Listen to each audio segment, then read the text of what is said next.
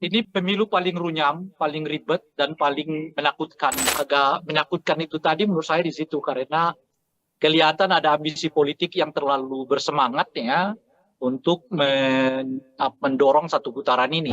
Iya, saya tidak terlalu yakin ini akan terjadi satu putaran. Saya kira setidaknya tiga faktor ini yang mengakibatkan kelihatan ya elektabilitas dari 02 ini sekarang macet gitu ya.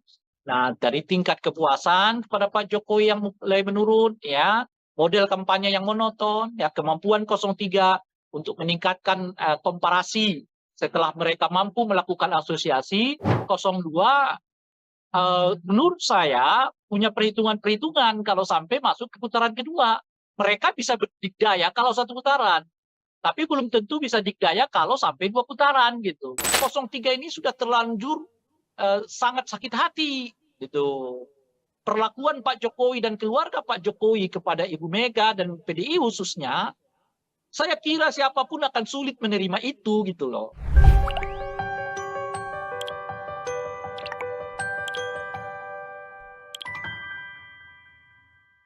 Halo, selamat malam Tribuners, kembali dengan On Focus Tribun News bersama saya via Tio Konibili. Tribuners, kondisi politik semakin memanas jelang pemungutan suara Pilpres 2024 yang akan digelar pada 14 Februari 2024 mendatang. Banyak isu yang saat ini beredar, mulai dari peluang koalisi para capres-cawapres, kemudian laporan ke Bawaslu, hingga saling serang soal visi misi dari kubu masing-masing capres-cawapres. Nah, kita mau membahas isu-isu terkini dengan pengamat politik sekaligus Direktur Lingkar Madani 5 Indonesia, ada Bang Ray Rongkuti, yang malam ini sudah tersambung dengan kita melalui Zoom. Halo, selamat malam Bang Ray Rangkuti. Malam, Apa kabar Bang, malam ini Bang? alhamdulillah sejauh ini baik. Gak tahu kalau Alhamdulillah besok kalau lusa Mm-mm. apa Kondisi masih bisa berbicara atau sudah ditekan untuk tidak berbicara, kita nggak tahu. Oh, oke oke oke. Berarti Ya, mengaku ya Bang ya kalau sekarang kondisinya makin panas. ini pemilu paling runyam, paling ribet, dan paling menakutkan begitu. Oke, kalau gitu boleh dijelasin Bang kenapa sampai terungkap runyam dan ribet? Runyam karena penyelenggaranya menurut saya tidak kapabel ya, kurang kapasitasnya tidak terlalu meyakinkan. Banyak tahapan pemilu yang ya dikelola seapa adanya begitu ya, sehingga menimbulkan reaksi di sana sini. Ya untungnya bangsa kita ini bangsa yang nggak mau ribut-ribut lah sebenarnya gitu. Padahal kalau elemen-elemen teknisnya sebetulnya banyak hal yang dipersoalkan. Kinerja Bawaslu, kinerja KPU, kinerja DKPP ya sami mawon lah. Ya menurut saya kalau dibuat nilai, menurut saya nggak lebih dari 5 nilainya ini kerja-kerja KPU, Bawaslu maupun DKPP. Tentu sejauh ini ya kita nggak tahu nanti seperti apa. Gitu. Nah menakutkan tuh karena ini kali pertama menurut saya pemilu yang apa namanya itu ya di tengah-tengahnya di awal-awalnya sudah mulai dengan kekerasan gitu. Ada peristiwa Boyolali, ya kan? Ada peristiwa rekaman yang ya sekarang masih dibantah ya, tapi kita nggak tahu apa itu benar apa enggak. Ya. Dan laporan-laporan, ya, gerakan mahasiswa dilaporkan, ini dilaporkan, itu dilaporkan. Nah, jadi kesannya jadi menyeramkan karena saling lapor melapor untuk hal-hal yang sebenarnya debatable kan. Ya, ucapan capres dilaporkan. Ya. Padahal itu di forum resmi, namanya di forum debat ya kan. Itu pun dilaporkan ke Bawaslu dan sebagainya. Jadi ya agak menakutkan itu tadi menurut saya di situ karena eh, kelihatan ada ambisi politik yang terlalu bersemangat ya untuk mendorong satu putaran ini sehingga berbagai apa namanya itu ya berbagai langkah dilakukan dalam rangka mendorong dan mencapai satu putaran itu gitu. Nah mungkin efek dari itulah yang mengakibatkan situasinya menurut saya ada perasaan tidak nyaman, ada perasaan takut ya, Dan sebetulnya perasaan-perasaan takut yang seperti ini tidak bagus bagi peningkatan kualitas demokrasi. Sebab hal yang seperti ini nanti akan berujung kepada objektivitas pemilih untuk menggunakan hak pilih mereka.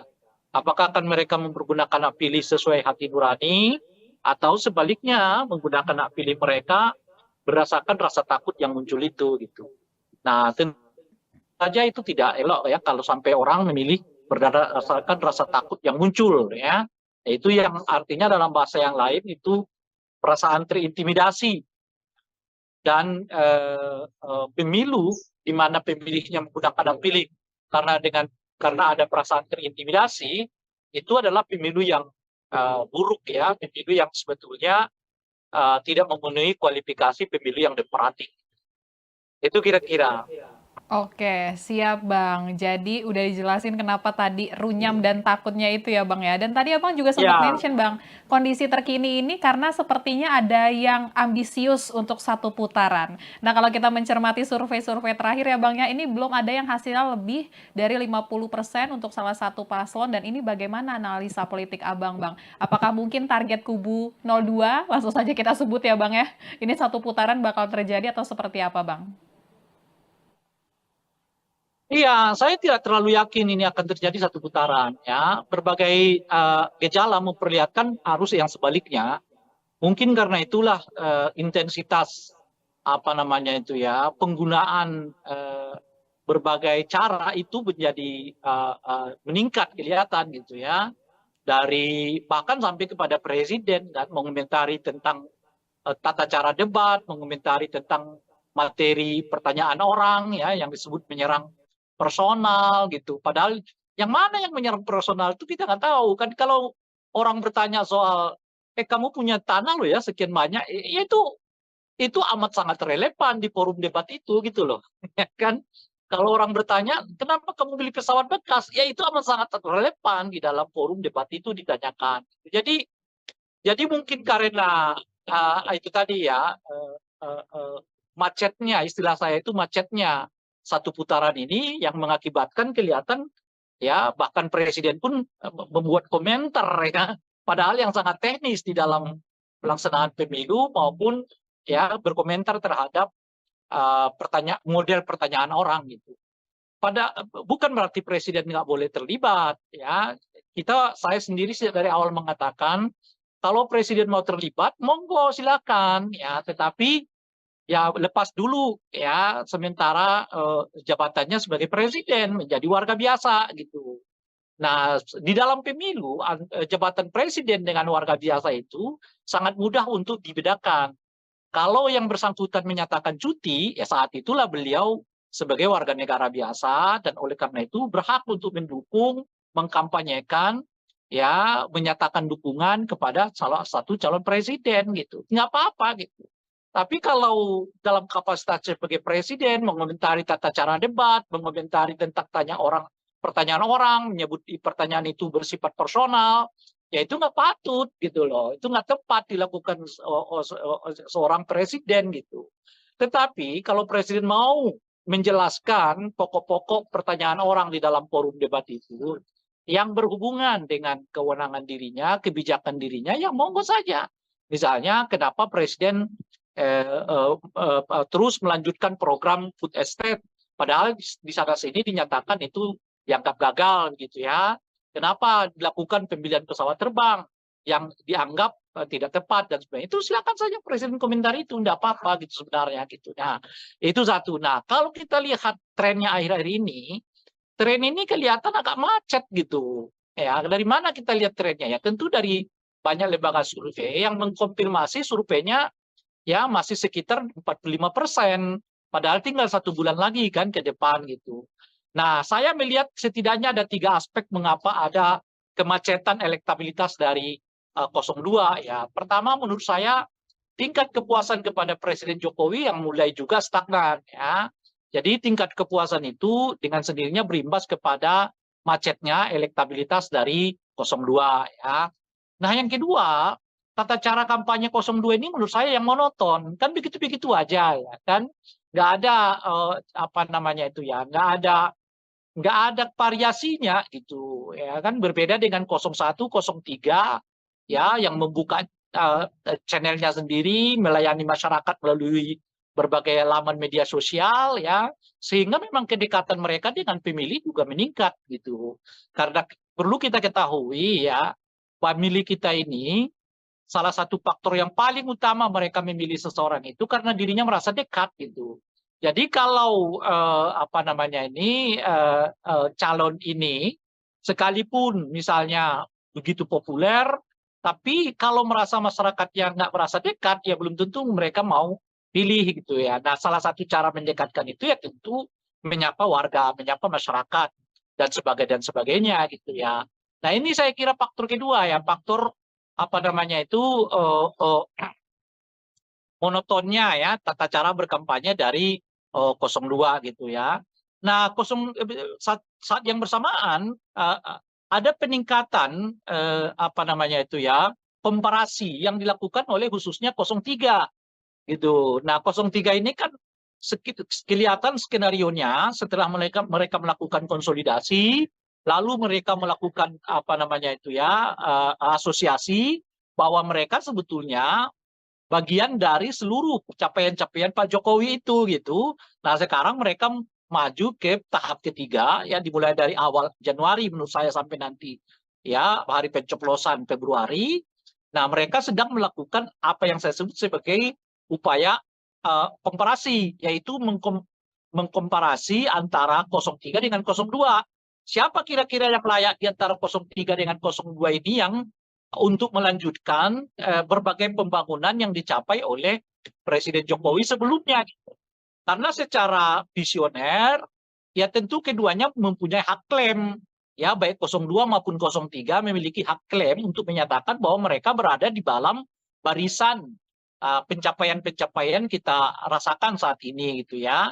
Karena ya presiden ya partainya bukan Gerindra kan, partainya adalah PDI kan, dan sebagainya itu. Jadi upaya untuk meningkatkan apa namanya komparasi ini makin kuat di tengah-tengah masyarakat, sehingga sekarang menurut saya posisi masyarakatnya mulai 50-50 melihat ya antara 02 dengan 03 sebagai tanda kutip pelanjut dari kebijakan-kebijakan Pak Jokowi. Jadi 02 tentu seperti kita ketahui dengan kuat mengklaim dirinya sebagai pelanjut.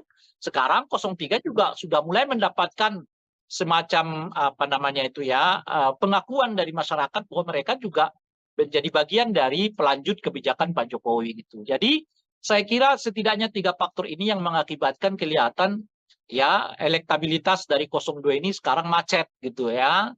Nah, dari tingkat kepuasan kepada Pak Jokowi yang mulai menurun ya, model kampanye yang monoton, ya kemampuan 03 untuk meningkatkan komparasi setelah mereka mampu melakukan asosiasi dengan semua kebijakan-kebijakan Pak Jokowi. Nah, itu yang kita lihat sekarang kelihatan macet ya.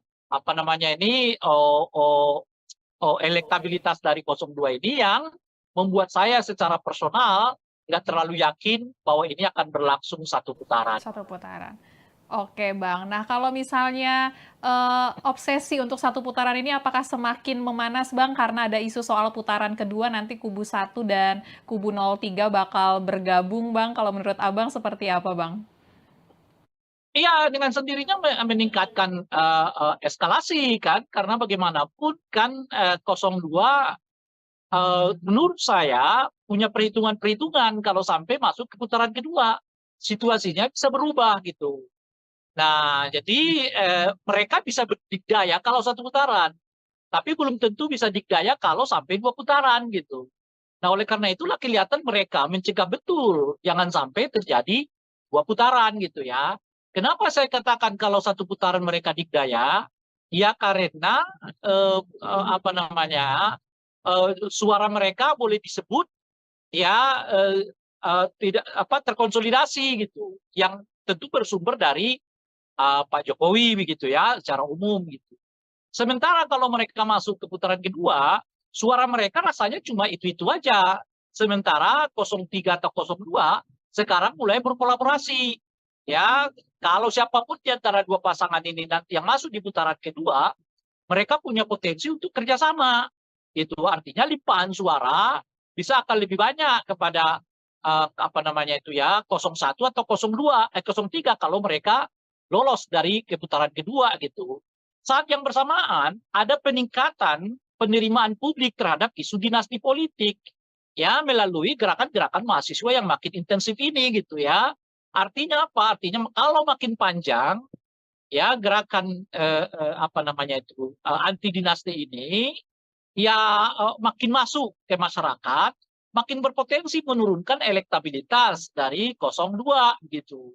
Nah, sekarang saja udah kelihatan nih peningkatan ya ketidaksukaan publik terhadap politik identitas itu meningkat.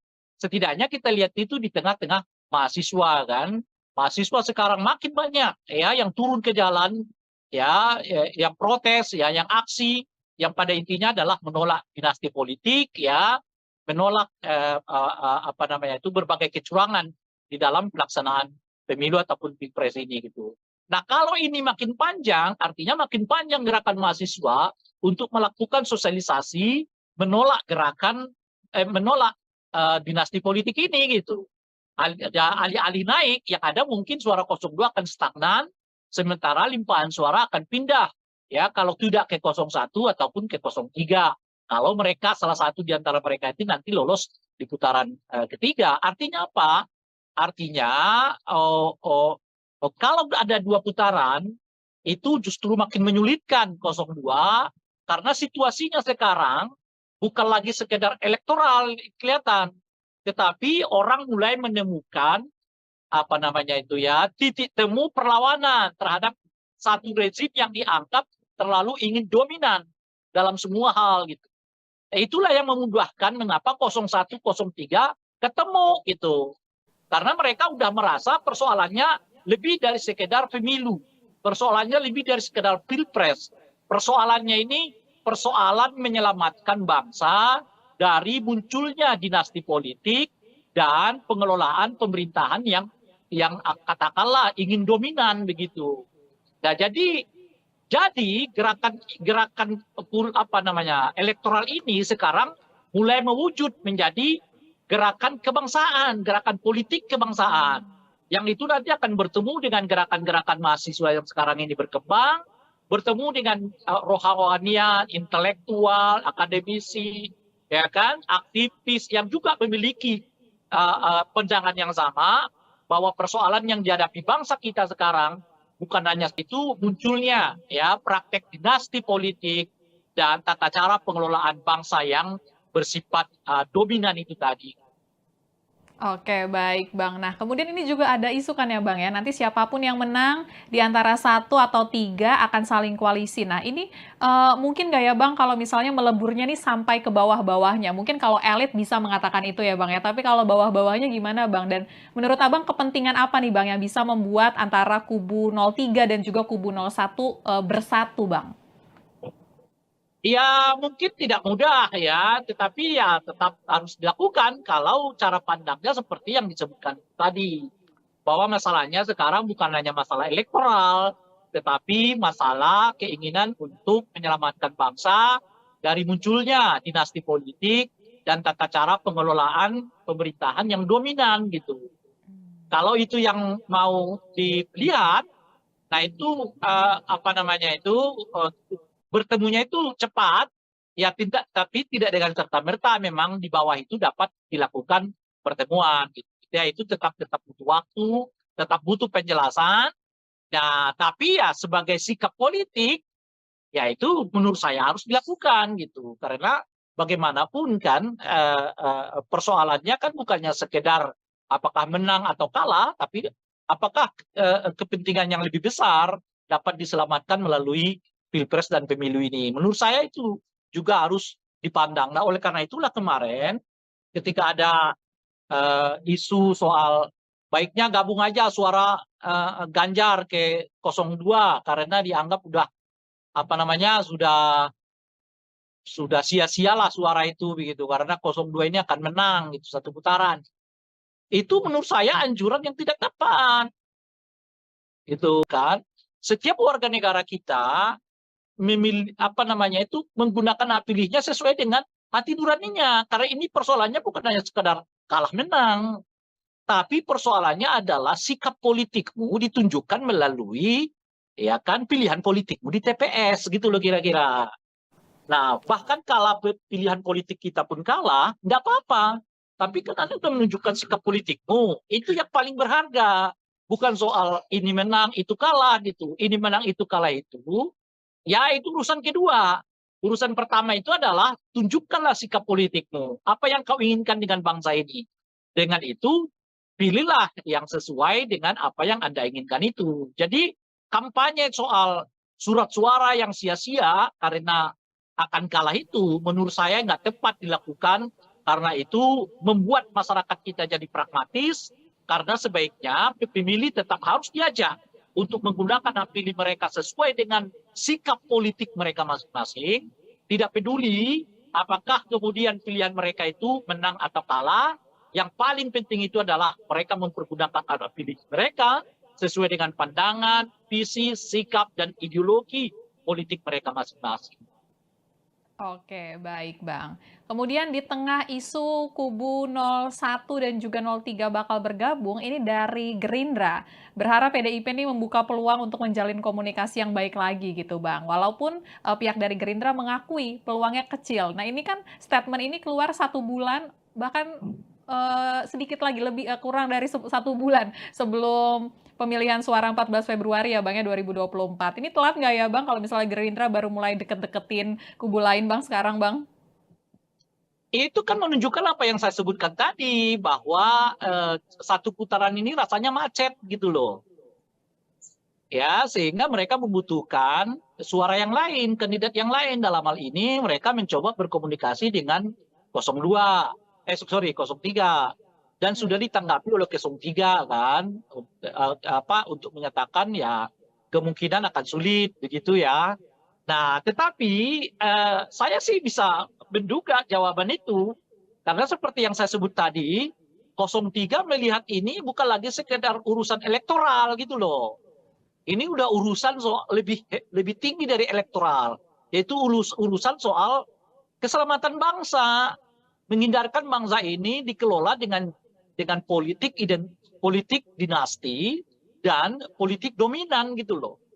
Nah, jadi kalau pertemuan mereka semata-mata hanya karena urusan elektoral, saya kira akan sangat sulit untuk dipertemukan ya 02 dan 03 ini karena di 03 bacaan saya mereka udah meningkatkan isunya bukan lagi soal elektoral, tapi ini urusan soal keselamatan bangsa, keselamatan demokrasi, ya keselamatan reformasi, yaitu menolak ya praktek-praktek dinasti politik begitu ya, dan juga menolak praktek-praktek dominasi politik itu. Nah itu yang pertama. Nah yang kedua, saya juga melihat kemungkinan ini kecil karena 03 ini sudah terlanjur sangat sakit hati gitu. Perlakuan Pak Jokowi dan keluarga Pak Jokowi kepada Ibu Mega dan PDI khususnya, saya kira siapapun akan sulit menerima itu gitu loh. Sepragmatis apapun politik, tetapi perlakuan keluarga Pak Jokowi, perlakuan ya terhadap Ibu Mega dan keluarga besar PDI, ya saya kira orang tetap berpikir untuk bisa menerima peristiwa itu pada diri kita sendiri. Ini ada orang kita besarin, minta ini kita kasih, minta ini kita kasih, nggak cukup, minta anaknya juga dilibatkan, oke, minta menantunya kita libatkan, oke. Jangankan mengucapkan terima kasih gitu.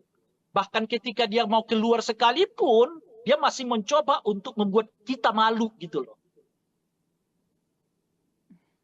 Bisa nggak kita membayangkan perasaan yang dialami oleh Ibu Mega dan keluarga besar PDI Perjuangan. Saya sih bisa merasakan itu gitu menurut saya. Nah oleh karena itu ajakan 02 membuka komunikasi itu sulit. Karena mereka nggak merasakan seperti yang dialami oleh Ibu Mega dan keluarga besar PDI. Bahwa ada yang calon yang meninggalkan mereka begitu saja, lalu calon presiden. Tapi kan cuma 5 tahun itu gitu loh. Ibu Mega 10 tahun, 5 tahun, 10 tahun jadi presiden, anaknya 3 tahun, menantunya 5 tahun. Semuanya. Nggak bisa Anda bandingkan pengalaman yang dialami oleh 02 dengan pengalaman yang dialami oleh PDI Perjuangan. Itu loh kira-kira. Ketika itu pun dialami oleh 02, kenyataannya 02 dalam ini Pak Prabowo sudah beberapa kali menyatakan ada orang yang kita temanin, tapi nyerang kita, ya kan? Itu aja ya. Padahal cuma 5 tahun aja begitu, itu aja udah diomongkan oleh Pak Prabowo. Apalagi seperti yang dilakukan oleh keluarga Pak Jokowi kepada Ibu Mega dan keluarga PDI Perjuangan. Bagi saya itu sangat sulit ya menyatukan kedua pasangan ini gitu. Nah, jadi oleh karena itu saya sih merasa nggak akan terjadi nih penyatuan suara antara. Minggu debat Cukup keempat lah, ya Bang nanti ya? lagi lah kita lanjut. Oke. Kan Karena biasanya debat 15-19 menit. Siap. Kalau gitu enggak, closingannya gini aja Bang, karena debat keempat hari Minggu posisinya sekarang makin panas, Oke. kalau menurut Abang tensi debat akan seperti apa Bang kira-kira? Saya kira 02 dalam hal ini Gibran akan mengeluarkan seluruh kemampuannya untuk menjadikan forum debat keempat atau forum debat kedua untuk calon wakil presiden itu sebagai tanda kutip ya pembalasan begitu ya. Karena kemarin 02 ya diperlakukan seperti tidak berdaya ya oleh 01, mungkin nanti di debat keempat ya 02 akan mencoba membalasnya tanda kutip ya khususnya kepada paslon 01. Jadi debat keempat itu saya kira akan penuh dengan aroma balas dendam begitu. Oke, kalau gitu Bang. Kita sama-sama menanti debat keempat Ya. nanti ya Bang ya, 21 Ya. Januari 2024. Kalau begitu makasih Bang Ray Rangkuti waktunya malam ini Bang, udah ngobrol-ngobrol bareng kita ya Bang ya. Nanti kita ketemu Sama-sama. lagi ya Bang ya. Siap. Ya, sama-sama. Ya, itu dia Tribuners pembahasan kita mengenai isu-isu politik terkini dengan pengamat politik yang juga Direktur Lingkar Madani 5 Indonesia, Bang Ray Rangkuti. Sekalian mengingatkan Tribuners kalau nanti tanggal 21 Januari 2024 akan berlangsung debat keempat peserta Pilpres 2024. Nanti gilirannya calon wakil presidennya lagi yang untuk naik ke podium, untuk saling beradu gagasan, untuk menyampaikan visi misi dan temanya untuk debat keempat nanti, yakni terkait dengan pembangunan berkelanjutan, sumber daya alam, lingkungan hidup, energi, pangan, agraria, masyarakat adat, dan juga desa. Dan mengingatkan juga kalau misalnya nanti 14 Februari 2024 ya Tribuners ya, waktunya kita untuk memberikan suara bagi para peserta pemilu 2024. Kalau begitu saya Fia Tio Konibili pamit undur diri. Jangan lupa untuk terus menyaksikan berita terupdate hanya di YouTube Tribun News. Selamat malam dan selamat beristirahat.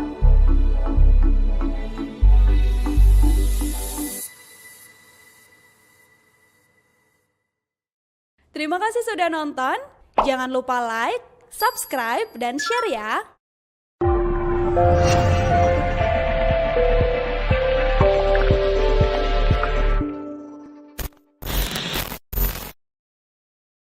Download Tribun X sekarang.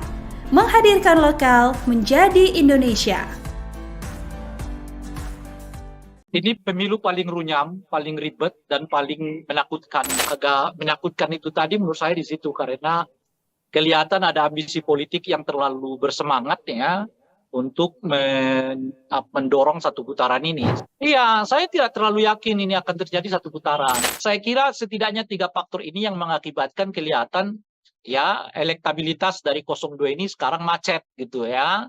Nah, dari tingkat kepuasan kepada Pak Jokowi yang mulai menurun ya, model kampanye yang monoton, ya kemampuan 03 untuk meningkatkan komparasi setelah mereka mampu melakukan asosiasi.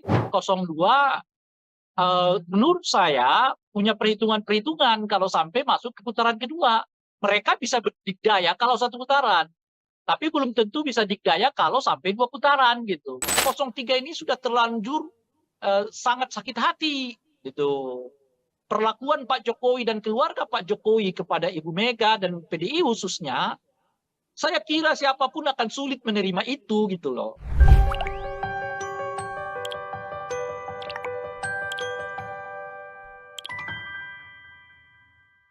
Halo, selamat malam Tribuners kembali dengan On Focus Tribun News bersama saya via Tio Konibili. Tribuners, kondisi politik semakin memanas jelang pemungutan suara Pilpres 2024 yang akan digelar pada 14 Februari 2024 mendatang. Banyak isu yang saat ini beredar, mulai dari peluang koalisi para capres-cawapres, kemudian laporan ke Bawaslu, hingga saling serang soal visi misi dari kubu masing-masing capres-cawapres. Nah, kita mau membahas isu-isu terkini dengan pengamat politik sekaligus Direktur Lingkar Madani 5 Indonesia, ada Bang Ray Rongkuti, yang malam ini sudah tersambung dengan kita melalui Zoom. Halo, selamat malam Bang Ray Rangkuti. Malam, Apa kabar Bang, malam ini Bang? alhamdulillah sejauh ini baik. Nggak tahu kalau Alhamdulillah. besok Kalau lusa Mm-mm. apa Kondisi, masih bisa berbicara atau sudah ditekan untuk tidak berbicara, kita nggak tahu. oh oke oke oke. Berarti Ya, mengaku ya Bang ya kalau sekarang kondisinya makin panas. ini pemilu paling runyam, paling ribet dan paling menakutkan begitu. Oke, kalau gitu boleh dijelasin Bang kenapa sampai terungkap runyam dan ribet? Runyam karena penyelenggaranya menurut saya tidak kapabel ya, kurang kapasitasnya tidak terlalu meyakinkan. Banyak tahapan pemilu yang ya dikelola seapa adanya begitu ya, sehingga menimbulkan reaksi di sana sini.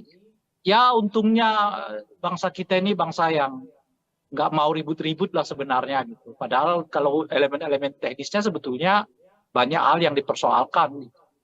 Kinerja Bawaslu, kinerja KPU, kinerja DKPP ya sami mawon lah. Ya menurut saya kalau dibuat nilai, menurut saya nggak lebih dari 5 nilainya ini, kerja-kerja KPU, Bawaslu maupun DKPP. Tentu sejauh ini ya, kita nggak tahu nanti seperti apa. Gitu. Nah, menakutkan itu karena ini kali pertama menurut saya pemilu yang apa namanya itu ya, di tengah-tengahnya di awal-awalnya sudah mulai dengan kekerasan gitu. Ada peristiwa Boyolali, ya kan?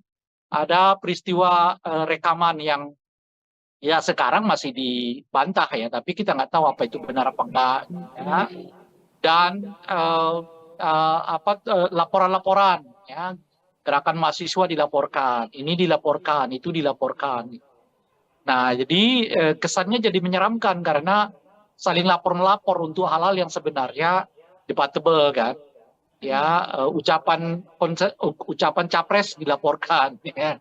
Padahal itu di forum resmi, namanya di forum debat ya kan. Itu pun dilaporkan ke Bawaslu dan sebagainya.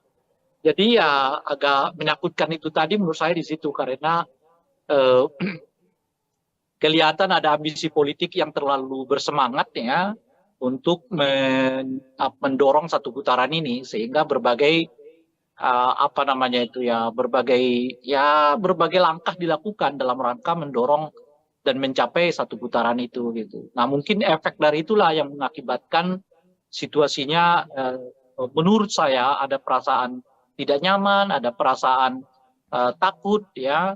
Dan sebetulnya perasaan-perasaan takut yang seperti ini tidak bagus bagi peningkatan kualitas demokrasi. Sebab hal yang seperti ini nanti akan berujung kepada objektivitas pemilih untuk menggunakan hak pilih mereka. Apakah akan mereka mempergunakan hak pilih sesuai hati nurani atau sebaliknya menggunakan hak pilih mereka berdasarkan rasa takut yang muncul itu gitu. Nah, tentu saja itu tidak elok ya kalau sampai orang memilih berdasarkan rasa takut yang muncul ya. Itu yang artinya dalam bahasa yang lain itu perasaan terintimidasi dan pemilu di mana pemilihnya menggunakan hak pilih karena ada perasaan terintimidasi itu adalah pemilu yang buruk ya, pemilu yang sebetulnya tidak memenuhi kualifikasi pemilu yang demokratik. Itu kira-kira. Oke, siap Bang. Jadi udah dijelasin kenapa tadi runyam dan takutnya itu ya Bang ya. Dan tadi Abang juga sempat Ya, mention Bang, kondisi terkini ini karena sepertinya ada yang ambisius untuk satu putaran. Nah kalau kita mencermati survei-survei terakhir ya Bang ya, ini belum ada yang hasilnya lebih dari 50% untuk salah satu paslon. Dan ini bagaimana analisa politik Abang Bang? Apakah mungkin target kubu 02, langsung saja kita sebut ya Bang ya, ini satu putaran bakal terjadi atau seperti apa Bang? iya, saya tidak terlalu yakin ini akan terjadi satu putaran ya. Berbagai gejala memperlihatkan arus yang sebaliknya. Mungkin karena itulah intensitas apa namanya itu ya, penggunaan berbagai cara itu menjadi meningkat kelihatan gitu ya. Dari bahkan sampai kepada presiden dan mengomentari tentang tata cara debat, mengomentari tentang materi pertanyaan orang ya yang disebut menyerang personal gitu. Padahal yang mana yang menyerang personal itu kita nggak tahu kan. Kalau orang bertanya soal kamu punya tanah loh ya sekian banyak, ya itu amat sangat relevan di forum debat itu gitu loh. Ya kan? Kalau orang bertanya, kenapa kamu beli pesawat bekas? Ya itu amat sangat relevan di dalam forum debat itu ditanyakan. Jadi mungkin karena itu tadi ya macetnya, istilah saya itu macetnya satu putaran ini yang mengakibatkan kelihatan ya bahkan presiden pun membuat komentar ya, padahal yang sangat teknis di dalam pelaksanaan pemilu maupun ya berkomentar terhadap model pertanyaan orang gitu. Bukan berarti presiden nggak boleh terlibat ya. Saya sendiri dari awal mengatakan kalau presiden mau terlibat, monggo silakan ya. Tetapi ya lepas dulu ya sementara jabatannya sebagai presiden menjadi warga biasa gitu. Nah, di dalam pemilu jabatan presiden dengan warga biasa itu sangat mudah untuk dibedakan. Kalau yang bersangkutan menyatakan cuti, ya saat itulah beliau sebagai warga negara biasa dan oleh karena itu berhak untuk mendukung, mengkampanyekan, ya menyatakan dukungan kepada salah satu calon presiden gitu. Nggak apa-apa gitu. Tapi kalau dalam kapasitas sebagai presiden mengomentari tata cara debat, mengomentari tentang pertanyaan orang, menyebut pertanyaan itu bersifat personal, ya itu nggak patut gitu loh. Itu nggak tepat dilakukan seorang presiden gitu. Tetapi kalau presiden mau menjelaskan pokok-pokok pertanyaan orang di dalam forum debat itu yang berhubungan dengan kewenangan dirinya, kebijakan dirinya, ya monggo saja. Misalnya kenapa presiden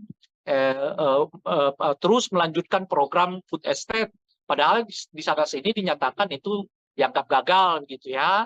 Kenapa dilakukan pembelian pesawat terbang yang dianggap tidak tepat dan sebagainya. Itu silakan saja presiden komentar itu, tidak apa-apa gitu sebenarnya gitu. Nah, itu satu. Nah, kalau kita lihat trennya akhir-akhir ini, tren ini kelihatan agak macet gitu. Ya, dari mana kita lihat trennya? Ya, tentu dari banyak lembaga survei yang mengkonfirmasi surveinya ya masih sekitar 45%. Padahal tinggal 1 bulan lagi kan ke depan gitu. Nah, saya melihat setidaknya ada 3 aspek mengapa ada kemacetan elektabilitas dari 02 ya. Pertama menurut saya tingkat kepuasan kepada Presiden Jokowi yang mulai juga stagnan ya. Jadi tingkat kepuasan itu dengan sendirinya berimbas kepada macetnya elektabilitas dari 02 ya. Nah, yang kedua, tata cara kampanye 02 ini menurut saya yang monoton. Kan begitu-begitu aja ya kan. Nggak ada apa namanya itu ya, nggak ada variasinya gitu ya kan, berbeda dengan 01, 03 ya yang membuka channelnya sendiri, melayani masyarakat melalui berbagai laman media sosial ya, sehingga memang kedekatan mereka dengan pemilih juga meningkat gitu. Karena perlu kita ketahui ya, pemilih kita ini salah satu faktor yang paling utama mereka memilih seseorang itu karena dirinya merasa dekat gitu. Jadi kalau apa namanya ini calon ini sekalipun misalnya begitu populer, tapi kalau merasa masyarakat yang nggak merasa dekat, ya belum tentu mereka mau pilih gitu ya. Nah, salah satu cara mendekatkan itu ya tentu menyapa warga, menyapa masyarakat dan sebagainya gitu ya. Nah, ini saya kira faktor kedua ya, faktor apa namanya itu monotonnya ya tata cara berkampanye dari 02 gitu ya. Nah, saat yang bersamaan ada peningkatan apa namanya itu ya, komparasi yang dilakukan oleh khususnya 03 gitu. Nah, 03 ini kan kelihatan skenarionya setelah mereka melakukan konsolidasi, lalu mereka melakukan apa namanya itu ya, asosiasi, bahwa mereka sebetulnya bagian dari seluruh capaian-capaian Pak Jokowi itu gitu. Nah, sekarang mereka maju ke tahap ketiga ya, dimulai dari awal Januari menurut saya sampai nanti ya hari pencoblosan Februari. Nah, mereka sedang melakukan apa yang saya sebut sebagai upaya komparasi, yaitu mengkomparasi antara 03 dengan 02. Siapa kira-kira yang layak di antara 03 dengan 02 ini yang untuk melanjutkan berbagai pembangunan yang dicapai oleh Presiden Jokowi sebelumnya. Karena secara visioner, ya tentu keduanya mempunyai hak klaim. Ya, baik 02 maupun 03 memiliki hak klaim untuk menyatakan bahwa mereka berada di dalam barisan pencapaian-pencapaian kita rasakan saat ini gitu ya. Karena ya presiden ya partainya bukan Gerindra kan, partainya adalah PDI kan, dan sebagainya itu. Jadi upaya untuk meningkatkan apa namanya komparasi ini makin kuat di tengah-tengah masyarakat, sehingga sekarang menurut saya posisi masyarakatnya mulai 50-50 melihat ya antara 02 dengan 03 sebagai tanda kutip pelanjut dari kebijakan-kebijakan Pak Jokowi. Jadi 02 tentu seperti kita ketahui dengan kuat mengklaim dirinya sebagai pelanjut. Sekarang 03 juga sudah mulai mendapatkan semacam apa namanya itu ya, pengakuan dari masyarakat bahwa mereka juga menjadi bagian dari pelanjut kebijakan Pak Jokowi gitu. Jadi saya kira setidaknya 3 faktor ini yang mengakibatkan kelihatan ya elektabilitas dari 02 ini sekarang macet gitu ya. Nah, dari tingkat kepuasan kepada Pak Jokowi yang mulai menurun ya, model kampanye yang monoton, ya kemampuan 03 untuk meningkatkan komparasi setelah mereka mampu melakukan asosiasi dengan semua kebijakan-kebijakan Pak Jokowi. Nah, itu yang kita lihat sekarang kelihatan macet ya. Apa namanya ini elektabilitas dari 02 ini yang membuat saya secara personal nggak terlalu yakin bahwa ini akan berlangsung satu putaran. Satu putaran. Oke Bang, nah kalau misalnya obsesi untuk satu putaran ini apakah semakin memanas Bang karena ada isu soal putaran kedua nanti kubu 1 dan kubu 03 bakal bergabung Bang, kalau menurut Abang seperti apa Bang? Iya, dengan sendirinya meningkatkan eskalasi kan, karena bagaimanapun kan 02 menurut saya punya perhitungan-perhitungan kalau sampai masuk ke putaran kedua, situasinya bisa berubah gitu. Nah, jadi mereka bisa berdikdaya kalau satu putaran, tapi belum tentu bisa dikdaya kalau sampai 2 putaran gitu. Nah, oleh karena itulah kelihatan mereka mencegah betul jangan sampai terjadi 2 putaran gitu ya. Kenapa saya katakan kalau satu putaran mereka dikdaya? Ya karena apa namanya suara mereka boleh disebut ya tidak terkonsolidasi gitu, yang tentu bersumber dari Pak Jokowi begitu ya secara umum gitu. Sementara kalau mereka masuk ke putaran kedua, suara mereka rasanya cuma itu-itu aja. Sementara 03 atau 02 sekarang mulai berkolaborasi. Ya, kalau siapapun di antara 2 pasangan ini nanti yang masuk di putaran kedua, mereka punya potensi untuk kerjasama. Itu artinya limpahan suara bisa akan lebih banyak kepada apa namanya itu ya 01 atau 03 kalau mereka lolos dari putaran kedua gitu. Saat yang bersamaan ada peningkatan penerimaan publik terhadap isu dinasti politik ya melalui gerakan-gerakan mahasiswa yang makin intensif ini gitu ya. Artinya apa? Artinya kalau makin panjang ya gerakan apa namanya itu anti dinasti ini ya makin masuk ke masyarakat, makin berpotensi menurunkan elektabilitas dari 02 gitu. Nah, sekarang saja udah kelihatan nih peningkatan ya ketidaksukaan publik terhadap politik identitas itu meningkat. Setidaknya kita lihat itu di tengah-tengah mahasiswa kan. Mahasiswa sekarang makin banyak ya yang turun ke jalan ya yang protes ya yang aksi yang pada intinya adalah menolak dinasti politik, ya, menolak apa namanya itu berbagai kecurangan di dalam pelaksanaan pemilu ataupun pilpres ini gitu. Nah, kalau ini makin panjang, artinya makin panjang gerakan mahasiswa untuk melakukan sosialisasi menolak menolak dinasti politik ini gitu. Alih-alih naik, yang ada mungkin suara 02 akan stagnan, sementara limpahan suara akan pindah, ya, kalau tidak ke 01 ataupun ke 03. Kalau mereka, salah satu di antara mereka itu nanti lolos di putaran ketiga. Artinya apa? Artinya kalau ada 2 putaran, itu justru makin menyulitkan 02, karena situasinya sekarang bukan lagi sekedar elektoral kelihatan, tetapi orang mulai menemukan apa namanya itu, ya, titik temu perlawanan terhadap satu rezim yang dianggap terlalu ingin dominan dalam semua hal gitu. Itulah yang memudahkan mengapa 01, 03 ketemu gitu. Karena mereka udah merasa persoalannya lebih dari sekedar pemilu. Persoalannya lebih dari sekedar pilpres. Persoalannya ini persoalan menyelamatkan bangsa dari munculnya dinasti politik dan pengelolaan pemerintahan yang katakanlah ingin dominan begitu. Nah, jadi gerakan apa namanya elektoral ini sekarang mulai mewujud menjadi gerakan kebangsaan, gerakan politik kebangsaan. Yang itu nanti akan bertemu dengan gerakan-gerakan mahasiswa yang sekarang ini berkembang, bertemu dengan rohanian, intelektual, akademisi, ya kan, aktivis yang juga memiliki pandangan yang sama, bahwa persoalan yang dihadapi bangsa kita sekarang bukan hanya persoalan soal pilpres, soal pemilu, tapi berhubungan dengan pengelolaan kepada bangsa, yaitu munculnya, ya, praktek dinasti politik dan tata cara pengelolaan bangsa yang bersifat dominan itu tadi. Oke, baik Bang. Nah, kemudian ini juga ada isu kan ya Bang ya, nanti siapapun yang menang di antara 1 atau 3 akan saling koalisi. Nah, ini mungkin nggak ya Bang kalau misalnya meleburnya nih sampai ke bawah-bawahnya? Mungkin kalau elit bisa mengatakan itu ya Bang ya, tapi kalau bawah-bawahnya gimana Bang? Dan menurut Abang kepentingan apa nih Bang yang bisa membuat antara kubu 03 dan juga kubu 01 bersatu Bang?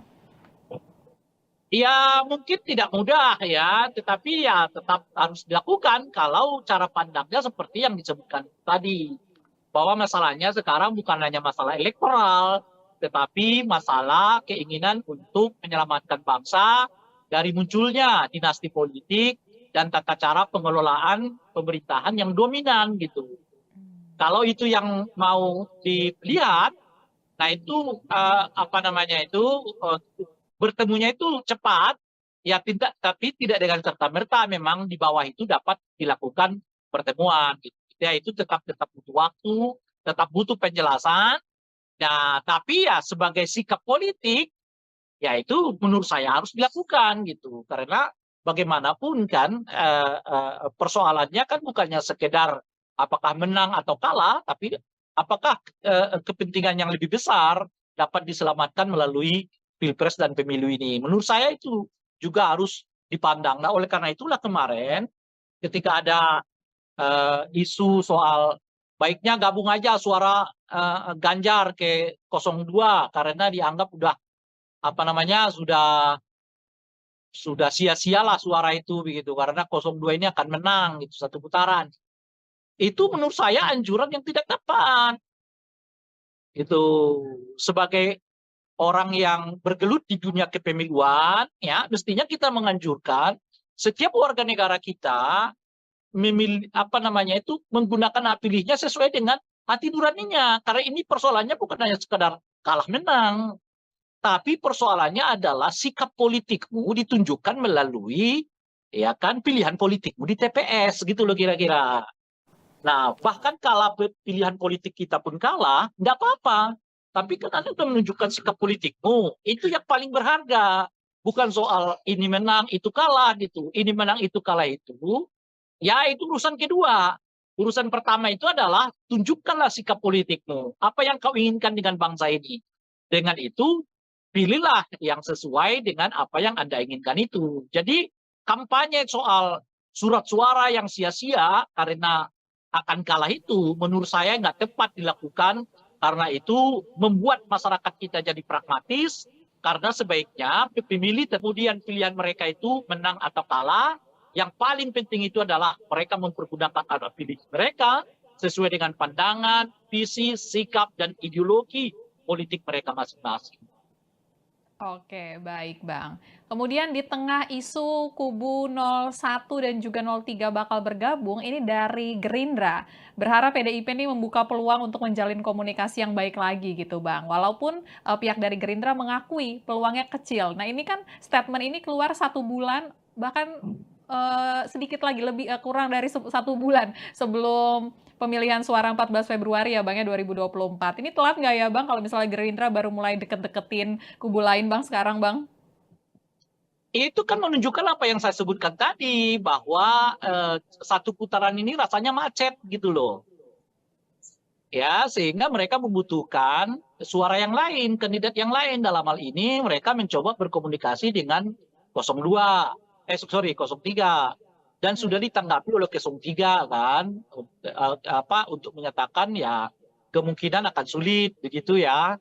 Nah, tetapi saya sih bisa menduga jawaban itu, karena seperti yang saya sebut tadi, 03 melihat ini bukan lagi sekedar urusan elektoral gitu loh. Ini udah urusan soal lebih tinggi dari elektoral, yaitu urusan soal keselamatan bangsa, menghindarkan bangsa ini dikelola dengan politik dinasti dan politik dominan gitu loh.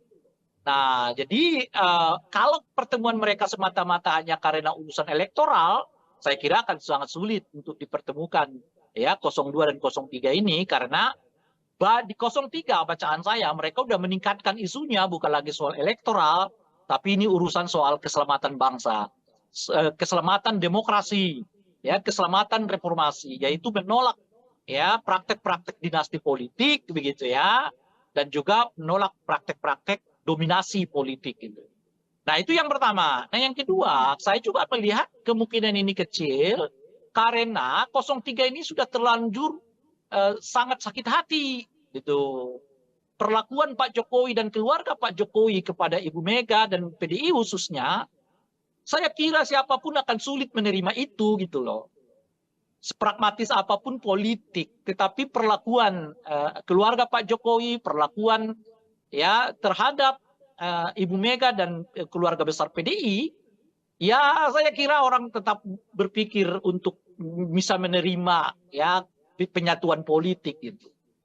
Ya sederhana aja lah. Ya, kita coba tarik peristiwa itu pada diri kita sendiri. Ini ada orang kita besarin, minta ini kita kasih, minta ini kita kasih, nggak cukup, minta anaknya juga dilibatkan, oke, minta menantunya kita libatkan, oke. Jangankan mengucapkan terima kasih gitu. Bahkan ketika dia mau keluar sekalipun, dia masih mencoba untuk membuat kita malu gitu loh.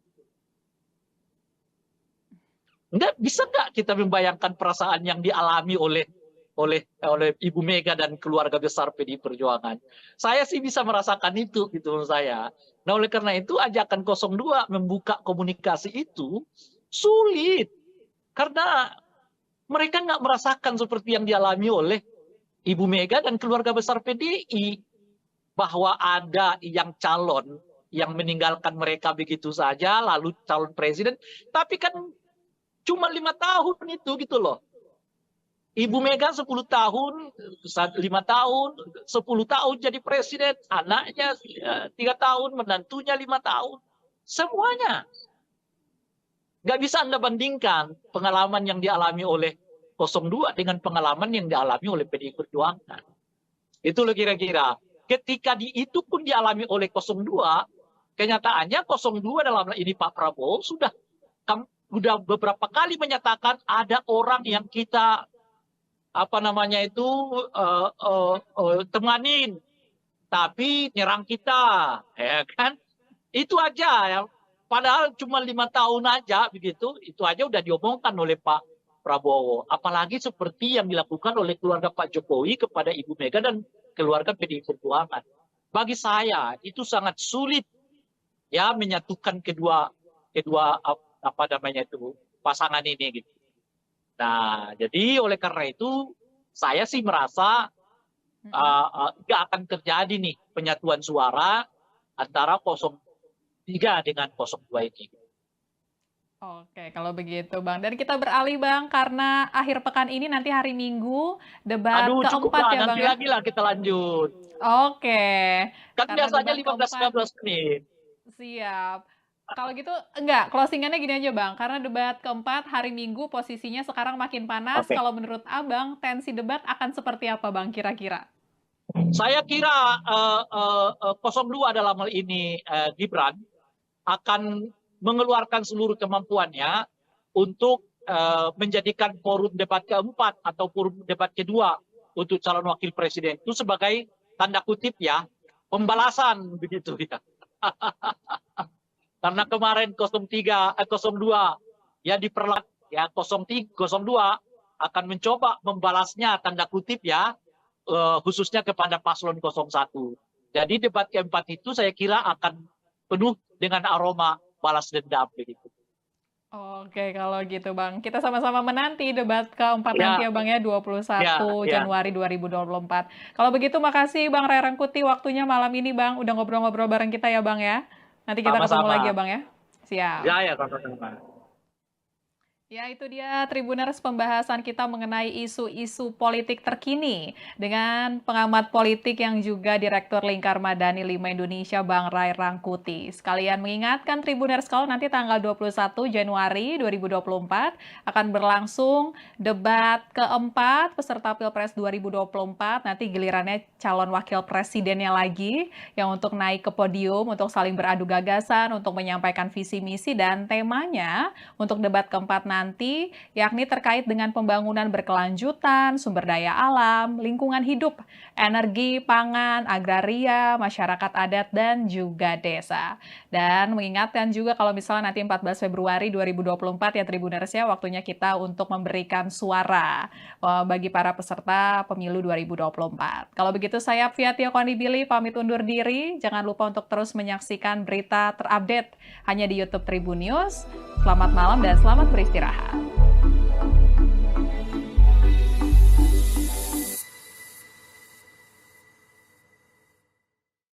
Terima kasih sudah nonton. Jangan lupa like, subscribe, dan share ya.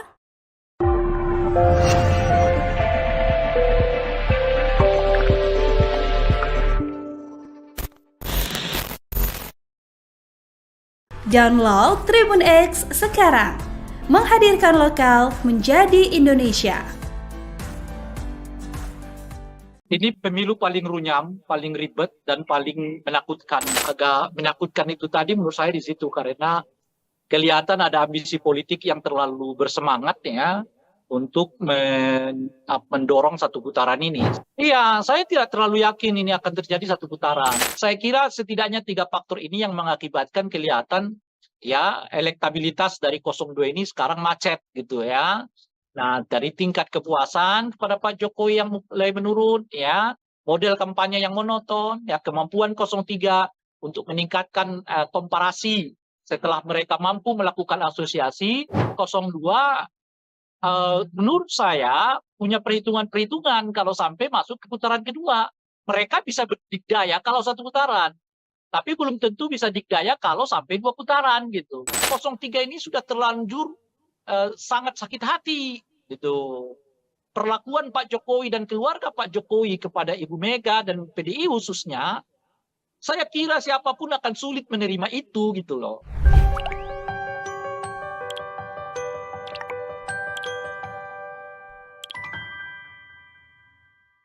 Halo, selamat malam Tribuners kembali dengan On Focus Tribun News bersama saya Fia Tio Konibili. Tribuners, kondisi politik semakin memanas jelang pemungutan suara Pilpres 2024 yang akan digelar pada 14 Februari 2024 mendatang. Banyak isu yang saat ini beredar, mulai dari peluang koalisi para capres-cawapres, kemudian laporan ke Bawaslu, hingga saling serang soal visi misi dari kubu masing-masing capres-cawapres. Nah, kita mau membahas isu-isu terkini dengan pengamat politik sekaligus Direktur Lingkar Madani 5 Indonesia. Ada Bang Ray Rangkuti yang malam ini sudah tersambung dengan kita melalui Zoom. Halo, selamat malam Bang Ray Rangkuti. Malam, Apa kabar Bang, malam ini Bang? alhamdulillah sejauh ini baik. Nggak tahu kalau Alhamdulillah, besok kalau lusa Mhm. apa Kondisi masih bisa berbicara atau sudah ditekan untuk tidak berbicara, kita nggak tahu. oh, oke oke oke. Berarti Ya, mengakui ya Bang ya, kalau sekarang kondisinya makin panas? ini pemilu paling runyam, paling ribet dan paling menakutkan begitu.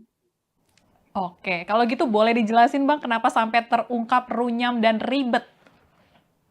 Runyam karena penyelenggaranya menurut saya tidak kapabel ya, kurang kapasitasnya tidak terlalu meyakinkan. Banyak tahapan pemilu yang ya dikelola seapa adanya begitu ya, sehingga menimbulkan reaksi di sana sini. Ya untungnya bangsa kita ini bangsa yang nggak mau ribut-ribut lah sebenarnya gitu. Padahal kalau elemen-elemen teknisnya sebetulnya banyak hal yang dipersoalkan. Kinerja Bawaslu, kinerja KPU, kinerja DKPP ya sami mawon lah. Ya menurut saya kalau dibuat nilai, menurut saya nggak lebih dari 5 nilainya ini, kerja-kerja KPU, Bawaslu maupun DKPP. Tentu sejauh ini ya, kita nggak tahu nanti seperti apa gitu. Nah, menakutkan itu karena ini kali pertama menurut saya pemilu yang apa namanya itu ya, di tengah-tengahnya, di awal-awalnya sudah mulai dengan kekerasan gitu. Ada peristiwa Boyolali, ya kan? Ada peristiwa rekaman yang ya sekarang masih dibantah ya, tapi kita nggak tahu apa itu benar apa enggak. Ya. Dan laporan-laporan, ya, gerakan mahasiswa dilaporkan, ini dilaporkan, itu dilaporkan. Nah, jadi kesannya jadi menyeramkan karena saling lapor-melapor untuk hal-hal yang sebenarnya debatable kan. Ya, ucapan capres dilaporkan. Ya. Padahal itu di forum resmi, namanya di forum debat ya kan. Itu pun dilaporkan ke Bawaslu dan sebagainya. Jadi ya agak menakutkan itu tadi menurut saya di situ karena eh, kelihatan ada ambisi politik yang terlalu bersemangat ya untuk mendorong satu putaran ini sehingga berbagai apa namanya itu ya berbagai langkah dilakukan dalam rangka mendorong dan mencapai satu putaran itu gitu. Nah mungkin efek dari itulah yang mengakibatkan situasinya menurut saya ada perasaan tidak nyaman, ada perasaan takut ya. Dan sebetulnya perasaan-perasaan takut yang seperti ini tidak bagus bagi peningkatan kualitas demokrasi. Sebab hal yang seperti ini nanti akan berujung kepada objektivitas pemilih untuk menggunakan hak pilih mereka. Apakah akan mereka mempergunakan hak pilih sesuai hati nurani atau sebaliknya menggunakan hak pilih mereka berdasarkan rasa takut yang muncul itu gitu. Nah, tentu saja itu tidak elok ya kalau sampai orang memilih berdasarkan rasa takut yang muncul ya. Itu yang artinya dalam bahasa yang lain itu perasaan terintimidasi dan pemilu di mana pemilihnya menggunakan hak pilih karena ada perasaan terintimidasi itu adalah pemilu yang buruk ya, pemilu yang sebetulnya tidak memenuhi kualifikasi pemilu yang demokratik. Itu kira-kira. Oke, siap Bang. Jadi udah dijelasin kenapa tadi runyam dan takutnya itu ya Bang ya. Dan tadi Abang juga sempat Ya, mention Bang, kondisi terkini ini karena sepertinya ada yang ambisius untuk satu putaran. Nah kalau kita mencermati survei-survei terakhir ya Bang ya, ini belum ada yang hasilnya lebih dari 50% untuk salah satu paslon. Dan ini bagaimana analisa politik Abang Bang? Apakah mungkin target kubu 02, langsung saja kita sebut ya Bang ya, ini satu putaran bakal terjadi atau seperti apa Bang? iya, saya tidak terlalu yakin ini akan terjadi satu putaran. Ya, berbagai gejala memperlihatkan arus yang sebaliknya. Mungkin karena itulah intensitas apa namanya itu ya penggunaan berbagai cara itu menjadi meningkat kelihatan gitu ya. Dari bahkan sampai kepada presiden dan mengomentari tentang tata cara debat, mengomentari tentang materi pertanyaan orang ya yang disebut menyerang personal gitu. Padahal Yang mana yang menyerang personal itu kita nggak tahu kan. Kalau orang bertanya soal kamu punya tanah loh ya sekian banyak, ya itu amat sangat relevan di forum debat itu gitu loh. Ya kan? Kalau orang bertanya, kenapa kamu beli pesawat bekas? Ya itu amat sangat relevan di dalam forum debat itu ditanyakan. Jadi mungkin karena itu tadi ya macetnya, istilah saya itu macetnya satu putaran ini yang mengakibatkan kelihatan ya bahkan presiden pun membuat komentar ya, padahal yang sangat teknis di dalam pelaksanaan pemilu maupun ya berkomentar terhadap model pertanyaan orang gitu. Bukan berarti presiden nggak boleh terlibat ya. Saya sendiri dari awal mengatakan kalau presiden mau terlibat, monggo silakan ya. Tetapi ya lepas dulu ya sementara jabatannya sebagai presiden menjadi warga biasa gitu. Nah di dalam pemilu jabatan presiden dengan warga biasa itu sangat mudah untuk dibedakan. Kalau yang bersangkutan menyatakan cuti, ya saat itulah beliau sebagai warga negara biasa dan oleh karena itu berhak untuk mendukung, mengkampanyekan, ya menyatakan dukungan kepada salah satu calon presiden gitu. Nggak apa-apa gitu.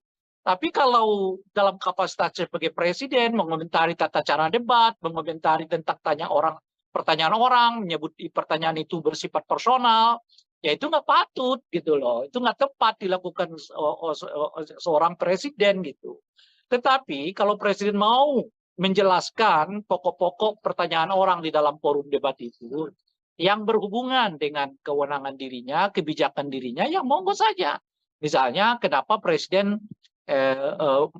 terus melanjutkan program food estate, padahal di sana sini dinyatakan itu dianggap gagal gitu ya.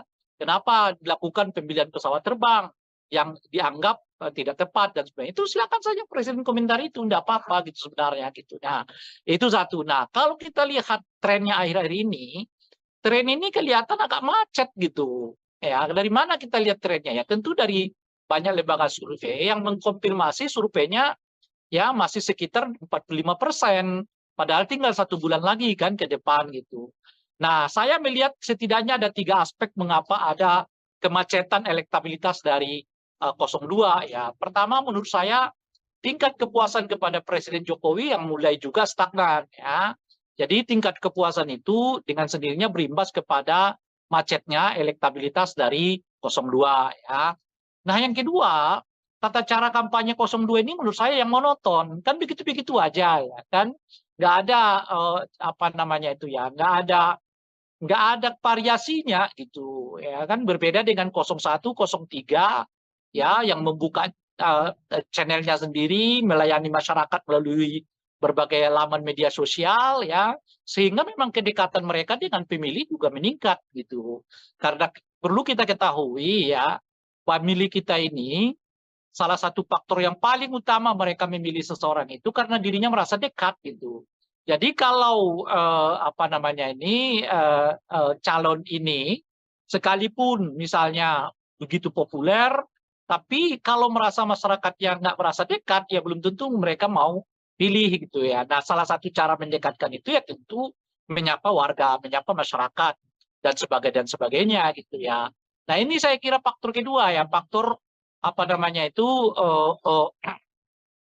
monotonnya ya tata cara berkampanye dari 02 gitu ya. Nah, saat yang bersamaan ada peningkatan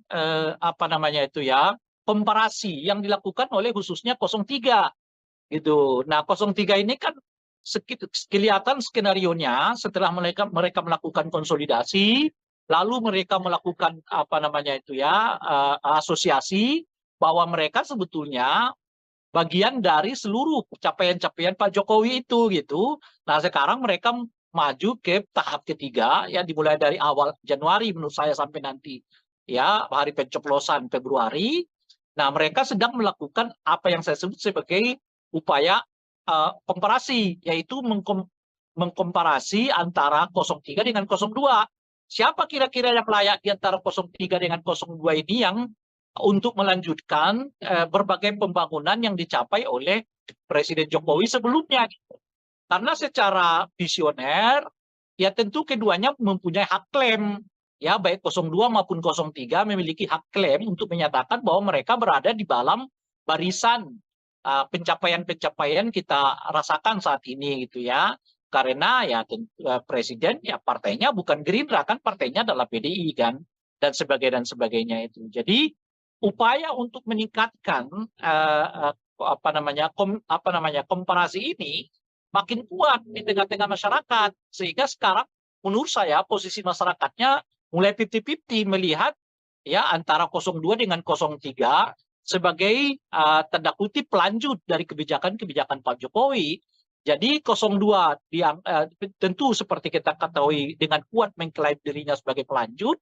Sekarang 03 juga sudah mulai mendapatkan semacam pengakuan dari masyarakat bahwa mereka juga menjadi bagian dari pelanjut kebijakan Pak Jokowi gitu. Jadi saya kira setidaknya 3 faktor ini yang mengakibatkan kelihatan ya elektabilitas dari 02 ini sekarang macet gitu ya.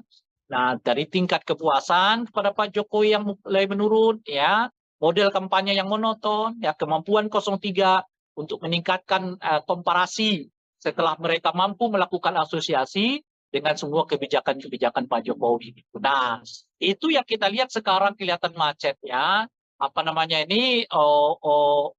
Elektabilitas dari 02 ini yang membuat saya secara personal nggak terlalu yakin bahwa ini akan berlangsung satu putaran. Satu putaran.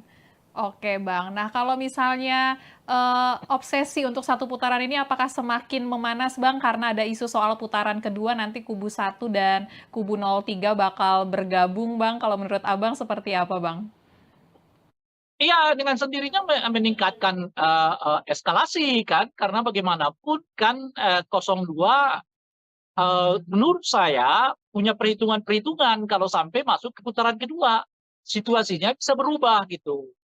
Nah, jadi mereka bisa berdikdaya kalau satu putaran, tapi belum tentu bisa dikdaya kalau sampai 2 putaran gitu. Nah, oleh karena itulah kelihatan mereka mencegah betul jangan sampai terjadi 2 putaran gitu ya. Kenapa saya katakan kalau satu putaran mereka dikdaya? Ya karena suara mereka boleh disebut ya tidak terkonsolidasi gitu, yang tentu bersumber dari Pak Jokowi begitu ya secara umum gitu. Sementara kalau mereka masuk ke putaran kedua, suara mereka rasanya cuma itu-itu aja. Sementara 03 atau 02 sekarang mulai berkolaborasi. Ya, kalau siapapun di antara 2 pasangan ini nanti yang masuk di putaran kedua, mereka punya potensi untuk kerjasama. Itu artinya limpahan suara bisa akan lebih banyak kepada 01 atau 03 kalau mereka lolos dari putaran kedua gitu.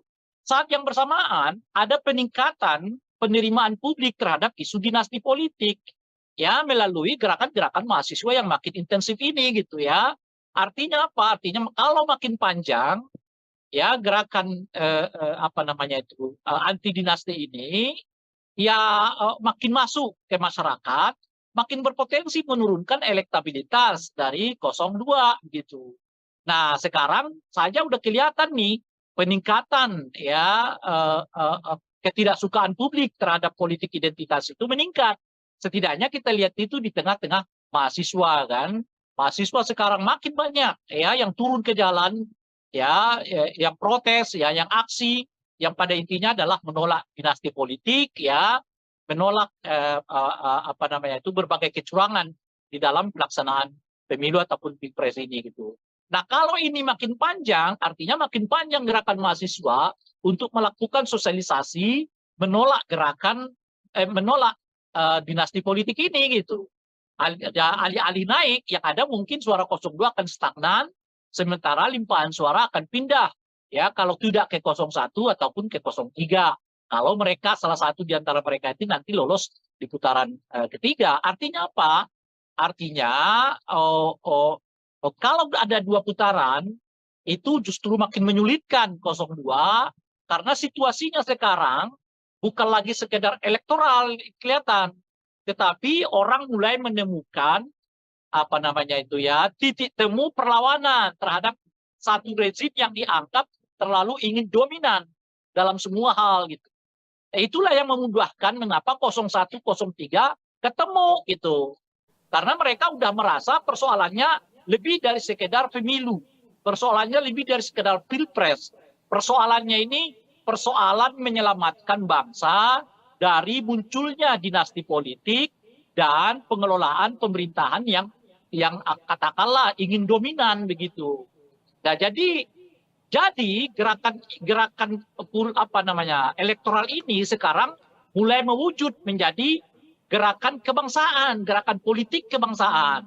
Yang itu nanti akan bertemu dengan gerakan-gerakan mahasiswa yang sekarang ini berkembang, bertemu dengan rohanian, intelektual, akademisi, ya kan, aktivis yang juga memiliki pandangan yang sama bahwa persoalan yang dihadapi bangsa kita sekarang bukan hanya persoalan soal pilpres, soal pemilu, tapi berhubungan dengan pengelolaan kepada bangsa, yaitu munculnya ya praktek dinasti politik dan tata cara pengelolaan bangsa yang bersifat dominan itu tadi.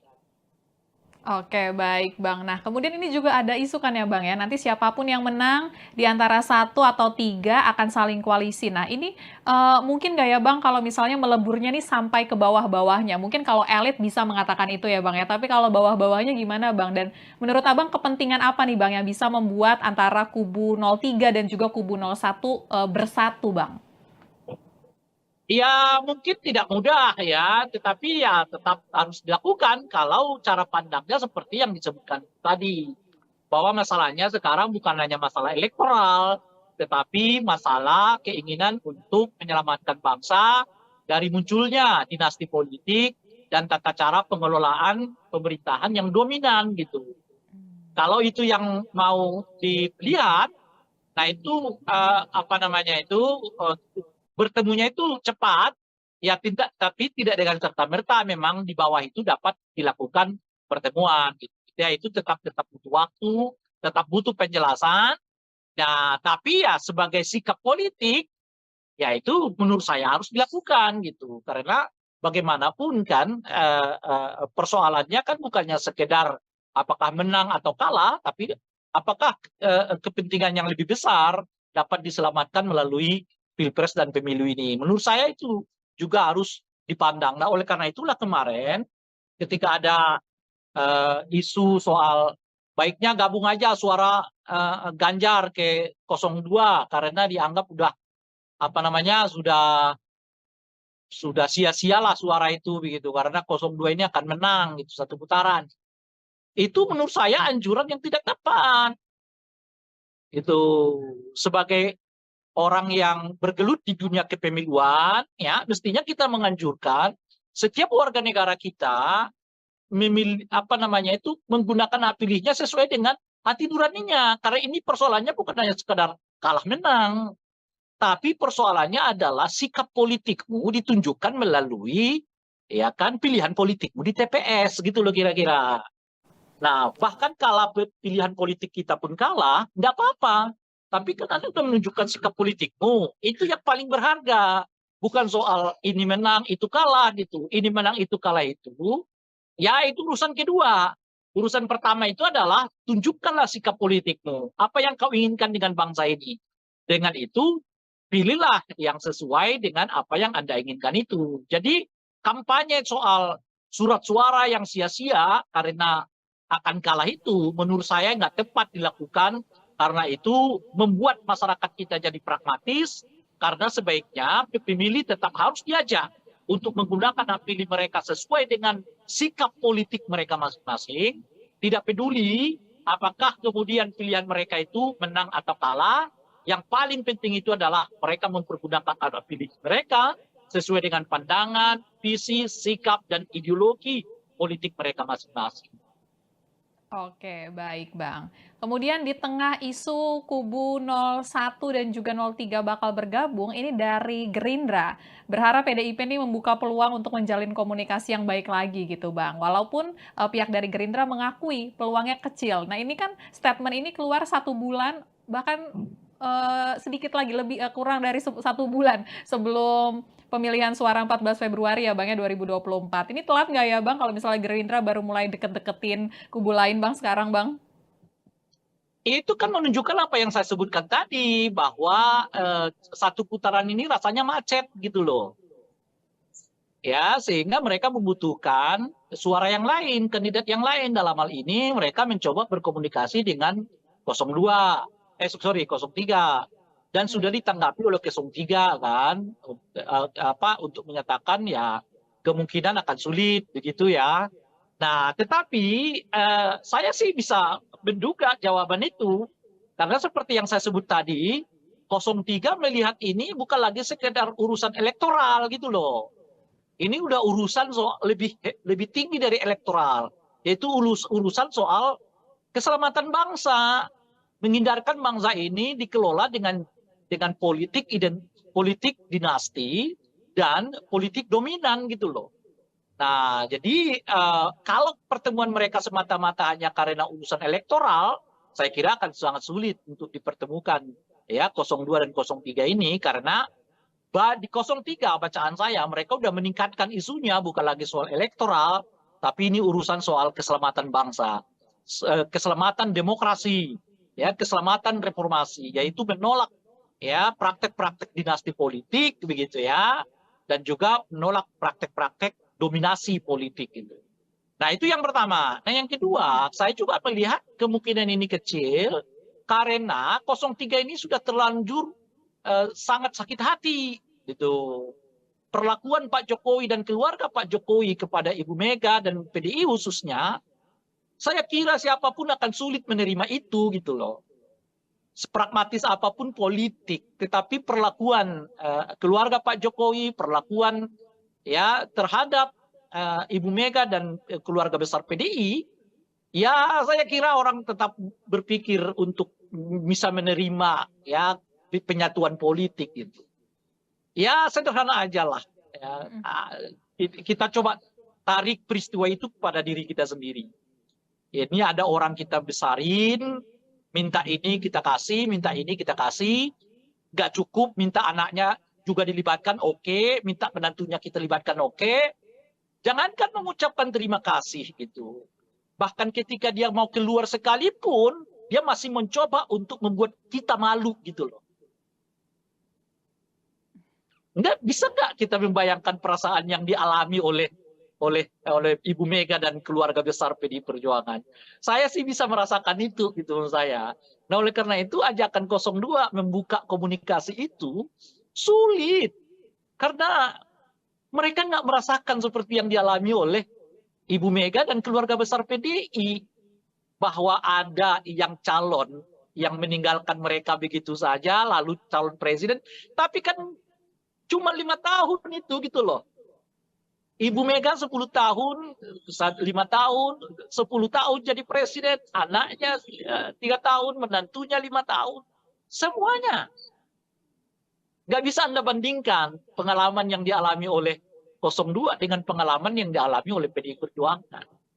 Itu loh kira-kira.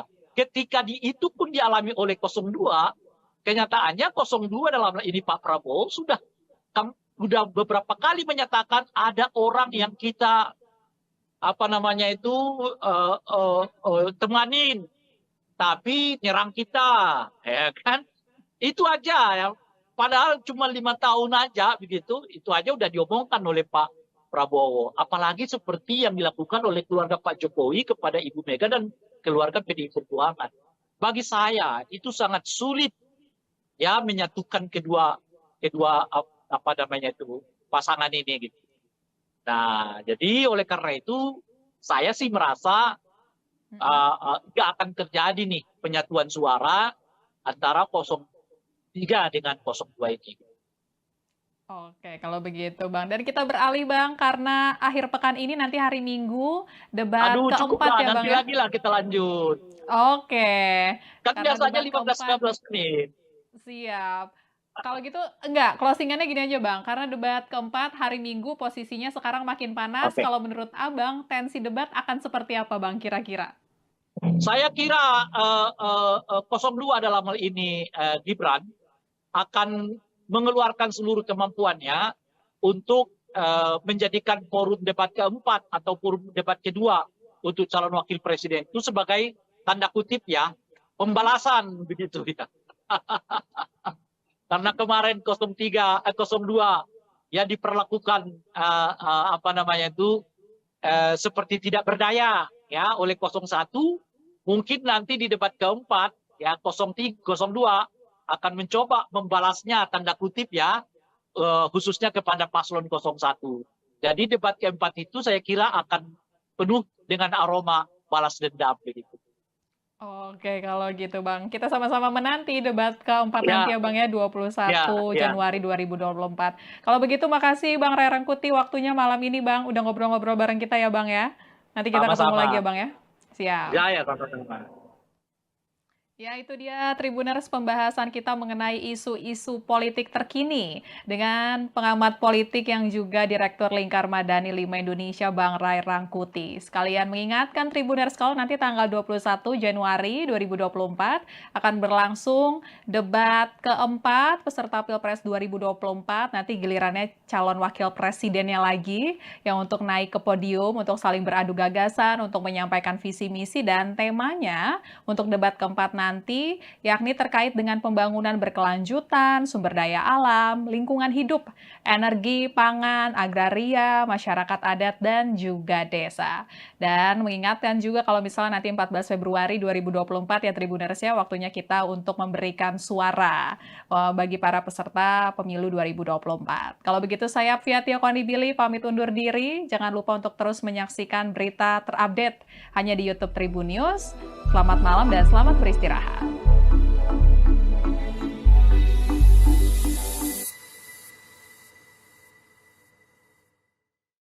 Terima kasih sudah nonton. Jangan lupa like, subscribe, dan share ya.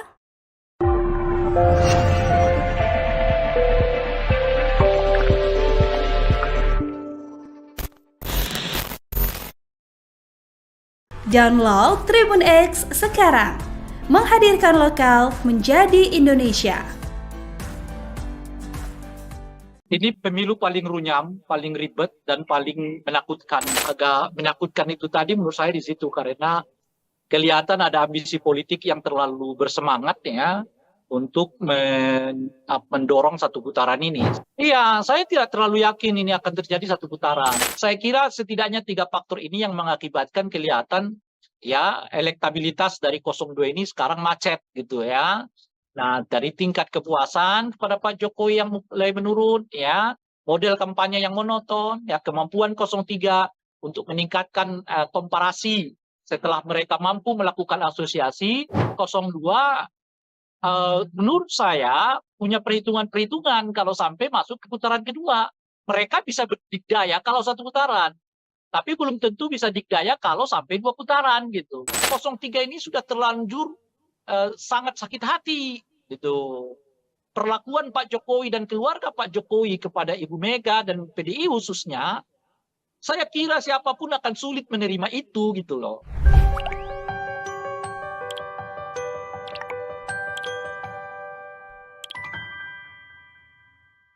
Halo, selamat malam Tribuners kembali dengan On Focus Tribun News bersama saya Fia Tio Konibili.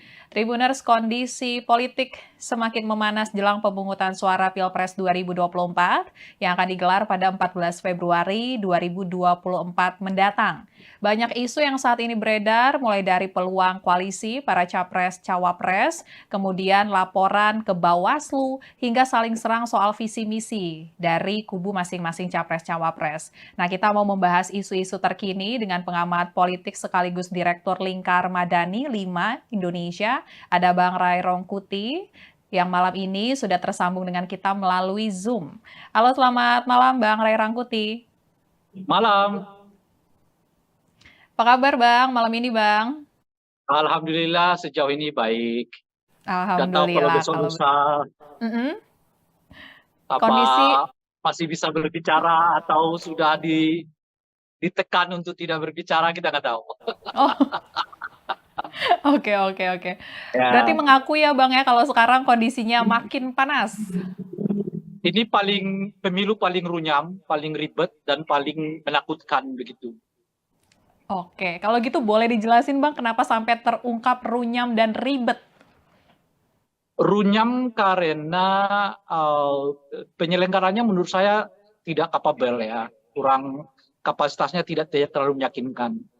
Banyak tahapan pemilu yang ya dikelola seapa adanya begitu ya, sehingga menimbulkan reaksi di sana sini. Ya untungnya bangsa kita ini bangsa yang nggak mau ribut-ribut lah sebenarnya gitu. Padahal kalau elemen-elemen teknisnya sebetulnya banyak hal yang dipersoalkan. Kinerja Bawaslu, kinerja KPU, kinerja DKPP ya sami mawon lah. Ya menurut saya kalau dibuat nilai menurut saya nggak lebih dari 5 nilainya ini kerja-kerja KPU, Bawaslu maupun DKPP. Tentu sejauh ini ya kita nggak tahu nanti seperti apa. Gitu. Nah menakutkan itu karena ini kali pertama menurut saya pemilu yang apa namanya itu ya di tengah-tengahnya di awal-awalnya sudah mulai dengan kekerasan gitu. Ada peristiwa Boyolali, ya kan? Ada peristiwa rekaman yang ya sekarang masih dibantah ya, tapi kita nggak tahu apa itu benar apa enggak. Ya. Dan laporan-laporan, ya, gerakan mahasiswa dilaporkan, ini dilaporkan, itu dilaporkan. Nah, jadi kesannya jadi menyeramkan karena saling lapor-melapor untuk hal-hal yang sebenarnya debatable kan. Ya, ucapan capres dilaporkan ya. Padahal itu di forum resmi namanya di forum debat ya kan. Itu pun dilaporkan ke Bawaslu dan sebagainya. Jadi ya agak menakutkan itu tadi menurut saya di situ karena eh, kelihatan ada ambisi politik yang terlalu bersemangat ya untuk mendorong satu putaran ini sehingga berbagai apa namanya itu ya berbagai langkah dilakukan dalam rangka mendorong dan mencapai satu putaran itu gitu. Nah mungkin efek dari itulah yang mengakibatkan situasinya menurut saya ada perasaan tidak nyaman, ada perasaan takut ya. Dan sebetulnya perasaan-perasaan takut yang seperti ini tidak bagus bagi peningkatan kualitas demokrasi. Sebab hal yang seperti ini nanti akan berujung kepada objektivitas pemilih untuk menggunakan hak pilih mereka. Apakah akan mereka mempergunakan hak pilih sesuai hati nurani atau sebaliknya menggunakan hak pilih mereka berdasarkan rasa takut yang muncul itu gitu. Nah, tentu saja itu tidak elok ya kalau sampai orang memilih berdasarkan rasa takut yang muncul ya. Itu yang artinya dalam bahasa yang lain itu perasaan terintimidasi dan pemilu di mana pemilihnya menggunakan hak pilih karena ada perasaan terintimidasi itu adalah pemilu yang buruk ya, pemilu yang sebetulnya tidak memenuhi kualifikasi pemilu yang demokratik. Itu kira-kira. Oke, siap Bang. Jadi udah dijelasin kenapa tadi runyam dan takutnya itu ya Bang ya. Dan tadi Abang juga sempat Ya, mention Bang, kondisi terkini ini karena sepertinya ada yang ambisius untuk satu putaran. Nah kalau kita mencermati survei-survei terakhir ya Bang ya, ini belum ada yang hasilnya lebih dari 50% untuk salah satu paslon. Dan ini bagaimana analisa politik Abang Bang? Apakah mungkin target kubu 02, langsung saja kita sebut ya Bang ya, ini satu putaran bakal terjadi atau seperti apa Bang? iya, saya tidak terlalu yakin ini akan terjadi satu putaran. Ya, berbagai gejala memperlihatkan arus yang sebaliknya. Mungkin karena itulah intensitas apa namanya itu ya penggunaan berbagai cara itu menjadi meningkat kelihatan gitu ya. Dari bahkan sampai kepada presiden dan mengomentari tentang tata cara debat, mengomentari tentang materi pertanyaan orang ya yang disebut menyerang personal gitu. Padahal yang mana yang menyerang personal itu kita nggak tahu kan kalau orang bertanya soal kamu punya tanah loh ya sekian banyak, ya itu amat sangat relevan di forum debat itu gitu loh, ya kan? Kalau orang bertanya kenapa kamu beli pesawat bekas, ya itu amat sangat relevan di dalam forum debat itu ditanyakan. Jadi mungkin karena itu tadi ya macetnya istilah saya itu macetnya satu putaran ini yang mengakibatkan kelihatan ya bahkan presiden pun membuat komentar ya padahal yang sangat teknis di dalam pelaksanaan pemilu maupun ya berkomentar terhadap model pertanyaan orang gitu. bukan berarti presiden nggak boleh terlibat, ya. Saya sendiri dari awal mengatakan kalau presiden mau terlibat, monggo silakan, ya. Tetapi ya lepas dulu, ya, sementara jabatannya sebagai presiden menjadi warga biasa gitu. Nah, di dalam pemilu jabatan presiden dengan warga biasa itu sangat mudah untuk dibedakan. Kalau yang bersangkutan menyatakan cuti, ya saat itulah beliau sebagai warga negara biasa dan oleh karena itu berhak untuk mendukung, mengkampanyekan, ya, menyatakan dukungan kepada salah satu calon presiden gitu. Nggak apa-apa gitu. Tapi kalau dalam kapasitas sebagai presiden mengomentari tata cara debat, mengomentari tentang pertanyaan orang, menyebut pertanyaan itu bersifat personal, ya itu nggak patut gitu loh, itu nggak tepat dilakukan seorang presiden gitu. Tetapi kalau presiden mau menjelaskan pokok-pokok pertanyaan orang di dalam forum debat itu yang berhubungan dengan kewenangan dirinya, kebijakan dirinya, ya monggo saja. Misalnya kenapa presiden terus melanjutkan program food estate, padahal di sana sini dinyatakan itu dianggap gagal gitu ya. Kenapa dilakukan pembelian pesawat terbang yang dianggap tidak tepat dan sebagainya. Itu silakan saja presiden komentari itu, tidak apa-apa gitu sebenarnya gitu. Nah, itu satu. Nah, kalau kita lihat trennya akhir-akhir ini, tren ini kelihatan agak macet gitu. Ya, dari mana kita lihat trennya? Ya, tentu dari banyak lembaga survei yang mengkonfirmasi surveinya ya masih sekitar 45%. Padahal tinggal 1 bulan lagi kan ke depan gitu.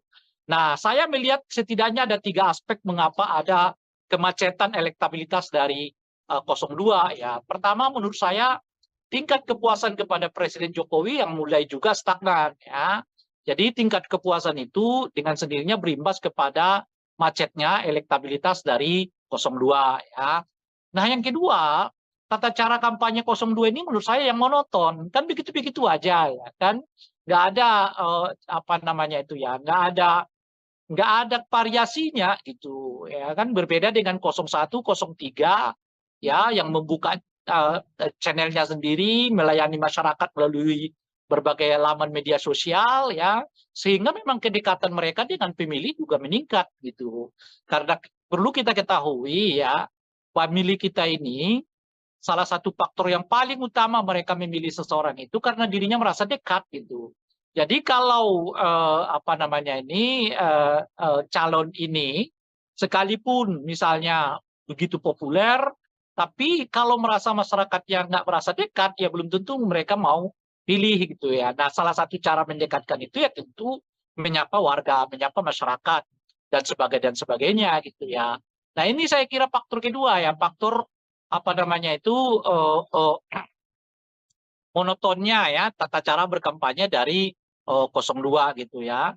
Nah, saat yang bersamaan ada peningkatan apa namanya itu ya, komparasi yang dilakukan oleh khususnya 03 gitu. Nah, 03 ini kan kelihatan skenarionya setelah mereka melakukan konsolidasi, lalu mereka melakukan apa namanya itu ya, asosiasi bahwa mereka sebetulnya bagian dari seluruh capaian-capaian Pak Jokowi itu gitu. Nah, sekarang mereka maju ke tahap ketiga ya, dimulai dari awal Januari menurut saya sampai nanti ya hari pencoblosan Februari.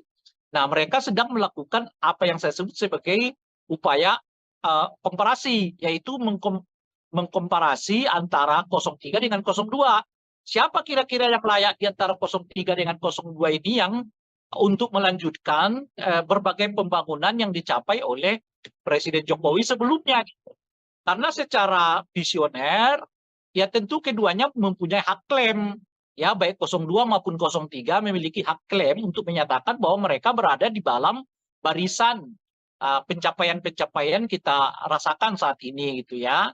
Karena ya presiden ya partainya bukan Gerindra kan, partainya adalah PDI kan, dan sebagainya itu. Jadi upaya untuk meningkatkan apa namanya komparasi ini makin kuat di tengah-tengah masyarakat, sehingga sekarang menurut saya posisi masyarakatnya mulai 50-50 melihat ya antara 02 dengan 03 sebagai tanda kutip pelanjut dari kebijakan-kebijakan Pak Jokowi.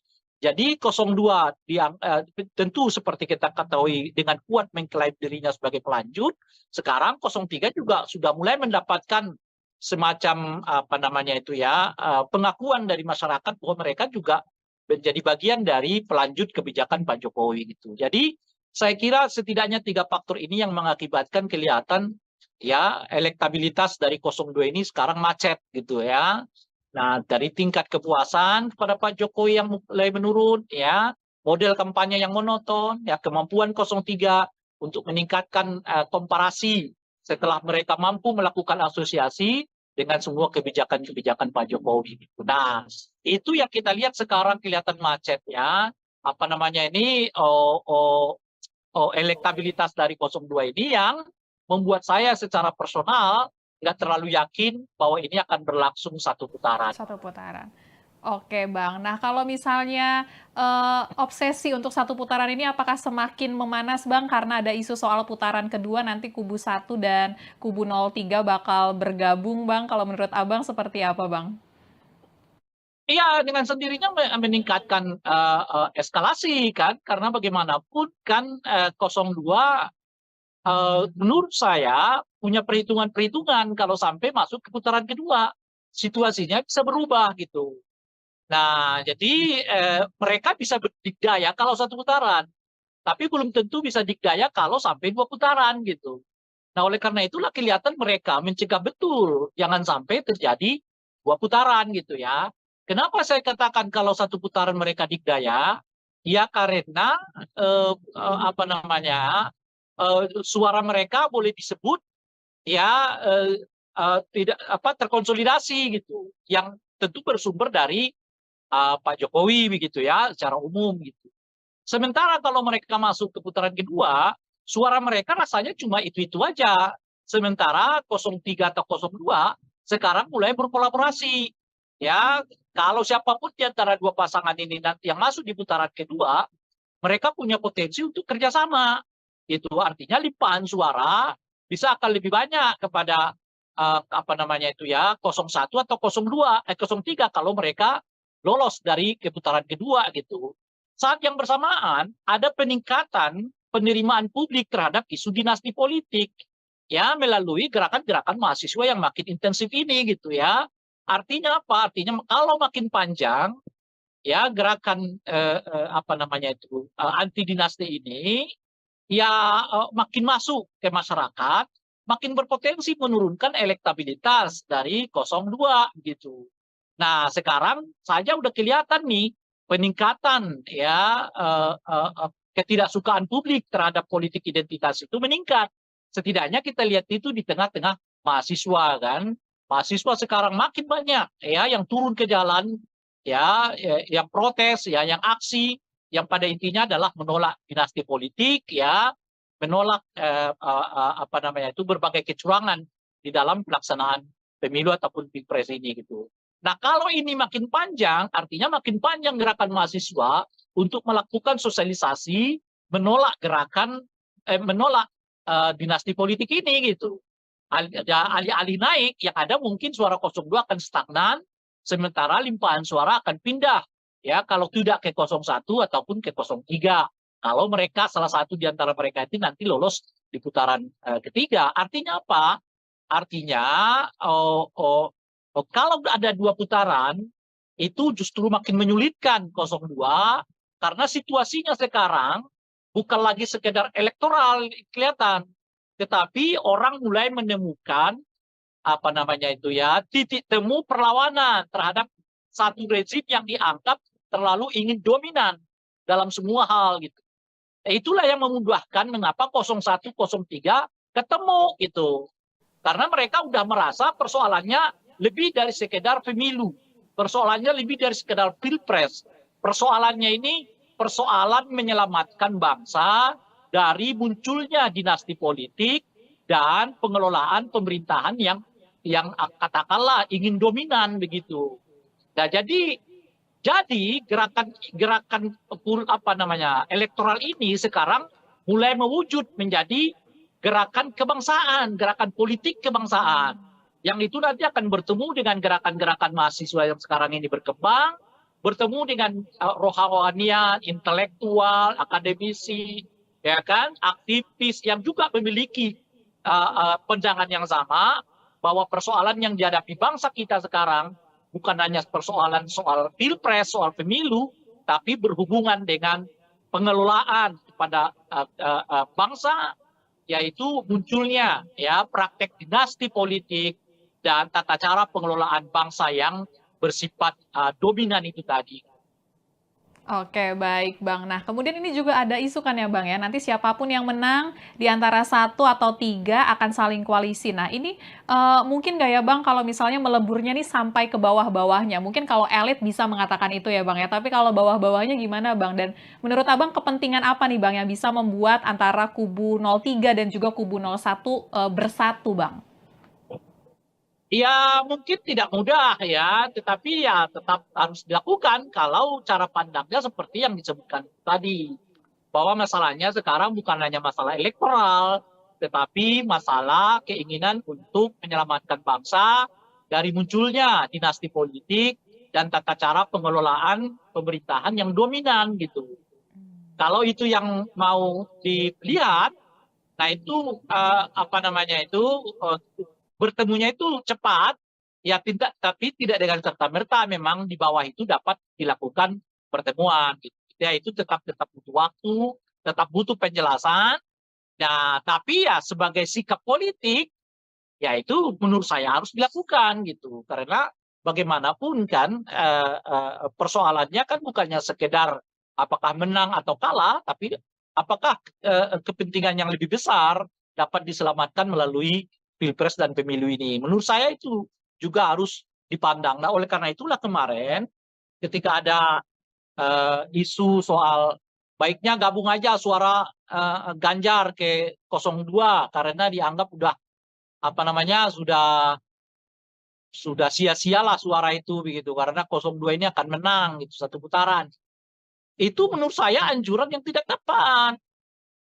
Itu sebagai orang yang bergelut di dunia kepemiluan, ya mestinya kita menganjurkan setiap warga negara kita memilih apa namanya itu menggunakan hak pilihnya sesuai dengan hati nuraninya. Karena ini persoalannya bukan hanya sekadar kalah menang, tapi persoalannya adalah sikap politikmu ditunjukkan melalui ya kan pilihan politikmu di TPS gitu loh kira-kira. Nah, bahkan kalau pilihan politik kita pun kalah, nggak apa-apa. Tapi kan Anda sudah menunjukkan sikap politikmu. Itu yang paling berharga.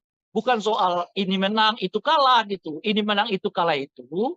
Ya itu urusan kedua. Urusan pertama itu adalah tunjukkanlah sikap politikmu. Apa yang kau inginkan dengan bangsa ini. Dengan itu, pilihlah yang sesuai dengan apa yang Anda inginkan itu. Jadi kampanye soal surat suara yang sia-sia karena akan kalah itu menurut saya nggak tepat dilakukan karena itu membuat masyarakat kita jadi pragmatis karena sebaiknya pemilih tetap harus diajak untuk menggunakan hak pilih mereka sesuai dengan sikap politik mereka masing-masing, tidak peduli apakah kemudian pilihan mereka itu menang atau kalah, yang paling penting itu adalah mereka mempergunakan hak pilih mereka sesuai dengan pandangan, visi, sikap, dan ideologi politik mereka masing-masing. Oke, baik Bang.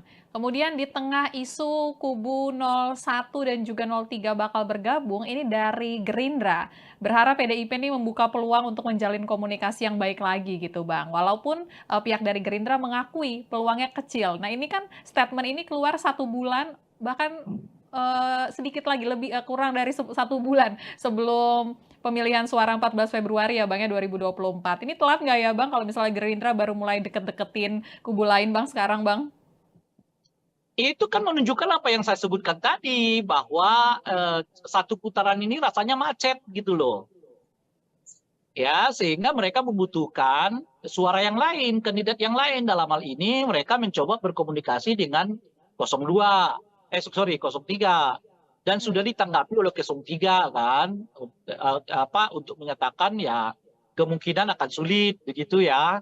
Nah, tetapi saya sih bisa menduga jawaban itu karena seperti yang saya sebut tadi, 03 melihat ini bukan lagi sekedar urusan elektoral gitu loh. Ini udah urusan soal lebih tinggi dari elektoral, yaitu urusan soal keselamatan bangsa, menghindarkan bangsa ini dikelola dengan politik dinasti dan politik dominan gitu loh. Nah, jadi kalau pertemuan mereka semata-mata hanya karena urusan elektoral, saya kira akan sangat sulit untuk dipertemukan ya 02 dan 03 ini, karena di 03 bacaan saya mereka udah meningkatkan isunya bukan lagi soal elektoral, tapi ini urusan soal keselamatan bangsa, keselamatan demokratik begitu ya, dan juga menolak praktek-praktek dominasi politik gitu. Nah itu yang pertama. Nah yang kedua, saya juga melihat kemungkinan ini kecil karena 03 ini sudah terlanjur sangat sakit hati gitu. Perlakuan Pak Jokowi dan keluarga Pak Jokowi kepada Ibu Mega dan PDI khususnya, saya kira siapapun akan sulit menerima itu gitu loh. Sepragmatis apapun politik, tetapi perlakuan keluarga Pak Jokowi, perlakuan ya terhadap Ibu Mega dan keluarga besar PDI, ya saya kira orang tetap berpikir untuk bisa menerima ya penyatuan politik gitu. Ya sederhana aja lah. Ya, kita coba tarik peristiwa itu pada diri kita sendiri. Ini ada orang kita besarin, minta ini kita kasih, minta ini kita kasih, nggak cukup, minta anaknya juga dilibatkan, oke, minta menantunya kita libatkan, oke. Jangankan mengucapkan terima kasih gitu. Bahkan ketika dia mau keluar sekalipun, dia masih mencoba untuk membuat kita malu gitu loh. Bisa nggak kita membayangkan perasaan yang dialami oleh Ibu Mega dan keluarga besar PDI Perjuangan? Saya sih bisa merasakan itu gitu menurut saya. Nah oleh karena itu ajakan 02 membuka komunikasi itu sulit. Karena mereka nggak merasakan seperti yang dialami oleh Ibu Mega dan keluarga besar PDI. Bahwa ada yang calon yang meninggalkan mereka begitu saja, lalu calon presiden. Tapi kan cuma 5 tahun itu gitu loh. Ibu Mega 10 tahun, 5 tahun, 10 tahun jadi presiden, anaknya 3 tahun, menantunya 5 tahun. Semuanya.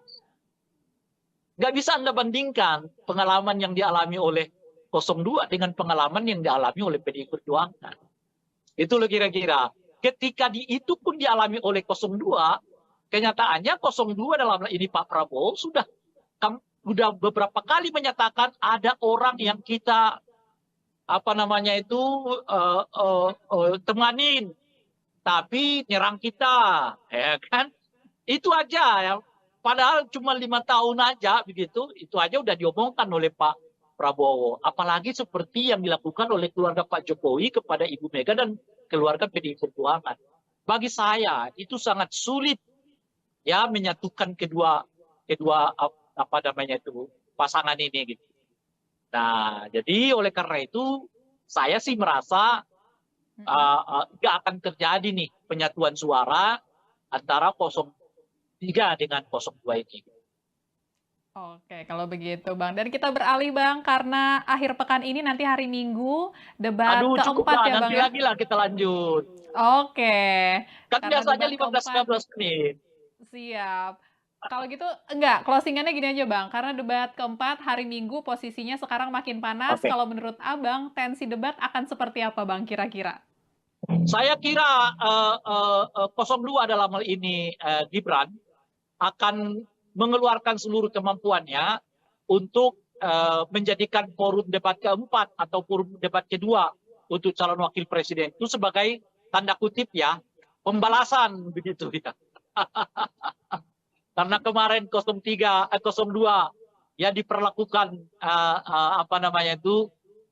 seperti tidak berdaya ya oleh 01, mungkin nanti di debat keempat ya 02 akan mencoba membalasnya tanda kutip ya khususnya kepada paslon 01. Jadi debat keempat itu saya kira akan penuh dengan aroma balas dendam begitu. Oke, kalau gitu Bang. Kita sama-sama menanti debat keempat Ya. nanti ya Bang ya, 21 Ya. Januari 2024. Kalau begitu makasih Bang Ray Rangkuti waktunya malam ini Bang, udah ngobrol-ngobrol bareng kita ya Bang ya. Nanti kita ketemu Sama-sama. lagi ya Bang ya. Siap. Ya, sama-sama. Ya, itu dia Tribuners pembahasan kita mengenai isu-isu politik terkini dengan pengamat politik yang juga Direktur Lingkar Madani 5 Indonesia, Bang Ray Rangkuti. Sekalian mengingatkan Tribuners kalau nanti tanggal 21 Januari 2024 akan berlangsung debat keempat peserta Pilpres 2024. Nanti gilirannya calon wakil presidennya lagi yang untuk naik ke podium, untuk saling beradu gagasan, untuk menyampaikan visi misi dan temanya untuk debat keempat nanti, yakni terkait dengan pembangunan berkelanjutan, sumber daya alam, lingkungan hidup, energi, pangan, agraria, masyarakat adat, dan juga desa. Dan mengingatkan juga kalau misalnya nanti 14 Februari 2024 ya Tribuners ya, waktunya kita untuk memberikan suara bagi para peserta pemilu 2024. Kalau begitu saya Via Tio Konibili pamit undur diri. Jangan lupa untuk terus menyaksikan berita terupdate hanya di YouTube Tribun News. Selamat malam dan selamat beristirahat.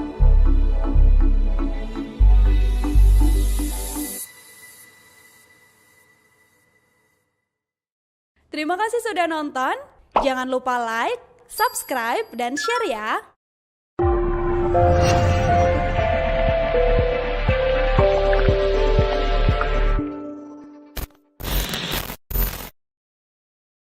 Download Tribun X sekarang.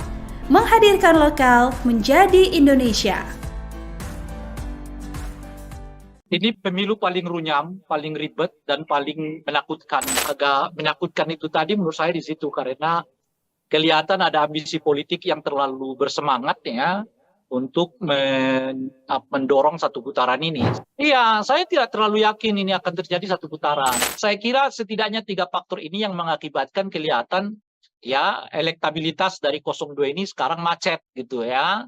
Nah, dari tingkat kepuasan kepada Pak Jokowi yang mulai menurun ya, model kampanye yang monoton, ya kemampuan 03 untuk meningkatkan komparasi setelah mereka mampu melakukan asosiasi.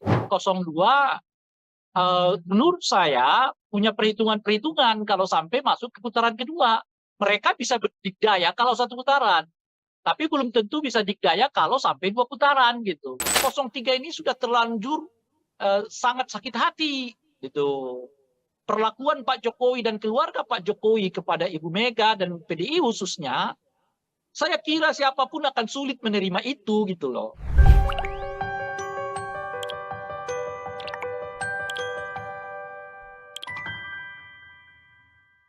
Halo, selamat malam Tribuners kembali dengan On Focus Tribun News bersama saya Via Tio Konibili. Tribuners, kondisi politik semakin memanas jelang pemungutan suara Pilpres 2024 yang akan digelar pada 14 Februari 2024 mendatang.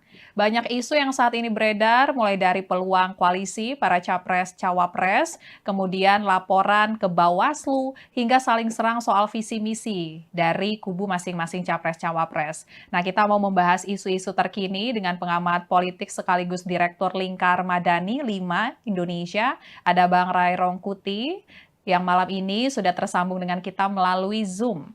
Halo, selamat malam Bang Ray Rangkuti. Malam. Apa kabar Bang, malam ini Bang? Alhamdulillah sejauh ini baik. Nggak tahu kalau Alhamdulillah. besok lusa apa Kondisi, masih bisa berbicara atau sudah ditekan untuk tidak berbicara, kita nggak tahu. oh oke. Ya, Berarti mengakui ya Bang ya kalau sekarang kondisinya makin panas. ini pemilu paling runyam, paling ribet, dan paling menakutkan begitu. Oke, kalau gitu boleh dijelasin Bang kenapa sampai terungkap runyam dan ribet? Runyam karena penyelenggaranya menurut saya tidak kapabel ya, kurang kapasitasnya tidak terlalu meyakinkan. Banyak tahapan pemilu yang ya dikelola seapa adanya begitu ya, sehingga menimbulkan reaksi di sana sini. Ya untungnya bangsa kita ini bangsa yang nggak mau ribut-ribut lah sebenarnya gitu. Padahal kalau elemen-elemen teknisnya sebetulnya banyak hal yang dipersoalkan. Kinerja Bawaslu, kinerja KPU, kinerja DKPP ya sami mawon lah. Ya menurut saya kalau dibuat nilai, menurut saya nggak lebih dari 5 nilainya ini kerja-kerja KPU, Bawaslu maupun DKPP. Tentu sejauh ini ya. Kita nggak tahu nanti seperti apa. Gitu. Nah, menakutkan itu karena ini kali pertama menurut saya pemilu yang apa namanya itu ya, di tengah-tengahnya di awal-awalnya sudah mulai dengan kekerasan gitu. Ada peristiwa Boyolali, ya kan? Ada peristiwa rekaman yang ya sekarang masih dibantah ya, tapi kita nggak tahu apa itu benar apa enggak. Ya. Dan laporan-laporan, ya, gerakan mahasiswa dilaporkan, ini dilaporkan, itu dilaporkan. Nah, jadi kesannya jadi menyeramkan karena saling lapor-melapor untuk hal-hal yang sebenarnya debatable kan. Ya, ucapan capres dilaporkan. Ya. Padahal itu di forum resmi, namanya di forum debat ya kan. Itu pun dilaporkan ke Bawaslu dan sebagainya. Jadi ya agak menakutkan itu tadi menurut saya di situ karena eh, kelihatan ada ambisi politik yang terlalu bersemangat ya untuk mendorong satu putaran ini sehingga berbagai apa namanya itu ya berbagai langkah dilakukan dalam rangka mendorong dan mencapai satu putaran itu gitu. Nah mungkin efek dari itulah yang mengakibatkan situasinya menurut saya ada perasaan tidak nyaman, ada perasaan takut ya. Dan sebetulnya perasaan-perasaan takut yang seperti ini tidak bagus bagi peningkatan kualitas demokrasi. Sebab hal yang seperti ini nanti akan berujung kepada objektivitas pemilih untuk menggunakan hak pilih mereka. Apakah akan mereka mempergunakan hak pilih sesuai hati nurani atau sebaliknya menggunakan hak pilih mereka berdasarkan rasa takut yang muncul itu gitu. Nah, tentu saja itu tidak sayang lain itu perasaan terintimidasi dan pemilu di mana pemilihnya menggunakan hak pilih karena ada perasaan terintimidasi itu adalah pemilu yang buruk ya, pemilu yang sebetulnya tidak memenuhi kualifikasi pemilu yang demokratik. Itu kira-kira. Oke, siap Bang. Jadi udah dijelasin kenapa tadi runyam dan takutnya itu ya Bang ya. Dan tadi Abang juga sempat Ya, mention Bang, kondisi terkini ini karena sepertinya ada yang ambisius untuk satu putaran. Nah kalau kita, apakah mungkin target kubu 02, langsung saja kita sebut ya Bang ya, ini satu putaran bakal terjadi atau seperti apa Bang? iya, saya tidak terlalu yakin ini akan terjadi satu putaran. Ya, berbagai gejala memperlihatkan arus yang sebaliknya. Mungkin karena itulah intensitas apa namanya itu ya penggunaan berbagai cara itu menjadi meningkat kelihatan gitu ya dari bahkan sampai kepada presiden dan mengomentari tentang tata cara debat, mengomentari tentang materi pertanyaan orang ya yang disebut menyerang personal gitu. Padahal yang mana yang menyerang personal itu kita nggak tahu kan kalau orang bertanya soal kamu punya tanah loh ya sekian banyak, ya itu amat sangat relevan di forum debat itu gitu loh, ya kan? Kalau orang bertanya, kenapa kamu beli pesawat bekas? Ya itu amat sangat relevan di dalam forum debat itu ditanyakan. Jadi mungkin karena itu tadi ya macetnya, istilah saya itu macetnya satu putaran ini yang mengakibatkan kelihatan ya bahkan presiden pun membuat komentar ya padahal yang sangat teknis di dalam pelaksanaan pemilu maupun ya berkomentar terhadap model pertanyaan orang gitu. Bukan berarti presiden nggak boleh terlibat ya.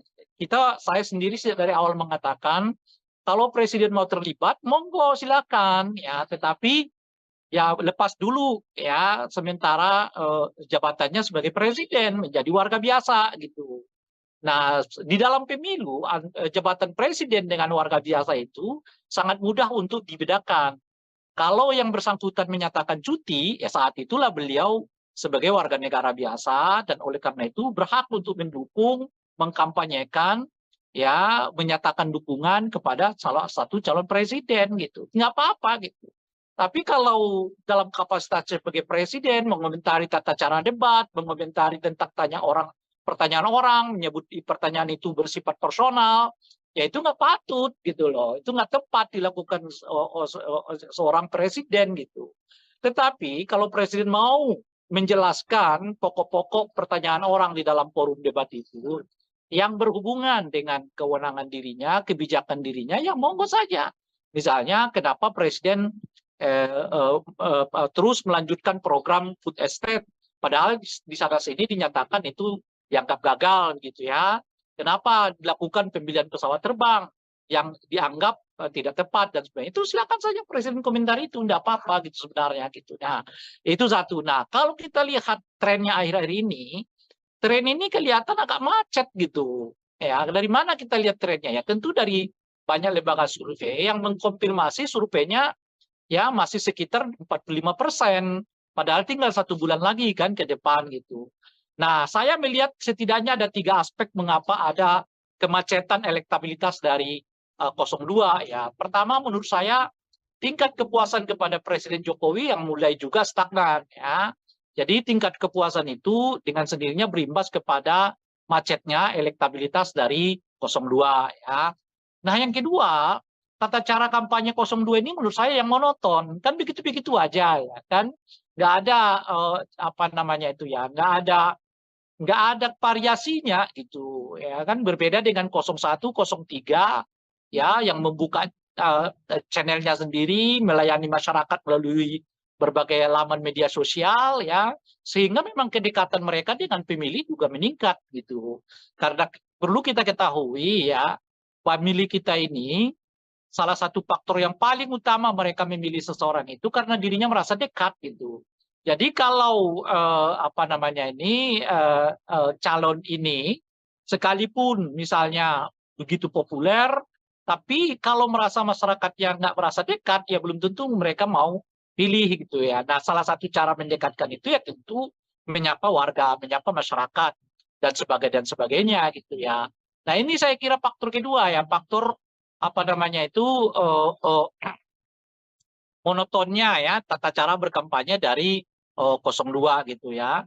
Nah, saat yang bersamaan ada peningkatan apa namanya itu ya, komparasi yang dilakukan oleh khususnya 03 gitu. Nah, 03 ini kan kelihatan skenarionya setelah mereka melakukan konsolidasi, lalu mereka melakukan apa namanya itu ya, asosiasi bahwa mereka sebetulnya bagian dari seluruh capaian-capaian Pak Jokowi itu gitu. Nah, sekarang mereka maju ke tahap ketiga ya, dimulai dari awal Januari menurut saya sampai nanti ya hari pencoblosan Februari. Nah, mereka sedang melakukan apa yang saya sebut sebagai upaya komparasi, yaitu mengkomparasi antara 03 dengan 02. Siapa kira-kira yang layak di antara 03 dengan 02 ini yang untuk melanjutkan berbagai pembangunan yang dicapai oleh Presiden Jokowi sebelumnya. Karena secara visioner, ya tentu keduanya mempunyai hak klaim. Ya, baik 02 maupun 03 memiliki hak klaim untuk menyatakan bahwa mereka berada di dalam barisan pencapaian-pencapaian kita rasakan saat ini gitu ya. Karena ya presiden ya partainya bukan Gerindra kan, partainya adalah PDI kan, dan sebagainya itu. Jadi upaya untuk meningkatkan apa namanya komparasi ini makin kuat di tengah-tengah masyarakat, sehingga sekarang menurut saya posisi masyarakatnya mulai 50-50 melihat ya antara 02 dengan 03 sebagai tanda kutip pelanjut dari kebijakan-kebijakan Pak Jokowi. Jadi 02 tentu seperti kita ketahui dengan kuat mengklaim dirinya sebagai pelanjut. Sekarang 03 juga sudah mulai mendapatkan semacam apa namanya itu ya, pengakuan dari masyarakat bahwa mereka juga menjadi bagian dari pelanjut kebijakan Pak Jokowi gitu. Jadi saya kira setidaknya 3 faktor ini yang mengakibatkan kelihatan ya elektabilitas dari 02 ini sekarang macet gitu ya. Nah, dari tingkat kepuasan kepada Pak Jokowi yang mulai menurun ya, model kampanye yang monoton, ya kemampuan 03 untuk meningkatkan komparasi setelah mereka mampu melakukan asosiasi dengan semua kebijakan-kebijakan Pak Jokowi. Nah, itu yang kita lihat sekarang kelihatan macet ya. Apa namanya ini elektabilitas dari 02 ini yang membuat saya secara personal nggak terlalu yakin bahwa ini akan berlangsung satu putaran. Satu putaran. Oke Bang, nah kalau misalnya, obsesi untuk satu putaran ini apakah semakin memanas Bang, karena ada isu soal putaran kedua nanti kubu 1 dan kubu 03 bakal bergabung Bang, kalau menurut Abang seperti apa Bang? Iya, dengan sendirinya meningkatkan eskalasi kan, karena bagaimanapun kan 02 menurut saya punya perhitungan-perhitungan kalau sampai masuk ke putaran kedua, situasinya bisa berubah gitu. Nah, jadi mereka bisa berdikdaya kalau satu putaran, tapi belum tentu bisa dikdaya kalau sampai dua putaran gitu. Nah, oleh karena itulah kelihatan mereka mencegah betul jangan sampai terjadi dua putaran gitu ya. Kenapa saya katakan kalau satu putaran mereka dikdaya? Ya karena apa namanya suara mereka boleh disebut ya tidak apa terkonsolidasi gitu, yang tentu bersumber dari Pak Jokowi begitu ya secara umum gitu. Sementara kalau mereka masuk ke putaran kedua, suara mereka rasanya cuma itu-itu aja. Sementara 03 atau 02 sekarang mulai berkolaborasi. Ya, kalau siapapun di antara dua pasangan ini nanti yang masuk di putaran kedua, mereka punya potensi untuk kerjasama. Itu artinya limpahan suara bisa akan lebih banyak kepada apa namanya itu ya 01 atau 02 03 kalau mereka lolos dari ke putaran kedua gitu. Saat yang bersamaan ada peningkatan penerimaan publik terhadap isu dinasti politik ya melalui gerakan-gerakan mahasiswa yang makin intensif ini gitu ya. Artinya apa? Artinya kalau makin panjang ya gerakan apa namanya itu anti dinasti ini ya makin masuk ke masyarakat, makin berpotensi menurunkan elektabilitas dari 02 gitu. Nah, sekarang saja udah kelihatan nih peningkatan ya ketidaksukaan publik terhadap politik identitas itu meningkat. Setidaknya kita lihat itu di tengah-tengah mahasiswa kan. Mahasiswa sekarang makin banyak ya yang turun ke jalan yang protes ya, yang aksi yang pada intinya adalah menolak dinasti politik ya, menolak apa namanya itu berbagai kecurangan di dalam pelaksanaan pemilu ataupun pilpres ini gitu. Nah, kalau ini makin panjang, artinya makin panjang gerakan mahasiswa untuk melakukan sosialisasi menolak menolak dinasti politik ini gitu. Alih-alih naik, yang ada mungkin suara 02 akan stagnan, sementara limpahan suara akan pindah ya kalau tidak ke 01 ataupun ke 03. Kalau mereka salah satu di antara mereka itu nanti lolos di putaran ketiga. Artinya apa? Artinya kalau ada dua putaran itu justru makin menyulitkan 02 karena situasinya sekarang bukan lagi sekedar elektoral kelihatan, tetapi orang mulai menemukan apa namanya itu ya titik temu perlawanan terhadap satu rezim yang dianggap terlalu ingin dominan dalam semua hal gitu. Itulah yang memudahkan mengapa 01, 03 ketemu gitu. Karena mereka udah merasa persoalannya lebih dari sekedar pemilu. Persoalannya lebih dari sekedar pilpres. Persoalannya ini persoalan menyelamatkan bangsa dari munculnya dinasti politik dan pengelolaan pemerintahan yang katakanlah ingin dominan begitu. Nah, jadi gerakan apa namanya elektoral ini sekarang mulai mewujud menjadi gerakan kebangsaan, gerakan politik kebangsaan. Yang itu nanti akan bertemu dengan gerakan-gerakan mahasiswa yang sekarang ini berkembang, bertemu dengan rohanian, intelektual, akademisi, ya kan, aktivis yang juga memiliki pandangan yang sama bahwa persoalan yang dihadapi bangsa kita sekarang bukan hanya persoalan soal pilpres, soal pemilu, tapi berhubungan dengan pengelolaan kepada bangsa, yaitu munculnya ya praktek dinasti politik dan tata cara pengelolaan bangsa yang bersifat dominan itu tadi. Oke, baik Bang. Nah, kemudian ini juga ada isu kan ya Bang ya, nanti siapapun yang menang di antara 1 atau 3 akan saling koalisi. Nah, ini mungkin nggak ya Bang kalau misalnya meleburnya nih sampai ke bawah-bawahnya? Mungkin kalau elit bisa mengatakan itu ya Bang ya, tapi kalau bawah-bawahnya gimana Bang? Dan menurut Abang kepentingan apa nih Bang yang bisa membuat antara kubu 03 dan juga kubu 01 bersatu Bang? Bahwa masalahnya sekarang bukan hanya masalah elektoral, tetapi masalah keinginan untuk menyelamatkan bangsa dari munculnya dinasti politik. Lihat, nah itu apa namanya itu bertemunya itu cepat, ya tidak, tapi tidak dengan serta-merta memang di bawah itu dapat dilakukan pertemuan. Gitu. Ya itu tetap butuh waktu, tetap butuh penjelasan. Nah, tapi ya sebagai sikap politik, ya itu menurut saya harus dilakukan gitu. Karena bagaimanapun kan persoalannya kan bukannya sekedar apakah menang atau kalah, tapi apakah kepentingan yang lebih besar dapat diselamatkan melalui pilpres dan pemilu ini. Menurut saya itu juga harus dipandang. Nah, oleh karena itulah kemarin ketika ada isu soal baiknya gabung aja suara Ganjar ke 02 karena dianggap udah apa namanya sudah sia-sialah suara itu begitu karena 02 ini akan menang gitu satu putaran. Itu menurut saya anjuran yang tidak tepat. Itu sebagai orang yang bergelut di dunia kepemiluan ya mestinya kita menganjurkan setiap warga negara kita memilih apa namanya itu menggunakan hak pilihnya sesuai dengan hati nuraninya karena ini persoalannya bukan hanya sekedar kalah menang tapi persoalannya adalah sikap politikmu ditunjukkan melalui ya kan pilihan politikmu di TPS gitu loh kira-kira. Nah bahkan kalau pilihan politik kita pun kalah nggak apa-apa tapi kan Anda sudah menunjukkan sikap politikmu itu yang paling berharga bukan soal ini menang itu kalah gitu ini menang itu kalah itu. Ya itu urusan kedua. Urusan pertama itu adalah tunjukkanlah sikap politikmu. Apa yang kau inginkan dengan bangsa ini.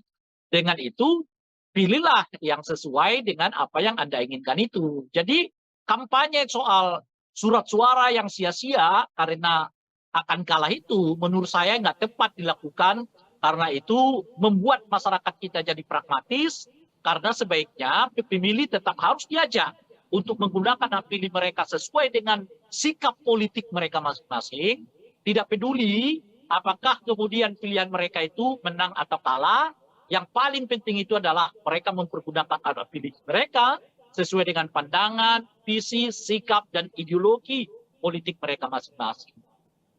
Oke, baik Bang. Kemudian di tengah isu kubu 01 dan juga 03 bakal bergabung, ini dari Gerindra.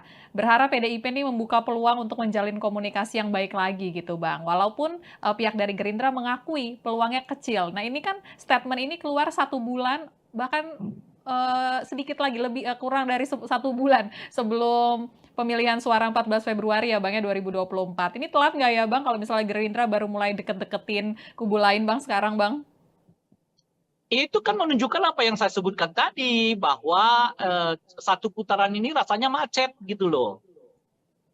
Ya, sehingga mereka membutuhkan suara yang lain, kandidat yang lain. Dalam hal ini mereka mencoba berkomunikasi dengan 02, 03.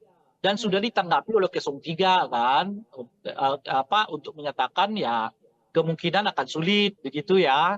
Nah, tetapi saya sih bisa menduga jawaban itu karena seperti yang saya sebut tadi, 03 melihat ini bukan lagi sekedar urusan elektoral gitu loh. Ini udah urusan soal lebih tinggi dari elektoral, yaitu urusan soal keselamatan bangsa, menghindarkan bangsa ini dikelola dengan politik dinasti dan politik dominan gitu loh.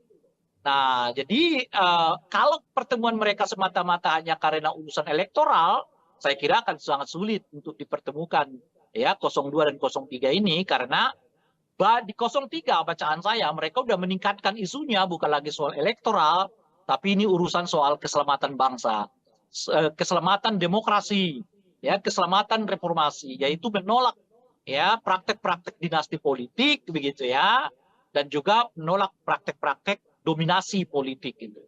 Nah itu yang pertama. Nah yang kedua, saya juga melihat kemungkinan ini kecil karena 03 ini sudah terlanjur sangat sakit hati gitu. Perlakuan Pak Jokowi dan keluarga Pak Jokowi kepada Ibu Mega dan PDI khususnya, saya kira siapapun akan sulit menerima itu gitu loh. Sepragmatis apapun politik, tetapi perlakuan keluarga Pak Jokowi, perlakuan ya terhadap Ibu Mega dan keluarga besar PDI, ya saya kira orang tetap berpikir untuk bisa menerima ya penyatuan politik gitu. Ya sederhana aja lah. Ya, kita coba tarik peristiwa itu pada diri kita sendiri. Ini ada orang kita besarin, minta ini kita kasih, minta ini kita kasih, nggak cukup, minta anaknya juga dilibatkan, oke, minta menantunya kita libatkan, oke. Jangankan mengucapkan terima kasih gitu. Bahkan ketika dia mau keluar sekalipun, dia masih mencoba untuk membuat kita malu gitu loh. Bisa nggak kita membayangkan perasaan yang dialami oleh Ibu Mega dan keluarga besar PDI Perjuangan? Saya sih bisa merasakan itu gitu menurut saya. Nah oleh karena itu ajakan 02 membuka komunikasi itu sulit. Karena mereka nggak merasakan seperti yang dialami oleh Ibu Mega dan keluarga besar PDI. Bahwa ada yang calon yang meninggalkan mereka begitu saja, lalu calon presiden. Tapi kan cuma 5 tahun itu gitu loh. Ibu Mega 10 tahun, 5 tahun, 10 tahun jadi presiden, anaknya 3 tahun, menantunya 5 tahun. Semuanya. Nggak bisa Anda bandingkan pengalaman yang dialami oleh 02 dengan pengalaman yang dialami oleh PDI Perjuangan. Itu loh kira-kira. Ketika itu pun dialami oleh 02, kenyataannya 02 dalam hal ini Pak Prabowo sudah beberapa kali menyatakan ada orang yang kita temanin, tapi nyerang kita, ya kan? Itu aja ya. Padahal cuma 5 tahun aja begitu, itu aja udah diomongkan oleh Pak Prabowo. Apalagi seperti yang dilakukan oleh keluarga Pak Jokowi kepada Ibu Mega dan keluarga PDI Perjuangan. Bagi saya itu sangat sulit ya menyatukan kedua pasangan ini gitu. Nah, jadi oleh karena itu saya sih merasa nggak akan terjadi nih penyatuan suara antara 03 dengan 02 ini. Oke, kalau begitu Bang. Dan kita beralih Bang, karena akhir pekan ini nanti hari Minggu debat Cukup keempat lah, ya Bang nanti ya? lagi lah kita lanjut. Oke. Kan Karena biasanya debat 15-15 menit. Siap. Kalau gitu enggak, closingannya gini aja Bang, karena debat keempat hari Minggu posisinya sekarang makin panas. Oke. Kalau menurut Abang, tensi debat akan seperti apa Bang kira-kira? Saya kira 02 dalam hal ini Gibran akan mengeluarkan seluruh kemampuannya untuk menjadikan forum debat keempat atau forum debat kedua untuk calon wakil presiden itu sebagai tanda kutip ya pembalasan begitu ya. Karena kemarin 02 ya diperlakukan seperti tidak berdaya ya oleh 01. Mungkin nanti di debat keempat ya 02 akan mencoba membalasnya tanda kutip ya khususnya kepada paslon 01. Jadi debat keempat itu saya kira akan penuh dengan aroma balas dendam begitu. Oke, kalau gitu Bang. Kita sama-sama menanti debat keempat nanti ya Bang ya, 21 Januari 2024. Kalau begitu makasih Bang Ray Rangkuti waktunya malam ini Bang, udah ngobrol-ngobrol bareng kita ya Bang ya. Nanti kita ketemu lagi ya Bang ya. Siap. Ya, sama-sama. Ya, itu dia Tribuners pembahasan kita mengenai isu-isu politik terkini dengan pengamat politik yang juga Direktur Lingkar Madani 5 Indonesia, Bang Ray Rangkuti. Sekalian mengingatkan Tribuners kalau nanti tanggal 21 Januari 2024 akan berlangsung debat keempat peserta Pilpres 2024. Nanti gilirannya calon wakil presidennya lagi yang untuk naik ke podium, untuk saling beradu gagasan, untuk menyampaikan visi misi dan temanya untuk debat keempat nanti, yakni terkait dengan pembangunan berkelanjutan, sumber daya alam, lingkungan hidup, energi, pangan, agraria, masyarakat adat, dan juga desa. Dan mengingatkan juga kalau misalnya nanti 14 Februari 2024 ya Tribuners ya, waktunya kita untuk memberikan suara bagi para peserta pemilu 2024. Kalau begitu saya Fia Tio Konibili pamit undur diri. Jangan lupa untuk terus menyaksikan berita terupdate hanya di YouTube Tribun News. Selamat malam dan selamat beristirahat.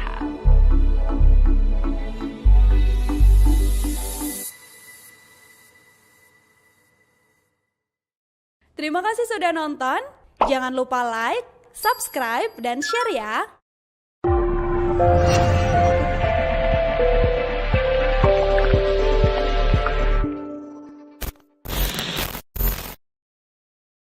Download Tribun X sekarang. Menghadirkan lokal menjadi Indonesia. Ini pemilu paling runyam, paling ribet, dan paling menakutkan. Agak menakutkan itu tadi menurut saya di situ, karena kelihatan ada ambisi politik yang terlalu bersemangat ya untuk mendorong satu putaran ini. Iya, saya tidak terlalu yakin ini akan terjadi satu putaran. Saya kira setidaknya 3 faktor ini yang mengakibatkan kelihatan ya elektabilitas dari 02 ini sekarang macet gitu ya. Nah, dari tingkat kepuasan kepada Pak Jokowi yang mulai menurun, ya, model kampanye yang monoton, ya, kemampuan 03 untuk meningkatkan komparasi setelah mereka mampu melakukan asosiasi, 02 menurut saya punya perhitungan-perhitungan kalau sampai masuk ke putaran kedua. Mereka bisa berdikdaya kalau satu putaran, tapi belum tentu bisa dikdaya kalau sampai 2 putaran gitu. 03 ini sudah terlanjur sangat sakit hati gitu. Perlakuan Pak Jokowi dan keluarga Pak Jokowi kepada Ibu Mega dan PDI khususnya, saya kira siapapun akan sulit menerima itu gitu loh.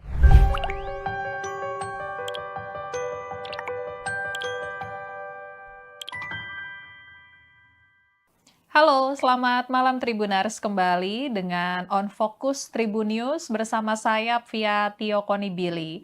Tribuners, kondisi politik semakin memanas jelang pemungutan suara Pilpres 2024 yang akan digelar pada 14 Februari 2024 mendatang. Banyak isu yang saat ini beredar, mulai dari peluang koalisi para capres-cawapres, kemudian laporan ke Bawaslu, hingga saling serang soal visi misi dari kubu masing-masing capres-cawapres. Nah, kita mau membahas isu-isu terkini dengan pengamat politik sekaligus Direktur Lingkar Madani 5 Indonesia, ada Bang Ray Rangkuti, yang malam ini sudah tersambung dengan kita melalui Zoom. Halo, selamat malam Bang Ray Rangkuti. Malam. Apa kabar Bang, malam ini Bang? Alhamdulillah sejauh ini baik. Nggak tahu kalau Alhamdulillah. besok lusa apa Kondisi, masih bisa berbicara atau sudah ditekan untuk tidak berbicara, kita nggak tahu. oh oke. Berarti Ya, mengakui ya Bang ya kalau sekarang kondisinya makin panas. ini pemilu paling runyam, paling ribet, dan paling menakutkan begitu. Oke, kalau gitu boleh dijelasin Bang kenapa sampai terungkap runyam dan ribet? Runyam karena penyelenggaranya menurut saya tidak kapabel ya, kurang kapasitasnya tidak terlalu meyakinkan. Banyak tahapan pemilu yang ya dikelola seapa adanya begitu ya, sehingga menimbulkan reaksi di sana sini. Ya untungnya bangsa kita ini bangsa yang nggak mau ribut-ribut lah sebenarnya gitu. Padahal kalau elemen-elemen teknisnya sebetulnya banyak hal yang dipersoalkan. Kinerja Bawaslu, kinerja KPU, kinerja DKPP ya sami mawon lah. Ya menurut saya kalau dibuat nilai, menurut saya nggak lebih dari 5 nilainya ini kerja-kerja KPU, Bawaslu maupun DKPP. Tentu sejauh ini ya, kita nggak tahu nanti seperti apa. Gitu. Nah, menakutkan itu karena ini kali pertama menurut saya pemilu yang apa namanya itu ya, di tengah-tengahnya di awal-awalnya sudah mulai dengan kekerasan gitu. Ada peristiwa Boyolali, ya kan? Ada peristiwa rekaman yang ya sekarang masih dibantah ya, tapi kita nggak tahu apa itu benar apa enggak. Ya. Dan laporan-laporan, ya, gerakan mahasiswa dilaporkan, ini dilaporkan, itu dilaporkan. Nah, jadi kesannya jadi menyeramkan karena saling lapor-melapor untuk hal-hal yang sebenarnya debatable kan. Ya, ucapan capres dilaporkan. Ya. Padahal itu di forum resmi, namanya di forum debat ya kan. Itu pun dilaporkan ke Bawaslu sebagai elit politik yang terlalu bersemangat ya untuk mendorong satu putaran ini sehingga berbagai berbagai langkah dilakukan dalam rangka mendorong dan mencapai satu putaran itu gitu. Nah mungkin efek dari itulah yang mengakibatkan situasinya menurut saya ada perasaan tidak nyaman, ada perasaan takut ya. Dan sebetulnya perasaan-perasaan takut yang seperti ini tidak bagus bagi peningkatan kualitas demokrasi. Sebab hal yang seperti ini nanti akan berujung kepada objektivitas pemilih untuk menggunakan hak pilih mereka. Apakah akan mereka mempergunakan hak pilih sesuai hati nurani atau sebaliknya menggunakan hak pilih mereka berdasarkan rasa takut yang muncul itu gitu. Nah, tentu saja itu tidak elok ya kalau sampai orang memilih berdasarkan rasa takut yang muncul ya. Itu yang artinya dalam bahasa yang lain itu perasaan terintimidasi dan pemilu di mana pemilihnya menggunakan hak pilih karena ada perasaan terintimidasi, itu adalah pemilu yang buruk ya, pemilu yang sebetulnya tidak memenuhi kualifikasi pemilu yang demokratik. Itu kira-kira.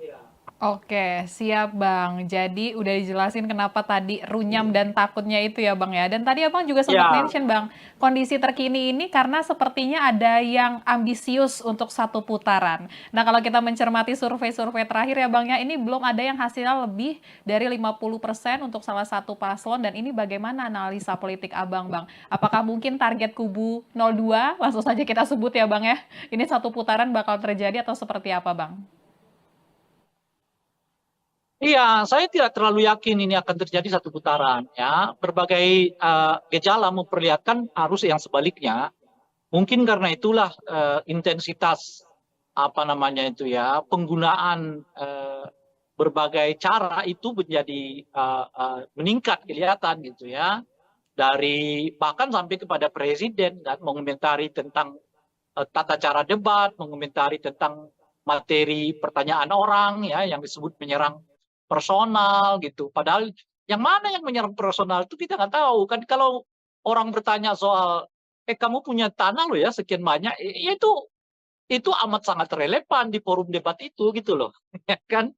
Kalau orang bertanya kenapa kamu beli pesawat bekas, ya itu amat sangat relevan di dalam forum debat itu ditanyakan. Jadi mungkin karena itu tadi ya macetnya, istilah saya itu macetnya satu putaran ini yang mengakibatkan kelihatan ya bahkan presiden pun membuat komentar ya padahal yang sangat teknis di dalam pelaksanaan pemilu maupun ya berkomentar terhadap model pertanyaan orang gitu. Bukan berarti presiden nggak boleh terlibat ya. Saya sendiri dari awal mengatakan kalau presiden mau terlibat monggo silakan ya, tetapi ya lepas dulu ya sementara jabatannya sebagai presiden menjadi warga biasa gitu. Nah, di dalam pemilu jabatan presiden dengan warga biasa itu sangat mudah untuk dibedakan. Kalau yang bersangkutan menyatakan cuti, ya saat itulah beliau sebagai warga negara biasa dan oleh karena itu berhak untuk mendukung, mengkampanyekan, ya menyatakan dukungan kepada salah satu calon presiden gitu. Nggak apa-apa gitu. Tapi kalau dalam kapasitas sebagai presiden mengomentari tata cara debat, mengomentari tentang pertanyaan orang, menyebut pertanyaan itu bersifat personal, ya itu nggak patut gitu loh. Itu nggak tepat dilakukan seorang presiden gitu. Tetapi kalau presiden mau menjelaskan pokok-pokok pertanyaan orang di dalam forum debat itu yang berhubungan dengan kewenangan dirinya, kebijakan dirinya, ya monggo saja. Misalnya kenapa presiden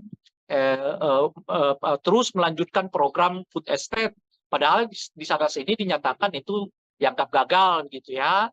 Kenapa dilakukan pembelian pesawat terbang yang dianggap tidak tepat dan sebagainya. Itu silakan saja presiden komentar itu, tidak apa-apa gitu sebenarnya gitu. Nah, itu satu. Nah, kalau kita lihat trennya akhir-akhir ini, tren ini kelihatan agak macet gitu.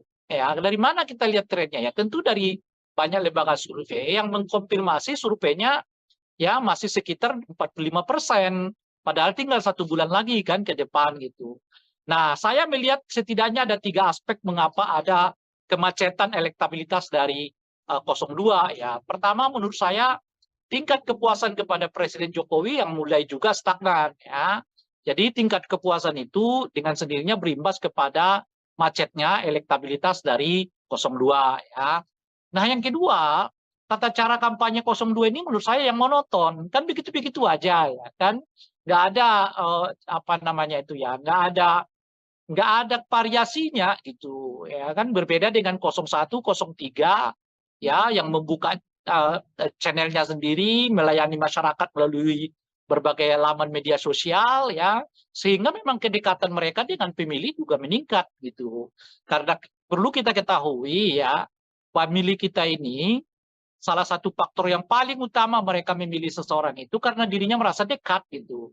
Jadi kalau apa namanya ini calon ini sekalipun misalnya begitu populer, tapi kalau merasa masyarakat yang nggak merasa dekat ya belum tentu gitu ya. Nah ini saya kira faktor kedua ya, faktor apa namanya itu monotonnya ya tata cara berkampanye dari 02 gitu ya. Nah, saat yang bersamaan ada peningkatan apa namanya itu ya, komparasi yang dilakukan oleh khususnya 03 gitu. Nah, 03 ini kan kelihatan skenarionya setelah mereka melakukan konsolidasi, lalu mereka melakukan apa namanya itu ya, asosiasi bahwa mereka sebetulnya bagian dari seluruh capaian-capaian Pak Jokowi itu gitu. Nah sekarang mereka maju ke tahap ketiga ya, dimulai dari awal Januari menurut saya sampai nanti ya hari pencoblosan Februari. Nah mereka sedang melakukan apa yang saya sebut sebagai upaya komparasi, yaitu mengkomparasi antara 03 dengan 02. Siapa kira-kira yang layak di antara 03 dengan 02 ini yang untuk melanjutkan berbagai pembangunan yang dicapai oleh Presiden Jokowi sebelumnya. Karena secara visioner, ya tentu keduanya mempunyai hak klaim. Ya, baik 02 maupun 03 memiliki hak klaim untuk menyatakan bahwa mereka berada di dalam barisan pencapaian-pencapaian kita rasakan saat ini gitu ya. Karena ya presiden ya partainya bukan Gerindra kan, partainya adalah PDI kan, dan sebagainya itu. Jadi upaya untuk meningkatkan apa namanya komparasi ini makin kuat di tengah-tengah masyarakat, sehingga sekarang menurut saya posisi masyarakatnya mulai 50-50 melihat ya antara 02 dengan 03 sebagai tanda kutip pelanjut dari kebijakan-kebijakan Pak Jokowi. Jadi 02 tentu seperti kita ketahui dengan kuat mengklaim dirinya sebagai pelanjut. Sekarang 03 juga sudah mulai mendapatkan semacam apa namanya itu ya, pengakuan dari masyarakat bahwa mereka juga menjadi bagian dari pelanjut kebijakan Pak Jokowi gitu. Jadi saya kira setidaknya 3 faktor ini yang mengakibatkan kelihatan ya elektabilitas dari 02 ini sekarang macet gitu ya. Nah, dari tingkat kepuasan kepada Pak Jokowi yang mulai menurun, ya, model kampanye yang monoton, ya, kemampuan 03 untuk meningkatkan komparasi setelah mereka mampu melakukan asosiasi dengan semua kebijakan-kebijakan Pak Jokowi. Nah, itu yang kita lihat sekarang kelihatan macet ya. Apa namanya ini, elektabilitas dari 02 ini yang membuat saya secara personal nggak terlalu yakin bahwa ini akan berlangsung satu putaran. Satu putaran. Oke Bang, nah kalau misalnya obsesi untuk satu putaran ini apakah semakin memanas Bang karena ada isu soal putaran kedua nanti kubu 1 dan kubu 03 bakal bergabung Bang, kalau menurut Abang seperti apa Bang? Iya, dengan sendirinya meningkatkan eskalasi kan, karena bagaimanapun kan 02 menurut saya punya perhitungan-perhitungan kalau sampai masuk ke putaran kedua, situasinya bisa berubah gitu. Nah, jadi mereka bisa berdikdaya kalau satu putaran, tapi belum tentu bisa dikdaya kalau sampai 2 putaran gitu. Nah, oleh karena itulah kelihatan mereka mencegah betul jangan sampai terjadi 2 putaran gitu ya. Kenapa saya katakan kalau satu putaran mereka dikdaya? Ya karena apa namanya, suara mereka boleh disebut ya tidak terkonsolidasi gitu, yang tentu bersumber dari Pak Jokowi begitu ya secara umum gitu. Sementara kalau mereka masuk ke putaran kedua, suara mereka rasanya cuma itu-itu aja. Sementara 03 atau 02 sekarang mulai berkolaborasi. Ya, kalau siapapun di antara 2 pasangan ini yang masuk di putaran kedua, mereka punya potensi untuk kerjasama. Itu artinya limpahan suara bisa akan lebih banyak kepada apa namanya itu ya 01 atau 02 03 kalau mereka lolos dari putaran kedua gitu. Saat yang bersamaan ada peningkatan penerimaan publik terhadap isu dinasti politik ya melalui gerakan-gerakan mahasiswa yang makin intensif ini gitu ya. Artinya apa? Artinya kalau makin panjang ya gerakan apa namanya itu anti dinasti ini ya makin masuk ke masyarakat, makin berpotensi menurunkan elektabilitas dari 02 gitu. Nah, sekarang saja udah kelihatan nih peningkatan ya ketidaksukaan publik terhadap politik identitas itu meningkat. Setidaknya kita lihat itu di tengah-tengah mahasiswa kan. Mahasiswa sekarang makin banyak ya yang turun ke jalan ya, yang protes ya, yang aksi yang pada intinya adalah menolak dinasti politik ya, menolak apa namanya itu berbagai kecurangan di dalam pelaksanaan pemilu ataupun pilpres ini gitu. Nah kalau ini makin panjang, artinya makin panjang gerakan mahasiswa untuk melakukan sosialisasi menolak gerakan menolak dinasti politik ini gitu. Alih-alih naik, yang ada mungkin suara 02 akan stagnan, sementara limpahan suara akan pindah ya kalau tidak ke 01 ataupun ke 03. Kalau mereka salah satu di antara mereka itu nanti lolos di putaran ketiga. Artinya apa? Artinya kalau ada 2 putaran itu justru makin menyulitkan 02 karena situasinya sekarang bukan lagi sekedar elektoral kelihatan, tetapi orang mulai menemukan apa namanya itu ya titik temu perlawanan terhadap satu rezim yang dianggap terlalu ingin dominan dalam semua hal gitu.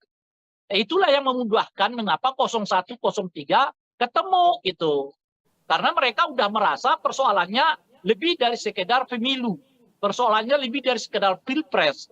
Persoalannya ini persoalan menyelamatkan bangsa dari munculnya dinasti politik dan pengelolaan pemerintahan yang katakanlah ingin dominan begitu. Nah, jadi gerakan apa namanya elektoral ini sekarang mulai mewujud menjadi gerakan kebangsaan, gerakan politik kebangsaan. Yang itu nanti akan bertemu dengan gerakan-gerakan mahasiswa yang sekarang ini berkembang, bertemu dengan rohanian, intelektual, akademisi, ya kan, aktivis yang juga memiliki pandangan yang sama bahwa persoalan yang dihadapi bangsa kita sekarang bukan hanya persoalan soal pilpres, soal pemilu, tapi berhubungan dengan pengelolaan kepada bangsa, yaitu munculnya ya praktek dinasti politik dan tata cara pengelolaan bangsa yang bersifat dominan itu tadi. Oke, baik Bang. Nah, kemudian ini juga ada isu kan ya Bang ya, nanti siapapun yang menang di antara 1 atau 3 akan saling koalisi. Nah, ini mungkin nggak ya Bang kalau misalnya meleburnya nih sampai ke bawah-bawahnya? Mungkin kalau elit bisa mengatakan itu ya Bang ya, tapi kalau bawah-bawahnya gimana? Ya mungkin tidak mudah ya, tetapi ya tetap harus dilakukan kalau cara pandangnya seperti yang disebutkan tadi. Bahwa masalahnya sekarang bukan hanya masalah elektoral, tetapi masalah keinginan untuk menyelamatkan bangsa dari munculnya dinasti politik dan tata cara pengelolaan pemerintahan yang dominan gitu. Kalau itu yang mau dilihat, nah itu apa namanya itu bertemunya itu cepat, ya tidak, tapi tidak dengan serta-merta memang di bawah itu dapat dilakukan pertemuan. Gitu. Ya itu tetap butuh waktu, tetap butuh penjelasan. Nah, tapi ya sebagai sikap politik, ya itu menurut saya harus dilakukan gitu. Karena bagaimanapun kan persoalannya kan bukannya sekedar apakah menang atau kalah, tapi apakah kepentingan yang lebih besar dapat diselamatkan melalui pilpres dan pemilu ini. Menurut saya itu juga harus dipandang. Nah, oleh karena itulah kemarin ketika ada isu soal baiknya gabung aja suara Ganjar ke 02 karena dianggap udah apa namanya sudah sia-sialah suara itu begitu karena 02 ini akan menang gitu 1 putaran. Itu menurut saya anjuran yang tidak tepat.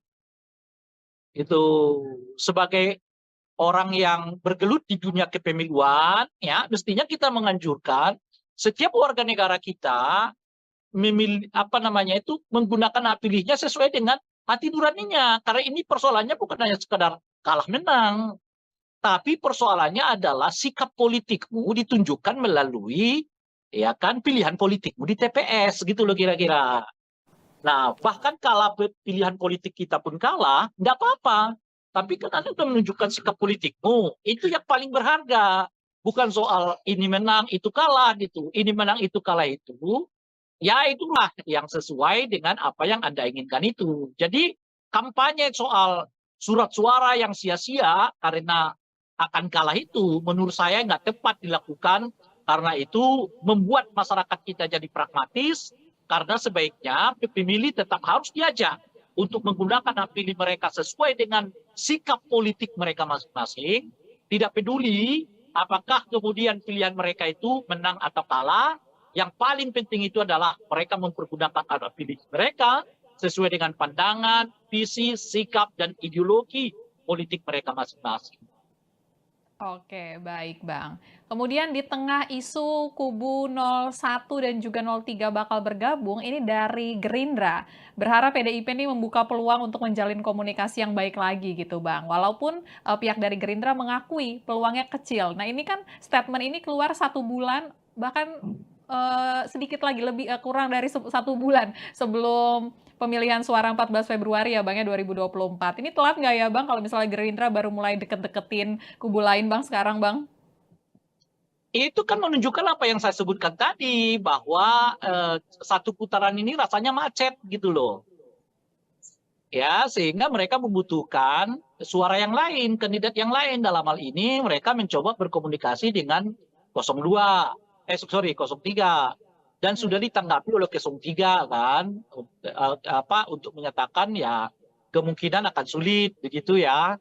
Nah, tetapi saya sih bisa menduga jawaban itu karena seperti yang saya sebut tadi, 03 melihat ini bukan lagi sekedar urusan elektoral gitu loh. Ini udah urusan soal lebih tinggi dari elektoral, yaitu urusan soal keselamatan bangsa, menghindarkan bangsa ini dikelola dengan politik dinasti dan politik dominan gitu loh.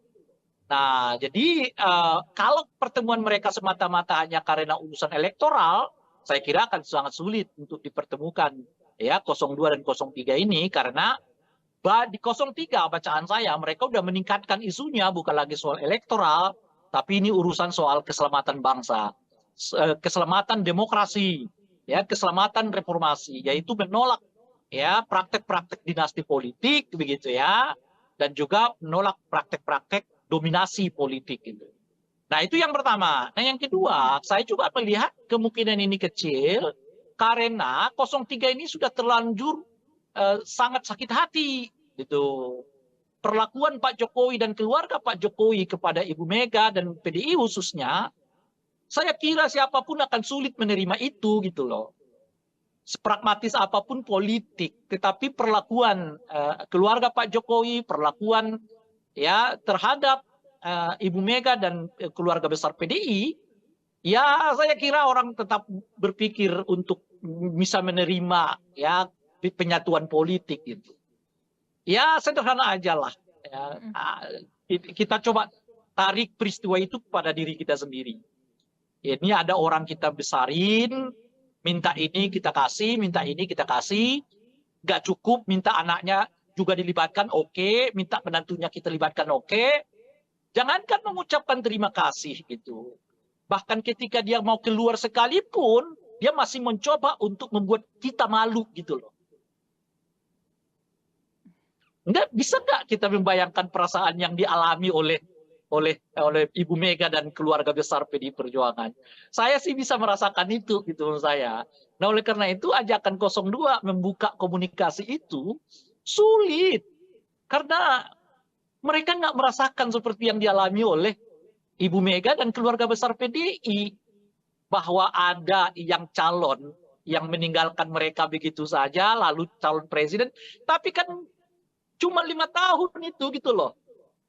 Ibu Mega 10 tahun, 5 tahun, 10 tahun jadi presiden, anaknya 3 tahun, menantunya 5 tahun. Semuanya. Nggak bisa Anda bandingkan pengalaman yang dialami oleh 02 dengan pengalaman yang dialami oleh PDI Perjuangan. Itu loh kira-kira. Ketika itu pun dialami oleh 02, kenyataannya 02 dalam hal ini Pak Prabowo sudah beberapa kali menyatakan ada orang yang kita temanin, tapi nyerang kita, ya kan? Itu aja ya.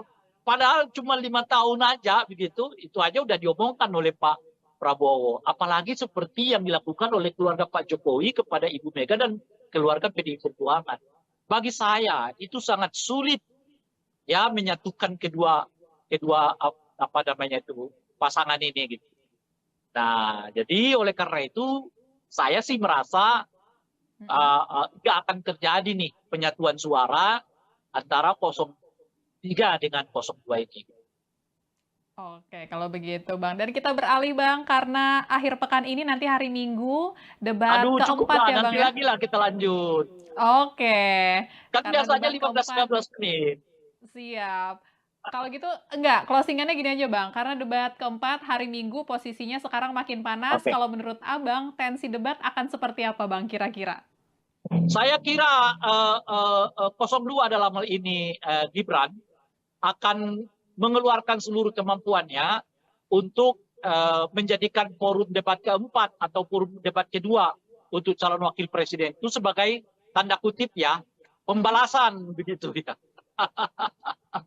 Karena kemarin 02 ya diperlakukan seperti tidak berdaya ya oleh 01, mungkin nanti di debat keempat ya 02 akan mencoba membalasnya tanda kutip ya khususnya kepada paslon 01. Jadi debat keempat itu saya kira akan penuh dengan aroma balas dendam begitu. Oke, kalau gitu Bang. Kita sama-sama menanti debat keempat Ya. nanti ya Bang ya, 21 Ya. Januari 2024. Kalau begitu makasih Bang Ray Rangkuti waktunya malam ini Bang, udah ngobrol-ngobrol bareng kita ya Bang ya. Nanti kita ketemu Sama-sama. lagi ya Bang ya. Siap. Ya, sama-sama.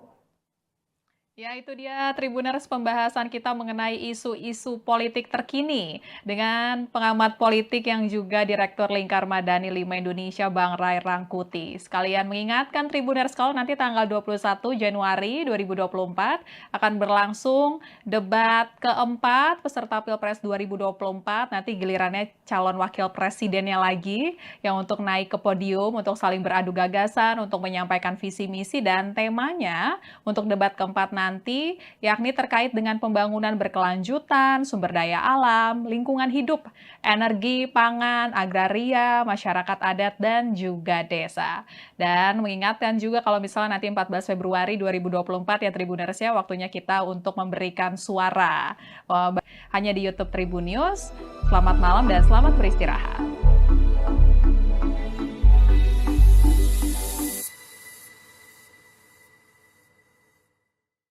Terima kasih sudah nonton. Jangan lupa like, subscribe, dan share ya.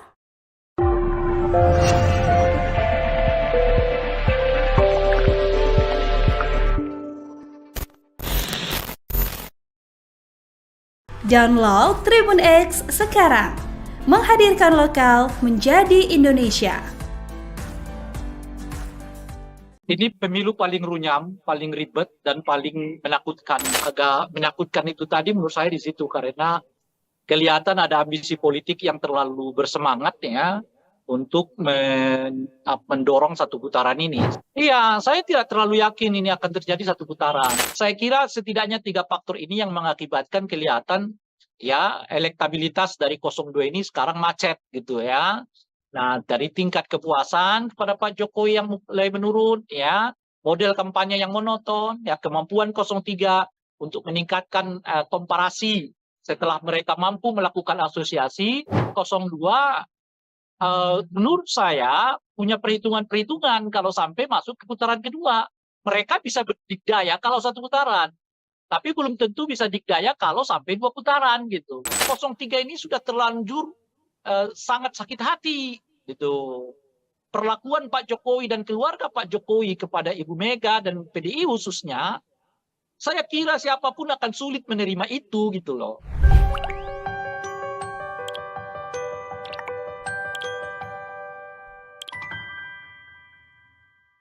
Halo, selamat malam Tribuners kembali dengan On Focus Tribun News bersama saya via Tio Konibili.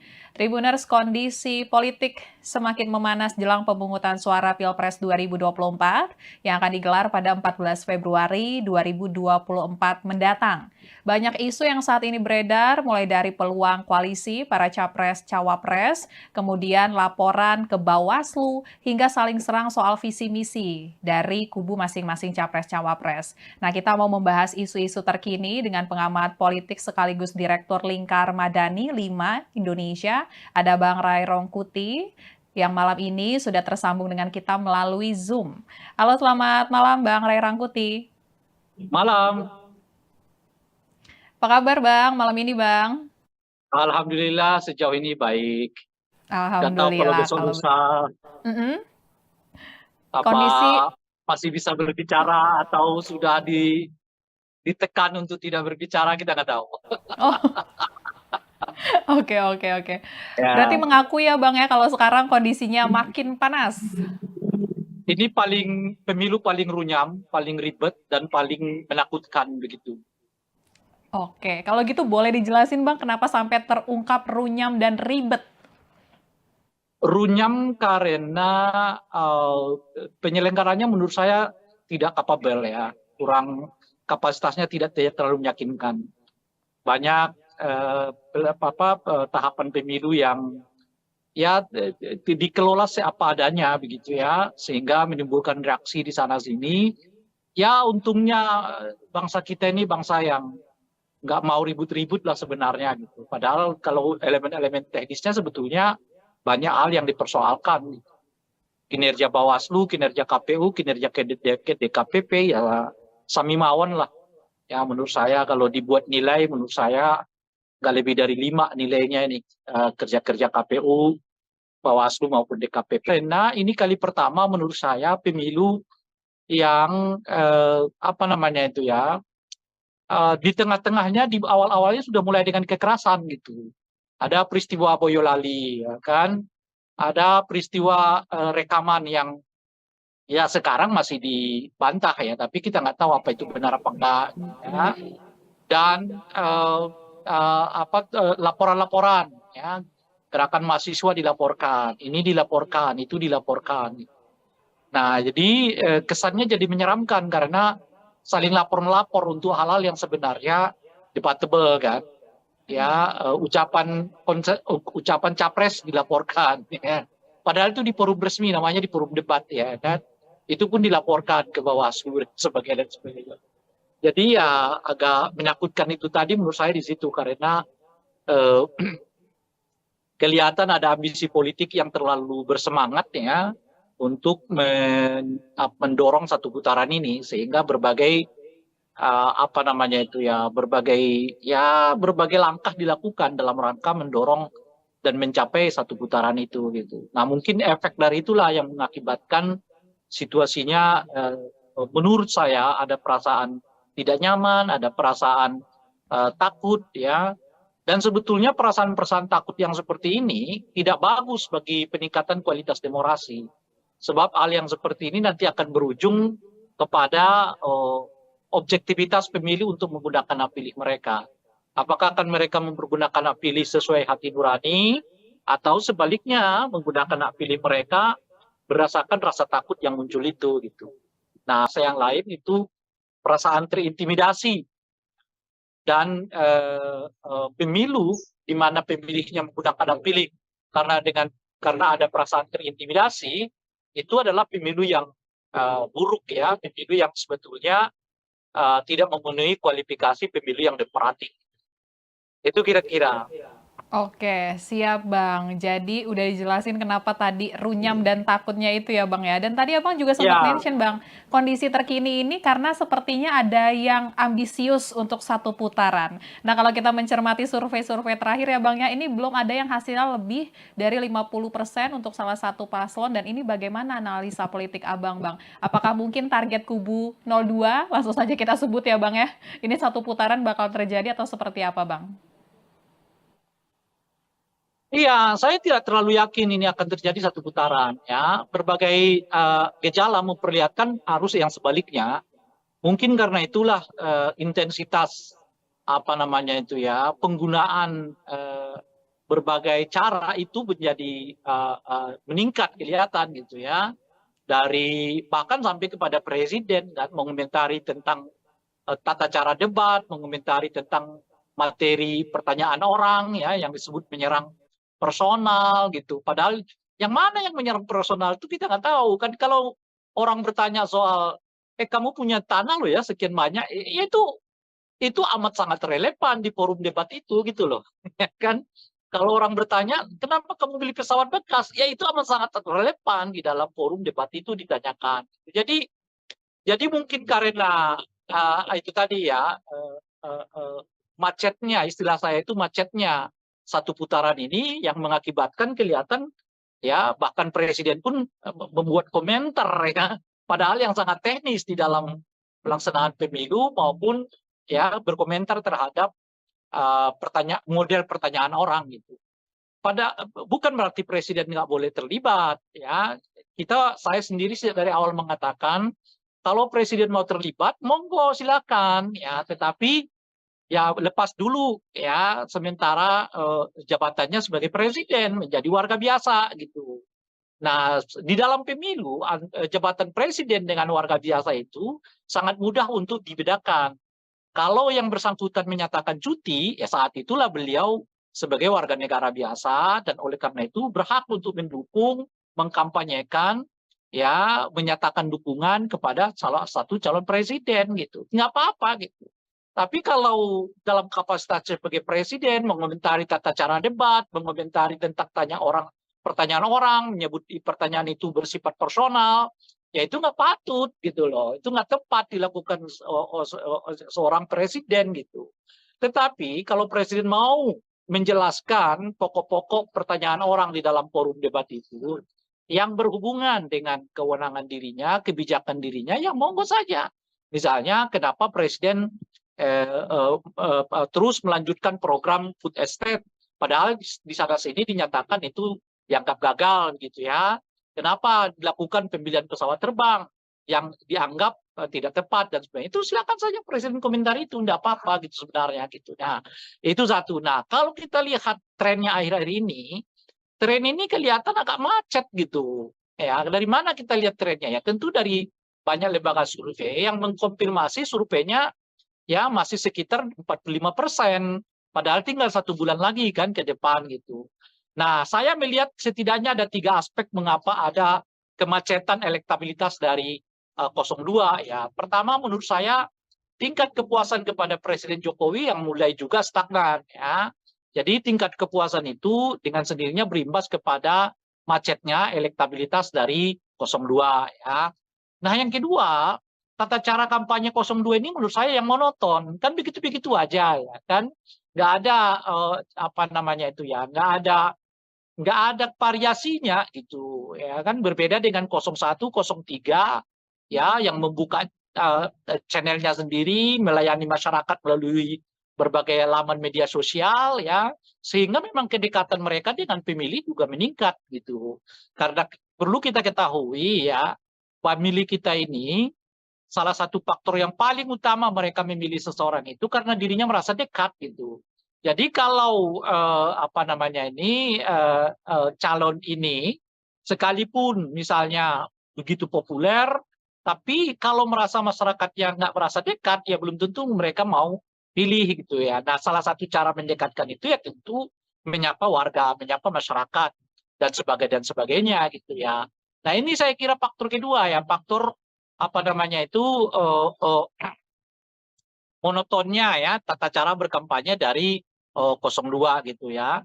Nah, saat yang bersamaan ada peningkatan apa namanya itu ya, komparasi yang dilakukan oleh khususnya 03 gitu. Nah, 03 ini kan kelihatan skenarionya setelah mereka melakukan konsolidasi, lalu mereka melakukan apa namanya itu ya, asosiasi bahwa mereka sebetulnya bagian dari seluruh capaian-capaian Pak Jokowi itu gitu. Nah, sekarang mereka maju ke tahap ketiga ya, dimulai dari awal Januari menurut saya sampai nanti ya hari pencoblosan Februari. Nah, mereka sedang melakukan apa yang saya sebut sebagai upaya komparasi, yaitu mengkomparasi antara 03 dengan 02. Siapa kira-kira yang layak di antara 03 dengan 02 ini yang untuk melanjutkan berbagai pembangunan yang dicapai oleh Presiden Jokowi sebelumnya. Karena secara visioner, ya tentu keduanya mempunyai hak klaim. Ya, baik 02 maupun 03 memiliki hak klaim untuk menyatakan bahwa mereka berada di dalam barisan pencapaian-pencapaian kita rasakan saat ini gitu ya. Karena ya presiden ya partainya bukan Gerindra, kan partainya adalah PDI kan, dan sebagainya itu. Jadi upaya untuk meningkatkan komparasi ini makin kuat di tengah-tengah masyarakat, sehingga sekarang menurut saya posisi masyarakatnya mulai 50-50 melihat ya antara 02 dengan 03 sebagai tanda kutip pelanjut dari kebijakan-kebijakan Pak Jokowi. Jadi 02 tentu seperti kita ketahui dengan kuat mengklaim dirinya sebagai pelanjut. Sekarang 03 juga sudah mulai mendapatkan semacam pengakuan dari masyarakat bahwa mereka juga menjadi bagian dari pelanjut kebijakan Pak Jokowi gitu. Jadi saya kira setidaknya 3 faktor ini yang mengakibatkan kelihatan ya elektabilitas dari 02 ini sekarang macet gitu ya.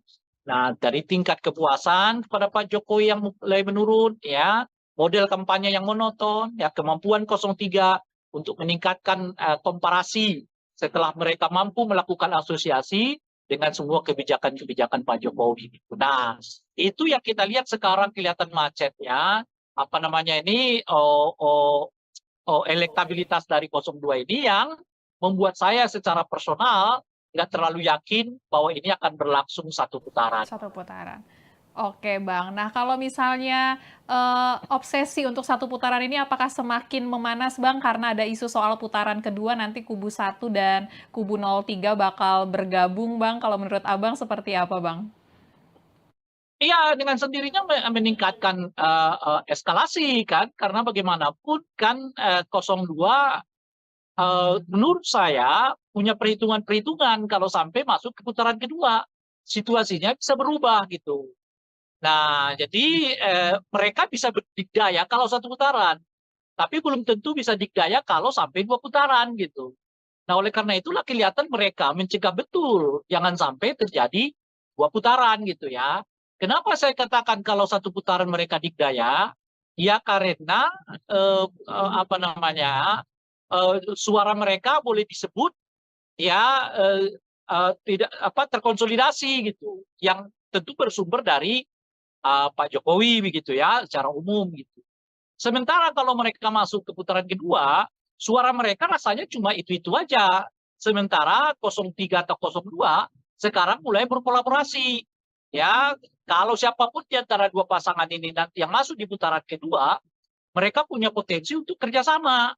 Itu artinya limpahan suara bisa akan lebih banyak kepada 01 atau 03 kalau mereka lolos dari putaran kedua gitu. Saat yang bersamaan ada peningkatan penerimaan publik terhadap isu dinasti politik ya melalui gerakan-gerakan mahasiswa yang makin intensif ini gitu ya. Artinya apa? Masuk ke masyarakat makin berpotensi menurunkan elektabilitas dari 02 gitu. Nah, sekarang saja udah kelihatan nih peningkatan ya ketidaksukaan publik terhadap politik identitas itu meningkat. Setidaknya kita lihat itu di tengah-tengah mahasiswa kan. Mahasiswa sekarang makin banyak ya yang turun ke jalan ya, yang protes ya, yang aksi yang pada intinya adalah menolak dinasti politik ya, menolak berbagai kecurangan di dalam pelaksanaan pemilu ataupun pilpres ini gitu. Nah, kalau ini makin panjang, artinya makin panjang gerakan mahasiswa untuk melakukan sosialisasi, menolak dinasti politik ini gitu. Alih-alih naik, yang ada mungkin suara 02 akan stagnan, sementara limpahan suara akan pindah. Ya, kalau tidak ke 01 ataupun ke 03. Kalau mereka salah satu di antara mereka itu nanti lolos di putaran ketiga. Artinya apa? Artinya kalau ada 2 putaran, itu justru makin menyulitkan 02 karena situasinya sekarang bukan lagi sekedar elektoral kelihatan, tetapi orang mulai menemukan apa namanya itu ya, titik temu perlawanan terhadap satu rezim yang dianggap terlalu ingin dominan dalam semua hal gitu. Itulah yang memudahkan mengapa 0103 ketemu gitu. Karena mereka udah merasa persoalannya lebih dari sekedar pemilu. Persoalannya lebih dari sekedar pilpres. Persoalannya ini persoalan menyelamatkan bangsa dari munculnya dinasti politik dan pengelolaan pemerintahan yang elektoral ini sekarang mulai mewujud menjadi gerakan kebangsaan, gerakan politik kebangsaan. Yang itu nanti akan bertemu dengan gerakan-gerakan mahasiswa yang sekarang ini berkembang, bertemu dengan rohanian, intelektual, akademisi, ya kan, aktivis yang juga memiliki pandangan yang sama bahwa persoalan yang dihadapi bangsa kita sekarang bukan hanya persoalan soal pilpres, soal pemilu, tapi berhubungan dengan pengelolaan kepada bangsa, yaitu munculnya ya praktek dinasti politik dan tata cara pengelolaan bangsa yang bersifat dominan itu tadi. Oke, baik Bang. Nah, kemudian ini juga ada isu kan ya Bang ya, nanti siapapun yang menang di antara 1 atau 3 akan saling koalisi. Nah, ini mungkin nggak ya Bang kalau misalnya meleburnya nih sampai ke bawah-bawahnya? Mungkin kalau elit bisa mengatakan itu ya Bang ya, tapi kalau bawah-bawahnya gimana Bang? Dan menurut Abang kepentingan apa nih Bang yang bisa membuat antara kubu 03 dan juga kubu 01 bersatu Bang? Ya mungkin tidak mudah ya, tetapi ya tetap harus dilakukan kalau cara pandangnya seperti yang disebutkan tadi. Bahwa masalahnya sekarang bukan hanya masalah elektoral, tetapi masalah keinginan untuk menyelamatkan bangsa dari munculnya dinasti politik dan tata cara pengelolaan pemerintahan yang dominan gitu. Kalau itu yang mau dilihat, nah itu apa namanya itu bertemunya itu cepat, ya tidak, tapi tidak dengan serta-merta memang di bawah itu dapat dilakukan pertemuan. Gitu. Ya itu tetap butuh waktu, tetap butuh penjelasan. Nah, tapi ya sebagai sikap politik, ya itu menurut saya harus dilakukan gitu. Karena bagaimanapun kan persoalannya kan bukannya sekedar apakah menang atau kalah, tapi apakah kepentingan yang lebih besar dapat diselamatkan melalui pilpres dan pemilu ini. Menurut saya itu juga harus dipandang. Nah, oleh karena itulah kemarin ketika ada isu soal baiknya gabung aja suara Ganjar ke 02 karena dianggap udah apa namanya sudah sia-sialah suara itu begitu karena 02 ini akan menang gitu 1 putaran. Itu menurut saya anjuran yang tidak tepat. Itu sebagai orang yang bergelut di dunia kepemiluan, ya mestinya kita menganjurkan setiap warga negara kita memilih apa namanya itu menggunakan hak pilihnya sesuai dengan hati nuraninya. Karena ini persoalannya bukan hanya sekedar kalah menang, tapi persoalannya adalah sikap politikmu ditunjukkan melalui ya kan pilihan politikmu di TPS gitu loh kira-kira. Nah, bahkan kalau pilihan politik kita pun kalah, nggak apa-apa. Tapi kan Anda sudah menunjukkan sikap politikmu. Itu yang paling berharga. Bukan soal ini menang, itu kalah gitu. Ini menang, itu kalah itu. Ya, itu urusan kedua. Urusan pertama itu adalah tunjukkanlah sikap politikmu. Apa yang kau inginkan dengan bangsa ini. Dengan itu, pilihlah yang sesuai dengan apa yang Anda inginkan itu. Jadi, kampanye soal surat suara yang sia-sia karena akan kalah itu menurut saya nggak tepat dilakukan karena itu membuat masyarakat kita jadi pragmatis karena sebaiknya pemilih tetap harus diajak untuk menggunakan hak pilih mereka sesuai dengan sikap politik mereka masing-masing, tidak peduli apakah kemudian pilihan mereka itu menang atau kalah, yang paling penting itu adalah mereka mempergunakan hak pilih mereka sesuai dengan pandangan, visi, sikap, dan ideologi politik mereka masing-masing. Oke, baik Bang. Kemudian di tengah isu kubu 01 dan juga 03 bakal bergabung, ini dari Gerindra. Berharap PDIP ini membuka peluang untuk menjalin komunikasi yang baik lagi gitu Bang. Walaupun pihak dari Gerindra mengakui peluangnya kecil. Nah ini kan statement ini keluar 1 bulan, bahkan sedikit lagi kurang dari 1 bulan sebelum pemilihan suara 14 Februari ya Bang ya 2024. Ini telat nggak ya Bang kalau misalnya Gerindra baru mulai deket-deketin kubu lain Bang sekarang Bang? Itu kan menunjukkan apa yang saya sebutkan tadi, bahwa satu putaran ini rasanya macet gitu loh. Ya, sehingga mereka membutuhkan suara yang lain, kandidat yang lain. Dalam hal ini mereka mencoba berkomunikasi dengan 02, 03. Dan sudah ditanggapi oleh 03 kan, untuk menyatakan ya kemungkinan akan sulit begitu ya.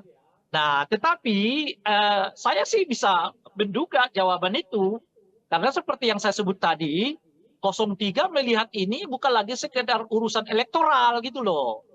Ini udah urusan soal lebih tinggi dari elektoral, yaitu urusan soal keselamatan bangsa, menghindarkan bangsa ini dikelola dengan politik dinasti dan politik dominan gitu loh.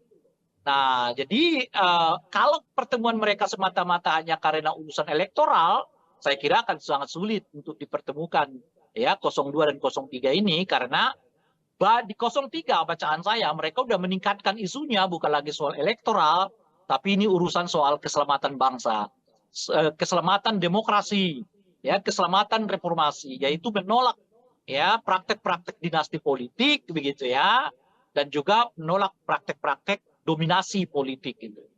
Nah itu yang pertama. Nah yang kedua, saya juga melihat kemungkinan ini kecil karena 03 ini sudah terlanjur sangat sakit hati gitu.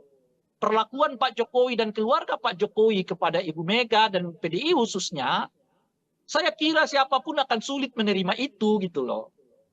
Sepragmatis apapun politik, tetapi perlakuan keluarga Pak Jokowi, perlakuan ya terhadap Ibu Mega dan keluarga besar PDI, ya saya kira orang tetap berpikir untuk bisa menerima ya penyatuan politik gitu.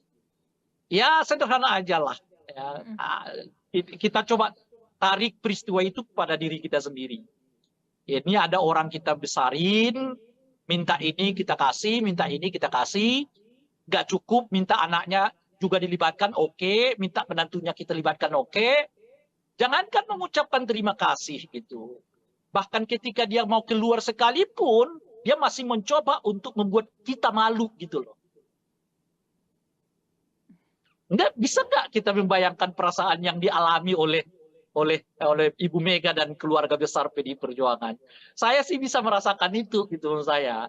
Nah oleh karena itu ajakan 02 membuka komunikasi itu sulit. Karena mereka nggak merasakan seperti yang dialami oleh Ibu Mega dan keluarga besar PDI. Bahwa ada yang calon yang meninggalkan mereka begitu saja, lalu calon presiden. Tapi kan cuma 5 tahun itu gitu loh.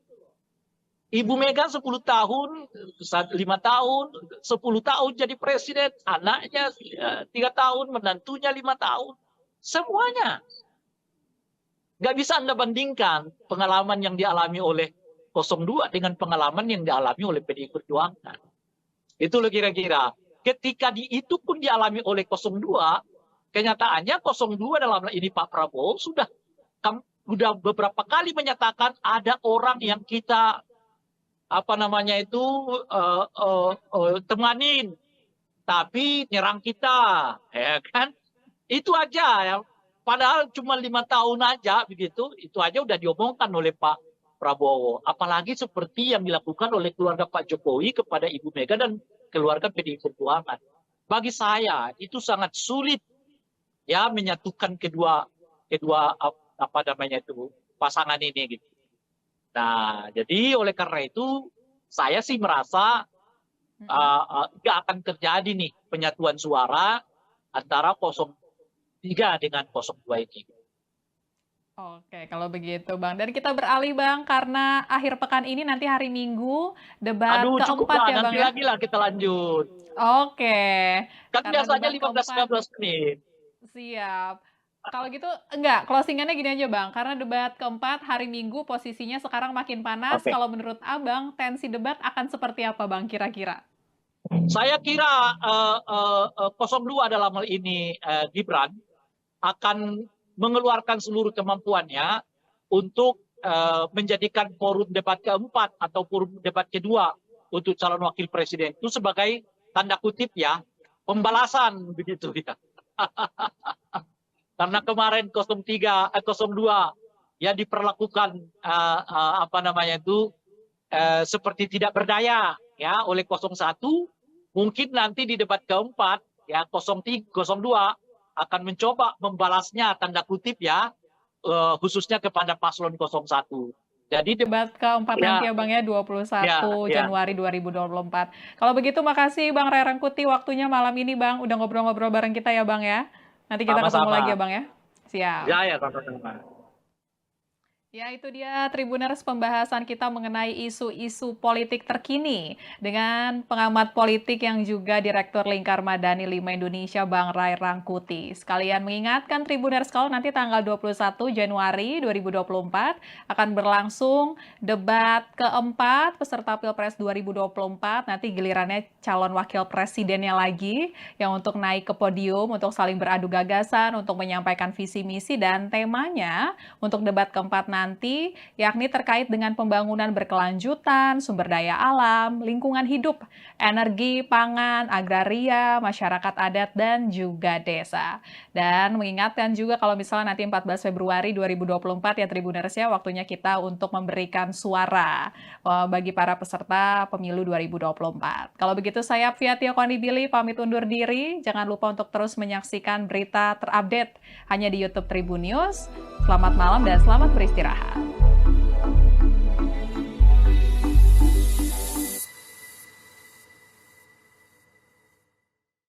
Terima kasih sudah nonton. Jangan lupa like, subscribe, dan share ya.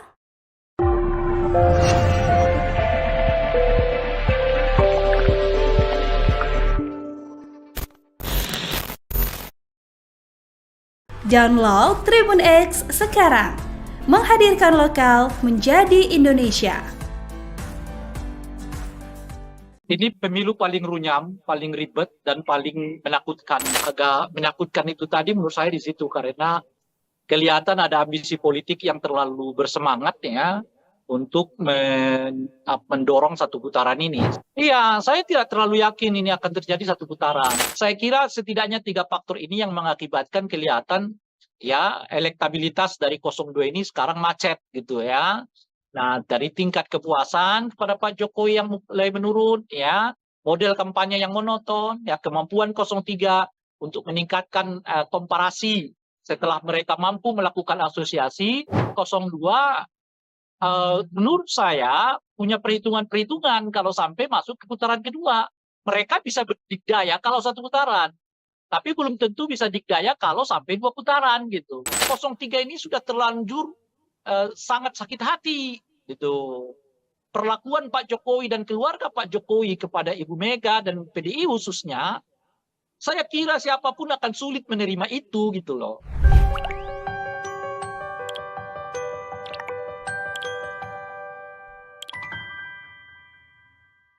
Halo, selamat malam Tribuners kembali dengan On Focus Tribun News bersama saya Fia Tio Konibili.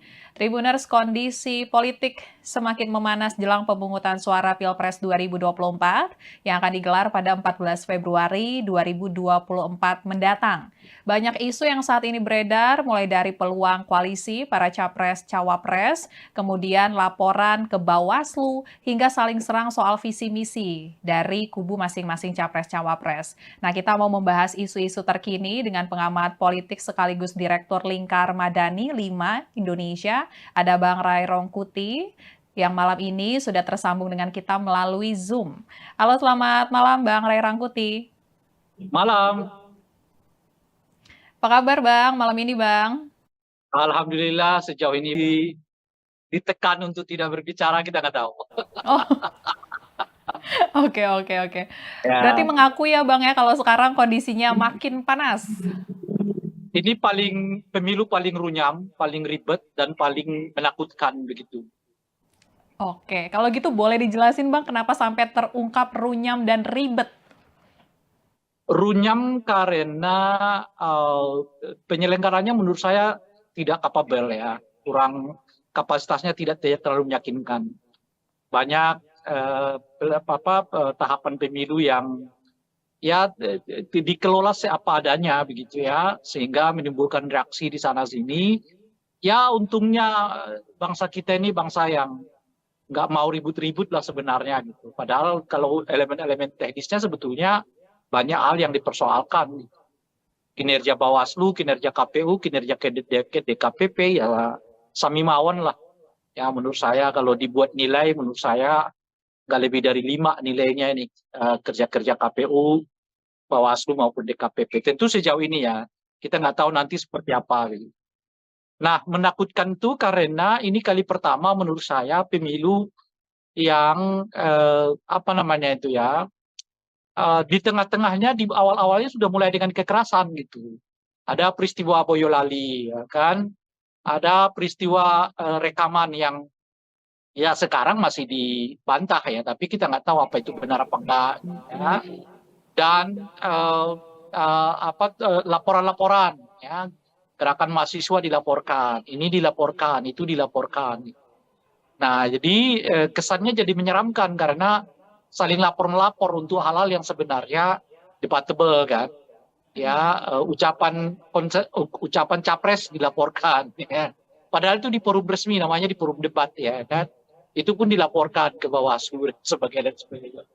Jadi ya agak menakutkan itu tadi menurut saya di situ karena kelihatan ada ambisi politik yang terlalu bersemangat ya untuk mendorong satu putaran ini sehingga berbagai apa namanya itu ya berbagai langkah dilakukan dalam rangka mendorong dan mencapai satu putaran itu gitu. Nah mungkin efek dari itulah yang mengakibatkan situasinya menurut saya ada perasaan tidak nyaman, ada perasaan takut ya. Dan sebetulnya perasaan-perasaan takut yang seperti ini tidak bagus bagi peningkatan kualitas demokrasi. Sebab hal yang seperti ini nanti akan berujung kepada objektivitas pemilih untuk menggunakan hak pilih mereka.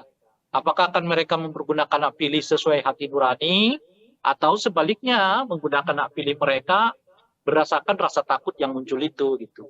Nah, tentu saja itu tidak elok ya kalau sampai orang memilih berdasarkan rasa takut yang muncul ya. Itu yang artinya dalam bahasa yang lain itu perasaan terintimidasi. Dan pemilu di mana pemilihnya menggunakan hak pilih karena ada perasaan terintimidasi itu adalah pemilu yang buruk ya, pemilu yang sebetulnya tidak memenuhi kualifikasi pemilu yang demokratik. Itu kira-kira.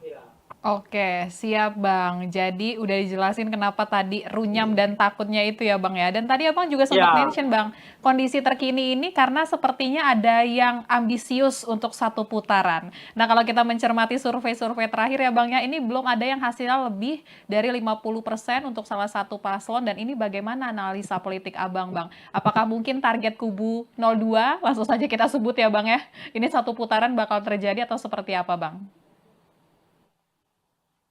iya, saya tidak terlalu yakin ini akan terjadi satu putaran. Ya, berbagai gejala memperlihatkan arus yang sebaliknya. Mungkin karena itulah intensitas apa namanya itu ya penggunaan berbagai cara itu menjadi meningkat kelihatan gitu ya. Dari bahkan sampai kepada presiden dan mengomentari tentang tata cara debat, mengomentari tentang materi pertanyaan orang ya yang disebut menyerang personal gitu. Padahal yang mana yang menyerang personal itu kita nggak tahu kan. Kalau orang bertanya soal kamu punya tanah loh ya sekian banyak, ya itu amat sangat relevan di forum debat itu gitu loh. Ya kan? Kalau orang bertanya kenapa kamu beli pesawat bekas, ya itu amat sangat relevan di dalam forum debat itu ditanyakan.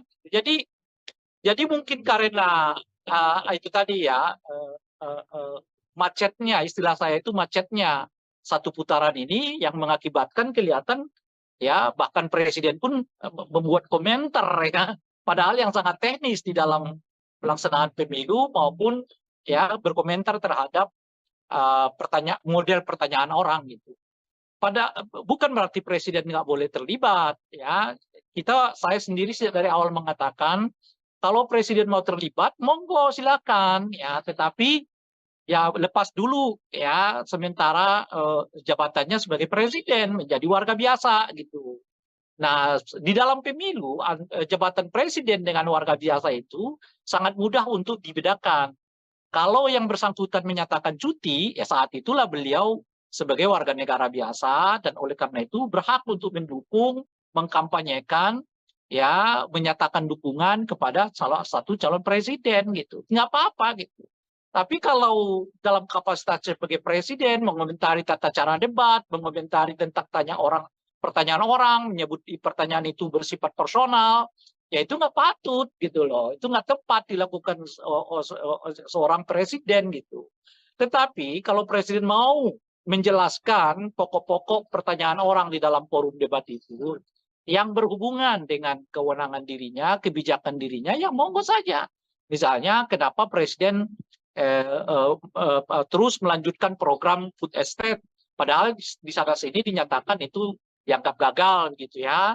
Kenapa dilakukan pembelian pesawat terbang yang dianggap tidak tepat dan sebagainya. Itu silakan saja presiden komentar itu, tidak apa-apa gitu sebenarnya gitu. Nah, itu satu. Nah, kalau kita lihat trennya akhir-akhir ini, tren ini kelihatan agak macet gitu. Ya, dari mana kita lihat trennya? Ya, tentu dari banyak lembaga survei yang mengkonfirmasi surveinya ya masih sekitar 45%. Padahal tinggal 1 bulan lagi kan ke depan gitu. Nah, saya melihat setidaknya ada 3 aspek mengapa ada kemacetan elektabilitas dari 02 ya. Pertama menurut saya tingkat kepuasan kepada Presiden Jokowi yang mulai juga stagnan ya. Jadi tingkat kepuasan itu dengan sendirinya berimbas kepada macetnya elektabilitas dari 02 ya. Nah, yang kedua, tata cara kampanye 02 ini menurut saya yang monoton. Kan begitu-begitu aja ya kan. Nggak ada apa namanya itu ya, nggak ada variasinya gitu ya kan, berbeda dengan 01, 03 ya yang membuka channelnya sendiri, melayani masyarakat melalui berbagai laman media sosial ya, sehingga memang kedekatan mereka dengan pemilih juga meningkat gitu. Karena perlu kita ketahui ya, pemilih kita ini salah satu faktor yang paling utama mereka memilih seseorang itu karena dirinya merasa dekat gitu. Jadi kalau apa namanya ini calon ini sekalipun misalnya begitu populer, tapi kalau merasa masyarakatnya nggak merasa dekat, ya belum tentu mereka mau pilih gitu ya. Nah, salah satu cara mendekatkan itu ya tentu menyapa warga, menyapa masyarakat dan sebagainya gitu ya. Nah, ini saya kira faktor kedua ya, faktor apa namanya itu monotonnya ya tata cara berkampanye dari 02 gitu ya. Nah, saat yang bersamaan ada peningkatan apa namanya itu ya, komparasi yang dilakukan oleh khususnya 03 gitu. Nah, 03 ini kan kelihatan skenarionya setelah mereka melakukan konsolidasi, lalu mereka melakukan apa namanya itu ya, asosiasi bahwa mereka sebetulnya bagian dari seluruh capaian-capaian Pak Jokowi itu gitu. Nah, sekarang mereka maju ke tahap ketiga ya, dimulai dari awal Januari menurut saya sampai nanti ya hari pencoblosan Februari. Nah, mereka sedang melakukan apa yang saya sebut sebagai upaya komparasi, yaitu mengkomparasi antara 03 dengan 02. Siapa kira-kira yang layak di antara 03 dengan 02 ini yang untuk melanjutkan berbagai pembangunan yang dicapai oleh Presiden Jokowi sebelumnya. Karena secara visioner, ya tentu keduanya mempunyai hak klaim. Ya, baik 02 maupun 03 memiliki hak klaim untuk menyatakan bahwa mereka berada di dalam barisan pencapaian-pencapaian kita rasakan saat ini gitu ya. Karena ya presiden ya partainya bukan Gerindra kan, partainya adalah PDI kan, dan sebagainya itu. Jadi upaya untuk meningkatkan apa namanya komparasi ini makin kuat di tengah-tengah masyarakat, sehingga sekarang menurut saya posisi masyarakatnya mulai 50-50 melihat ya antara 02 dengan 03 sebagai tanda kutip pelanjut dari kebijakan-kebijakan Pak Jokowi. Jadi 02 tentu seperti kita ketahui dengan kuat mengklaim dirinya sebagai pelanjut. Sekarang 03 juga sudah mulai mendapatkan semacam apa namanya itu ya, pengakuan dari masyarakat bahwa mereka juga menjadi bagian dari pelanjut kebijakan Pak Jokowi gitu. Jadi saya kira setidaknya 3 faktor ini yang mengakibatkan kelihatan ya elektabilitas dari 02 ini sekarang macet gitu ya. Nah, dari tingkat kepuasan kepada Pak Jokowi yang mulai menurun ya, model kampanye yang monoton, ya kemampuan 03 untuk meningkatkan komparasi setelah mereka mampu melakukan asosiasi dengan semua kebijakan-kebijakan Pak Jokowi. Nah, itu yang kita lihat sekarang kelihatan macet ya. Apa namanya ini elektabilitas dari 02 ini yang membuat saya secara personal nggak terlalu yakin bahwa ini akan berlangsung 1 putaran. 1 putaran. Oke Bang, nah kalau misalnya obsesi untuk 1 putaran ini apakah semakin memanas Bang karena ada isu soal putaran kedua nanti kubu 1 dan kubu 03 bakal bergabung Bang, kalau menurut Abang seperti apa Bang? Iya, dengan sendirinya meningkatkan eskalasi kan, karena bagaimanapun kan 02 menurut saya punya perhitungan-perhitungan kalau sampai masuk ke putaran kedua, situasinya bisa berubah gitu.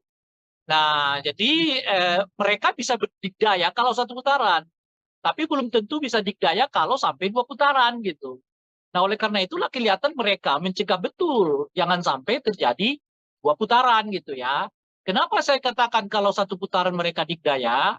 Ya karena apa namanya suara mereka boleh disebut ya tidak apa terkonsolidasi gitu, yang tentu bersumber dari Pak Jokowi begitu ya secara umum gitu. Sementara kalau mereka masuk ke putaran kedua, suara mereka rasanya cuma itu-itu aja. Sementara 03 atau 02 sekarang mulai berkolaborasi. Ya, kalau siapapun di antara 2 pasangan ini yang masuk di putaran kedua, mereka punya potensi untuk kerjasama. Itu artinya limpahan suara bisa akan lebih banyak kepada apa namanya itu ya 01 atau 03 kalau mereka lolos dari putaran kedua gitu. Saat yang bersamaan ada peningkatan penerimaan publik terhadap isu dinasti politik ya melalui gerakan-gerakan mahasiswa yang makin intensif ini gitu ya. Artinya apa? Artinya kalau makin panjang ya gerakan apa namanya itu anti dinasti ini ya makin masuk ke masyarakat, makin berpotensi menurunkan elektabilitas dari 02 gitu. Nah, sekarang saja udah kelihatan nih peningkatan ya ketidaksukaan publik terhadap politik identitas itu meningkat. Setidaknya kita lihat itu di tengah-tengah mahasiswa kan. Mahasiswa sekarang makin banyak ya yang turun ke jalan ya yang protes ya yang aksi yang pada intinya adalah menolak dinasti politik ya, menolak apa namanya itu berbagai kecurangan di dalam pelaksanaan pemilu ataupun pilpres ini gitu. Nah, kalau ini makin panjang, artinya makin panjang gerakan mahasiswa untuk melakukan sosialisasi, menolak menolak dinasti politik ini gitu.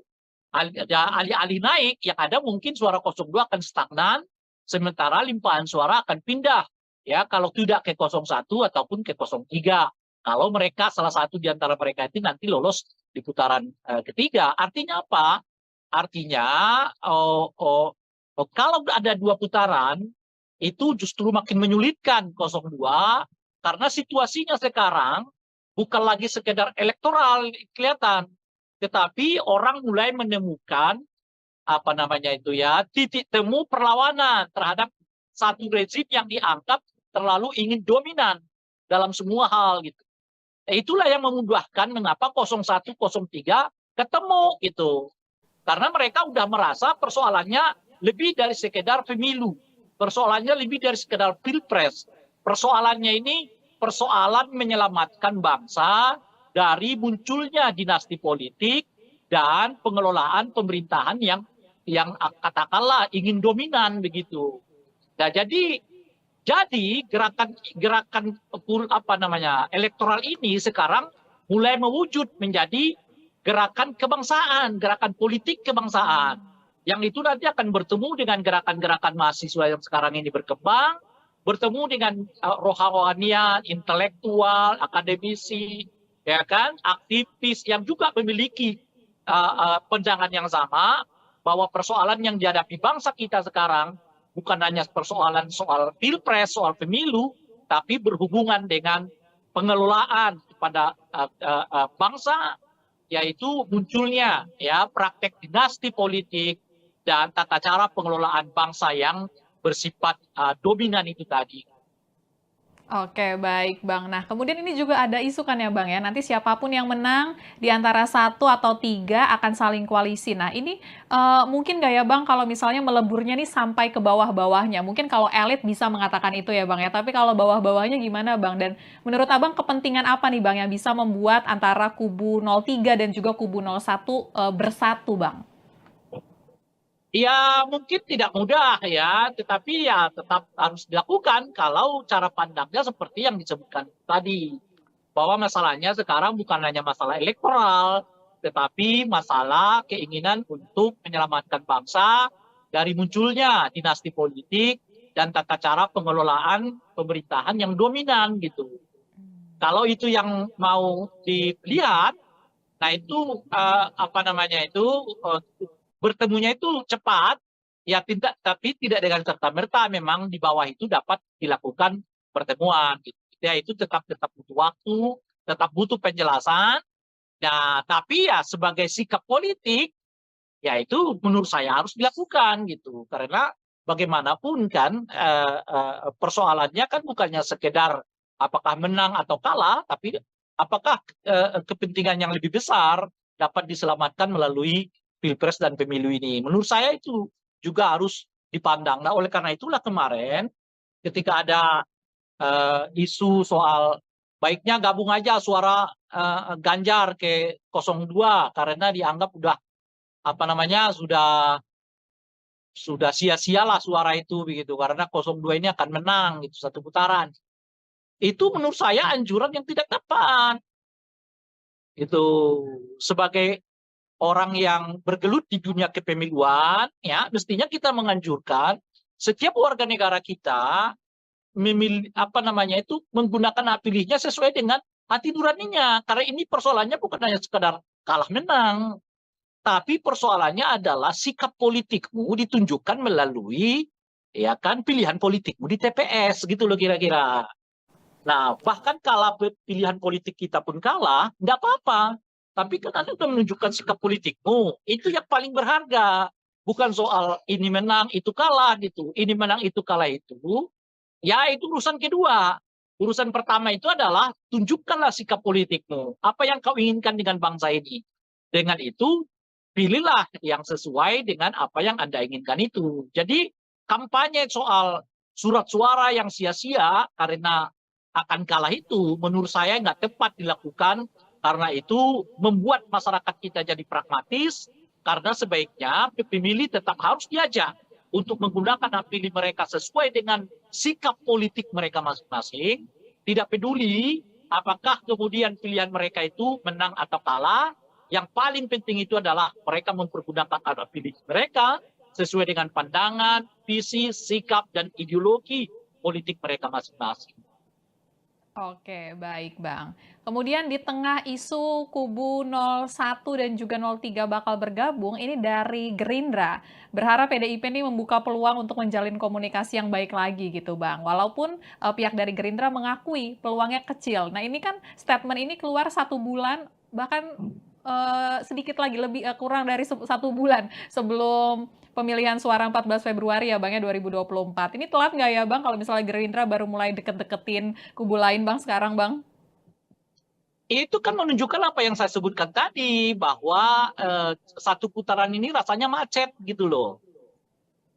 Ya, sehingga mereka membutuhkan suara yang lain, kandidat yang lain. Dalam hal ini mereka mencoba berkomunikasi dengan 02, 03. Dan sudah ditanggapi oleh 03 kan untuk menyatakan ya kemungkinan akan sulit begitu ya. Nah, tetapi saya sih bisa menduga jawaban itu karena seperti yang saya sebut tadi, 03 melihat ini bukan lagi sekedar urusan elektoral gitu loh.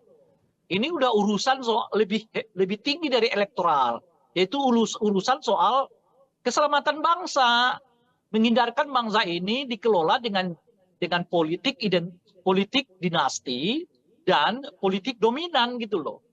Nah, jadi kalau pertemuan mereka semata-mata hanya karena urusan elektoral, saya kira akan sangat sulit untuk dipertemukan ya 02 dan 03 ini karena di 03 bacaan saya mereka udah meningkatkan isunya bukan lagi soal elektoral, tapi ini urusan soal keselamatan bangsa, keselamatan demokrasi, ya keselamatan reformasi, yaitu menolak ya praktek-praktek dinasti politik begitu ya, dan juga menolak praktek-praktek dominasi politik itu. Nah itu yang pertama. Nah yang kedua, saya juga melihat kemungkinan ini kecil karena 03 ini sudah terlanjur sangat sakit hati gitu. Perlakuan Pak Jokowi dan keluarga Pak Jokowi kepada Ibu Mega dan PDI khususnya, saya kira siapapun akan sulit menerima itu gitu loh. Sepragmatis apapun politik, tetapi perlakuan keluarga Pak Jokowi, perlakuan ya terhadap Ibu Mega dan keluarga besar PDI, ya saya kira orang tetap berpikir untuk bisa menerima ya penyatuan politik itu. Ya sederhana aja lah. Ya, kita coba tarik peristiwa itu pada diri kita sendiri. Ini ada orang kita besarin, minta ini kita kasih, minta ini kita kasih, nggak cukup, minta anaknya juga dilibatkan, oke, minta menantunya kita libatkan, oke. Jangankan mengucapkan terima kasih gitu. Bahkan ketika dia mau keluar sekalipun, dia masih mencoba untuk membuat kita malu gitu loh. Bisa nggak kita membayangkan perasaan yang dialami oleh Ibu Mega dan keluarga besar PDI Perjuangan? Saya sih bisa merasakan itu gitu menurut saya. Nah oleh karena itu ajakan 02 membuka komunikasi itu sulit. Karena mereka nggak merasakan seperti yang dialami oleh Ibu Mega dan keluarga besar PDI. Bahwa ada yang calon yang meninggalkan mereka begitu saja, lalu calon presiden. Tapi kan cuma 5 tahun itu gitu loh. Ibu Mega 10 tahun, 5 tahun, 10 tahun jadi presiden, anaknya 3 tahun, menantunya 5 tahun. Semuanya. Nggak bisa Anda bandingkan pengalaman yang dialami oleh 02 dengan pengalaman yang dialami oleh PDI Perjuangan. Itu loh kira-kira. Ketika itu pun dialami oleh 02, kenyataannya 02 dalam ini Pak Prabowo sudah beberapa kali menyatakan ada orang yang kita temanin, tapi nyerang kita, ya kan? Itu aja ya. Padahal cuma 5 tahun aja begitu, itu aja udah diomongkan oleh Pak Prabowo. Apalagi seperti yang dilakukan oleh keluarga Pak Jokowi kepada Ibu Mega dan keluarga PDI Perjuangan. Bagi saya itu sangat sulit ya menyatukan kedua pasangan ini gitu. Nah, jadi oleh karena itu saya sih merasa nggak akan terjadi nih penyatuan suara antara 03 dengan 02 ini. Oke, kalau begitu Bang. Dan kita beralih Bang, karena akhir pekan ini nanti hari Minggu debat Aduh, keempat cukuplah, ya Bang nanti ya? lagi lah kita lanjut. Oke, Kan karena biasanya debat keempat 15-19 menit. siap. Kalau gitu enggak, closingannya gini aja Bang, karena debat keempat hari Minggu posisinya sekarang makin panas. Oke. Kalau menurut Abang, tensi debat akan seperti apa Bang kira-kira? Saya kira 02 dalam hal ini Gibran akan mengeluarkan seluruh kemampuannya untuk menjadikan forum debat keempat atau forum debat kedua untuk calon wakil presiden itu sebagai tanda kutip ya pembalasan begitu ya. Karena kemarin 02 ya diperlakukan seperti tidak berdaya ya oleh 01. Mungkin nanti di debat keempat ya 02 akan mencoba membalasnya tanda kutip ya khususnya kepada paslon 01. Jadi debat keempat itu saya kira akan penuh dengan aroma balas dendam begitu. Oke, kalau gitu Bang. Kita sama-sama menanti debat keempat nanti Ya, ya Bang ya, 21 ya. Januari 2024. Kalau begitu makasih Bang Ray Rangkuti waktunya malam ini Bang, udah ngobrol-ngobrol bareng kita ya Bang ya. Nanti kita ketemu lagi Sama-sama. ya Bang ya. Siap. Ya, sama-sama. Ya, itu dia Tribuners pembahasan kita mengenai isu-isu politik terkini dengan pengamat politik yang juga Direktur Lingkar Madani 5 Indonesia, Bang Ray Rangkuti. Sekalian mengingatkan Tribuners kalau nanti tanggal 21 Januari 2024 akan berlangsung debat keempat peserta Pilpres 2024. Nanti gilirannya calon wakil presidennya lagi yang untuk naik ke podium, untuk saling beradu gagasan, untuk menyampaikan visi misi dan temanya untuk debat keempat nanti, yakni terkait dengan pembangunan berkelanjutan, sumber daya alam, lingkungan hidup, energi, pangan, agraria, masyarakat adat, dan juga desa. Dan mengingatkan juga kalau misalnya nanti 14 Februari 2024 ya Tribuners ya, waktunya kita untuk memberikan suara bagi para peserta pemilu 2024. Kalau begitu saya Fia Tio Konibili pamit undur diri. Jangan lupa untuk terus menyaksikan berita terupdate hanya di YouTube Tribun News. Selamat malam dan selamat beristirahat.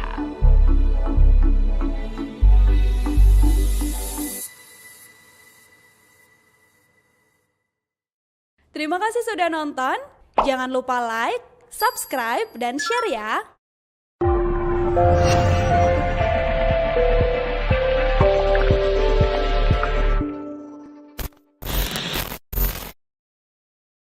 Download Tribun X sekarang.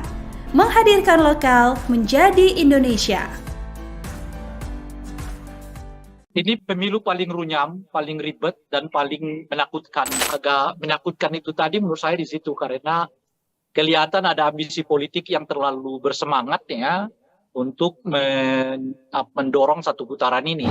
Iya, saya tidak terlalu yakin ini akan terjadi satu putaran. Saya kira setidaknya 3 faktor ini yang mengakibatkan kelihatan ya elektabilitas dari 02 ini sekarang macet gitu ya.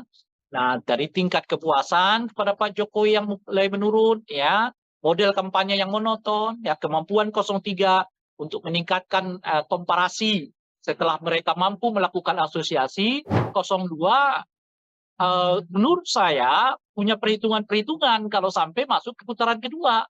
Mereka bisa berdikdaya kalau satu putaran, tapi belum tentu bisa dikdaya kalau sampai 2 putaran gitu. 03 ini sudah terlanjur sangat sakit hati gitu.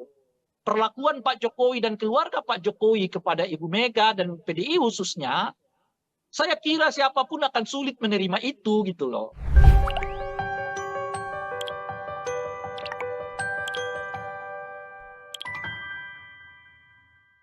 Halo, selamat malam Tribuners kembali dengan On Focus Tribun News bersama saya Fia Tio Konibili. Tribuners, kondisi politik semakin memanas jelang pemungutan suara Pilpres 2024 yang akan digelar pada 14 Februari 2024 mendatang.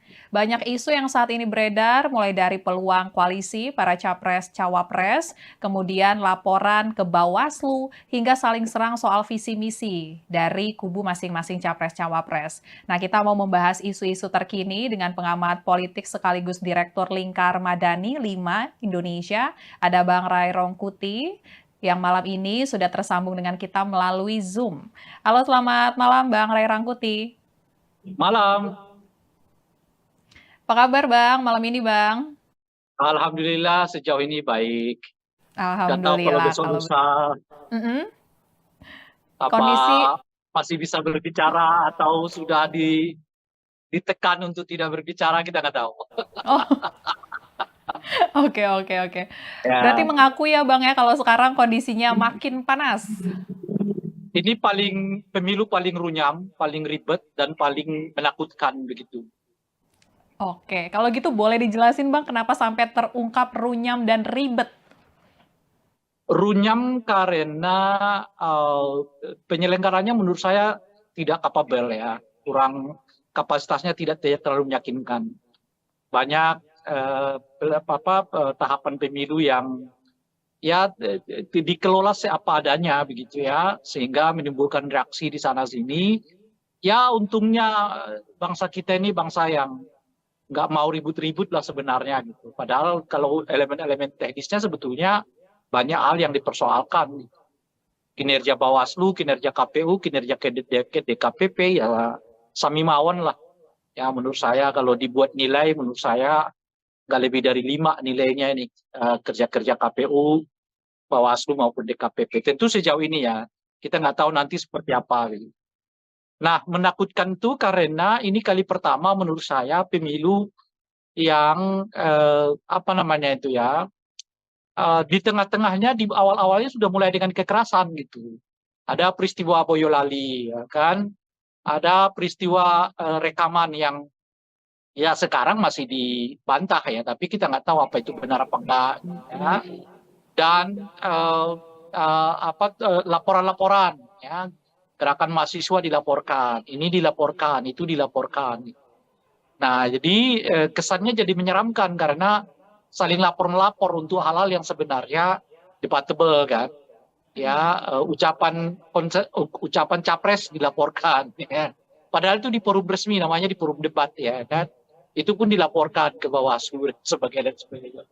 Jadi ya agak menakutkan itu tadi menurut saya di situ karena eh, kelihatan ada ambisi politik yang terlalu bersemangat ya untuk mendorong satu putaran ini sehingga berbagai apa namanya itu ya berbagai langkah dilakukan dalam rangka mendorong dan mencapai satu putaran itu gitu. Nah mungkin efek dari itulah yang mengakibatkan situasinya menurut saya ada perasaan tidak nyaman, ada perasaan takut ya. Dan sebetulnya perasaan-perasaan takut yang seperti ini tidak bagus bagi peningkatan kualitas demokrasi. Sebab hal yang pernah pilih sesuai hati nurani atau sebaliknya menggunakan hak pilih mereka berdasarkan rasa takut yang muncul itu gitu. Nah, tentu saja itu tidak elok ya kalau sampai orang memilih berdasarkan rasa takut yang muncul ya. Itu yang artinya dalam bahasa yang lain itu perasaan terintimidasi dan pemilu di mana pemilihnya menggunakan hak pilih karena ada perasaan terintimidasi itu adalah pemilu yang buruk ya, pemilu yang sebetulnya tidak memenuhi kualifikasi pemilu yang demokratik. Itu kira-kira.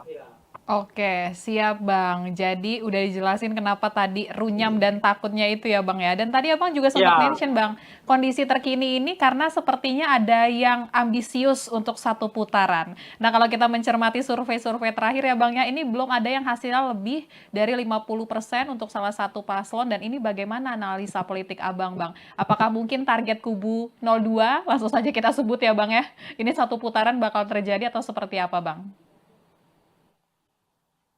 iya, saya tidak terlalu yakin ini akan terjadi satu putaran ya. Berbagai gejala memperlihatkan arus yang sebaliknya. Mungkin karena itulah intensitas apa namanya itu ya penggunaan berbagai cara itu menjadi meningkat kelihatan gitu ya dari bahkan sampai kepada presiden dan mengomentari tentang tata cara debat, mengomentari tentang materi pertanyaan orang ya yang disebut menyerang personal gitu. Padahal yang mana yang menyerang personal itu kita nggak tahu kan kalau orang bertanya soal kamu punya tanah loh ya sekian banyak, ya itu amat sangat relevan di forum debat itu gitu loh, ya kan?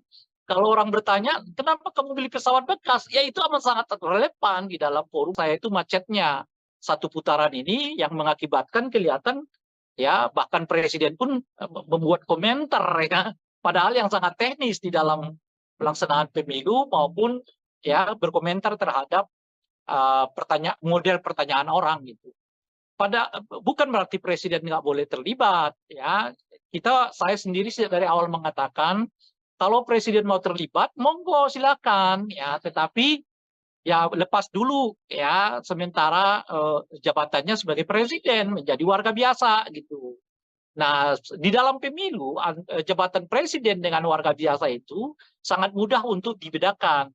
Kalau yang bersangkutan menyatakan cuti, ya saat itulah beliau sebagai warga negara biasa dan oleh karena itu berhak untuk mendukung, mengkampanyekan, ya menyatakan dukungan kepada salah satu calon presiden gitu. Nggak apa-apa gitu.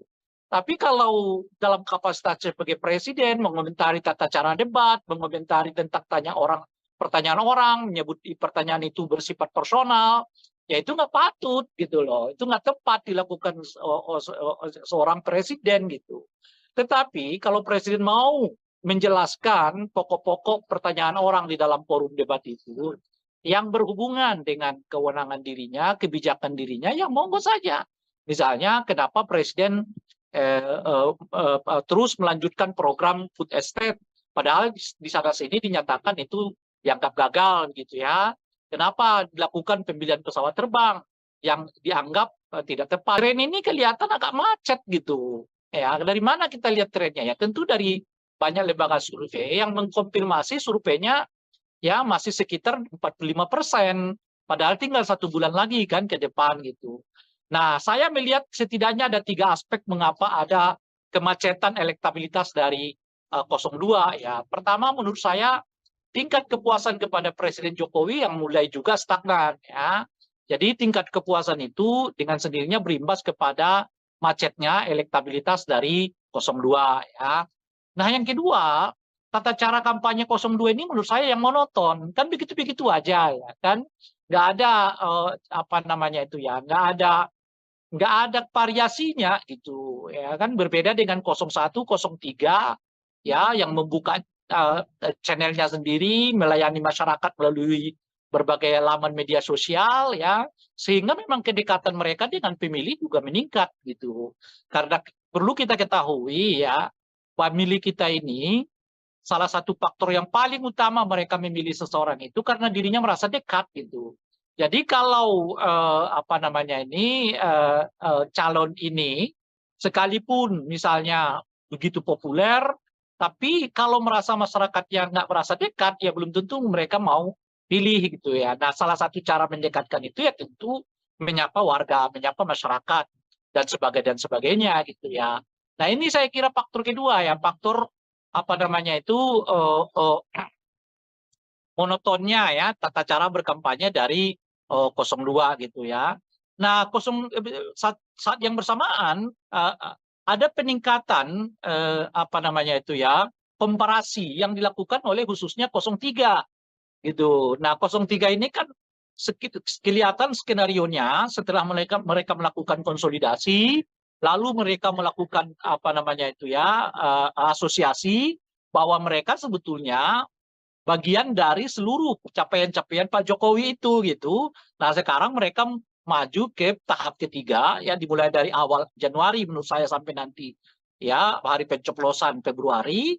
Nah, mereka sedang melakukan apa yang saya sebut sebagai upaya komparasi, yaitu mengkomparasi antara 03 dengan 02. Siapa kira-kira yang layak di antara 03 dengan 02 ini yang untuk melanjutkan berbagai pembangunan yang dicapai oleh Presiden Jokowi sebelumnya.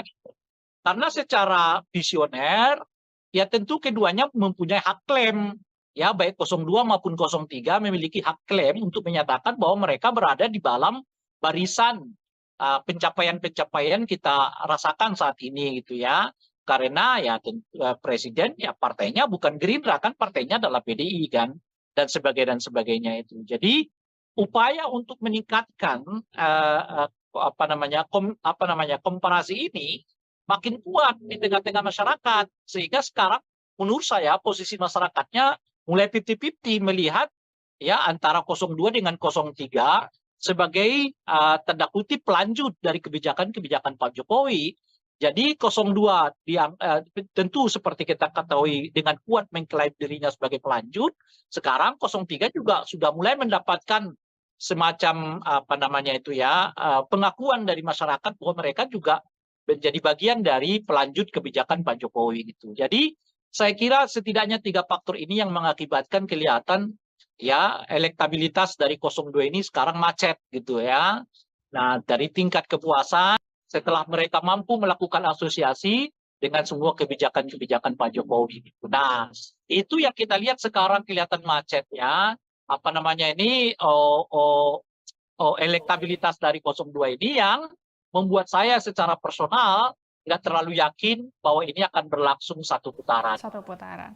Oke, Bang. Nah, kalau misalnya obsesi untuk 1 putaran ini apakah semakin memanas, Bang, karena ada isu soal putaran kedua nanti kubu 1 dan kubu 03 bakal bergabung, Bang. Kalau menurut Abang seperti apa, Bang?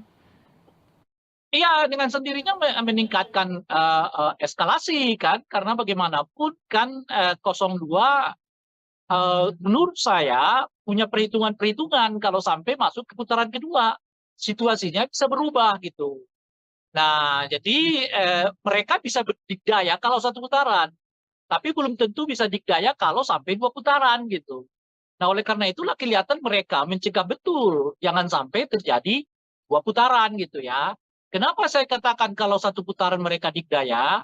Ya karena apa namanya suara mereka boleh disebut ya tidak apa terkonsolidasi gitu, yang tentu bersumber dari Pak Jokowi begitu ya secara umum gitu. Sementara kalau mereka masuk ke putaran kedua, suara mereka rasanya cuma itu-itu aja. Sementara 03 atau 02 sekarang mulai berkolaborasi.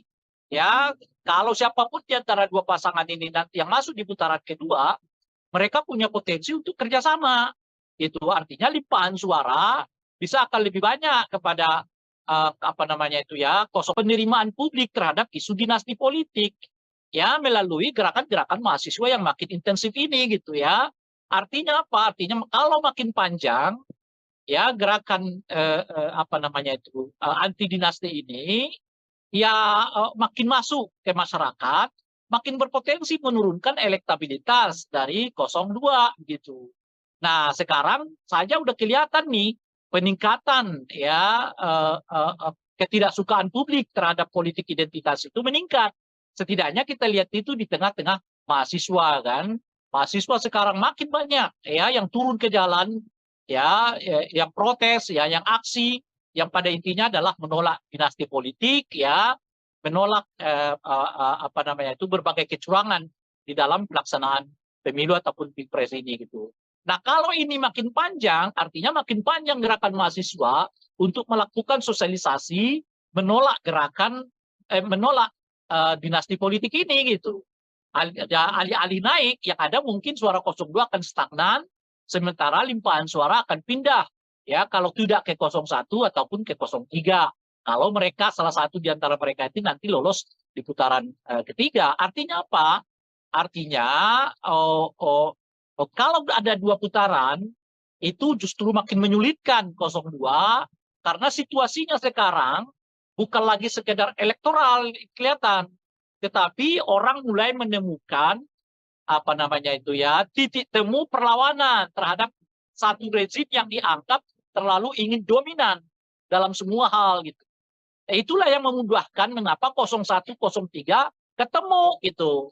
Karena mereka udah merasa persoalannya lebih dari sekedar pemilu. Persoalannya lebih dari sekedar pilpres. Persoalannya ini persoalan menyelamatkan bangsa dari munculnya dinasti politik dan pengelolaan pemerintahan yang elektoral ini sekarang mulai mewujud menjadi gerakan kebangsaan, gerakan politik kebangsaan. Yang itu nanti akan bertemu dengan gerakan-gerakan mahasiswa yang sekarang ini berkembang, bertemu dengan rohanian, intelektual, akademisi, ya kan, aktivis yang juga memiliki pandangan yang sama bahwa persoalan yang dihadapi bangsa kita sekarang bukan hanya persoalan soal pilpres, soal pemilu, tapi berhubungan dengan pengelolaan kepada bangsa, yaitu munculnya ya praktek dinasti politik dan tata cara pengelolaan bangsa yang bersifat dominan itu tadi. Oke, baik Bang. Nah, kemudian ini juga ada isu kan ya Bang ya, nanti siapapun yang menang di antara 1 atau 3 akan saling koalisi. Nah, ini mungkin nggak ya Bang kalau misalnya meleburnya nih sampai ke bawah-bawahnya? Mungkin kalau elit bisa mengatakan itu ya Bang ya, tapi kalau bawah-bawahnya gimana Bang? Dan menurut Abang kepentingan apa nih Bang yang bisa membuat antara kubu 03 dan juga kubu 01 bersatu Bang? Ya mungkin tidak mudah ya, tetapi ya tetap harus dilakukan kalau cara pandangnya seperti yang disebutkan tadi. Bahwa masalahnya sekarang bukan hanya masalah elektoral, tetapi masalah keinginan untuk menyelamatkan bangsa dari munculnya dinasti politik dan tata cara pengelolaan pemerintahan yang dominan gitu. Kalau itu yang mau dilihat, nah itu apa namanya itu bertemunya itu cepat, ya tidak, tapi tidak dengan serta-merta memang di bawah itu dapat dilakukan pertemuan. Gitu. Ya itu tetap butuh waktu, tetap butuh penjelasan. Nah, tapi ya sebagai sikap politik, ya itu menurut saya harus dilakukan gitu. Karena bagaimanapun kan persoalannya kan bukannya sekedar apakah menang atau kalah, tapi apakah kepentingan yang lebih besar dapat diselamatkan melalui pilpres dan pemilu ini. Menurut saya itu juga harus dipandang. Nah, oleh karena itulah kemarin ketika ada isu soal baiknya gabung aja suara Ganjar ke 02 karena dianggap udah apa namanya sudah sia-sialah suara itu begitu karena 02 ini akan menang gitu satu putaran. Itu menurut saya anjuran yang tidak tepat. Itu sebagai orang yang bergelut di dunia kepemiluan, ya mestinya kita menganjurkan setiap warga negara kita memilih apa namanya itu menggunakan hak pilihnya sesuai dengan hati nuraninya. Karena ini persoalannya bukan hanya sekadar kalah menang, tapi persoalannya adalah sikap politikmu ditunjukkan melalui ya kan pilihan politikmu di TPS gitu loh kira-kira. Nah, bahkan kalau pilihan politik kita pun kalah, nggak apa-apa. Tapi kan Anda sudah menunjukkan sikap politikmu. Itu yang paling berharga. Bukan soal ini menang, itu kalah gitu. Ini menang, itu kalah itu. Ya, itu urusan kedua. Urusan pertama itu adalah tunjukkanlah sikap politikmu. Apa yang kau inginkan dengan bangsa ini.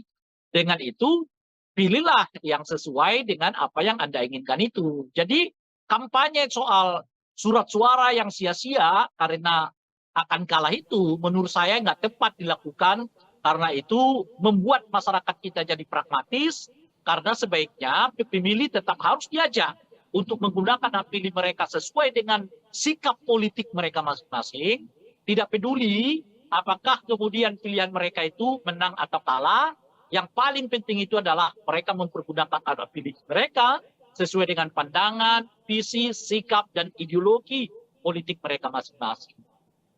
Oke, baik Bang. Kemudian di tengah isu kubu 01 dan juga 03 bakal bergabung, ini dari Gerindra. Berharap PDIP ini membuka peluang untuk menjalin komunikasi yang baik lagi gitu Bang. Walaupun pihak dari Gerindra mengakui peluangnya kecil. Nah ini kan statement ini keluar 1 bulan, bahkan sedikit lagi, lebih kurang dari 1 bulan sebelum pemilihan suara 14 Februari ya Bang ya 2024. Ini telat nggak ya Bang kalau misalnya Gerindra baru mulai deket-deketin kubu lain Bang sekarang Bang? Itu kan menunjukkan apa yang saya sebutkan tadi bahwa satu putaran ini rasanya macet gitu loh. Ya, sehingga mereka membutuhkan suara yang lain, kandidat yang lain. Dalam hal ini mereka mencoba berkomunikasi dengan 02, 03. Dan sudah ditanggapi oleh 03 kan untuk menyatakan ya kemungkinan akan sulit begitu ya. Nah, tetapi saya sih bisa menduga jawaban itu karena seperti yang saya sebut tadi 03 melihat ini bukan lagi sekedar urusan elektoral gitu loh. Ini udah urusan soal lebih tinggi dari elektoral, yaitu urusan soal keselamatan bangsa, menghindarkan bangsa ini dikelola dengan politik dinasti dan politik dominan gitu loh. Nah, jadi kalau pertemuan mereka semata-mata hanya karena urusan elektoral, saya kira akan sangat sulit untuk dipertemukan ya 02 dan 03 ini karena di 03 bacaan saya mereka udah meningkatkan isunya bukan lagi soal elektoral, tapi ini urusan soal keselamatan bangsa, keselamatan demokrasi, ya keselamatan reformasi, yaitu menolak ya praktek-praktek dinasti politik. Melihat kemungkinan ini kecil karena 03 ini sudah terlanjur sangat sakit hati gitu. Perlakuan Pak Jokowi dan keluarga Pak Jokowi kepada Ibu Mega dan PDI khususnya, saya kira siapapun akan sulit menerima itu gitu loh. Sepragmatis apapun politik, tetapi perlakuan keluarga Pak Jokowi, perlakuan ya terhadap Ibu Mega dan keluarga besar PDI, ya saya kira orang tetap berpikir untuk bisa menerima ya penyatuan politik itu. Ya sederhana aja lah. Ya, kita coba tarik peristiwa itu pada diri kita sendiri. Ini ada orang kita besarin, minta ini kita kasih, minta ini kita kasih, nggak cukup, minta anaknya juga dilibatkan, oke, minta menantunya kita libatkan, oke. Jangankan mengucapkan terima kasih gitu. Bahkan ketika dia mau keluar sekalipun, dia masih mencoba untuk membuat kita malu gitu loh. Bisa nggak kita membayangkan perasaan yang dialami oleh Ibu Mega dan keluarga besar PDI Perjuangan? Saya sih bisa merasakan itu gitu menurut saya. Nah oleh karena itu ajakan 02 membuka komunikasi itu sulit karena mereka nggak merasakan seperti yang dialami oleh Ibu Mega dan keluarga besar PDI, bahwa ada yang calon yang meninggalkan mereka begitu saja lalu calon presiden, tapi kan cuma 5 tahun itu gitu loh. Ibu Mega 10 tahun, 5 tahun, 10 tahun jadi presiden, anaknya 3 tahun, menantunya 5 tahun berjuangkan. Itu loh kira-kira. Ketika itu pun dialami oleh 02, kenyataannya 02 dalam ini Pak Prabowo sudah beberapa kali menyatakan ada orang yang kita temanin, tapi nyerang kita, ya kan?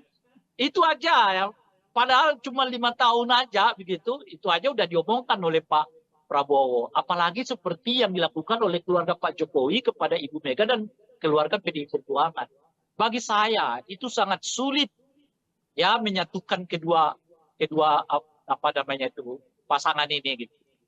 Nah, jadi oleh karena itu saya sih merasa nggak akan terjadi nih penyatuan suara antara 03 dengan 02 ini.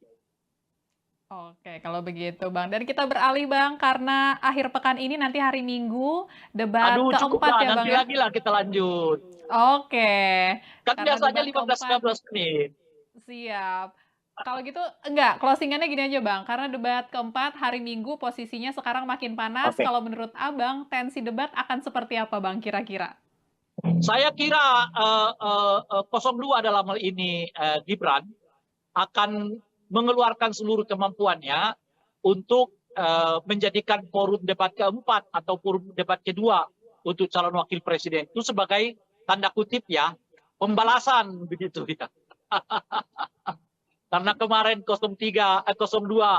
ya diperlakukan seperti tidak berdaya ya oleh 01. Mungkin nanti di debat keempat itu saya kira akan penuh dengan aroma balas dendam begitu. Oke, kalau gitu Bang. Kita sama-sama menanti debat keempat Ya. nanti ya Bang ya, 21 Ya.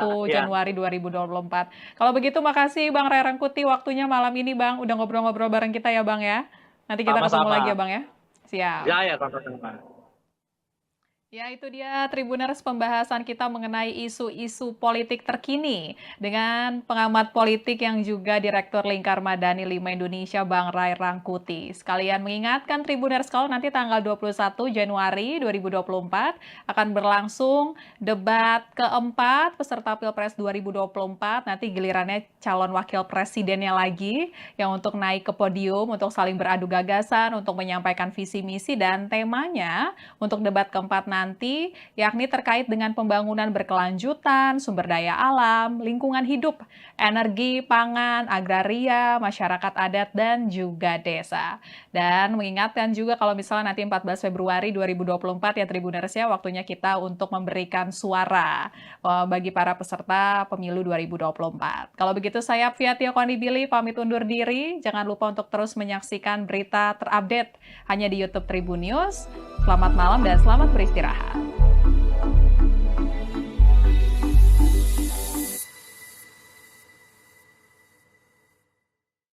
Terima kasih sudah nonton.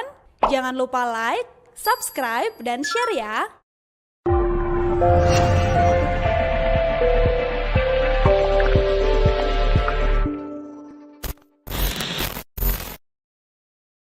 Download Tribun X sekarang.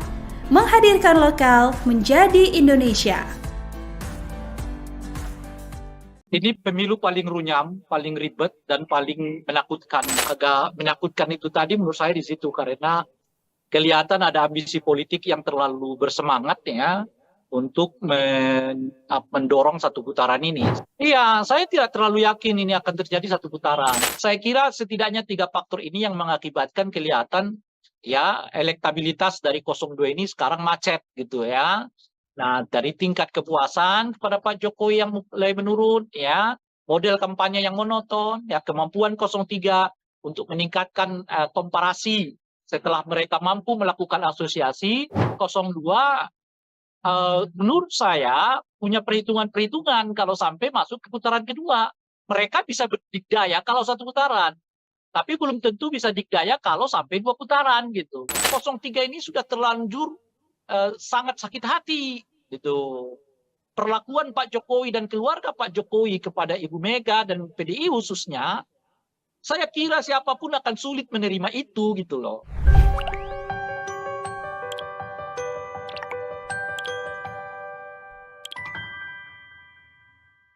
Halo, selamat malam Tribuners, kembali dengan On Focus Tribun News bersama saya via Tio Konibili. Tribuners, kondisi politik semakin memanas jelang pemungutan suara Pilpres 2024 yang akan digelar pada 14 Februari 2024 mendatang. Banyak isu yang saat ini beredar, mulai dari peluang koalisi para capres-cawapres, kemudian laporan ke Bawaslu, hingga saling serang soal visi misi dari kubu masing-masing capres-cawapres. Nah, kita mau membahas isu-isu terkini dengan kita melalui Zoom. Halo, selamat malam Bang Ray Rangkuti. Malam. Apa kabar Bang, malam ini Bang? Alhamdulillah sejauh ini baik. Nggak tahu kalau Alhamdulillah. besok lusa Kondisi apa masih bisa berbicara atau sudah ditekan untuk tidak berbicara, kita nggak tahu. oh oke. Berarti Ya, mengakui ya Bang ya kalau sekarang kondisinya makin panas. ini pemilu paling runyam, paling ribet dan paling menakutkan begitu. Oke, kalau gitu boleh dijelasin Bang kenapa sampai terungkap runyam dan ribet? Runyam karena penyelenggaranya menurut saya tidak kapabel ya, kurang kapasitasnya tidak terlalu meyakinkan.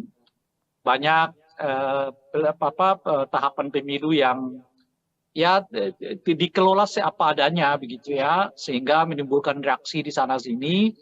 Ya untungnya bangsa kita ini bangsa yang nggak mau ribut-ribut lah sebenarnya gitu. Padahal kalau elemen-elemen teknisnya sebetulnya banyak hal yang dipersoalkan. Kinerja Bawaslu, kinerja KPU, kinerja DKPP ya sami mawon lah.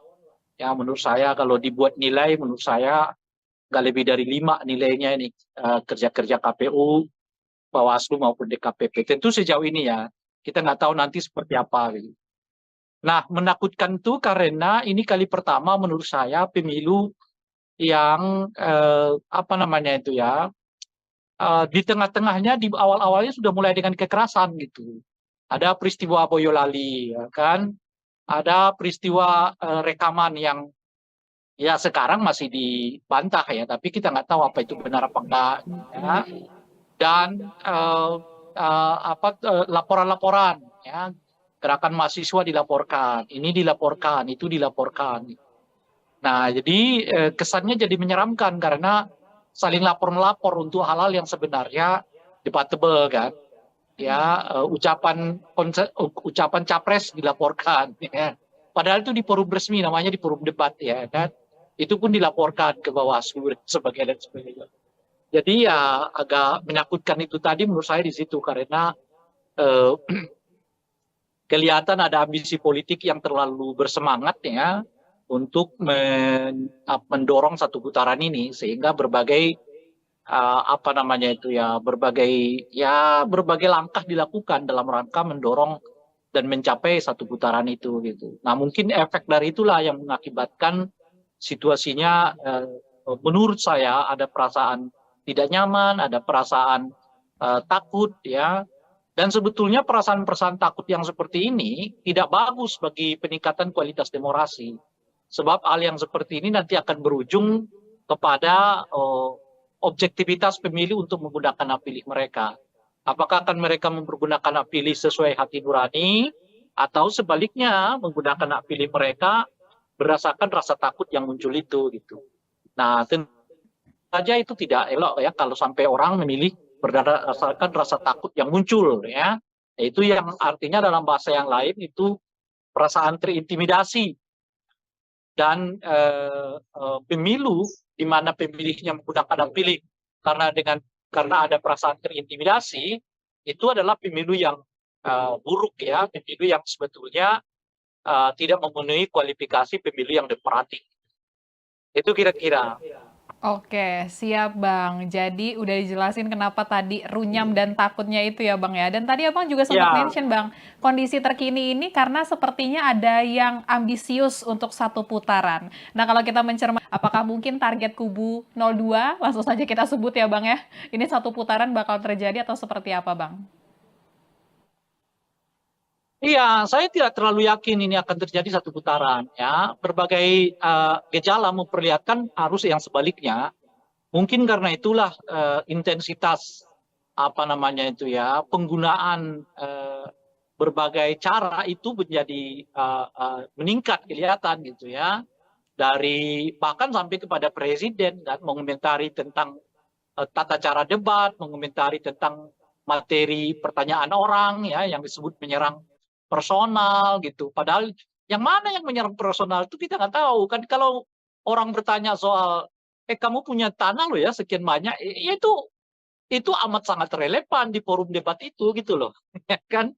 Kalau orang bertanya, kenapa kamu beli pesawat bekas? Ya itu amat sangat relevan di dalam forum debat itu ditanyakan. Jadi mungkin karena itu tadi ya macetnya, istilah saya itu macetnya satu putaran ini yang mengakibatkan kelihatan ya bahkan presiden pun membuat komentar ya, padahal yang sangat teknis di dalam pelaksanaan pemilu maupun ya berkomentar terhadap model pertanyaan orang gitu. Bukan berarti presiden nggak boleh terlibat ya. Saya sendiri dari awal mengatakan kalau presiden mau terlibat, monggo silakan ya. Tetapi ya lepas dulu ya sementara jabatannya sebagai presiden menjadi warga biasa gitu. Nah di dalam pemilu jabatan presiden dengan warga biasa itu sangat mudah untuk dibedakan. Kalau yang bersangkutan menyatakan cuti, ya saat itulah beliau sebagai warga negara biasa dan oleh karena itu berhak untuk mendukung, mengkampanyekan, ya menyatakan dukungan kepada salah satu calon presiden gitu. Nggak apa-apa gitu. Tapi kalau dalam kapasitas sebagai presiden mengomentari tata cara debat, mengomentari tentang pertanyaan orang, menyebut pertanyaan itu bersifat personal, ya itu nggak patut gitu loh. Itu nggak tepat dilakukan seorang presiden gitu. Tetapi kalau presiden mau menjelaskan pokok-pokok pertanyaan orang di dalam forum debat itu yang berhubungan dengan kewenangan dirinya, kebijakan dirinya, ya monggo saja. Misalnya kenapa presiden terus melanjutkan program food estate, padahal di sana sini dinyatakan itu dianggap gagal gitu ya. Kenapa dilakukan pembelian pesawat terbang yang dianggap tidak tepat dan sebagainya. Itu silakan saja presiden komentar itu, tidak apa-apa gitu sebenarnya gitu. Nah, itu satu. Nah, kalau kita lihat trennya akhir-akhir ini, tren ini kelihatan agak macet gitu. Ya, dari mana kita lihat trennya? Ya, tentu dari banyak lembaga survei yang mengkonfirmasi surveinya ya masih sekitar 45%. Padahal tinggal 1 bulan lagi kan ke depan gitu. Nah, saya melihat setidaknya ada 3 aspek mengapa ada kemacetan elektabilitas dari 02 ya. Pertama menurut saya tingkat kepuasan kepada Presiden Jokowi yang mulai juga stagnan ya. Jadi tingkat kepuasan itu dengan sendirinya berimbas kepada macetnya elektabilitas dari 02 ya. Nah, yang kedua, tata cara kampanye 02 ini menurut saya yang monoton. Kan begitu-begitu aja ya kan. Nggak ada apa namanya itu ya, nggak ada variasinya gitu ya kan, berbeda dengan 01, 03 ya yang membuka channelnya sendiri, melayani masyarakat melalui berbagai laman media sosial ya, sehingga memang kedekatan mereka dengan pemilih juga meningkat gitu. Karena perlu kita ketahui ya, pemilih kita ini salah satu faktor yang paling utama mereka memilih seseorang itu karena dirinya merasa dekat gitu. Jadi kalau apa namanya ini calon ini sekalipun misalnya begitu populer, tapi kalau merasa masyarakat yang nggak merasa dekat, ya belum tentu mereka mau pilih gitu ya. Nah, salah satu cara mendekatkan itu ya tentu menyapa warga, menyapa masyarakat dan sebagainya gitu ya. Nah, ini saya kira faktor kedua ya, faktor apa namanya itu monotonnya ya tata cara berkampanye dari 02 gitu ya.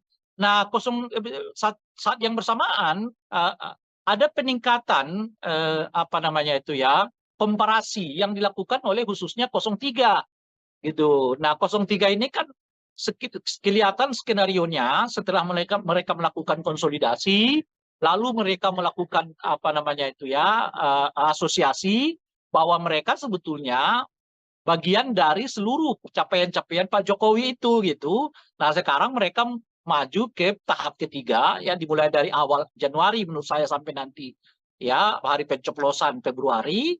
Nah, mereka sedang melakukan apa yang saya sebut sebagai upaya komparasi, yaitu mengkomparasi antara 03 dengan 02.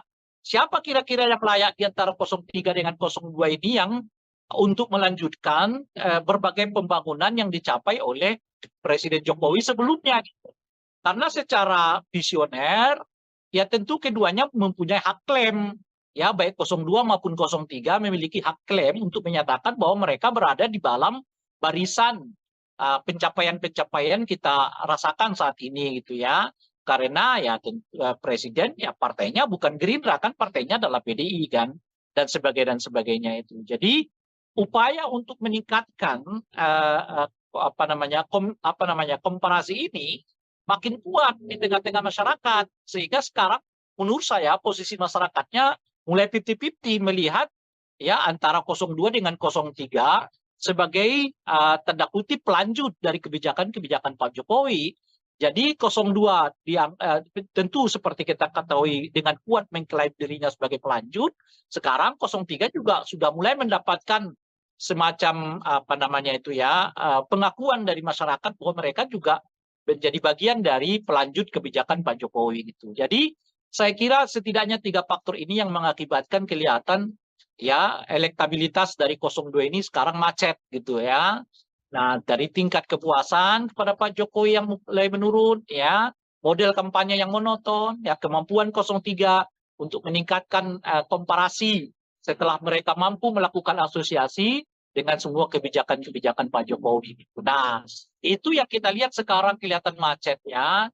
Apa namanya ini elektabilitas dari 02 ini yang membuat saya secara personal nggak terlalu yakin bahwa ini akan berlangsung satu putaran. Satu putaran.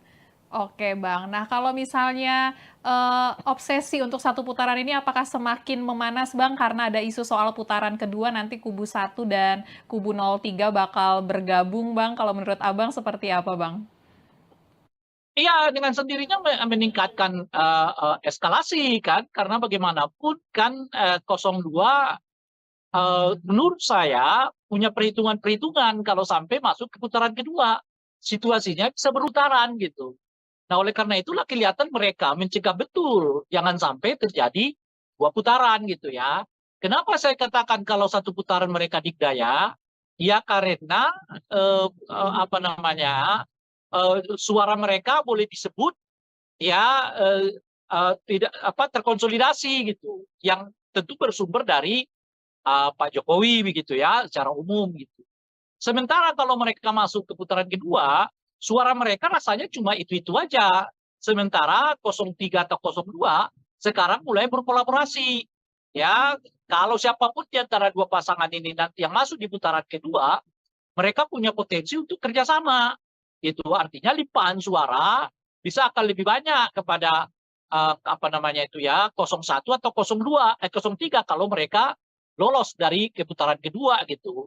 Saat yang bersamaan ada peningkatan penerimaan publik terhadap isu dinasti politik ya melalui gerakan-gerakan mahasiswa yang makin intensif ini gitu ya. Artinya apa? Artinya kalau makin panjang ya gerakan apa namanya itu anti dinasti ini ya makin masuk ke masyarakat, makin berpotensi menurunkan elektabilitas dari 02 gitu. Nah, sekarang saja udah kelihatan nih peningkatan ya ketidaksukaan publik terhadap politik identitas itu meningkat. Setidaknya kita lihat itu di tengah-tengah mahasiswa kan. Mahasiswa sekarang makin banyak ya yang turun ke jalan ya yang protes ya yang aksi yang pada intinya adalah menolak dinasti politik, ya, menolak apa namanya itu berbagai kecurangan di dalam pelaksanaan pemilu ataupun pilpres ini gitu. Nah, kalau ini makin panjang, artinya makin panjang gerakan mahasiswa untuk melakukan sosialisasi akan stagnan, sementara limpahan suara akan pindah, ya, kalau tidak ke 01 ataupun ke 03. Kalau mereka salah satu di antara mereka itu nanti lolos di putaran ketiga. Artinya apa? Artinya kalau ada 2 putaran itu justru makin menyulitkan 02 karena situasinya sekarang bukan lagi sekedar elektoral kelihatan, tetapi orang mulai menemukan apa namanya itu ya titik temu perlawanan terhadap satu rezim yang dianggap terlalu ingin dominan dalam semua hal gitu. Itulah yang memudahkan mengapa 01, 03 ketemu gitu. Karena mereka udah merasa persoalannya lebih dari sekedar pemilu. Persoalannya lebih dari sekedar pilpres. Persoalannya ini persoalan menyelamatkan bangsa dari munculnya dinasti politik dan pengelolaan pemerintahan yang katakanlah ingin dominan begitu. Nah, jadi gerakan apa namanya elektoral ini sekarang mulai mewujud menjadi gerakan kebangsaan, gerakan politik kebangsaan. Yang itu nanti akan bertemu dengan gerakan-gerakan mahasiswa yang sekarang ini berkembang, bertemu dengan rohanian, intelektual, akademisi, ya kan, aktivis yang juga memiliki pandangan yang sama bahwa persoalan yang dihadapi bangsa kita sekarang bukan hanya persoalan soal pilpres, soal pemilu, tapi berhubungan dengan pengelolaan kepada bangsa, yaitu. Oke, baik Bang. Nah, kemudian ini juga ada isu kan ya Bang ya, nanti siapapun yang menang di antara 1 atau 3 akan saling koalisi. Nah, ini mungkin nggak ya Bang kalau misalnya meleburnya nih sampai ke bawah-bawahnya? Mungkin kalau elit bisa mengatakan itu ya Bang ya, tapi kalau bawah-bawahnya gimana Bang? Dan menurut Abang kepentingan apa nih Bang yang bisa membuat antara kubu 03 dan juga kubu 01 bersatu Bang? Ya mungkin tidak mudah ya, tetapi ya tetap harus dilakukan kalau cara pandangnya seperti yang disebutkan tadi. Bahwa masalahnya sekarang bukan hanya masalah elektoral, tetapi masalah keinginan untuk menyelamatkan bangsa dari munculnya dinasti politik dan tata cara pengelolaan pemerintahan yang dominan gitu. Kalau itu yang mau dilihat, nah itu apa namanya itu bertemunya itu cepat, ya tidak, tapi tidak dengan serta-merta memang di bawah itu dapat dilakukan pertemuan. Gitu. Ya itu tetap butuh waktu, tetap butuh penjelasan. Nah, tapi ya sebagai sikap politik, ya itu menurut saya harus dilakukan gitu. Karena bagaimanapun kan persoalannya kan bukannya sekedar apakah menang atau kalah, tapi apakah kepentingan yang lebih besar dapat diselamatkan melalui pilpres dan pemilu ini. Menurut saya itu juga harus dipandang. Nah, oleh karena itulah kemarin ketika ada isu soal baiknya gabung aja suara Ganjar ke 02 karena dianggap udah apa namanya sudah sia-sialah suara itu begitu karena 02 ini akan menang gitu 1 putaran. Itu menurut saya anjuran yang tidak tepat. Setiap warga negara kita memilih apa namanya itu menggunakan hak pilihnya sesuai dengan hati nuraninya karena ini persoalan politik di TPS gitu loh kira-kira. Nah bahkan kalau pilihan politik kita pun kalah nggak apa-apa, tapi kan Anda sudah menunjukkan sikap politikmu itu yang paling berharga, bukan soal ini menang itu kalah gitu, ini menang itu kalah itu, ya itu urusan kedua. Urusan pertama itu adalah tunjukkanlah sikap politikmu, apa yang kau inginkan dengan bangsa ini. Dengan itu pilihlah yang sesuai dengan apa yang Anda inginkan itu. Jadi kampanye soal surat suara yang sia-sia karena akan kalah itu menurut saya nggak tepat dilakukan karena itu membuat masyarakat kita jadi pragmatis karena sebaiknya pemilih tetap harus diajak untuk menggunakan hak pilih mereka sesuai dengan sikap politik mereka masing-masing, tidak peduli apakah kemudian pilihan mereka itu menang atau kalah. Yang paling penting itu adalah mereka mempergunakan hak pilih mereka sesuai dengan pandangan, visi, sikap, dan ideologi politik mereka masing-masing. Oke, baik Bang. Kemudian di tengah isu kubu 01 dan juga 03 bakal bergabung, ini dari Gerindra. Berharap PDIP ini membuka peluang untuk menjalin komunikasi yang baik lagi gitu Bang. Walaupun pihak dari Gerindra mengakui peluangnya kecil. Nah ini kan statement ini keluar 1 bulan, bahkan sedikit lagi, lebih kurang dari 1 bulan sebelum pemilihan suara 14 Februari ya Bang ya 2024. Ini telat nggak ya Bang kalau misalnya Gerindra baru mulai deket-deketin kubu lain Bang sekarang Bang? Itu kan menunjukkan apa yang saya sebutkan tadi, bahwa satu putaran ini rasanya macet gitu loh. Ya, sehingga mereka membutuhkan suara yang lain, kandidat yang lain. Dalam hal ini mereka mencoba berkomunikasi dengan 02, 03. Dan sudah ditanggapi oleh 03 kan, untuk menyatakan ya kemungkinan akan sulit begitu ya. Nah, tetapi saya sih bisa menduga jawaban itu. Karena seperti yang saya sebut tadi, 03 melihat ini bukan lagi sekedar urusan elektoral gitu loh. Ini udah urusan soal lebih tinggi dari elektoral, yaitu urusan soal keselamatan bangsa, menghindarkan bangsa ini dikelola dengan politik dinasti dan politik dominan gitu loh. Nah, jadi kalau pertemuan mereka semata-mata hanya karena urusan elektoral, saya kira akan sangat sulit untuk dipertemukan ya 02 dan 03 ini, karena di 03 bacaan saya mereka udah meningkatkan isunya bukan lagi soal elektoral, tapi ini urusan soal keselamatan bangsa, keselamatan demokrasi, ya keselamatan reformasi, yaitu menolak ya praktek-praktek dinasti politik begitu ya, dan juga menolak praktek-praktek dominasi politik itu. Nah itu yang pertama. Nah yang kedua, saya juga melihat kemungkinan ini kecil karena 03 ini sudah terlanjur sangat sakit hati gitu. Perlakuan Pak Jokowi dan keluarga Pak Jokowi kepada Ibu Mega dan PDI khususnya, saya kira siapapun akan sulit menerima itu gitu loh. Sepragmatis apapun politik, tetapi perlakuan keluarga Pak Jokowi, perlakuan ya terhadap Ibu Mega dan keluarga besar PDI, ya saya kira orang tetap berpikir untuk bisa menerima istiwa itu pada diri kita sendiri. Ini ada orang kita besarin, minta ini kita kasih, minta ini kita kasih. Bahkan ketika dia mau keluar sekalipun, dia masih mencoba untuk membuat kita malu gitu loh. Bisa nggak kita membayangkan perasaan yang dialami oleh Ibu Mega dan keluarga besar PDI Perjuangan? Saya sih bisa merasakan itu gitu menurut saya. Nah oleh karena itu ajakan 02 membuka komunikasi itu sulit. Karena mereka nggak merasakan seperti yang dialami oleh Ibu Mega dan keluarga besar PDI. Bahwa ada yang calon yang meninggalkan mereka begitu saja, lalu calon presiden. Tapi kan cuma 5 tahun itu gitu loh. Ibu Mega 10 tahun, 5 tahun, 10 tahun jadi presiden, anaknya 3 tahun, menantunya 5 tahun. Semuanya.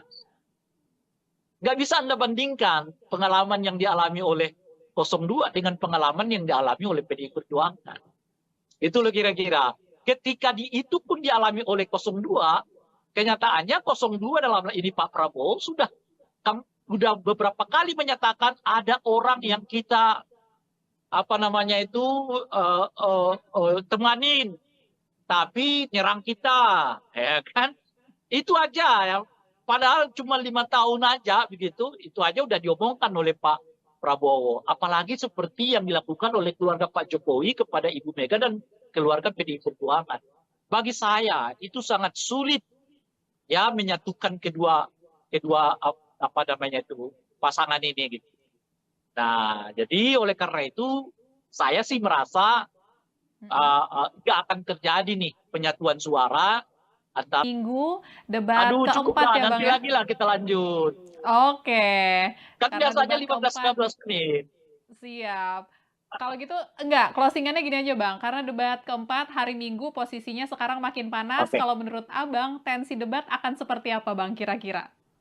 Saya kira 02 dalam hal ini Gibran akan mengeluarkan seluruh kemampuannya untuk menjadikan forum debat keempat atau forum debat kedua untuk calon wakil presiden itu sebagai tanda kutip ya pembalasan begitu ya. Karena kemarin 02 ya diperlakukan apa namanya itu seperti tidak berdaya ya oleh 01, mungkin nanti di debat keempat ya 02 akan mencoba membalasnya tanda kutip ya khususnya kepada paslon 01. Jadi debat keempat itu saya kira akan penuh dengan aroma balas dendam begitu. Oke, kalau gitu Bang. Kita sama-sama menanti debat keempat nanti ya Ya, Bang ya, 21 ya. Januari 2024. Kalau begitu makasih Bang Ray Rangkuti waktunya malam ini Bang, udah ngobrol-ngobrol bareng kita ya Bang ya. Nanti kita ketemu lagi ya Sama-sama. Bang ya. Siap. Ya, sama-sama. Ya, itu dia Tribuners pembahasan kita mengenai isu-isu politik terkini dengan pengamat politik yang juga Direktur Lingkar Madani 5 Indonesia, Bang Ray Rangkuti. Sekalian mengingatkan Tribuners kalau nanti tanggal 21 Januari 2024 akan berlangsung debat keempat peserta Pilpres 2024. Nanti gilirannya calon wakil presidennya lagi dengan pembangunan berkelanjutan, sumber daya alam, lingkungan hidup, energi, pangan, agraria, masyarakat adat, dan juga desa. Dan mengingatkan juga kalau misalnya nanti 14 Februari 2024 ya Tribuners ya, waktunya kita untuk memberikan suara bagi para peserta pemilu 2024. Kalau begitu saya Fia Tio Konibili pamit undur diri. Jangan lupa untuk terus menyaksikan berita terupdate hanya di YouTube Tribun News. Selamat malam dan selamat beristirahat.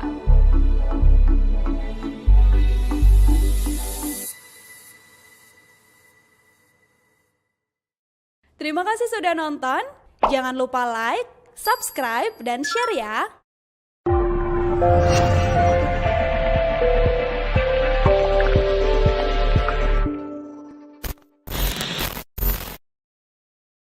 Download Tribun X sekarang.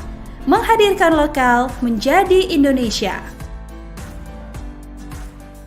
Ini pemilu paling runyam, paling ribet, dan paling menakutkan. Agak menakutkan itu tadi menurut saya di situ, karena kelihatan ada ambisi politik yang terlalu bersemangat ya untuk mendorong satu putaran ini.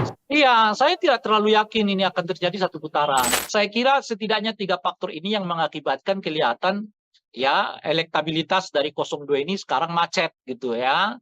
Nah, dari tingkat kepuasan kepada Pak Jokowi yang mulai menurun, ya, model kampanye yang monoton, ya, kemampuan 03 untuk meningkatkan komparasi setelah mereka mampu melakukan asosiasi, 02 menurut saya punya perhitungan-perhitungan kalau sampai masuk ke putaran kedua.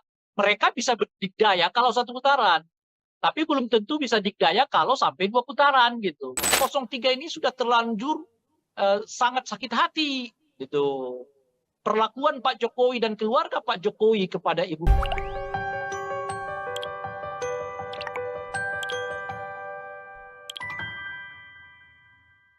Halo, selamat malam Tribuners, kembali dengan On Focus Tribun News bersama saya Fia Tio Konibili. Tribuners, kondisi politik semakin memanas jelang pemungutan suara Pilpres 2024 yang akan digelar pada 14 Februari 2024 mendatang.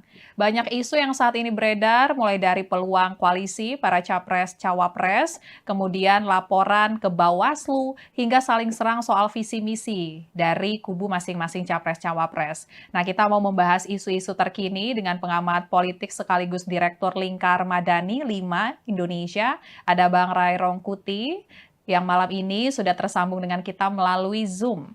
Halo, selamat malam Bang Ray Rangkuti. Malam. Apa kabar Bang, malam ini Bang? Alhamdulillah sejauh ini baik. Gak tahu kalau Alhamdulillah. besok lusa apa Kondisi masih bisa berbicara atau sudah ditekan untuk tidak berbicara, kita nggak tahu. Oh, oke. Ya. Berarti mengakui ya Bang ya kalau sekarang kondisinya makin panas. Ini pemilu paling runyam, paling ribet, dan paling menakutkan begitu. Oke, kalau gitu boleh dijelasin Bang kenapa sampai terungkap runyam dan ribet? Runyam karena penyelenggaranya menurut saya tidak kapabel ya, kurang kapasitasnya tidak terlalu meyakinkan. Banyak tahapan pemilu yang ya dikelola seapa adanya begitu ya, sehingga menimbulkan reaksi di sana sini. Ya untungnya bangsa kita ini bangsa yang nggak mau ribut-ribut lah sebenarnya gitu. Padahal kalau elemen-elemen teknisnya sebetulnya banyak hal yang dipersoalkan. Kinerja Bawaslu, kinerja KPU, kinerja DKPP ya sami mawon lah. Ya menurut saya kalau dibuat nilai, menurut saya nggak lebih dari 5 nilainya ini kerja-kerja KPU, Bawaslu maupun DKPP. Tentu sejauh ini ya kita nggak tahu nanti seperti apa. Gitu. Nah menakutkan itu karena ini kali pertama menurut saya pemilu yang apa namanya itu ya di tengah-tengahnya di awal-awalnya sudah mulai dengan kekerasan gitu. Ada peristiwa Boyolali, ya kan? Ada peristiwa rekaman yang ya sekarang masih dibantah ya, tapi kita nggak tahu apa itu benar apa enggak. Ya. Dan laporan-laporan, ya, gerakan mahasiswa dilaporkan, ini dilaporkan, itu dilaporkan. Nah, jadi kesannya jadi menyeramkan karena saling lapor-melapor untuk hal-hal yang sebenarnya debatable kan. Ya, ucapan capres dilaporkan. Ya. Padahal itu di forum resmi, namanya di forum debat ya kan. Itu pun dilaporkan ke Bawaslu dan sebagainya. Jadi ya agak menakutkan itu tadi menurut saya di situ karena eh, kelihatan ada ambisi politik yang terlalu bersemangat ya untuk mendorong satu putaran ini sehingga berbagai apa namanya itu ya berbagai langkah dilakukan dalam rangka mendorong dan mencapai satu putaran itu gitu. Nah mungkin efek dari itulah yang mengakibatkan situasinya menurut saya ada perasaan tidak nyaman, ada perasaan takut ya. Dan sebetulnya perasaan-perasaan takut yang seperti ini tidak bagus bagi peningkatan kualitas demokrasi. Sebab hal yang seperti hak pilih sesuai hati nurani atau sebaliknya menggunakan hak pilih mereka berdasarkan rasa takut yang muncul itu gitu. Nah, tentu saja itu tidak elok ya kalau sampai orang memilih berdasarkan rasa takut yang muncul ya. Itu yang artinya dalam bahasa yang lain itu perasaan terintimidasi dan pemilu di mana pemilihnya menggunakan hak pilih karena ada perasaan terintimidasi itu adalah pemilu yang buruk ya, pemilu yang sebetulnya tidak memenuhi kualifikasi pemilu yang demokratik. Itu kira-kira. Oke, siap Bang. Jadi udah dijelasin kenapa tadi runyam dan takutnya itu ya Bang ya. Dan tadi Abang juga sempat Ya, mention Bang, kondisi terkini ini karena sepertinya ada yang ambisius untuk satu putaran. Nah kalau kita mencermati survei-survei terakhir ya Bang ya, ini belum ada yang hasilnya lebih dari 50% untuk salah satu paslon. Dan ini bagaimana analisa politik Abang Bang? Apakah mungkin target kubu 02, langsung saja kita sebut ya Bang ya, ini satu putaran bakal terjadi atau seperti apa Bang? iya, saya tidak terlalu yakin ini akan terjadi satu putaran. Ya, berbagai gejala memperlihatkan arus yang sebaliknya. Mungkin karena itulah intensitas apa namanya itu ya penggunaan berbagai cara itu menjadi meningkat kelihatan gitu ya. Dari bahkan sampai kepada presiden dan mengomentari tentang mana yang menyerang personal itu kita nggak tahu kan kalau orang bertanya soal kamu punya tanah loh ya sekian banyak itu amat sangat relevan di forum debat itu gitu loh ya kan kalau orang bertanya kenapa kamu beli pesawat bekas ya itu amat sangat relevan di dalam forum debat itu ditanyakan jadi mungkin karena itu tadi ya macetnya istilah saya itu macetnya satu putaran ini yang mengakibatkan kelihatan ya bahkan presiden pun membuat komentar ya padahal yang sangat teknis di dalam pelaksanaan pemilu maupun ya berkomentar terhadap model pertanyaan orang gitu. Bukan berarti presiden nggak boleh terlibat ya. Saya sendiri dari awal mengatakan kalau presiden mau terlibat monggo silakan ya tetapi ya lepas dulu ya sementara jabatannya sebagai presiden menjadi warga biasa gitu. Nah, di dalam pemilu jabatan presiden dengan warga biasa itu sangat mudah untuk dibedakan. Kalau yang bersangkutan menyatakan cuti, ya saat itulah beliau sebagai warga negara biasa dan oleh karena itu berhak untuk mendukung, mengkampanyekan, ya menyatakan dukungan kepada salah satu calon presiden gitu. Nggak apa-apa gitu.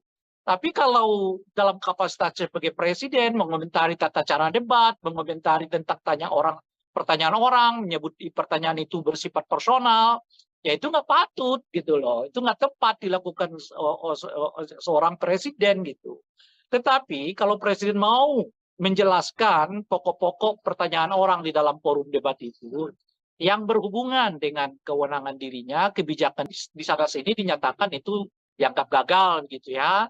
Kenapa dilakukan pembelian pesawat terbang yang dianggap tidak tepat dan sebagainya. Itu silakan saja presiden komentar itu, tidak apa-apa gitu sebenarnya gitu. Nah, itu satu. Nah, kalau kita lihat trennya akhir-akhir ini, tren ini kelihatan agak macet gitu. Ya, dari mana kita lihat trennya? Ya, tentu dari banyak lembaga survei yang mengkonfirmasi surveinya ya masih sekitar 45%. Padahal tinggal 1 bulan lagi kan ke depan gitu. Nah, saya melihat setidaknya ada 3 aspek mengapa ada kemacetan elektabilitas dari 02 ya. Pertama menurut saya tingkat kepuasan kepada Presiden Jokowi yang mulai juga stagnan ya. Jadi tingkat kepuasan itu dengan sendirinya berimbas kepada macetnya elektabilitas dari 02 ya. Nah, yang kedua, tata cara kampanye 02 ini menurut saya yang monoton. Kan begitu-begitu aja ya kan. Nggak ada apa namanya itu ya, nggak ada variasinya gitu ya kan, berbeda dengan 01, 03 ya yang membuka channelnya sendiri, melayani masyarakat melalui berbagai laman media sosial ya, sehingga memang kedekatan mereka dengan pemilih juga meningkat gitu. Karena perlu kita ketahui ya, pemilih kita ini salah satu faktor yang paling utama mereka memilih seseorang itu karena dirinya merasa dekat gitu. Jadi kalau apa namanya ini calon ini sekalipun misalnya begitu populer, tapi kalau merasa masyarakatnya nggak merasa dekat, ya belum tentu mereka mau pilih gitu ya. Nah, salah satu cara mendekatkan itu ya tentu menyapa warga, menyapa masyarakat dan sebagainya gitu ya. Nah, ini saya kira faktor kedua ya, faktor apa namanya itu monotonnya ya tata cara berkampanye dari 02 gitu ya. Nah, saat yang bersamaan ada peningkatan kelihatan skenarionya setelah mereka melakukan konsolidasi, lalu mereka melakukan apa namanya itu ya asosiasi bahwa mereka sebetulnya bagian dari seluruh capaian-capaian Pak Jokowi itu gitu. Nah, sekarang mereka maju ke tahap ketiga ya dimulai dari awal Januari menurut saya sampai nanti ya hari pencoblosan Februari. Nah, mereka sedang melakukan apa yang saya sebut sebagai upaya komparasi, yaitu mengkomparasi antara 03 dengan 02. Siapa kira-kira yang layak di antara 03 dengan 02 ini yang untuk melanjutkan berbagai pembangunan yang dicapai oleh Presiden Jokowi sebelumnya. Karena secara visioner, ya tentu keduanya mempunyai hak klaim. Ya, baik 02 maupun 03 memiliki hak klaim untuk menyatakan bahwa mereka berada di dalam barisan pencapaian-pencapaian kita rasakan saat ini gitu ya. Karena ya presiden ya partainya bukan Gerindra kan, partainya adalah PDI kan dan sebagainya itu. Jadi upaya untuk meningkatkan apa namanya komparasi ini makin kuat di tengah-tengah masyarakat, sehingga sekarang menurut saya posisi masyarakatnya mulai 50-50 melihat ya antara 02 dengan 03 sebagai tanda kutip pelanjut dari kebijakan-kebijakan Pak Jokowi. Jadi 02 tentu seperti kita ketahui dengan kuat mengklaim dirinya sebagai pelanjut. Sekarang 03 juga sudah mulai mendapatkan semacam apa namanya itu ya pengakuan dari masyarakat bahwa mereka juga menjadi bagian dari pelanjut kebijakan Pak Jokowi gitu. Jadi saya kira setidaknya 3 pakan kepada Pak Jokowi yang mulai menurun ya, model kampanye yang monoton, ya kemampuan 03 untuk meningkatkan komparasi setelah mereka mampu melakukan asosiasi dengan semua kebijakan-kebijakan Pak Jokowi. Nah, itu yang kita lihat sekarang kelihatan macet ya. Apa namanya ini elektabilitas dari 02 ini yang membuat saya secara personal nggak terlalu yakin bahwa ini akan berlangsung satu putaran. Satu putaran. Oke Bang, nah kalau misalnya obsesi untuk satu putaran ini apakah semakin memanas Bang karena ada isu soal putaran kedua nanti kubu 1 dan kubu 03 bakal bergabung Bang, kalau menurut Abang seperti apa Bang? Iya, dengan sendirinya meningkatkan eskalasi kan, karena bagaimanapun kan 02 menurut saya punya perhitungan-perhitungan kalau sampai masuk ke putaran kedua, situasinya bisa berubah gitu. Nah, jadi mereka bisa berdikdaya kalau satu putaran, tapi belum tentu bisa dikdaya kalau sampai 2 putaran gitu. Nah, oleh karena itulah kelihatan mereka mencegah betul jangan sampai terjadi 2 putaran gitu ya. Kenapa saya katakan kalau satu putaran mereka dikdaya? Ya karena apa namanya suara mereka boleh disebut ya tidak apa terkonsolidasi gitu, yang tentu bersumber dari Pak Jokowi begitu ya secara umum gitu. Sementara kalau mereka masuk ke putaran kedua, suara mereka rasanya cuma itu-itu aja. Sementara 03 atau 02 sekarang mulai berkolaborasi. Ya, kalau siapapun di antara dua pasangan ini nanti yang masuk di putaran kedua, mereka punya potensi untuk kerjasama. Itu artinya limpahan suara bisa akan lebih banyak kepada apa namanya itu ya 01 atau 03 kalau mereka lolos dari ke putaran kedua gitu. Saat yang bersamaan ada peningkatan penerimaan publik terhadap isu dinasti politik ya melalui gerakan-gerakan mahasiswa yang makin intensif ini gitu ya. Artinya apa? Artinya kalau makin panjang ya gerakan apa namanya itu anti dinasti ini ya makin masuk ke masyarakat, makin berpotensi menurunkan elektabilitas dari 02 gitu. Nah, sekarang saja udah kelihatan nih peningkatan ya ketidaksukaan publik terhadap politik identitas itu meningkat. Setidaknya kita lihat itu di tengah-tengah mahasiswa kan. Mahasiswa sekarang makin banyak ya yang turun ke jalan ya yang protes ya yang aksi yang pada intinya adalah menolak dinasti politik ya, menolak apa namanya itu berbagai kecurangan di dalam pelaksanaan pemilu ataupun pilpres ini gitu. Nah, kalau ini makin panjang, artinya makin panjang gerakan mahasiswa untuk melakukan sosialisasi, menolak menolak dinasti politik ini gitu. Alih-alih naik, yang ada mungkin suara 02 akan stagnan, sementara limpahan suara akan pindah. Ya, kalau tidak ke 01 ataupun ke 03. Kalau mereka salah satu di antara mereka itu nanti lolos di putaran ketiga. Artinya apa? Artinya kalau ada 2 putaran, itu justru makin menyulitkan 02, karena situasinya sekarang bukan lagi sekedar elektoral kelihatan, tetapi orang mulai menemukan apa namanya itu ya titik temu perlawanan terhadap satu rezim yang dianggap. Karena mereka udah merasa persoalannya lebih dari sekedar pemilu, persoalannya lebih dari sekedar pilpres. Persoalannya ini persoalan menyelamatkan bangsa dari munculnya dinasti politik dan pengelolaan pemerintahan yang katakanlah ingin dominan begitu. Nah, jadi gerakan apa namanya elektoral ini sekarang mulai mewujud menjadi gerakan kebangsaan, gerakan politik kebangsaan. Yang itu nanti akan bertemu dengan gerakan-gerakan mahasiswa yang sekarang ini berkembang, bertemu dengan rohanian, intelektual, akademisi, ya kan, aktivis yang juga memiliki pandangan yang sama bahwa persoalan yang dihadapi bangsa kita sekarang bukan hanya persoalan soal pilpres, soal pemilu, tapi berhubungan dengan pengelolaan kepada bangsa, yaitu munculnya ya praktek dinasti politik dan tata cara pengelolaan bangsa yang bersifat dominan itu tadi. Oke, baik Bang. Nah, kemudian ini juga ada isu kan ya Bang ya, nanti siapapun yang menang di antara 1 atau 3 akan saling koalisi. Nah, ini mungkin nggak ya Bang kalau misalnya meleburnya nih sampai ke bawah-bawahnya? Mungkin kalau elit bisa mengatakan itu ya Bang ya, tapi kalau bawah-bawahnya gimana Bang? Dan menurut Abang kepentingan apa nih Bang yang bisa membuat antara kubu 03 dan juga kubu 01 bersatu Bang? Ya mungkin tidak mudah ya, tetapi ya tetap harus dilakukan kalau cara pandangnya seperti yang disebutkan tadi. Bahwa masalahnya sekarang bukan hanya masalah elektoral, tetapi masalah keinginan untuk menyelamatkan bangsa dari munculnya dinasti politik dan tata cara pengelolaan pemerintahan yang dominan gitu.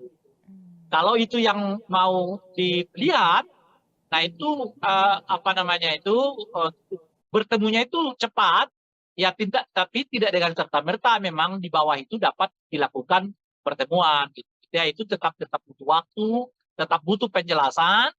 Nah, tapi ya sebagai sikap politik, ya itu menurut saya harus dilakukan gitu. Karena bagaimanapun kan persoalannya kan bukannya sekedar apakah menang atau kalah, tapi apakah kepentingan yang lebih besar dapat diselamatkan melalui pilpres dan pemilu ini. Menurut saya itu juga harus dipandang. Nah, oleh karena itulah kemarin ketika ada isu soal baiknya gabung aja suara Ganjar ke 02 karena dianggap udah apa namanya sudah sia-sialah suara itu begitu karena 02 ini akan menang gitu satu putaran.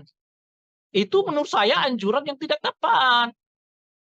Itu sebagai orang yang bergelut di dunia kepemiluan ya mestinya kita menganjurkan setiap warga negara kita memilih apa namanya itu menggunakan hak pilihnya sesuai dengan hati nuraninya karena ini persoalannya bukan hanya sekedar kalah menang.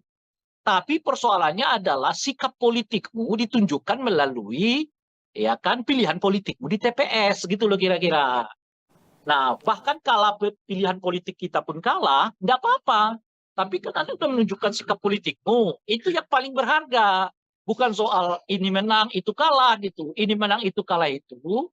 Ya, itu urusan kedua. Urusan pertama itu adalah tunjukkanlah sikap politikmu. Apa yang kau inginkan dengan bangsa ini. Dengan itu, pilihlah yang sesuai dengan apa yang Anda inginkan itu. Jadi, kampanye soal surat suara yang sia-sia karena akan kalah itu harus diajak untuk menggunakan hak pilih mereka sesuai dengan sikap politik mereka masing-masing. Tidak peduli apakah kemudian pilihan mereka itu menang atau kalah.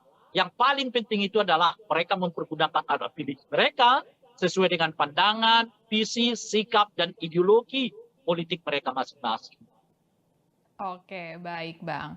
Kemudian di tengah isu kubu 01 dan juga 03 bakal bergabung, ini dari Gerindra. Berharap PDIP ini membuka peluang untuk menjalin komunikasi yang baik lagi gitu Bang. Walaupun pihak dari Gerindra mengakui peluangnya kecil. Nah ini kan statement ini keluar 1 bulan, bahkan sedikit lagi, lebih kurang dari 1 bulan sebelum pemilihan suara 14 Februari ya Bang ya 2024. Ini telat nggak ya Bang kalau misalnya Gerindra baru mulai deket-deketin kubu lain Bang sekarang Bang? Itu kan menunjukkan apa yang saya sebutkan tadi, bahwa satu putaran ini rasanya macet gitu loh.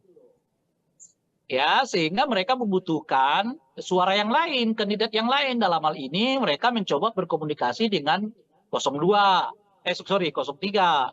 Dan sudah ditanggapi oleh 03 kan, apa untuk menyatakan ya kemungkinan akan sulit begitu ya. Nah, tetapi saya sih bisa menduga jawaban itu karena seperti yang saya sebut tadi, 03 melihat ini bukan lagi sekedar urusan elektoral gitu loh. Ini udah urusan soal lebih tinggi dari elektoral, yaitu urusan soal keselamatan bangsa, menghindarkan bangsa ini dikelola dengan politik dinasti dan politik dominan gitu loh. Nah, jadi kalau pertemuan mereka semata-mata hanya karena urusan elektoral, saya kira akan sangat sulit untuk dipertemukan ya 02 dan 03 ini karena di 03 bacaan saya mereka udah meningkatkan isunya bukan lagi soal elektoral, tapi ini urusan soal politik begitu ya, dan juga menolak praktek-praktek dominasi politik itu. Nah itu yang pertama. Nah yang kedua, saya juga melihat kemungkinan ini kecil karena 03 ini sudah terlanjur sangat sakit hati gitu. Perlakuan Pak Jokowi dan keluarga Pak Jokowi kepada Ibu Mega dan PDI khususnya, saya kira siapapun akan sulit menerima itu gitu loh. Sepragmatis apapun politik, tetapi perlakuan keluarga Pak Jokowi, perlakuan ya terhadap Ibu Mega dan keluarga besar PDI, ya saya kira orang tetap berpikir untuk bisa menerima ya penyatuan politik itu. Ya sederhana aja lah. Ya, kita coba tarik peristiwa itu pada diri kita sendiri. Ini ada orang kita besarin, minta ini kita kasih, minta ini kita kasih, nggak cukup, minta anaknya juga dilibatkan, oke, minta menantunya kita libatkan, oke. Jangankan mengucapkan terima kasih gitu. Bahkan ketika dia mau keluar sekalipun, dia masih mencoba untuk membuat kita malu gitu loh. Bisa nggak kita membayangkan perasaan yang dialami oleh Ibu Mega dan keluarga besar PDI Perjuangan? Saya sih bisa merasakan itu gitu menurut saya. Nah oleh karena itu ajakan 02 membuka komunikasi itu sulit. Karena mereka nggak merasakan seperti yang dialami oleh Ibu Mega dan keluarga besar PDI. Bahwa ada yang calon. Ibu Mega 10 tahun, 5 tahun, 10 tahun jadi presiden. Anaknya 3 tahun, menantunya 5 tahun. Semuanya. Nggak bisa Anda bandingkan pengalaman yang dialami oleh 02 dengan pengalaman yang dialami oleh PDI Perjuangan. Itu loh kira-kira.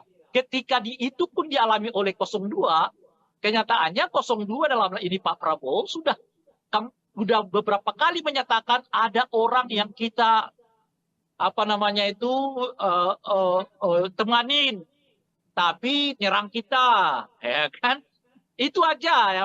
Padahal cuma 5 tahun aja begitu, itu aja udah diomongkan oleh Pak Prabowo. Apalagi seperti yang dilakukan oleh keluarga Pak Jokowi kepada Ibu Mega dan keluarga PDI Perjuangan.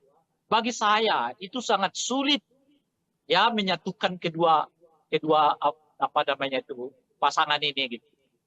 Nah, jadi oleh karena itu saya sih merasa nggak akan terjadi nih penyatuan suara antara 03 dengan 02 ini. Oke, kalau begitu Bang. Dan kita beralih Bang, karena akhir pekan ini nanti hari Minggu debat Cukup keempat lah, ya Bang nanti ya? lagi lah kita lanjut. Oke. Kan Karena biasanya debat 15-19 menit. Siap. Kalau gitu, enggak, closingannya gini aja Bang, karena debat keempat hari Minggu posisinya sekarang makin panas. Oke. Kalau menurut Abang, tensi debat akan seperti apa Bang kira-kira? Saya kira 02 dalam hal ini Gibran akan mengeluarkan seluruh kemampuannya untuk menjadikan forum debat keempat atau forum debat kedua untuk calon wakil presiden itu sebagai melakukan seperti tidak berdaya ya oleh 01.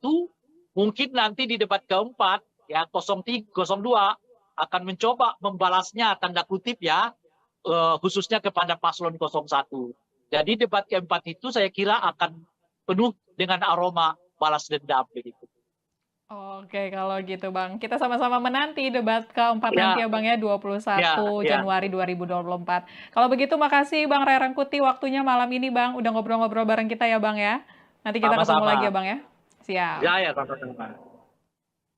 Ya, itu dia Tribuners pembahasan kita mengenai isu-isu politik terkini dengan pengamat politik yang juga Direktur Lingkar Madani 5 Indonesia, Bang Ray Rangkuti. Sekalian mengingatkan Tribuners kalau nanti tanggal 21 Januari 2024 akan berlangsung debat keempat peserta Pilpres 2024. Nanti gilirannya calon wakil presidennya lagi yang untuk naik ke podium, untuk saling beradu gagasan, untuk menyampaikan visi misi dan temanya untuk debat keempat nanti, yakni terkait dengan pembangunan berkelanjutan, sumber daya alam, lingkungan hidup, energi, pangan, agraria, masyarakat adat, dan juga desa.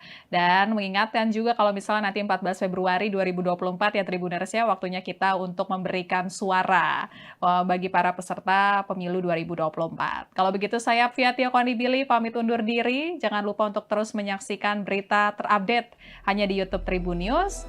Selamat malam dan selamat beristirahat.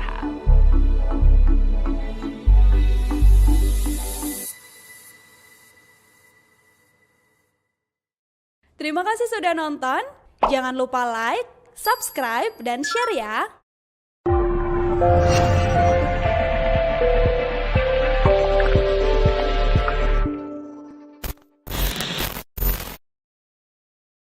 Download Tribun X sekarang.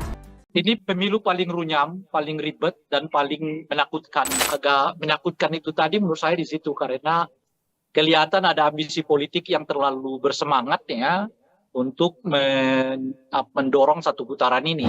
Iya, saya tidak terlalu yakin ini akan terjadi satu putaran. Saya kira setidaknya 3 faktor ini yang mengakibatkan kelihatan ya elektabilitas dari 02 ini sekarang macet gitu ya. Nah, dari tingkat kepuasan kepada Pak Jokowi yang mulai menurun ya, model kampanye yang monoton, ya kemampuan 03 untuk meningkatkan komparasi setelah mereka mampu melakukan asosiasi. 02 menurut saya punya perhitungan-perhitungan kalau sampai masuk ke putaran kedua. Mereka bisa berdikdaya kalau satu putaran, tapi belum tentu bisa dikdaya kalau sampai 2 putaran gitu. 03 ini sudah terlanjur sangat sakit hati gitu. Perlakuan Pak Jokowi dan keluarga Pak Jokowi kepada Ibu Mega dan PDI khususnya, saya kira siapapun akan sulit menerima itu gitu loh.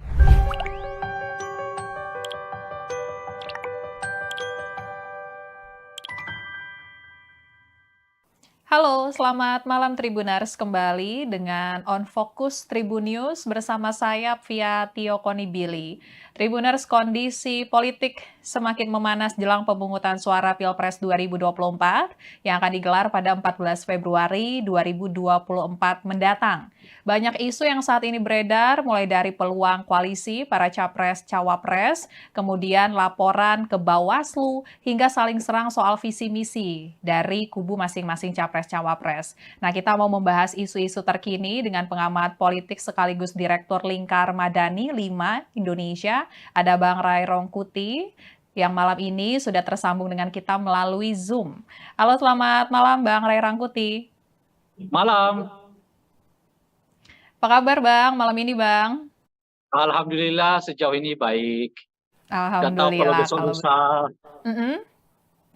apa Kondisi, masih bisa berbicara atau sudah ditekan untuk tidak berbicara, kita nggak tahu. oh oke. Ya, Berarti mengaku ya Bang ya kalau sekarang kondisinya makin panas. ini pemilu paling runyam, paling ribet, dan paling menakutkan begitu. Oke, kalau gitu boleh dijelasin Bang kenapa sampai terungkap runyam dan ribet? Runyam karena penyelenggaranya menurut saya tidak kapabel ya, kurang kapasitasnya tidak terlalu meyakinkan. Banyak tahapan pemilu yang ya dikelola seapa adanya begitu ya, sehingga menimbulkan reaksi di sana sini.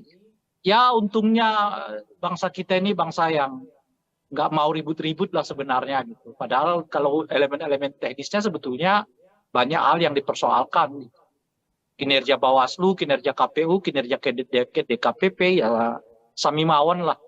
Ya menurut saya kalau dibuat nilai, menurut saya nggak lebih dari 5 nilainya ini kerja-kerja KPU, Bawaslu maupun DKPP. Tentu sejauh ini ya kita nggak tahu nanti seperti apa. Gitu. Nah, menakutkan itu karena ini kali pertama menurut saya pemilu yang di tengah-tengahnya di awal-awalnya sudah mulai dengan kekerasan gitu. Ada peristiwa Boyolali, ya kan? Ada peristiwa rekaman yang laporan-laporan, ya, gerakan mahasiswa dilaporkan, ini dilaporkan, itu dilaporkan. Nah, jadi kesannya jadi menyeramkan karena saling lapor-melapor untuk hal-hal yang sebenarnya debatable kan, ya ucapan capres dilaporkan, ya. Padahal itu di forum resmi namanya di forum debat ya kan, itu pun dilaporkan ke Bawaslu dan sebagainya. Jadi ya agak menakutkan itu tadi menurut saya di situ karena kelihatan ada ambisi politik yang terlalu bersemangat ya untuk mendorong satu putaran ini sehingga berbagai berbagai langkah dilakukan dalam rangka mendorong dan mencapai satu putaran itu gitu. Nah mungkin efek dari itulah yang mengakibatkan situasinya menurut saya ada perasaan tidak nyaman, ada perasaan takut ya. Dan sebetulnya perasaan-perasaan takut yang seperti ini tidak bagus bagi peningkatan kualitas demokrasi. Sebab hal yang seperti ini nanti akan berujung kepada objektivitas pemilih untuk menggunakan hak pilih mereka. Apakah akan mereka mempergunakan hak pilih sesuai hati nurani atau sebaliknya menggunakan hak pilih mereka berdasarkan rasa takut yang muncul itu gitu. Nah, tentu saja itu tidak elok ya kalau sampai orang memilih berdasarkan rasa takut yang muncul ya. Itu yang artinya dalam bahasa yang lain itu perasaan terintimidasi dan pemilu di mana pemilihnya menggunakan hak pilih karena ada perasaan terintimidasi itu adalah pemilu yang buruk ya, pemilu yang sebetulnya tidak memenuhi kualifikasi pemilu yang demokratik. Itu kira-kira. Oke, siap Bang. Jadi udah dijelasin kenapa tadi runyam dan takutnya itu ya Bang ya. Dan tadi Abang juga sempat Ya, mention Bang, kondisi terkini ini karena sepertinya ada yang ambisius untuk satu putaran. Nah kalau kita mencermati survei-survei terakhir ya Bang ya, ini belum ada yang hasilnya lebih dari 50% untuk salah satu paslon. Dan ini bagaimana analisa politik Abang Bang? Apakah mungkin target kubu 02, langsung saja kita sebut ya Bang ya, ini satu putaran bakal terjadi atau seperti apa Bang? iya, saya tidak terlalu yakin ini akan terjadi satu putaran ya. Berbagai gejala memperlihatkan arus yang sebaliknya. Mungkin karena itulah intensitas apa namanya itu ya, penggunaan berbagai cara itu menjadi meningkat kelihatan gitu ya. Dari bahkan sampai kepada presiden dan mengomentari tentang tata cara debat, mengomentari tentang materi pertanyaan orang ya yang disebut menyerang personal gitu. Padahal yang mana yang menyerang personal itu kita nggak tahu kan. Kalau orang bertanya soal kamu punya tanah loh ya sekian banyak, ya itu amat sangat relevan di forum debat itu gitu loh. Ya kan? Kalau orang bertanya, kenapa kamu beli pesawat bekas? Ya itu amat sangat relevan di dalam forum debat itu ditanyakan. Jadi mungkin karena itu tadi ya macetnya, istilah saya itu macetnya satu putaran ini yang mengakibatkan kelihatan ya bahkan presiden pun membuat komentar ya, padahal yang sangat teknis di dalam pelaksanaan pemilu maupun ya berkomentar terhadap model pertanyaan orang gitu. Bukan berarti presiden nggak boleh terlibat ya. Saya sendiri dari awal mengatakan kalau presiden mau di warga biasa gitu. Nah, di dalam pemilu jabatan presiden dengan warga biasa itu sangat mudah untuk dibedakan. Kalau yang bersangkutan menyatakan cuti, ya saat itulah beliau sebagai warga negara biasa dan oleh karena itu berhak untuk mendukung, mengkampanyekan, ya menyatakan dukungan kepada salah satu calon presiden gitu. Nggak apa-apa gitu. Tapi kalau dalam kapasitas sebagai presiden mengomentari tata cara debat, mengomentari tentang pertanyaan orang, menyebut pertanyaan itu bersifat personal, ya itu nggak patut gitu loh. Itu nggak tepat dilakukan seorang presiden gitu. Tetapi kalau presiden mau menjelaskan pokok-pokok pertanyaan orang di dalam forum debat itu yang berhubungan dengan kewenangan dirinya, kebijakan dirinya, ya monggo saja. Misalnya kenapa presiden terus melanjutkan program food estate, padahal di sana sini dinyatakan itu dianggap gagal gitu ya. Kenapa dilakukan pembelian pesawat terbang yang dianggap tidak tepat dan sebagainya. Itu silakan saja presiden komentar itu, tidak apa-apa gitu sebenarnya gitu. Nah, itu satu. Nah, kalau kita lihat trennya akhir-akhir ini, tren ini kelihatan agak macet gitu. Ya, dari mana kita lihat trennya? Ya, tentu dari banyak lembaga survei yang mengkonfirmasi surveinya ya masih sekitar 45%. Padahal tinggal 1 bulan lagi kan ke depan gitu. Nah, saya melihat setidaknya ada 3 aspek mengapa ada kemacetan elektabilitas dari 02 ya. Pertama menurut saya tingkat kepuasan kepada Presiden Jokowi yang mulai juga stagnan ya. Jadi tingkat kepuasan itu dengan sendirinya berimbas kepada macetnya elektabilitas dari 02. Apa namanya itu ya, nggak ada variasinya gitu ya kan, berbeda dengan 01, 03 ya yang membuka channelnya sendiri, melayani masyarakat melalui berbagai laman media sosial ya, sehingga memang kedekatan mereka dengan pemilih juga meningkat gitu. Karena perlu kita ketahui ya, pemilih kita ini salah satu faktor yang paling utama mereka memilih seseorang itu karena dirinya merasa dekat gitu. Jadi kalau apa namanya ini calon ini sekalipun misalnya begitu populer, tapi kalau merasa masyarakatnya nggak merasa dekat, ya belum tentu mereka mau pilih gitu ya. Nah, salah satu cara mendekatkan itu ya tentu menyapa warga, menyapa masyarakat dan sebagainya gitu ya. Nah, ini saya kira faktor kedua ya, faktor apa namanya itu monotonnya ya tata cara berkampanye dari 02 gitu ya. Nah, saat yang bersamaan ada peningkatan apa namanya itu ya, komparasi yang dilakukan oleh khususnya 03 gitu. Nah, 03 ini kan kelihatan skenarionya setelah mereka melakukan konsolidasi, lalu mereka melakukan apa namanya itu ya, asosiasi bahwa mereka sebetulnya bagian dari seluruh capaian-capaian Pak Jokowi itu gitu. Nah, sekarang mereka maju ke tahap ketiga ya, dimulai dari awal Januari menurut saya sampai nanti ya hari pencoblosan Februari. Nah, mereka sedang melakukan apa yang saya sebut sebagai upaya komparasi, yaitu mengkomparasi antara 03 dengan 02. Siapa kira-kira yang layak di antara 03 dengan 02 ini yang untuk melanjutkan berbagai pembangunan yang dicapai oleh Presiden Jokowi sebelumnya. Karena secara visioner, ya tentu keduanya mempunyai hak klaim. Ya, baik 02 maupun 03 memiliki hak klaim untuk menyatakan bahwa mereka berada di dalam barisan pencapaian-pencapaian kita rasakan saat ini gitu ya.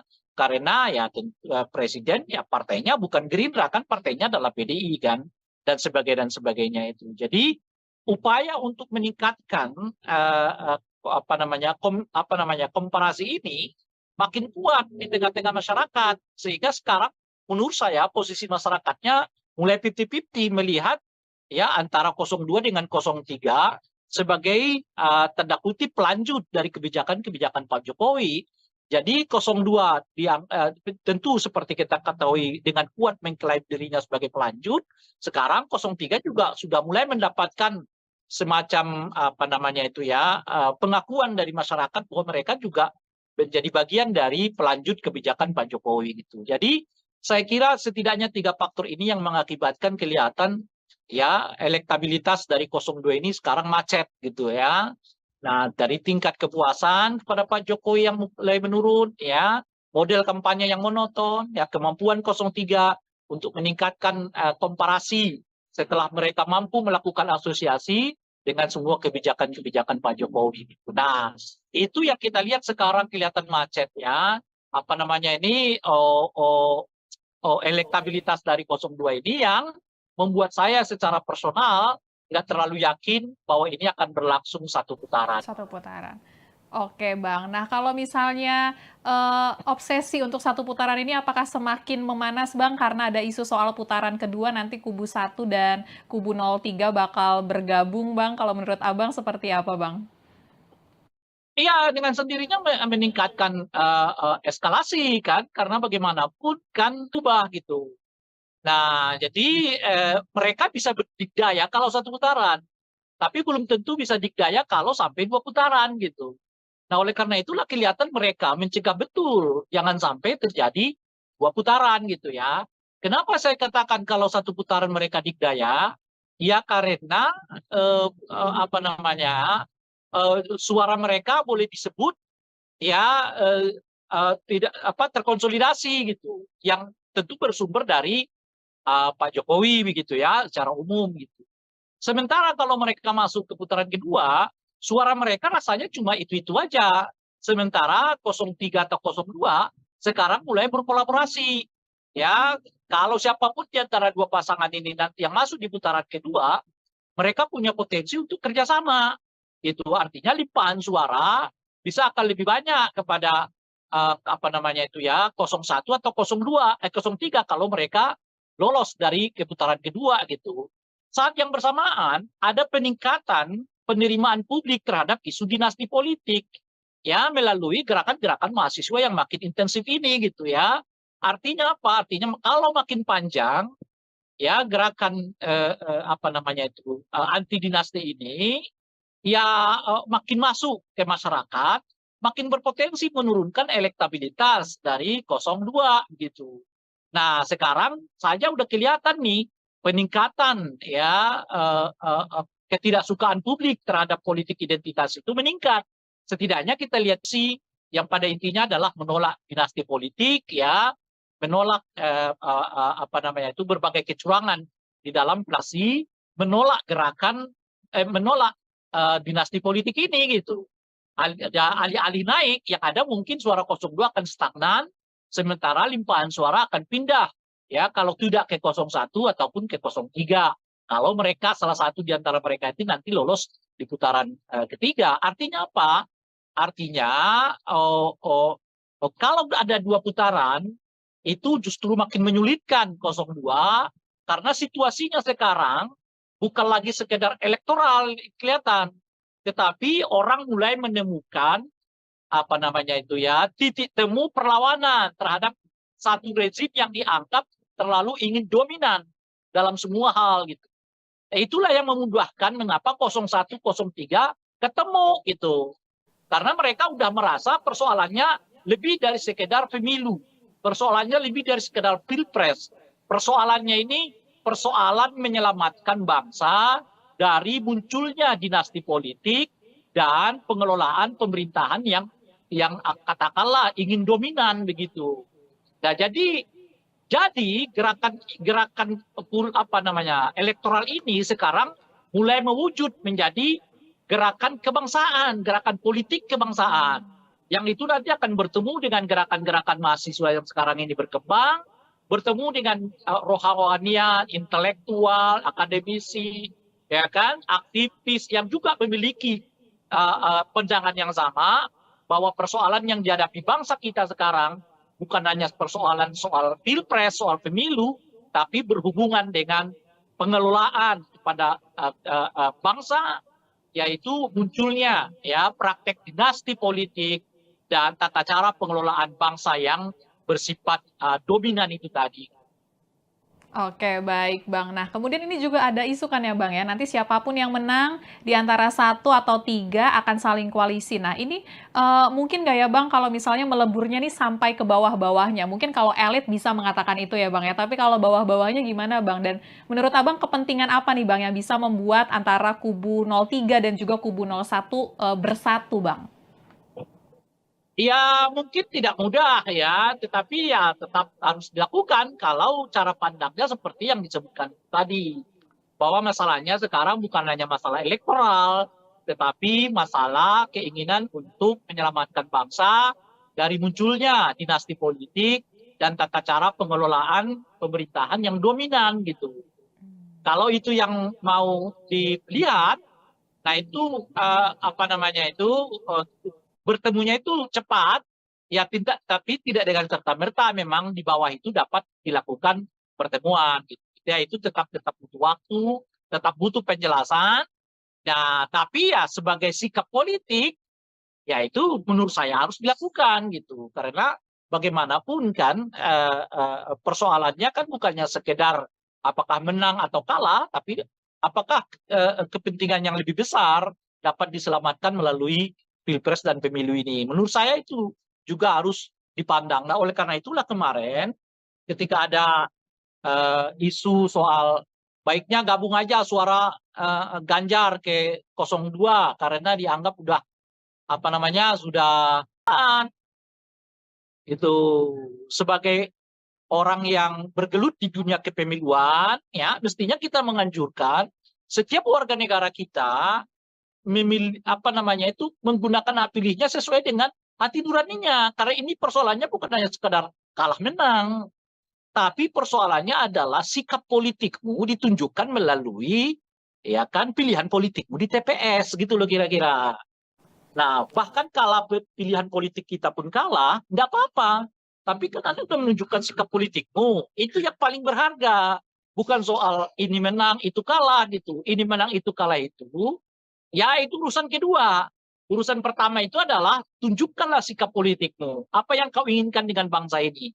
Dengan itu, pilihlah yang sesuai dengan apa yang Anda inginkan itu. Jadi, kampanye soal surat suara yang sia-sia karena akan kalah itu menurut saya nggak tepat dilakukan, karena itu membuat masyarakat kita jadi pragmatis, karena sebaiknya pemilih tetap harus diajak untuk menggunakan hak pilih mereka sesuai dengan sikap politik mereka masing-masing, tidak peduli apakah kemudian pilihan mereka itu menang atau kalah.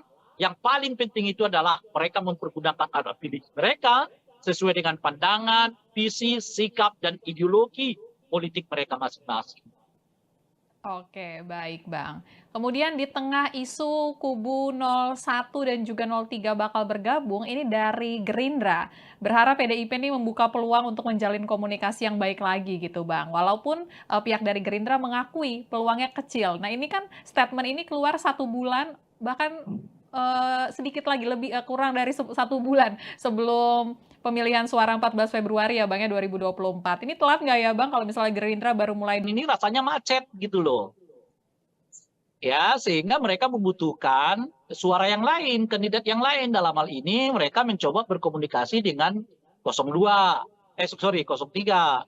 Dan sudah ditanggapi oleh 03 kan, untuk menyatakan ya kemungkinan akan sulit begitu ya.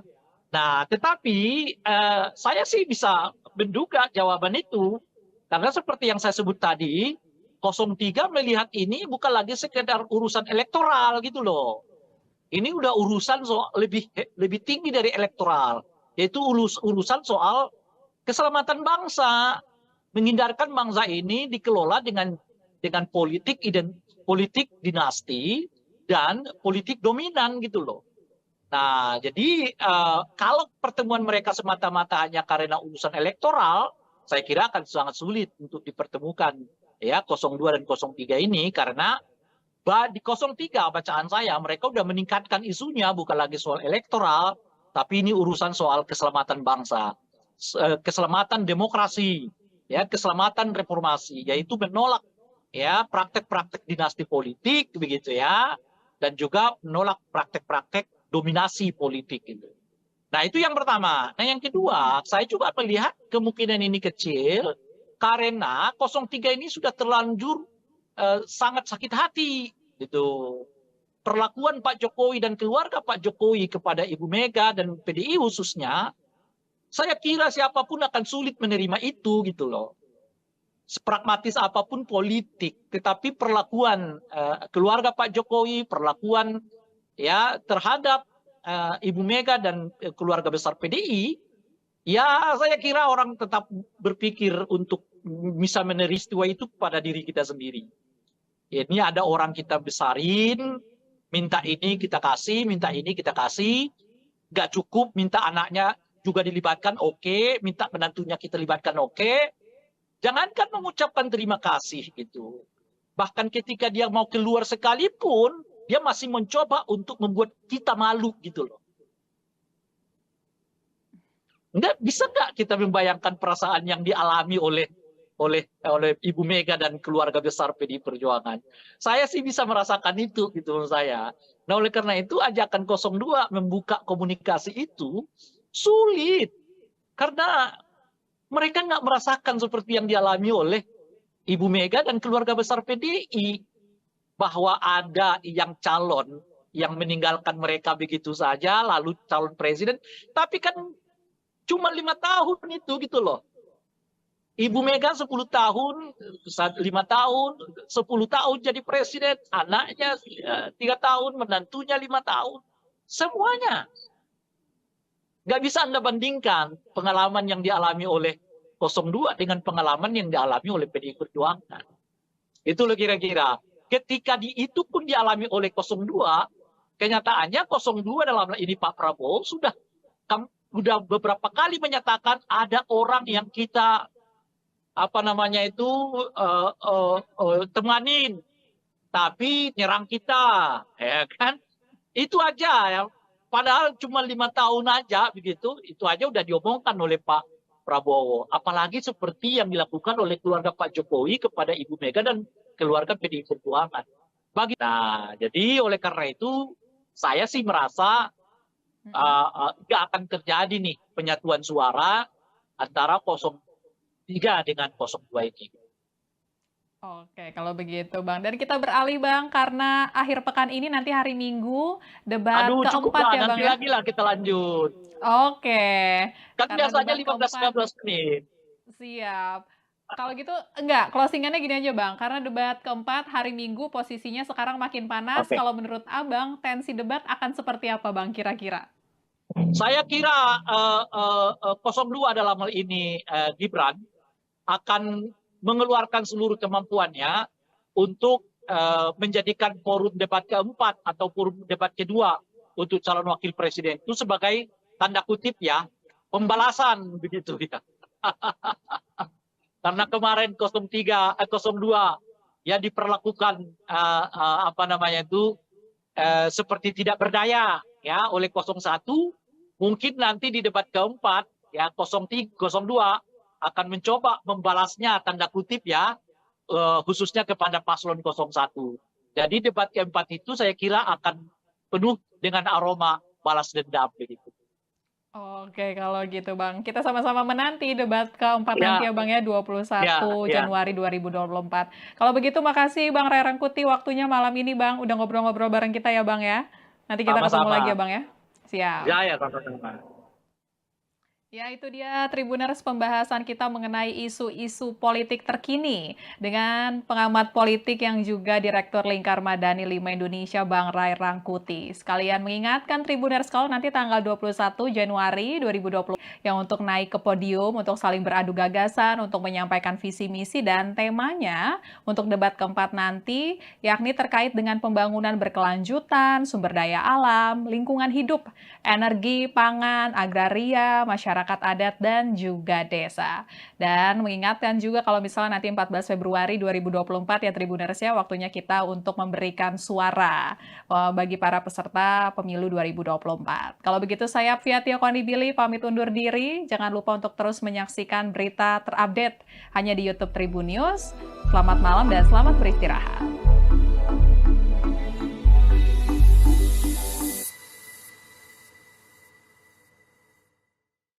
Terima kasih sudah nonton. Jangan lupa like, subscribe, dan share ya.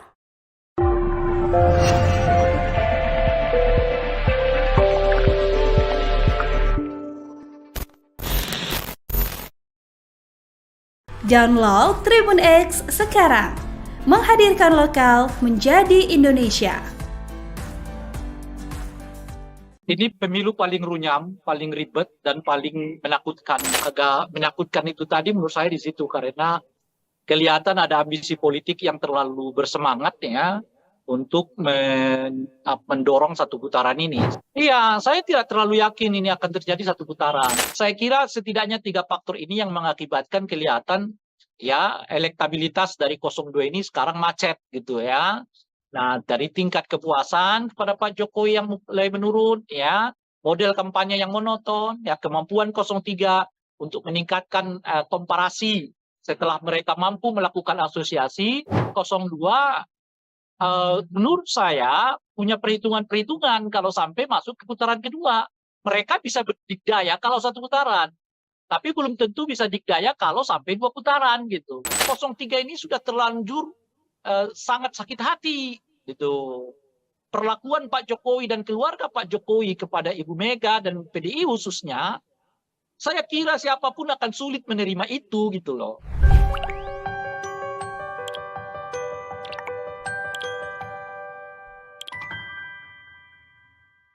Halo, selamat malam Tribuners, kembali dengan On Focus Tribun News bersama saya Fiatio Konibili.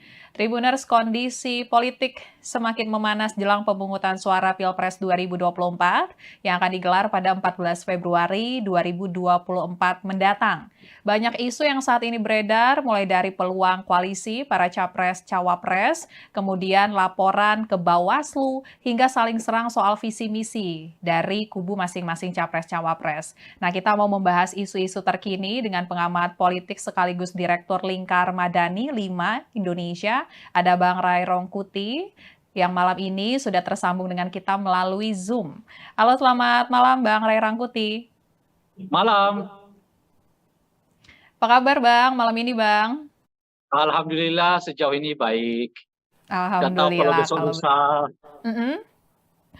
Apa Kondisi masih bisa berbicara atau sudah ditekan untuk tidak berbicara, kita nggak tahu. oh, oke oke oke.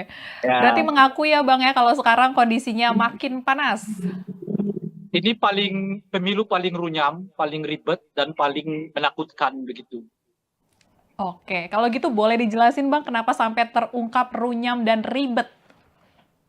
Runyam karena banyak tahapan pemilu yang ya dikelola seapa adanya begitu ya, sehingga menimbulkan reaksi di sana sini.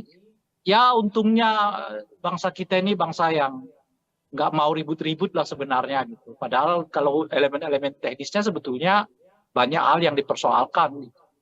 Kinerja Bawaslu, kinerja KPU, kinerja DKPP ya sami mawon lah. Ya menurut saya kalau dibuat nilai, menurut saya nggak lebih dari 5 nilainya ini kerja-kerja KPU, Bawaslu maupun DKPP. Tentu sejauh ini ya kita nggak tahu nanti seperti apa. Gitu. Nah menakutkan itu karena ini kali pertama menurut saya pemilu yang apa namanya itu ya di tengah-tengahnya di awal-awalnya sudah mulai dengan kekerasan gitu. Ada peristiwa Boyolali, ya kan? Ada peristiwa rekaman yang ya sekarang masih dibantah ya, tapi kita nggak tahu apa itu benar apa enggak. Ya. Dan laporan-laporan, ya, gerakan mahasiswa dilaporkan, ini dilaporkan, itu dilaporkan. Nah, jadi kesannya jadi menyeramkan karena saling lapor melapor untuk hal-hal yang sebenarnya debatable kan. Ya, ucapan capres dilaporkan. Ya. Padahal itu di forum resmi, namanya di forum debat ya kan. Itu pun dilaporkan ke Bawaslu dan sebagainya. Jadi ya agak menakutkan itu tadi menurut saya di situ karena eh, kelihatan ada ambisi politik yang terlalu bersemangat ya untuk mendorong satu putaran ini sehingga berbagai apa namanya itu ya berbagai langkah dilakukan dalam rangka mendorong dan mencapai satu putaran itu gitu. Nah mungkin efek dari itu ya dan sebetulnya perasaan-perasaan takut yang seperti ini tidak bagus bagi peningkatan kualitas demokrasi. Sebab hal yang seperti ini nanti akan berujung kepada objektivitas pemilih untuk menggunakan hak pilih mereka. Apakah akan mereka mempergunakan hak pilih sesuai hati nurani atau sebaliknya menggunakan hak pilih mereka berdasarkan rasa takut yang muncul itu gitu. Nah, tentu saja itu tidak elok ya kalau sampai orang memilih berdasarkan rasa takut yang muncul ya.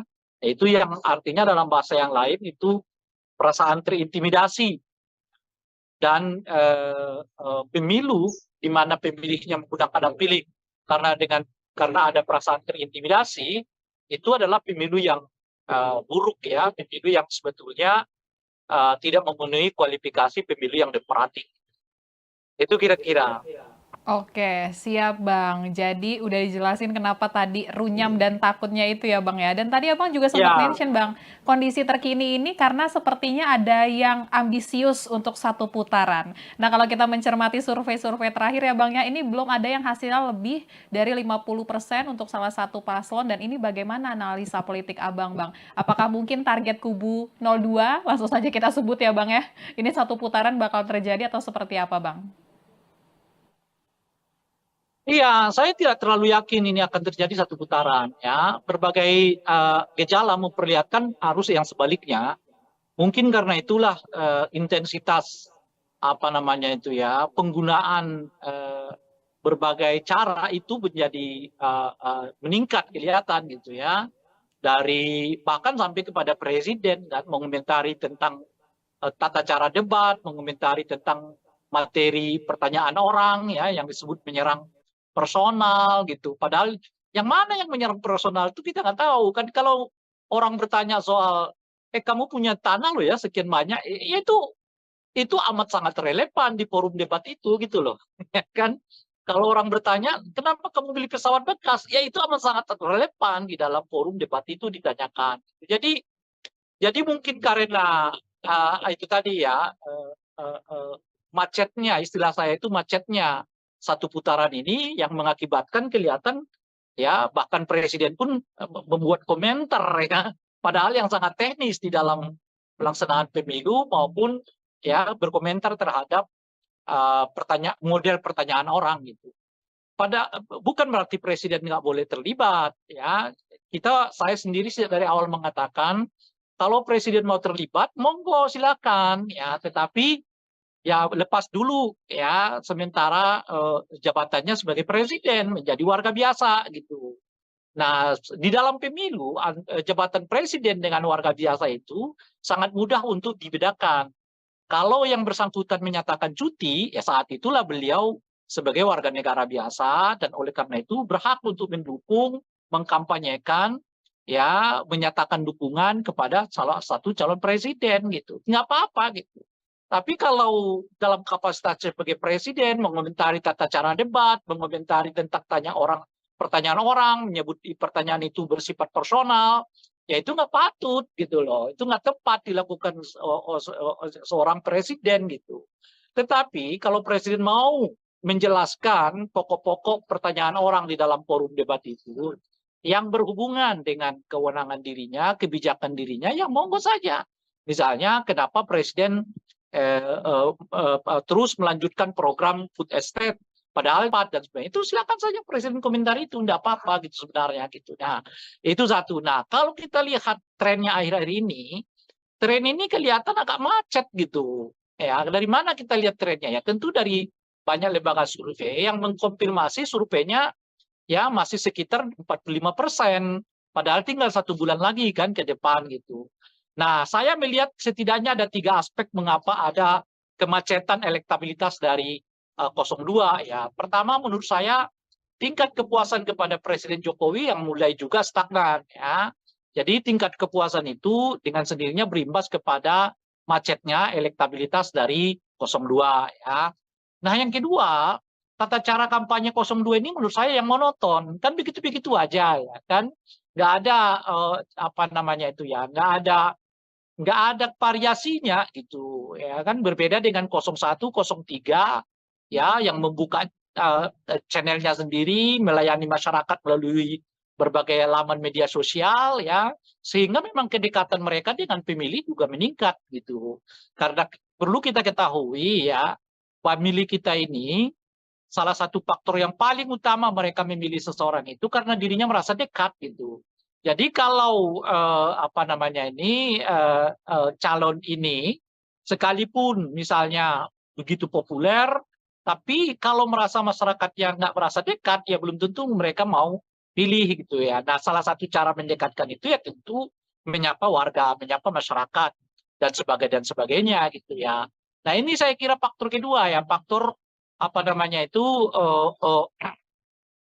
monotonnya ya tata cara berkampanye dari 02 gitu ya.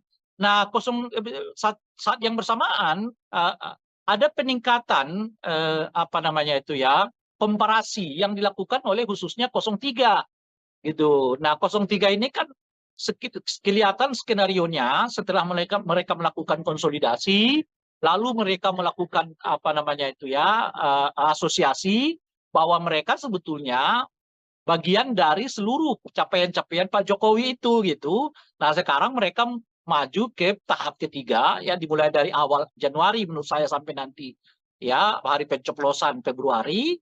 Nah, mereka sedang melakukan apa yang saya sebut sebagai upaya komparasi, yaitu mengkomparasi antara 03 dengan 02. Siapa kira-kira yang layak di antara 03 dengan 02 ini yang untuk melanjutkan berbagai pembangunan yang dicapai oleh Presiden Jokowi sebelumnya. Karena secara visioner, ya tentu keduanya mempunyai hak klaim. Ya, baik 02 maupun 03 memiliki hak klaim untuk menyatakan bahwa mereka berada di dalam barisan pencapaian-pencapaian kita rasakan saat ini gitu ya. Karena ya presiden ya partainya bukan Gerindra kan, partainya adalah PDI kan, dan sebagainya itu. Jadi upaya untuk meningkatkan apa namanya komparasi ini makin kuat di tengah-tengah masyarakat, sehingga sekarang menurut saya posisi masyarakatnya mulai 50-50 melihat ya antara 02 dengan 03 sebagai tanda kutip pelanjut dari kebijakan-kebijakan Pak Jokowi. Jadi 02 tentu seperti kita ketahui dengan kuat mengklaim dirinya sebagai pelanjut, sekarang 03 juga sudah mulai mendapatkan semacam apa namanya itu ya, pengakuan dari masyarakat bahwa mereka juga menjadi bagian dari pelanjut kebijakan Pak Jokowi gitu. Jadi saya kira setidaknya 3 faktor ini yang mengakibatkan kelihatan ya elektabilitas dari 02 ini sekarang macet gitu ya. Nah, dari tingkat kepuasan kepada Pak Jokowi yang mulai menurun, ya, model kampanye yang monoton, ya, kemampuan 03 untuk meningkatkan komparasi setelah mereka mampu melakukan asosiasi dengan semua kebijakan-kebijakan Pak Jokowi. Nah, itu yang kita lihat sekarang kelihatan macet, ya. Apa namanya ini, elektabilitas dari 02 ini yang membuat saya secara personal nggak terlalu yakin bahwa ini akan berlangsung satu putaran. Satu putaran. Oke Bang, nah kalau misalnya obsesi untuk satu putaran ini apakah semakin memanas Bang karena ada isu soal putaran kedua nanti kubu 1 dan kubu 03 bakal bergabung Bang, kalau menurut Abang seperti apa Bang? Iya, dengan sendirinya meningkatkan eskalasi kan, karena bagaimanapun kan 02 menurut saya punya perhitungan-perhitungan kalau sampai masuk ke putaran kedua, situasinya bisa berubah gitu. Nah, jadi mereka bisa berdikdaya kalau satu putaran, tapi belum tentu bisa dikdaya kalau sampai 2 putaran gitu. Nah, oleh karena itulah kelihatan mereka mencegah betul jangan sampai terjadi 2 putaran gitu ya. Kenapa saya katakan kalau satu putaran mereka dikdaya? Ya karena apa namanya suara mereka boleh disebut ya tidak apa terkonsolidasi gitu, yang tentu bersumber dari Pak Jokowi begitu ya secara umum gitu. Sementara kalau mereka masuk ke putaran kedua, suara mereka rasanya cuma itu-itu aja. Sementara 03 atau 02 sekarang mulai berkolaborasi. Ya, kalau siapapun di antara 2 pasangan ini yang masuk di putaran kedua, 01 atau 03 kalau mereka lolos dari ke putaran kedua gitu. Saat yang bersamaan ada peningkatan penerimaan publik terhadap isu dinasti politik ya melalui gerakan-gerakan mahasiswa yang makin intensif ini gitu ya. Artinya apa? Artinya kalau makin panjang ya gerakan apa namanya itu anti dinasti ini ya makin masuk ke masyarakat, makin berpotensi menurunkan elektabilitas dari 02 gitu. Nah, sekarang saja udah kelihatan nih peningkatan ya ketidaksukaan publik terhadap politik identitas itu meningkat. Setidaknya kita lihat itu di tengah-tengah mahasiswa kan. Mahasiswa sekarang makin banyak ya yang turun ke jalan ya, yang protes ya, yang aksi yang pada intinya adalah menolak dinasti politik ya, menolak apa namanya itu berbagai kecurangan di dalam pelaksanaan pemilu ataupun pilpres ini gitu. Nah, kalau ini makin panjang, artinya makin panjang gerakan mahasiswa untuk melakukan sosialisasi menolak menolak dinasti politik ini gitu. Alih-alih naik, yang ada mungkin suara 02 akan stagnan, sementara limpahan suara akan pindah ya kalau tidak ke 01 ataupun ke 03. Kalau mereka salah satu di antara mereka itu nanti lolos di putaran ketiga. Artinya apa? Artinya kalau ada 2 putaran itu justru makin menyulitkan 02 karena situasinya sekarang bukan lagi sekedar elektoral kelihatan, tapi terlalu ingin dominan dalam semua hal gitu. Itulah yang memudahkan mengapa 01, 03 ketemu gitu. Karena mereka udah merasa persoalannya lebih dari sekedar pemilu. Persoalannya lebih dari sekedar pilpres. Persoalannya ini persoalan menyelamatkan bangsa dari munculnya dinasti politik dan pengelolaan pemerintahan yang katakanlah ingin dominan begitu. Nah, jadi gerakan apa namanya elektoral ini sekarang mulai mewujud menjadi gerakan kebangsaan, gerakan politik kebangsaan. Yang itu nanti akan bertemu dengan gerakan-gerakan mahasiswa yang sekarang ini berkembang, bertemu dengan rohanian, intelektual, akademisi, ya kan, aktivis yang juga memiliki pandangan yang sama bahwa persoalan yang dihadapi bangsa kita sekarang bukan hanya persoalan soal pilpres, soal pemilu, tapi berhubungan dengan pengelolaan kepada bangsa, yaitu munculnya ya praktek dinasti politik dan tata cara pengelolaan bangsa yang bersifat dominan itu tadi. Oke, baik Bang. Nah, kemudian ini juga ada isu kan ya Bang ya, nanti siapapun yang menang di antara 1 atau 3 akan saling koalisi. Nah, ini mungkin nggak ya Bang kalau misalnya meleburnya nih sampai ke bawah-bawahnya? Mungkin kalau elit bisa mengatakan itu ya Bang ya, tapi kalau bawah-bawahnya gimana Bang? Dan menurut Abang kepentingan apa nih Bang yang bisa membuat antara kubu 03 dan juga kubu 01 bersatu Bang? Ya mungkin tidak mudah ya, tetapi ya tetap harus dilakukan kalau cara pandangnya seperti yang disebutkan tadi. Bahwa masalahnya sekarang bukan hanya masalah elektoral, tetapi masalah keinginan untuk menyelamatkan bangsa dari munculnya. Nah itu apa namanya itu bertemunya itu cepat, ya tidak, tapi tidak dengan serta merta memang di bawah itu dapat dilakukan pertemuan. Gitu. Ya itu tetap butuh waktu, tetap butuh penjelasan. Nah tapi ya sebagai sikap politik, ya itu menurut saya harus dilakukan gitu, karena bagaimanapun kan persoalannya kan bukannya sekedar apakah menang atau kalah, tapi apakah kepentingan yang lebih besar dapat diselamatkan melalui pilpres dan pemilu ini. Menurut saya itu juga harus dipandang. Nah oleh karena itulah kemarin ketika ada isu soal baiknya gabung aja suara Ganjar ke 02 karena dianggap udah apa namanya sudah sia-sialah suara itu begitu karena 02 ini akan menang gitu 1 putaran. Itu menurut saya anjuran yang tidak tepat. Itu sebagai orang yang bergelut di dunia kepemiluan ya mestinya kita menganjurkan setiap warga negara kita memilih apa namanya itu menggunakan hak pilihnya sesuai dengan hati nuraninya karena ini persoalannya bukan hanya sekedar kalah menang. Tapi persoalannya adalah sikap politikmu ditunjukkan melalui ya kan pilihan politikmu di TPS gitu loh kira-kira. Nah bahkan kalau pilihan politik kita pun kalah, nggak apa-apa. Tapi kan Anda sudah menunjukkan sikap politikmu, itu yang paling berharga. Bukan soal ini menang, itu kalah gitu. Ini menang, itu kalah itu. Ya itu urusan kedua. Urusan pertama itu adalah tunjukkanlah sikap politikmu. Apa yang kau inginkan dengan bangsa ini. Dengan itu pilihlah lah itu. Menurut saya nggak tepat dilakukan karena itu membuat masyarakat kita jadi pragmatis. Karena sebaiknya pemilih tetap harus diajak untuk menggunakan hak pilih mereka sesuai dengan sikap politik mereka masing-masing. Tidak peduli apakah kemudian pilihan mereka itu menang atau kalah. Yang paling penting itu adalah mereka mempergunakan hak pilih mereka sesuai dengan pandangan, visi, sikap, dan ideologi politik mereka masing-masing. Oke, baik Bang. Kemudian di tengah isu kubu 01 dan juga 03 bakal bergabung, ini dari Gerindra. Berharap PDIP ini membuka peluang untuk menjalin komunikasi yang baik lagi gitu Bang. Walaupun pihak dari Gerindra mengakui peluangnya kecil. Nah ini kan statement ini keluar 1 bulan, bahkan sedikit lagi, lebih kurang dari 1 bulan sebelum pemilihan suara 14 Februari ya Bang ya 2024. Ini telat nggak ya Bang kalau misalnya Gerindra baru mulai deket-deketin kubu lain Bang sekarang Bang?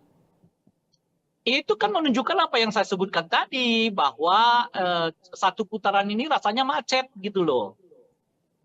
Ya, sehingga mereka membutuhkan suara yang lain, kandidat yang lain. Dalam hal ini mereka mencoba berkomunikasi dengan 02, 03.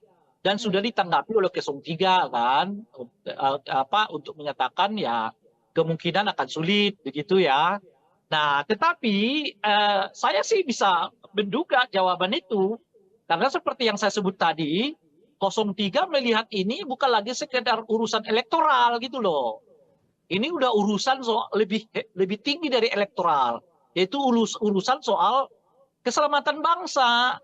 Menghindarkan bangsa ini, kalau pertemuan mereka semata-mata hanya karena urusan elektoral, saya kira akan sangat sulit untuk dipertemukan ya 02 dan 03 ini karena di 03 bacaan saya mereka udah meningkatkan isunya bukan lagi soal elektoral, tapi ini urusan soal keselamatan bangsa, keselamatan demokrasi, ya keselamatan reformasi, yaitu menolak ya praktek-praktek dinasti politik begitu ya, dan juga menolak praktek-praktek dominasi politik gitu. Nah itu yang pertama. Nah yang kedua, saya juga melihat kemungkinan ini kecil karena 03 ini sudah terlanjur sangat sakit hati gitu. Perlakuan Pak Jokowi dan keluarga Pak Jokowi kepada Ibu Mega dan PDI khususnya, saya kira siapapun akan sulit menerima itu gitu loh. Sepragmatis apapun politik, tetapi perlakuan keluarga Pak Jokowi, perlakuan ya terhadap Ibu Mega dan keluarga besar PDI, ya saya kira orang tetap berpikir untuk bisa menerima ya penyatuan politik gitu. Ya sederhana aja lah. Ya, kita coba tarik peristiwa itu pada diri kita sendiri. Ini ada orang kita besarin, minta ini kita kasih, minta ini kita kasih. Gak cukup, minta anaknya juga dilibatkan, oke. Minta menantunya kita libatkan, oke. Jangankan mengucapkan terima kasih gitu. Bahkan ketika dia mau keluar sekalipun, dia masih mencoba untuk membuat kita malu gitu loh. Bisa nggak kita membayangkan perasaan yang dialami oleh Ibu Mega dan keluarga besar PDI Perjuangan? Saya sih bisa merasakan itu gitu menurut saya. Nah oleh karena itu ajakan 02 membuka komunikasi itu sulit. Karena yang meninggalkan mereka begitu saja lalu calon presiden. Tapi kan cuma 5 tahun itu gitu loh. Ibu Mega 10 tahun, 5 tahun, 10 tahun jadi presiden, anaknya 3 tahun, menantunya 5 tahun. Semuanya. Nggak bisa Anda bandingkan pengalaman yang dialami oleh 02 dengan pengalaman yang dialami oleh PDI Perjuangan. Itu loh kira-kira. Ketika itu pun dialami oleh 02, kenyataannya 02 dalam hal ini Pak Prabowo sudah beberapa kali menyatakan ada orang yang kita temanin tapi nyerang kita, ya kan? Itu aja ya. Padahal cuma 5 tahun aja begitu, itu aja udah diomongkan oleh Pak Prabowo. Apalagi seperti yang dilakukan oleh keluarga Pak Jokowi kepada Ibu Mega dan keluarga PDI Perjuangan. Bagi saya itu sangat sulit ya menyatukan kedua pasangan ini gitu.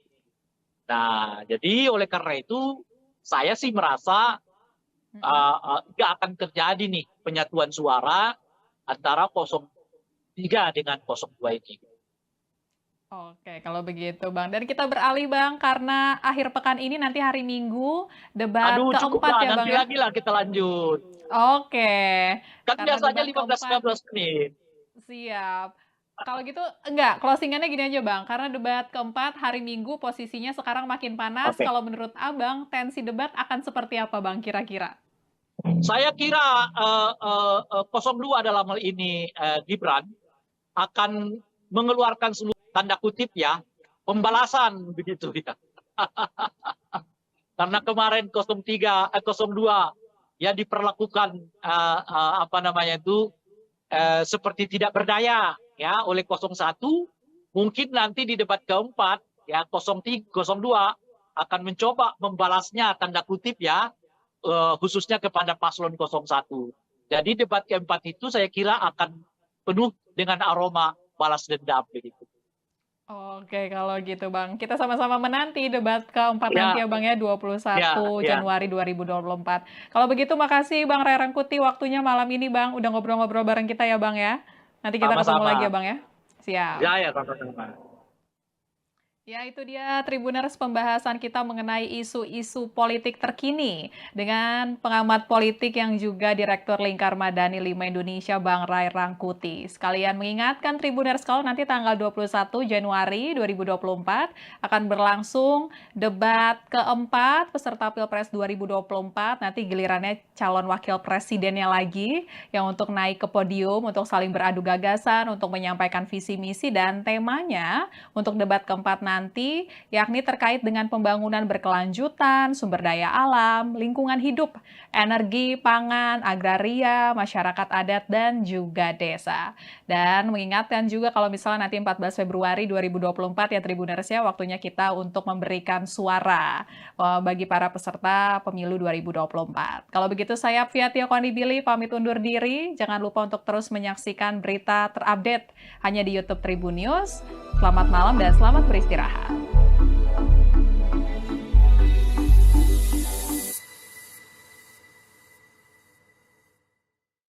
Terima kasih sudah nonton.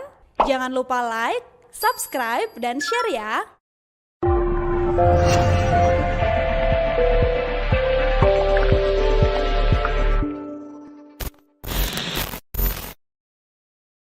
Download Tribun X sekarang. Menghadirkan lokal menjadi Indonesia. Ini pemilu paling runyam, paling ribet, dan paling menakutkan. Agak menakutkan itu tadi menurut saya di situ, karena kelihatan ada ambisi politik yang terlalu bersemangat ya untuk mendorong satu putaran ini. Iya, saya tidak terlalu yakin ini akan terjadi satu putaran. Saya kira setidaknya 3 faktor ini yang mengakibatkan kelihatan ya elektabilitas dari 02 ini sekarang macet gitu ya. Nah, dari tingkat kepuasan kepada Pak Jokowi yang mulai menurun ya, model kampanye yang monoton, ya kemampuan 03 untuk meningkatkan komparasi setelah mereka mampu melakukan asosiasi. 02 menurut saya punya perhitungan-perhitungan kalau sampai masuk ke putaran kedua. Mereka bisa berdikdaya kalau satu putaran, tapi belum tentu bisa dikdaya kalau sampai 2 putaran gitu. 03 ini sudah terlanjur sangat sakit hati gitu. Perlakuan Pak Jokowi dan keluarga Pak Jokowi kepada Ibu Mega dan PDI khususnya, saya kira siapapun akan sulit menerima itu gitu loh.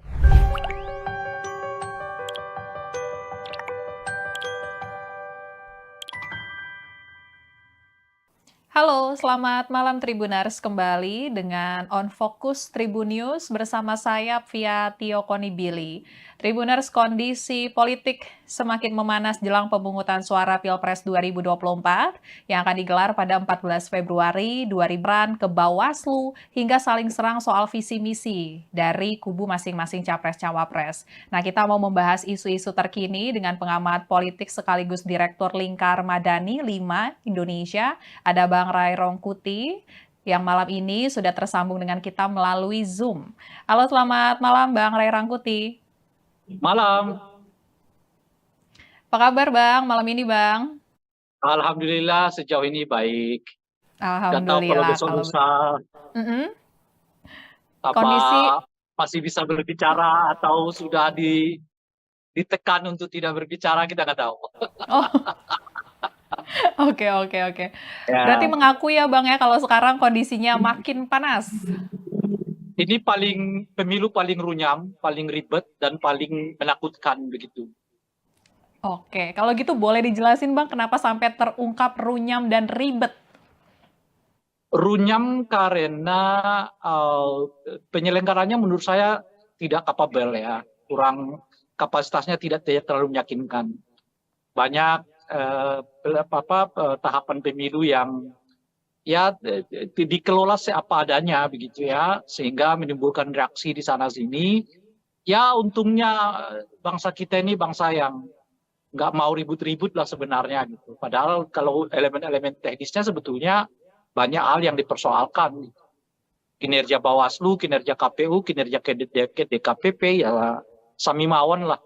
Ya menurut saya kalau dibuat nilai, menurut saya nggak lebih dari 5 nilainya ini, kerja-kerja KPU, Bawaslu maupun DKPP. Tentu sejauh ini ya, kita nggak tahu nanti seperti apa. Gitu. Nah, menakutkan itu karena ini kali pertama menurut saya pemilu yang di tengah-tengahnya, di awal-awalnya sudah mulai dengan kekerasan gitu. Ada peristiwa Boyolali, ya kan? Ada peristiwa rekaman yang ya sekarang masih dibantah ya, tapi kita nggak tahu apa itu benar apa enggak. Ya. Dan laporan-laporan, ya, gerakan mahasiswa dilaporkan, ini dilaporkan, itu dilaporkan. Nah, jadi kesannya jadi menyeramkan karena saling lapor-melapor untuk hal-hal yang sebenarnya debatable kan. Ya, ucapan capres dilaporkan, ya. Padahal itu di forum resmi, namanya di forum debat, ya kan. Itu pun dilaporkan ke Bawaslu dan sebagainya.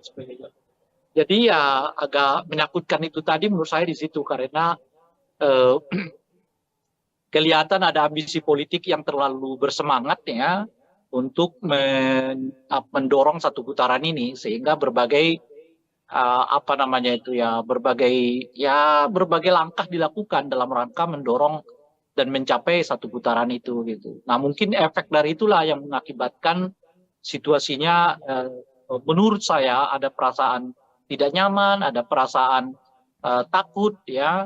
Dan sebetulnya perasaan-perasaan takut yang seperti ini tidak bagus bagi peningkatan kualitas demokrasi. Sebab hal yang seperti ini nanti akan berujung kepada objektivitas pemilih untuk menggunakan hak pilih mereka. Apakah akan mereka mempergunakan hak pilih sesuai hati nurani atau sebaliknya menggunakan hak pilih mereka berdasarkan rasa takut yang muncul itu gitu. Nah, tentu saja itu tidak elok ya kalau sampai orang memilih berdasarkan rasa takut yang muncul ya. Itu yang artinya dalam bahasa yang lain itu perasaan terintimidasi dan pemilu di mana pemilihnya menggunakan tidak memenuhi kualifikasi pemilih yang demokratik. Itu kira-kira. Oke, siap Bang. Jadi udah dijelasin kenapa tadi runyam dan takutnya itu ya Bang ya. Dan tadi Abang juga sempat Ya, mention Bang, kondisi terkini ini karena sepertinya ada yang ambisius untuk satu putaran. Nah kalau kita mencermati survei-survei terakhir ya Bang ya, ini belum ada yang hasilnya lebih dari 50% untuk salah satu paslon. Dan ini bagaimana analisa politik Abang Bang? Apakah mungkin target kubu 02, langsung saja kita sebut ya Bang ya, ini satu putaran bakal terjadi atau seperti apa Bang? iya, saya tidak terlalu yakin ini akan terjadi satu putaran ya. Berbagai gejala memperlihatkan arus yang sebaliknya. Mungkin karena itulah intensitas apa namanya itu ya penggunaan berbagai cara itu menjadi meningkat kelihatan gitu ya. Dari bahkan sampai kepada presiden dan mengomentari tentang tata cara debat, mengomentari tentang materi pertanyaan orang ya yang disebut menyerang personal gitu. Padahal yang mana yang menyerang personal itu kita nggak tahu kan. Kalau orang bertanya soal kamu punya tanah loh ya sekian banyak, ya itu amat sangat relevan di forum debat itu gitu loh. Ya kan? Kalau orang bertanya, kenapa kamu beli pesawat bekas? Ya itu amat sangat relevan di dalam forum debat itu ditanyakan. Jadi mungkin karena itu tadi ya macetnya, istilah saya itu macetnya satu putaran ini yang mengakibatkan kelihatan ya bahkan presiden pun membuat komentar ya padahal yang sangat teknis di dalam pelaksanaan pemilu maupun ya berkomentar terhadap model pertanyaan orang terlibat monggo silakan ya tetapi ya lepas dulu ya sementara jabatannya sebagai presiden menjadi warga biasa gitu.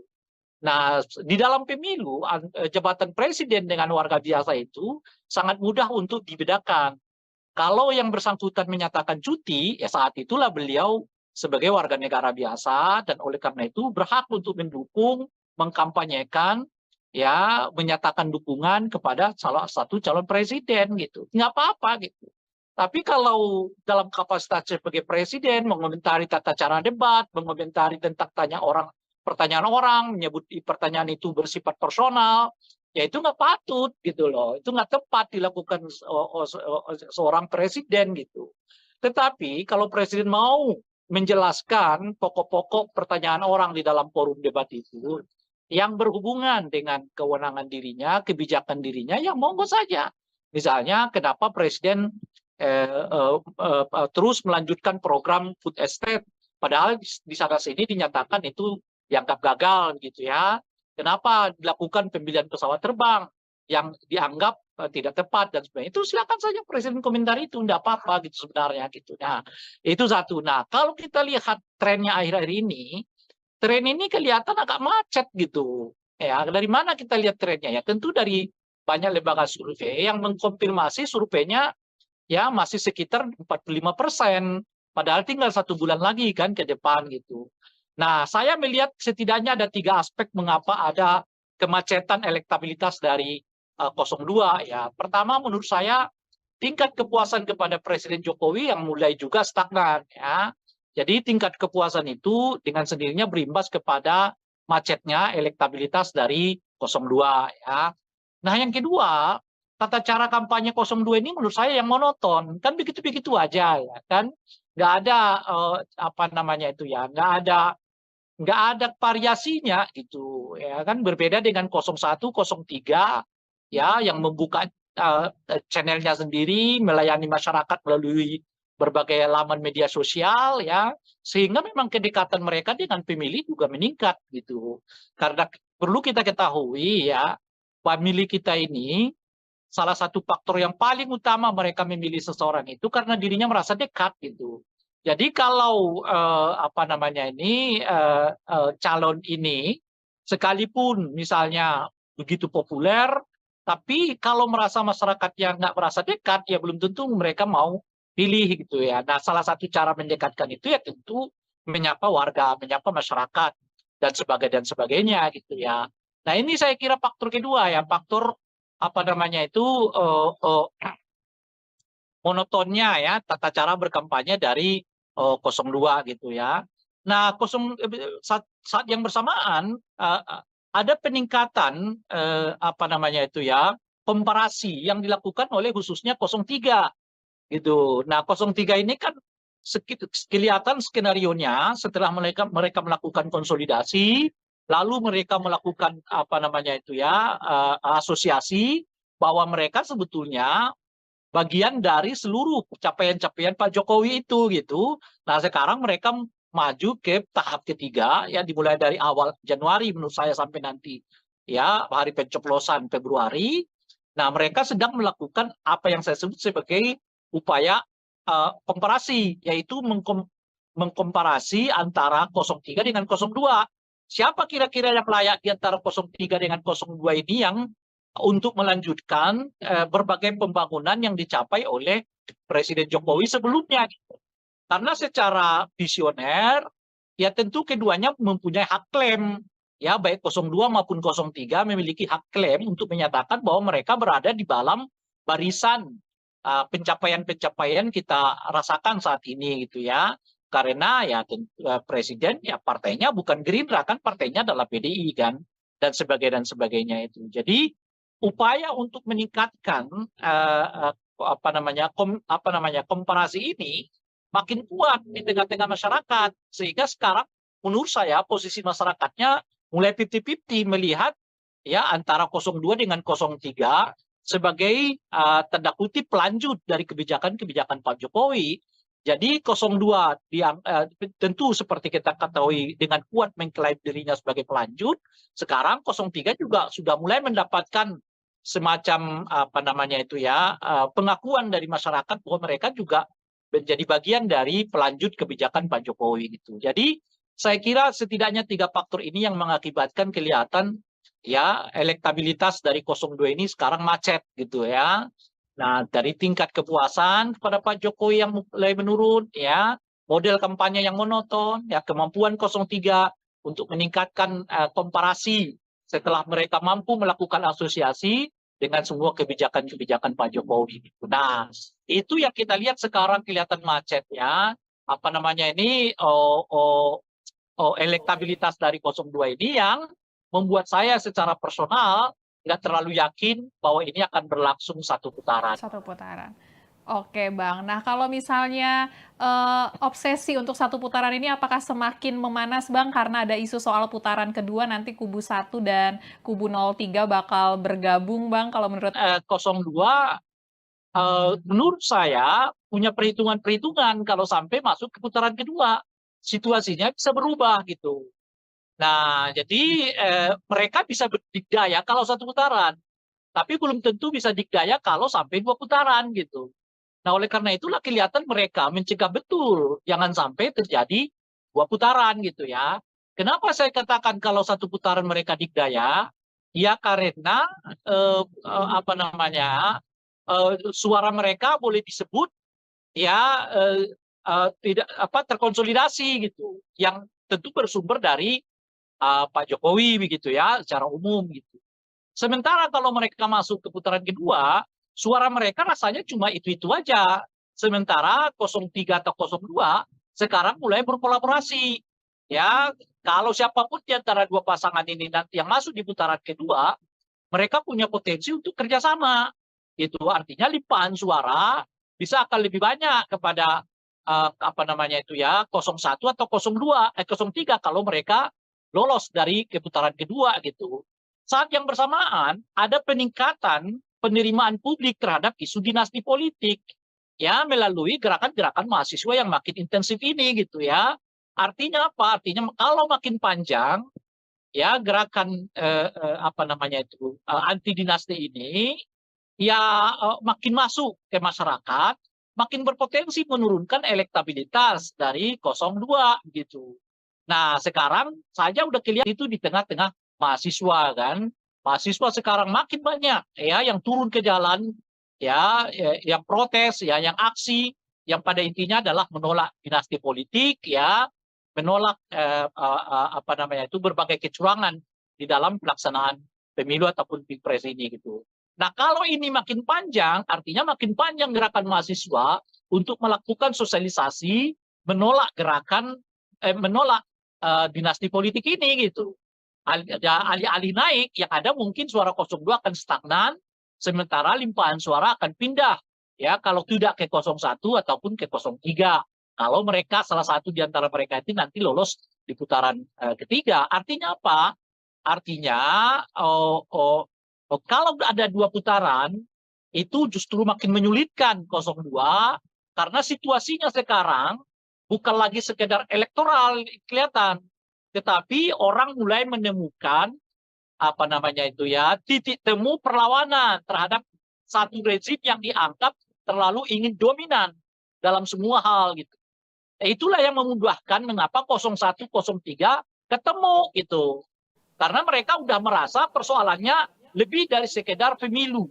Persoalannya lebih dari sekedar pilpres. Persoalannya ini persoalan menyelamatkan bangsa dari munculnya dinasti politik dan pengelolaan pemerintahan yang katakanlah ingin dominan begitu. Nah, jadi gerakan apa namanya elektoral ini sekarang mulai mewujud menjadi gerakan kebangsaan, gerakan politik kebangsaan. Yang itu nanti akan bertemu dengan aktivis yang juga memiliki pandangan yang sama bahwa persoalan yang dihadapi bangsa kita sekarang bukan hanya persoalan soal pilpres, soal pemilu, tapi berhubungan dengan pengelolaan kepada bangsa, yaitu munculnya ya praktek dinasti politik dan tata cara pengelolaan bangsa yang bersifat dominan itu tadi.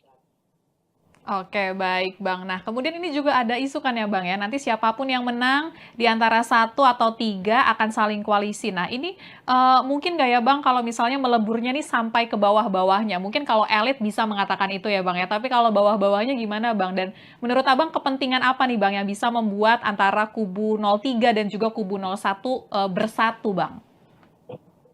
Ya mungkin tidak mudah ya, tetapi ya tetap harus dilakukan kalau cara pandangnya seperti yang disebutkan tadi. Bahwa masalahnya sekarang bukan hanya masalah elektoral, tetapi masalah keinginan untuk menyelamatkan bangsa dari munculnya dinasti politik dan tata cara pengelolaan pemerintahan yang dominan gitu. Kalau itu yang mau dilihat, nah itu apa namanya itu bertemunya itu cepat, ya tidak, tapi tidak dengan serta-merta memang di bawah itu dapat dilakukan pertemuan. Gitu. Ya itu tetap butuh waktu, tetap butuh penjelasan. Nah, tapi ya sebagai sikap politik, ya itu menurut saya harus dilakukan gitu. Karena bagaimanapun kan persoalannya kan bukannya sekedar apakah menang atau kalah, tapi apakah kepentingan yang lebih besar dapat diselamatkan melalui pilpres dan pemilu ini. Menurut saya itu juga harus dipandang. Nah, oleh karena itulah kemarin ketika ada isu sudah sia-sialah suara itu begitu karena 02 ini akan menang itu satu putaran. Itu menurut saya anjuran yang tidak tepat. Itu sebagai orang yang bergelut di dunia kepemiluan, ya mestinya kita menganjurkan setiap warga negara kita memilih apa namanya itu menggunakan hak pilihnya sesuai dengan hati nuraninya. Karena ini persoalannya bukan hanya sekedar kalah menang, tapi persoalannya adalah sikap politikmu ditunjukkan melalui ya kan pilihan politikmu di TPS gitu loh kira-kira. Nah, bahkan kalau pilihan politik kita pun kalah, nggak apa-apa. Tapi kan Anda sudah menunjukkan sikap politikmu. Itu yang paling berharga. Bukan soal ini menang, itu kalah gitu. Ini menang, itu kalah itu. Ya, itu urusan kedua. Urusan pertama itu adalah tunjukkanlah sikap politikmu. Apa yang kau inginkan dengan bangsa ini.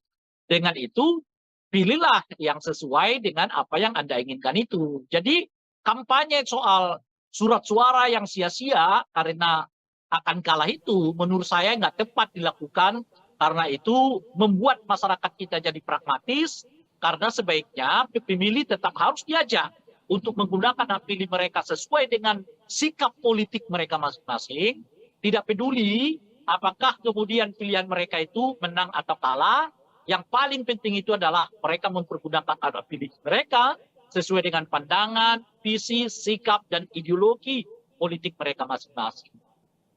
Oke, baik Bang. Kemudian di tengah isu kubu 01 dan juga 03 bakal bergabung, ini dari Gerindra. Berharap PDIP ini membuka peluang untuk menjalin komunikasi yang baik lagi. Dikit lagi, lebih kurang dari 1 bulan sebelum pemilihan suara 14 Februari ya Bang ya 2024. Ini telat nggak ya Bang kalau misalnya Gerindra baru mulai deket-deketin kubu lain Bang sekarang Bang? Itu kan menunjukkan apa yang saya sebutkan tadi, bahwa satu putaran ini rasanya macet gitu loh. Ya, sehingga mereka membutuhkan suara yang lain, kandidat yang lain. Dalam hal ini mereka mencoba berkomunikasi dengan 02, 03. Dan sudah ditanggapi oleh 03 kan, untuk menyatakan ya kemungkinan akan sulit begitu ya. Nah, tetapi saya sih bisa menduga jawaban itu. Karena seperti yang saya sebut tadi, 03 melihat ini bukan lagi sekedar urusan elektoral gitu loh. Ini udah urusan soal lebih tinggi dari elektoral, yaitu urusan soal keselamatan bangsa, menghindarkan bangsa ini dikelola dengan politik dinasti dan politik dominan gitu loh. Nah, jadi kalau pertemuan mereka semata-mata hanya karena urusan elektoral, saya kira akan sangat sulit untuk dipertemukan ya 02 dan 03 ini karena di 03 bacaan saya mereka udah meningkatkan isunya bukan lagi soal elektoral, tapi ini urusan soal keselamatan bangsa, keselamatan demokrasi, ya keselamatan reformasi, yaitu menolak ya praktek-praktek dinasti politik begitu ya, dan juga menolak praktek-praktek dominasi politik itu. Nah itu yang pertama. Nah yang kedua, saya juga melihat kemungkinan ini kecil karena 03 ini sudah terlanjur sangat sakit hati gitu. Perlakuan Pak Jokowi dan keluarga Pak Jokowi kepada Ibu Mega dan PDI khususnya, saya kira siapapun akan sulit menerima itu terhadap Ibu Mega dan keluarga besar PDI. Ya, saya kira orang tetap berpikir untuk bisa menerima ya penyatuan politik itu. Ya, sederhana aja lah. Ya, kita coba tarik peristiwa itu kepada diri kita sendiri. Ini ada orang kita besarin, minta ini kita kasih, minta ini kita kasih, nggak cukup, minta anaknya juga dilibatkan, oke, minta menantunya kita libatkan, oke. Jangankan mengucapkan terima kasih gitu. Bahkan ketika dia mau keluar sekalipun, dia masih mencoba untuk membuat kita malu gitu loh. Bisa nggak kita membayangkan perasaan yang dialami oleh Ibu Mega dan keluarga besar PDI Perjuangan? Saya sih bisa merasakan itu gitu menurut saya. Nah oleh karena itu ajakan 02 membuka komunikasi itu sulit. Karena mereka nggak merasakan seperti yang dialami oleh Ibu Mega dan keluarga besar PDI. Bahwa ada yang calon yang meninggalkan mereka begitu saja, lalu calon presiden. Tapi kan cuma 5 tahun itu gitu loh. Ibu Mega 10 tahun, 5 tahun, 10 tahun jadi presiden, anaknya 3 tahun, menantunya 5 tahun. Semuanya. nggak bisa Anda bandingkan pengalaman yang dialami oleh 02 dengan pengalaman yang dialami oleh PDI Perjuangan. Itu loh kira-kira.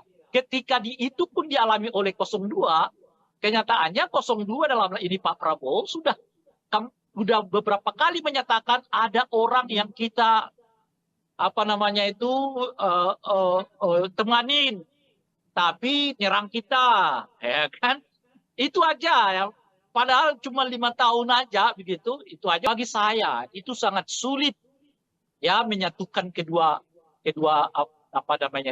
pasangan ini gitu. Nah, jadi oleh karena itu saya sih merasa nggak akan terjadi nih penyatuan suara antara 03 dengan 02 ini. Oke, kalau begitu Bang. Dan kita beralih Bang, karena akhir pekan ini nanti hari Minggu debat Aduh, keempat cukuplah, ya Bang nanti ya? lagi lah kita lanjut. Oke, Kan karena biasanya debat keempat 15-19 menit. siap. Kalau gitu enggak, closingannya gini aja Bang, karena debat keempat hari Minggu posisinya sekarang makin panas. Oke. Kalau menurut Abang, tensi debat akan seperti apa Bang kira-kira? Saya kira 02 dalam hal ini Gibran akan mengeluarkan seluruh kemampuannya untuk menjadikan forum debat keempat atau forum debat kedua untuk calon wakil presiden itu sebagai tanda kutip ya pembalasan begitu ya. Karena kemarin 02 ya diperlakukan seperti tidak berdaya ya oleh 01, mungkin nanti di debat keempat ya 02 akan mencoba membalasnya tanda kutip ya khususnya kepada paslon 01. Jadi debat keempat itu saya kira akan penuh dengan aroma balas dendam begitu. Oke, kalau gitu Bang. Kita sama-sama menanti debat keempat nanti Ya, ya Bang ya, 21 ya. Januari 2024. Kalau begitu makasih Bang Ray Rangkuti waktunya malam ini Bang, udah ngobrol-ngobrol bareng kita ya Bang ya. Nanti kita ketemu lagi ya Sama-sama. Bang ya. Siap. Ya, sama-sama. Ya, itu dia Tribuners pembahasan kita mengenai isu-isu politik terkini dengan pengamat politik 4 akan berlangsung debat keempat peserta Pilpres 2024. Nanti gilirannya calon wakil presidennya lagi yang untuk naik ke podium untuk saling beradu gagasan, untuk menyampaikan visi misi dan temanya untuk debat keempat nanti yakni terkait dengan pembangunan berkelanjutan, sumber daya alam, lingkungan hidup, energi, pangan, agraria, masyarakat adat, dan juga desa. Dan mengingatkan juga kalau misalnya nanti 14 Februari 2024 ya Tribuners ya, waktunya kita untuk memberikan suara bagi para peserta pemilu 2024. Kalau begitu saya Fia Tiokoni pamit undur diri. Jangan lupa untuk terus menyaksikan berita terupdate hanya di YouTube Tribun News. Selamat malam dan selamat beristirahat.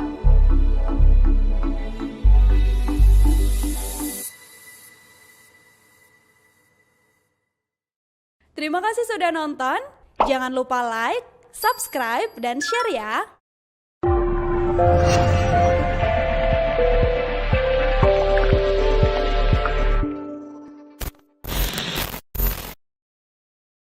Download Tribun X sekarang. Menghadirkan lokal menjadi Indonesia.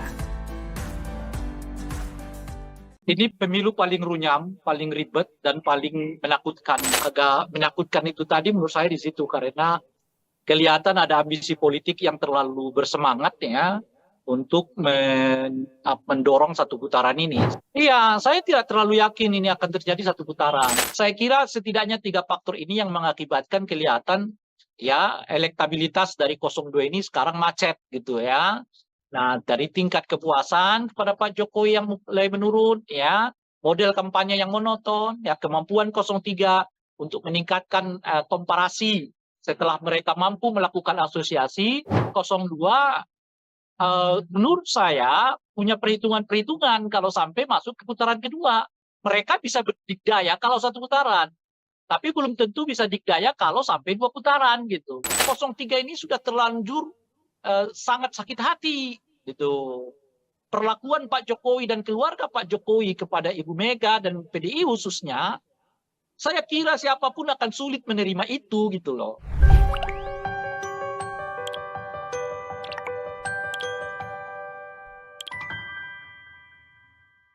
Halo, selamat malam Tribuners kembali dengan On Focus Tribun News bersama saya via Tio Konibili. Tribuners, kondisi politik semakin memanas jelang pemungutan suara Pilpres 2024 yang akan digelar pada 14 Februari 2024 mendatang. Banyak isu yang saat ini beredar, mulai dari peluang koalisi para capres-cawapres, kemudian laporan ke Bawaslu, hingga saling serang soal visi misi dari kubu masing-masing capres-cawapres. Nah, kita mau membahas isu-isu terkini dengan pengamat politik sekaligus Direktur Lingkar Madani 5 Indonesia, ada Bang Ray Rongkuti, yang malam ini sudah tersambung dengan kita melalui Zoom. Halo, selamat malam Bang Ray Rangkuti. Malam, Apa kabar Bang, malam ini Bang? alhamdulillah sejauh ini baik. Nggak tahu kalau Alhamdulillah. besok lusa Mm-mm. apa Kondisi, masih bisa berbicara atau sudah ditekan untuk tidak berbicara, kita nggak tahu. oh oke. Berarti Ya, mengaku ya Bang ya kalau sekarang kondisinya makin panas. ini pemilu paling runyam, paling ribet dan paling menakutkan begitu. Oke, kalau gitu boleh dijelasin Bang kenapa sampai terungkap runyam dan ribet?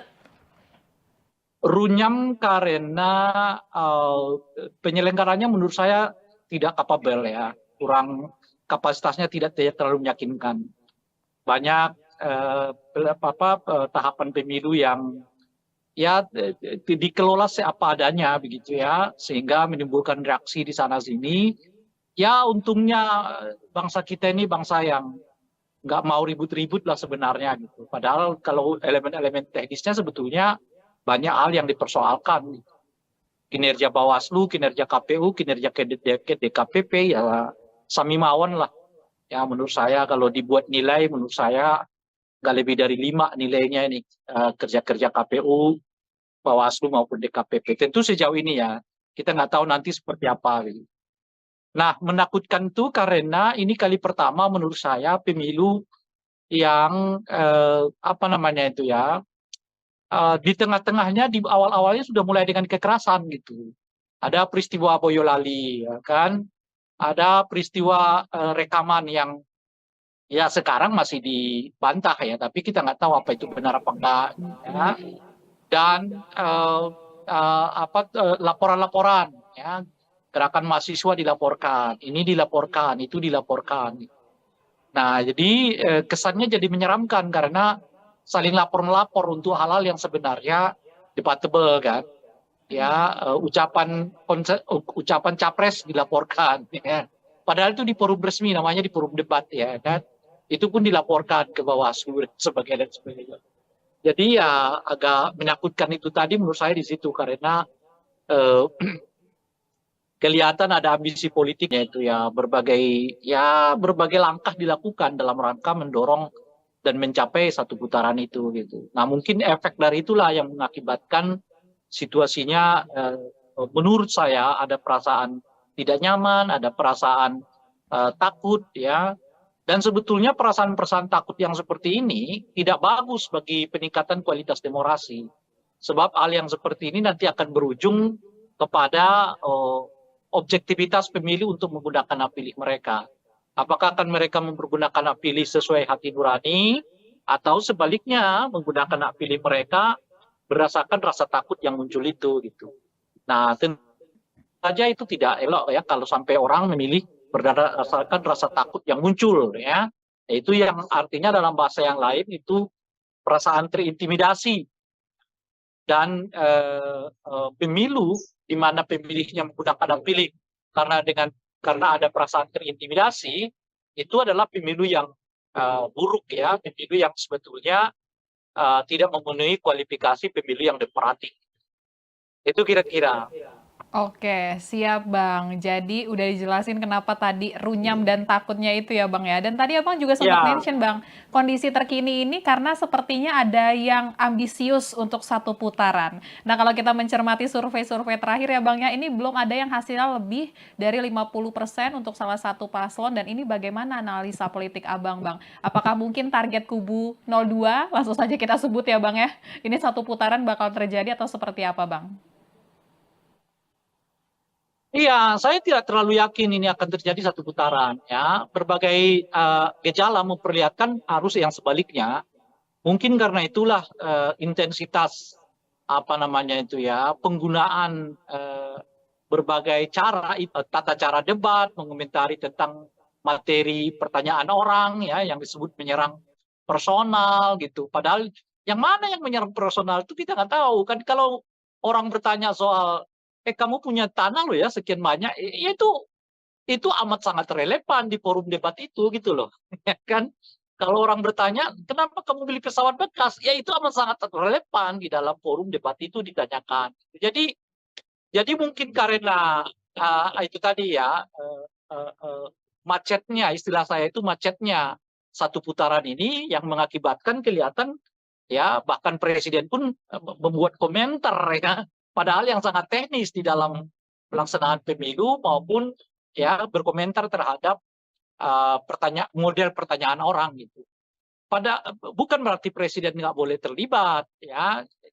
Saya sendiri dari awal mengatakan kalau presiden mau terlibat, monggo silakan ya. Tetapi ya lepas dulu ya sementara jabatannya sebagai presiden menjadi warga biasa gitu. Nah, di dalam pemilu jabatan presiden dengan warga biasa itu sangat mudah untuk dibedakan. Kalau yang bersangkutan menyatakan cuti, ya saat itulah beliau sebagai warga negara biasa dan oleh karena itu berhak untuk mendukung, mengkampanyekan, ya menyatakan dukungan kepada salah satu calon presiden gitu. Nggak apa-apa gitu. Tapi kalau dalam kapasitas sebagai presiden mengomentari tata cara debat, mengomentari tentang pertanyaan orang, menyebut pertanyaan itu bersifat personal, menjelaskan pokok-pokok pertanyaan orang di dalam forum debat itu yang berhubungan dengan kewenangan dirinya, kebijakan dirinya, ya monggo saja. Misalnya, kenapa Presiden terus melanjutkan program food estate, padahal di sana sini dinyatakan itu dianggap gagal, gitu ya. Kenapa dilakukan pembelian pesawat terbang yang dianggap tidak tepat dan sebagainya? Itu silakan saja Presiden komentar itu, tidak apa-apa gitu sebenarnya gitu. Nah, itu satu. Nah, kalau kita lihat trennya akhir-akhir ini, tren ini kelihatan agak macet gitu. Ya, dari mana kita lihat trennya? Ya, tentu dari banyak lembaga survei yang mengkonfirmasi surveinya ya masih sekitar 45%. Padahal tinggal 1 bulan lagi kan ke depan gitu. Nah, saya melihat setidaknya ada 3 aspek mengapa ada kemacetan elektabilitas dari 02 ya. Pertama menurut saya tingkat kepuasan kepada Presiden Jokowi yang mulai juga stagnan ya. Jadi tingkat kepuasan itu dengan sendirinya berimbas kepada macetnya elektabilitas dari 02 ya. Nah yang kedua, tata cara kampanye 02 ini menurut saya yang monoton. Kan begitu-begitu aja ya kan. Nggak ada apa namanya itu ya, nggak ada variasinya gitu ya kan, berbeda dengan 01, 03 ya yang membuka channelnya sendiri, melayani masyarakat melalui berbagai laman media sosial ya, sehingga memang kedekatan mereka dengan pemilih juga meningkat gitu. Karena perlu kita ketahui ya, pemilih kita ini salah satu faktor yang paling utama mereka memilih seseorang itu karena dirinya merasa dekat gitu. Jadi kalau apa namanya ini calon ini sekalipun misalnya begitu populer, tapi kalau merasa masyarakat yang nggak merasa dekat ya belum tentu ya. Nah ini saya kira faktor kedua ya, faktor apa namanya itu monotonnya ya tata cara berkampanye dari 02 gitu ya. Nah saat yang bersamaan ada peningkatan apa namanya itu ya komparasi yang dilakukan oleh khususnya 03 gitu. Nah 03 ini kan kelihatan skenarionya setelah mereka melakukan konsolidasi, lalu mereka melakukan apa namanya itu ya asosiasi bahwa mereka sebetulnya bagian dari seluruh capaian-capaian Pak Jokowi itu gitu. Nah sekarang mereka maju ke tahap ketiga ya dimulai dari awal Januari menurut saya sampai nanti ya hari pencoblosan Februari.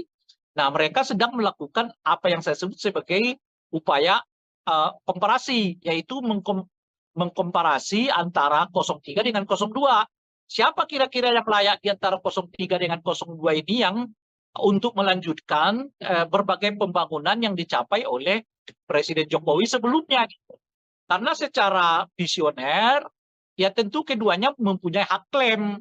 Ya, baik 02 maupun 03 memiliki hak klaim untuk menyatakan bahwa mereka berada di dalam barisan pencapaian-pencapaian kita rasakan saat ini gitu ya. Karena ya presiden ya partainya bukan Gerindra kan, partainya adalah PDI kan, dan sebagainya itu. Jadi upaya untuk meningkatkan komparasi ini makin kuat di tengah-tengah masyarakat, sehingga sekarang menurut saya posisi masyarakatnya mulai 50-50 melihat ya antara 02 dengan 03 atau dengan kuat mengklaim dirinya sebagai pelanjut. Sekarang 03 juga sudah mulai mendapatkan semacam pengakuan dari masyarakat bahwa mereka juga menjadi bagian dari pelanjut kebijakan Pak Jokowi gitu. Jadi saya kira setidaknya 3 faktor ini yang mengakibatkan kelihatan ya elektabilitas dari 02 ini sekarang macet gitu ya. Nah, dari tingkat kepuasan kepada Pak Jokowi yang mulai menurun ya, model kampanye yang monoton, ya kemampuan 03 untuk meningkatkan komparasi setelah mereka mampu melakukan asosiasi dengan semua kebijakan-kebijakan Pak Jokowi. Nah, itu yang kita lihat sekarang kelihatan macet ya. Elektabilitas dari 02 ini yang membuat saya secara personal nggak terlalu yakin bahwa ini akan berlangsung satu putaran. Satu putaran. Oke Bang, nah kalau misalnya obsesi untuk satu putaran ini apakah semakin memanas Bang karena ada isu soal putaran kedua nanti kubu 1 dan kubu 03 bakal bergabung Bang, kalau menurut Abang seperti apa Bang? Iya, dengan sendirinya meningkatkan eskalasi kan, karena bagaimanapun kan 02 menurut saya punya perhitungan-perhitungan kalau sampai masuk ke putaran kedua, situasinya bisa berubah gitu. Nah, jadi mereka bisa berdikdaya kalau satu putaran, tapi belum tentu bisa dikdaya kalau sampai 2 putaran gitu. Nah, oleh karena itulah kelihatan mereka mencegah betul jangan sampai terjadi 2 putaran gitu ya. Kenapa saya katakan kalau satu putaran mereka dikdaya? Ya karena suara mereka boleh disebut ya tidak terkonsolidasi gitu, yang tentu bersumber dari Pak Jokowi begitu ya. Atau 02 sekarang mulai berkolaborasi ya, kalau siapapun di antara 2 pasangan ini nanti yang masuk di putaran kedua, mereka punya potensi untuk kerjasama. Itu artinya limpahan suara bisa akan lebih banyak kepada 01 atau 03 kalau mereka lolos dari putaran kedua gitu. Saat yang bersamaan ada peningkatan penerimaan publik terhadap isu dinasti politik ya melalui gerakan-gerakan mahasiswa yang makin intensif ini gitu ya. Artinya apa? Artinya kalau makin panjang ya gerakan anti dinasti ini ya makin masuk ke masyarakat, makin berpotensi menurunkan elektabilitas dari 02 gitu. Nah, sekarang saja udah kelihatan nih peningkatan ya ketidaksukaan publik terhadap politik identitas itu meningkat. Setidaknya kita lihat itu di tengah-tengah mahasiswa kan. Mahasiswa sekarang makin banyak ya yang turun ke jalan ya, yang protes ya, yang aksi, yang pada intinya adalah menolak dinasti politik ya, menolak berbagai kecurangan di dalam pelaksanaan pemilu ataupun pilpres ini gitu. Nah, kalau ini makin panjang, artinya makin panjang gerakan mahasiswa untuk melakukan sosialisasi menolak dinasti politik ini gitu. Alih-alih naik, yang ada mungkin suara 02 akan stagnan, sementara limpahan suara akan pindah ya kalau tidak ke 01 ataupun ke 03. Kalau mereka salah satu di antara mereka itu nanti lolos di putaran ketiga. Artinya apa? Artinya kalau ada 2 putaran, tetapi orang mulai menemukan titik temu perlawanan terhadap satu rezim yang dianggap terlalu ingin dominan dalam semua hal gitu. Itulah yang memudahkan mengapa 01, 03 ketemu gitu. Karena mereka udah merasa persoalannya lebih dari sekedar pemilu. Persoalannya lebih dari sekedar pilpres. Persoalannya ini persoalan menyelamatkan bangsa dari munculnya dinasti politik dan pengelolaan pemerintahan yang katakanlah ingin dominan begitu. Nah, jadi gerakan apa namanya elektoral ini sekarang mulai mewujud menjadi gerakan kebangsaan, gerakan politik kebangsaan.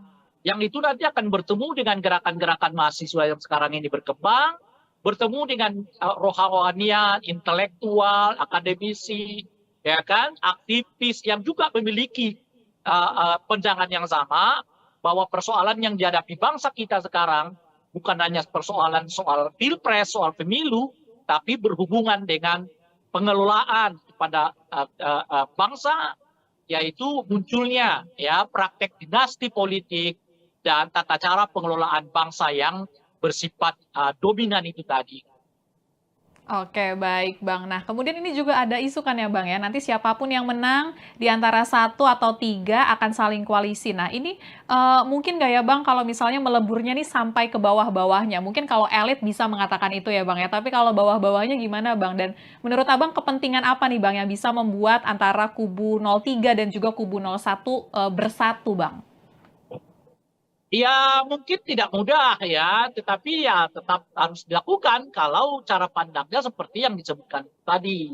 Bahwa masalahnya sekarang bukan hanya masalah elektoral, tetapi masalah keinginan untuk menyelamatkan bangsa dari munculnya dinasti politik dan tata cara pengelolaan pemerintahan yang dominan gitu. Kalau itu yang mau dilihat, nah itu apa namanya itu bertemunya itu cepat, ya tidak, tapi tidak dengan serta-merta memang di bawah itu dapat dilakukan pertemuan. Gitu. Ya itu tetap butuh waktu, tetap butuh penjelasan. Nah, tapi ya sebagai sikap politik, ya itu menurut saya harus dilakukan gitu. Karena bagaimanapun kan persoalannya kan bukannya sekedar apakah menang atau kalah, tapi apakah kepentingan yang lebih besar dapat diselamatkan melalui pilpres dan pemilu ini. Menurut saya itu juga harus dipandang. Nah, oleh karena itulah kemarin ketika ada isu soal baiknya gabung aja suara Ganjar ke 02 karena dianggap udah apa namanya sudah sia-sialah suara itu begitu karena 02 ini akan menang gitu satu putaran. Itu menurut saya anjuran yang tidak tepat. Itu sebagai orang yang bergelut di dunia kepemiluan, ya mestinya kita menganjurkan setiap warga negara kita memilih apa namanya itu menggunakan hak pilihnya sesuai dengan hati nuraninya. Karena ini persoalannya bukan hanya sekedar kalah menang, tapi persoalannya adalah sikap politikmu ditunjukkan melalui ya kan pilihan politikmu di TPS gitu loh kira-kira. Nah, bahkan kalau pilihan politik kita pun kalah, nggak apa-apa. Tapi kan Anda sudah menunjukkan sikap politikmu. Itu yang paling berharga. Bukan soal ini menang, itu kalah gitu. Ini menang, itu kalah itu. Ya itu urusan kedua. Urusan pertama itu adalah tunjukkanlah sikap politikmu. Apa yang kau inginkan dengan bangsa ini. Dengan itu, pilihlah lah itu. Menurut saya nggak tepat dilakukan. Karena itu membuat masyarakat kita jadi pragmatis. Karena sebaiknya pemilih tetap harus diajak untuk menggunakan hak pilih mereka sesuai dengan sikap politik mereka masing-masing. Tidak peduli apakah kemudian pilihan mereka itu menang atau kalah. Yang paling penting itu adalah mereka mempergunakan hak pilih mereka sesuai dengan pandangan, visi, sikap, dan ideologi politik mereka masing-masing. Oke, baik Bang. Kemudian di tengah isu kubu 01 dan juga 03 bakal bergabung, ini dari Gerindra. Berharap PDIP ini membuka peluang untuk menjalin komunikasi yang baik lagi gitu Bang. Walaupun pihak dari Gerindra mengakui peluangnya kecil. Nah ini kan statement ini keluar 1 bulan, bahkan sedikit lagi, lebih kurang dari 1 bulan sebelum pemilihan suara 14 Februari ya Bang ya 2024. Ini telat nggak ya Bang kalau misalnya Gerindra baru mulai deket-deketin kubu lain Bang sekarang Bang? Itu kan menunjukkan apa yang saya sebutkan tadi, bahwa satu putaran ini rasanya macet gitu loh. Ya, sehingga mereka membutuhkan suara yang lain, kandidat yang lain. Dalam hal ini mereka mencoba berkomunikasi dengan 02, 03. Dan sudah ditanggapi oleh 03 kan, untuk menyatakan ya kemungkinan akan sulit begitu ya. Nah, tetapi saya sih bisa menduga jawaban itu. Karena seperti yang saya sebut tadi, 03 melihat ini bukan lagi sekedar urusan elektoral gitu loh. Ini dikelola dengan politik dinasti dan politik dominan gitu loh. Nah, jadi kalau pertemuan mereka semata-mata hanya karena urusan elektoral, saya kira akan sangat sulit untuk dipertemukan ya 02 dan 03 ini karena di 03 bacaan saya mereka udah meningkatkan isunya bukan lagi soal elektoral, tapi ini urusan soal keselamatan bangsa, keselamatan demokrasi, ya keselamatan reformasi, yaitu menolak ya praktek-praktek dinasti politik begitu ya, dan juga menolak praktek-praktek dominasi politik gitu. Nah itu yang pertama. Nah yang kedua, saya juga melihat kemungkinan ini kecil karena 03 ini sudah terlanjur sangat sakit hati gitu.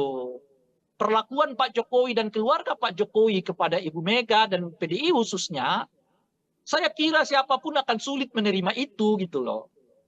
Sepragmatis apapun politik, tetapi perlakuan keluarga Pak Jokowi, perlakuan ya terhadap Ibu Mega dan keluarga besar PDI, ya saya kira orang tetap berpikir untuk bisa menerima ya penyatuan politik gitu. Ya sederhana aja lah. Ya, kita coba tarik peristiwa itu pada diri kita sendiri. Ini ada orang kita besarin, minta ini kita kasih, minta ini kita kasih, nggak cukup, minta anaknya juga dilibatkan, oke, minta menantunya kita libatkan, oke. Jangankan mengucapkan terima kasih gitu. Bahkan ketika dia mau keluar sekalipun, dia masih mencoba untuk membuat kita malu gitu loh. Bisa nggak kita membayangkan perasaan, bisa merasakan itu gitu menurut saya. Nah oleh karena itu ajakan 02 membuka komunikasi itu sulit. Karena mereka nggak merasakan seperti yang dialami oleh Ibu Mega dan keluarga besar PDI. Bahwa ada yang calon yang meninggalkan mereka begitu saja, lalu calon presiden. Tapi kan cuma 5 tahun itu gitu loh. Ibu Mega 10 tahun, 5 tahun, 10 tahun jadi presiden, anaknya 3 tahun, menantunya 5 tahun. Semuanya. Nggak bisa Anda bandingkan pengalaman yang dialami oleh 02 dengan pengalaman yang dialami oleh PDI Perjuangan. Itu loh kira-kira. Ketika itu pun dialami oleh 02, kenyataannya 02 dalam ini Pak Prabowo sudah beberapa kali menyatakan ada orang yang kita temanin, tapi nyerang kita, ya kan? Itu aja ya. Padahal cuma 5 tahun aja begitu, itu aja udah diomongkan oleh Pak Prabowo. Apalagi seperti yang dilakukan oleh keluarga Pak Jokowi kepada Ibu Mega dan keluarga PDI Perjuangan. Bagi saya itu sangat sulit ya menyatukan kedua pasangan ini gitu. Nah, jadi oleh karena itu saya sih merasa nggak akan terjadi nih penyatuan suara antara 03 dengan 02 ini. Oke, kalau begitu Bang. Dan kita beralih Bang, karena akhir pekan ini nanti hari Minggu debat Aduh, cukup keempat lah, ya Bang nanti ya? lagi lah kita lanjut. Oke, Kan karena biasanya debat 15-19 keempat, menit. siap. Kalau gitu, enggak, closingannya gini aja Bang, karena debat keempat hari Minggu posisinya sekarang makin panas, Oke. kalau menurut Abang, tensi debat akan seperti apa? Kemampuannya untuk menjadikan forum debat keempat atau forum debat kedua untuk calon wakil presiden itu sebagai tanda kutip ya pembalasan begitu ya. Karena kemarin 02 ya diperlakukan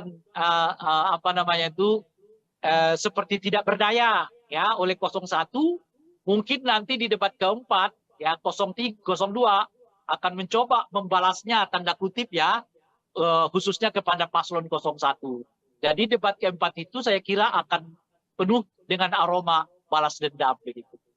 Oke, kalau gitu Bang, kita sama-sama menanti debat. Nanti kita ketemu Sama-sama. lagi ya Bang ya. Siap. Ya, sama-sama.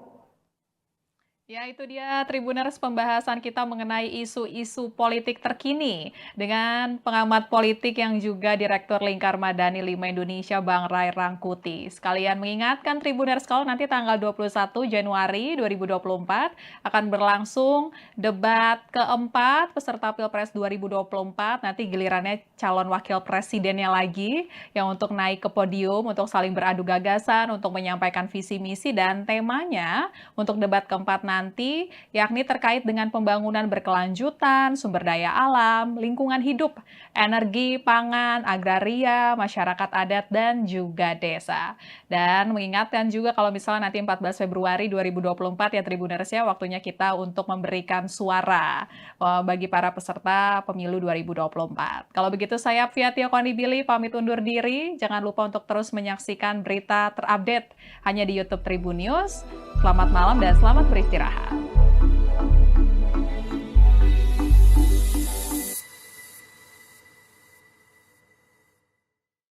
Terima kasih sudah nonton. Jangan lupa like, subscribe, dan share ya.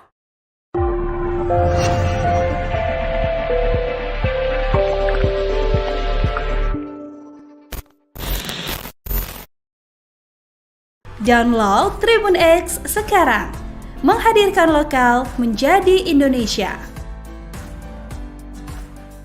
Ini pemilu paling runyam, paling ribet, dan paling menakutkan. Agak menakutkan itu tadi menurut saya di situ, karena kelihatan ada ambisi politik yang terlalu bersemangat ya untuk mendorong satu putaran ini.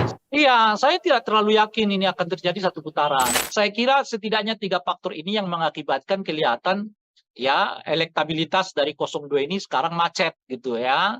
Nah, dari tingkat kepuasan kepada Pak Jokowi yang mulai menurun, ya, model kampanye yang monoton, ya, kemampuan 03 untuk meningkatkan komparasi setelah mereka mampu melakukan asosiasi, 02 menurut saya punya perhitungan-perhitungan kalau sampai masuk ke putaran kedua.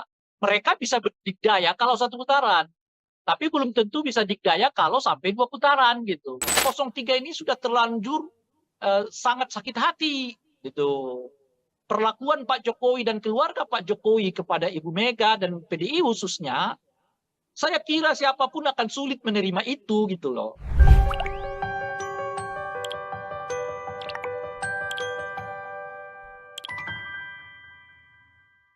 Halo, selamat malam Tribuners, kembali dengan On Focus Tribun News bersama saya Fia Tio Konibili.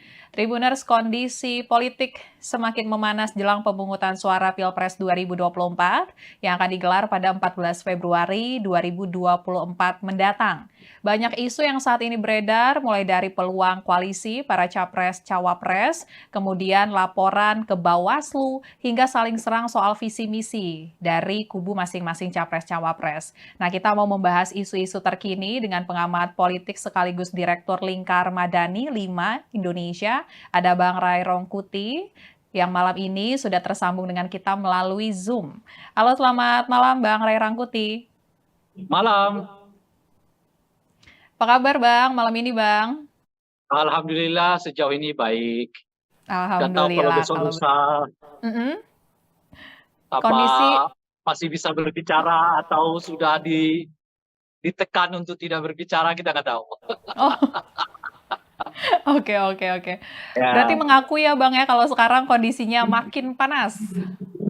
Ini pemilu paling runyam, paling ribet, dan paling menakutkan begitu.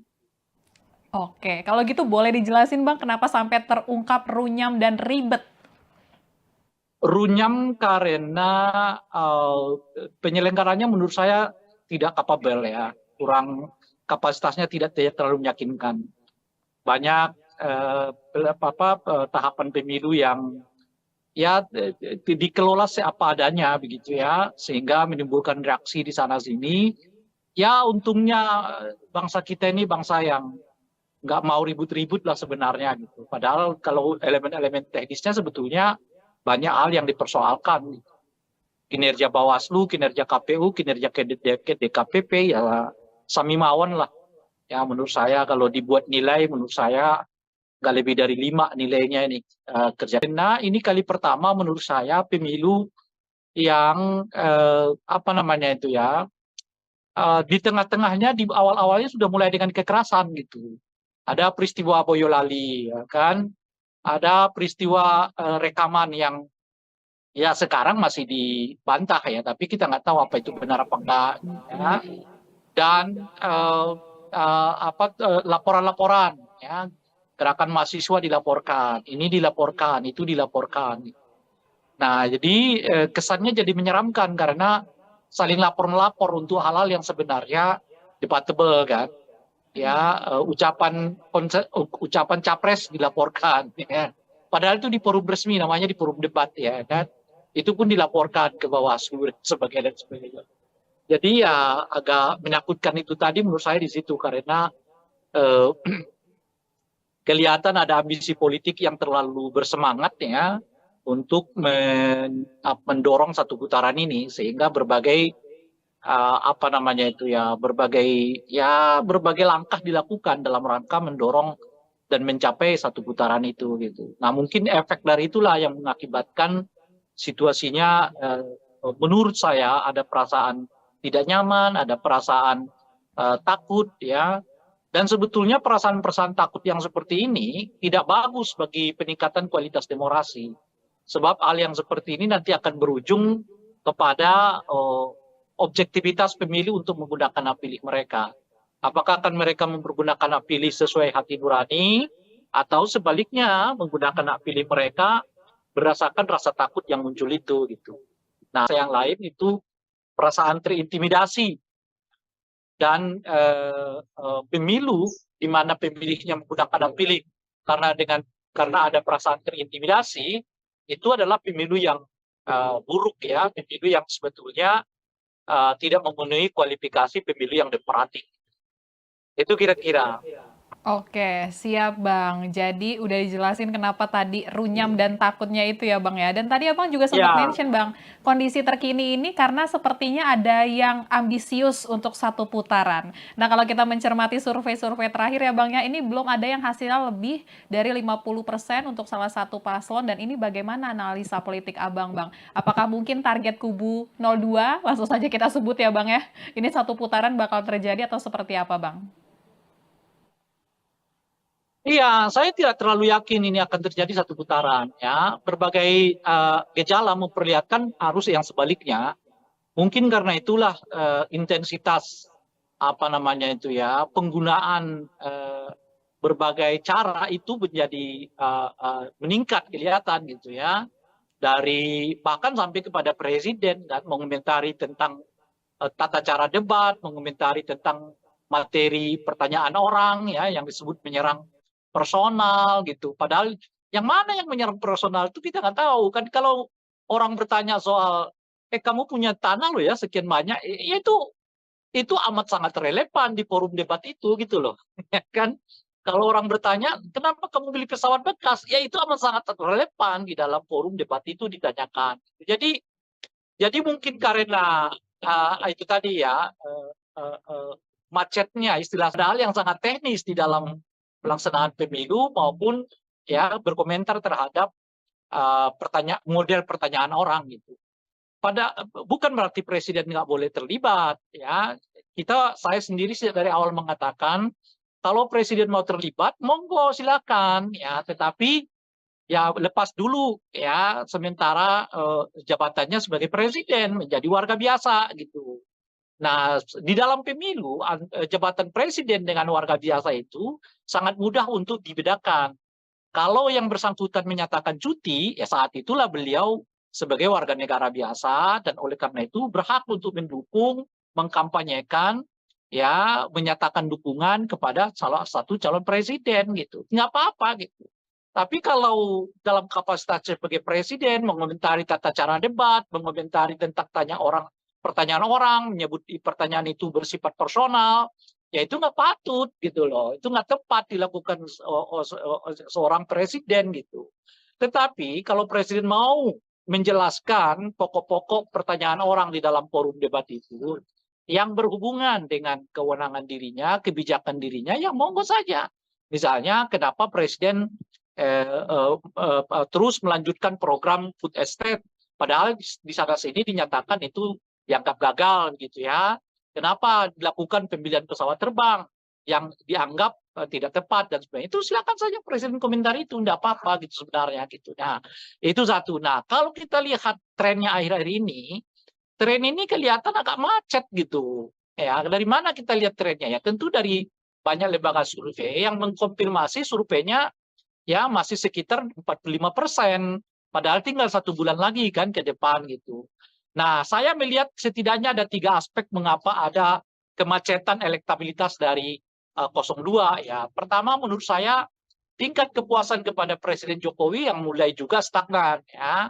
Jadi tingkat kepuasan itu dengan sendirinya berimbas kepada macetnya elektabilitas dari 02 ya. Nah, yang kedua, tata cara kampanye 02 ini menurut saya yang monoton. Kan begitu-begitu aja ya kan.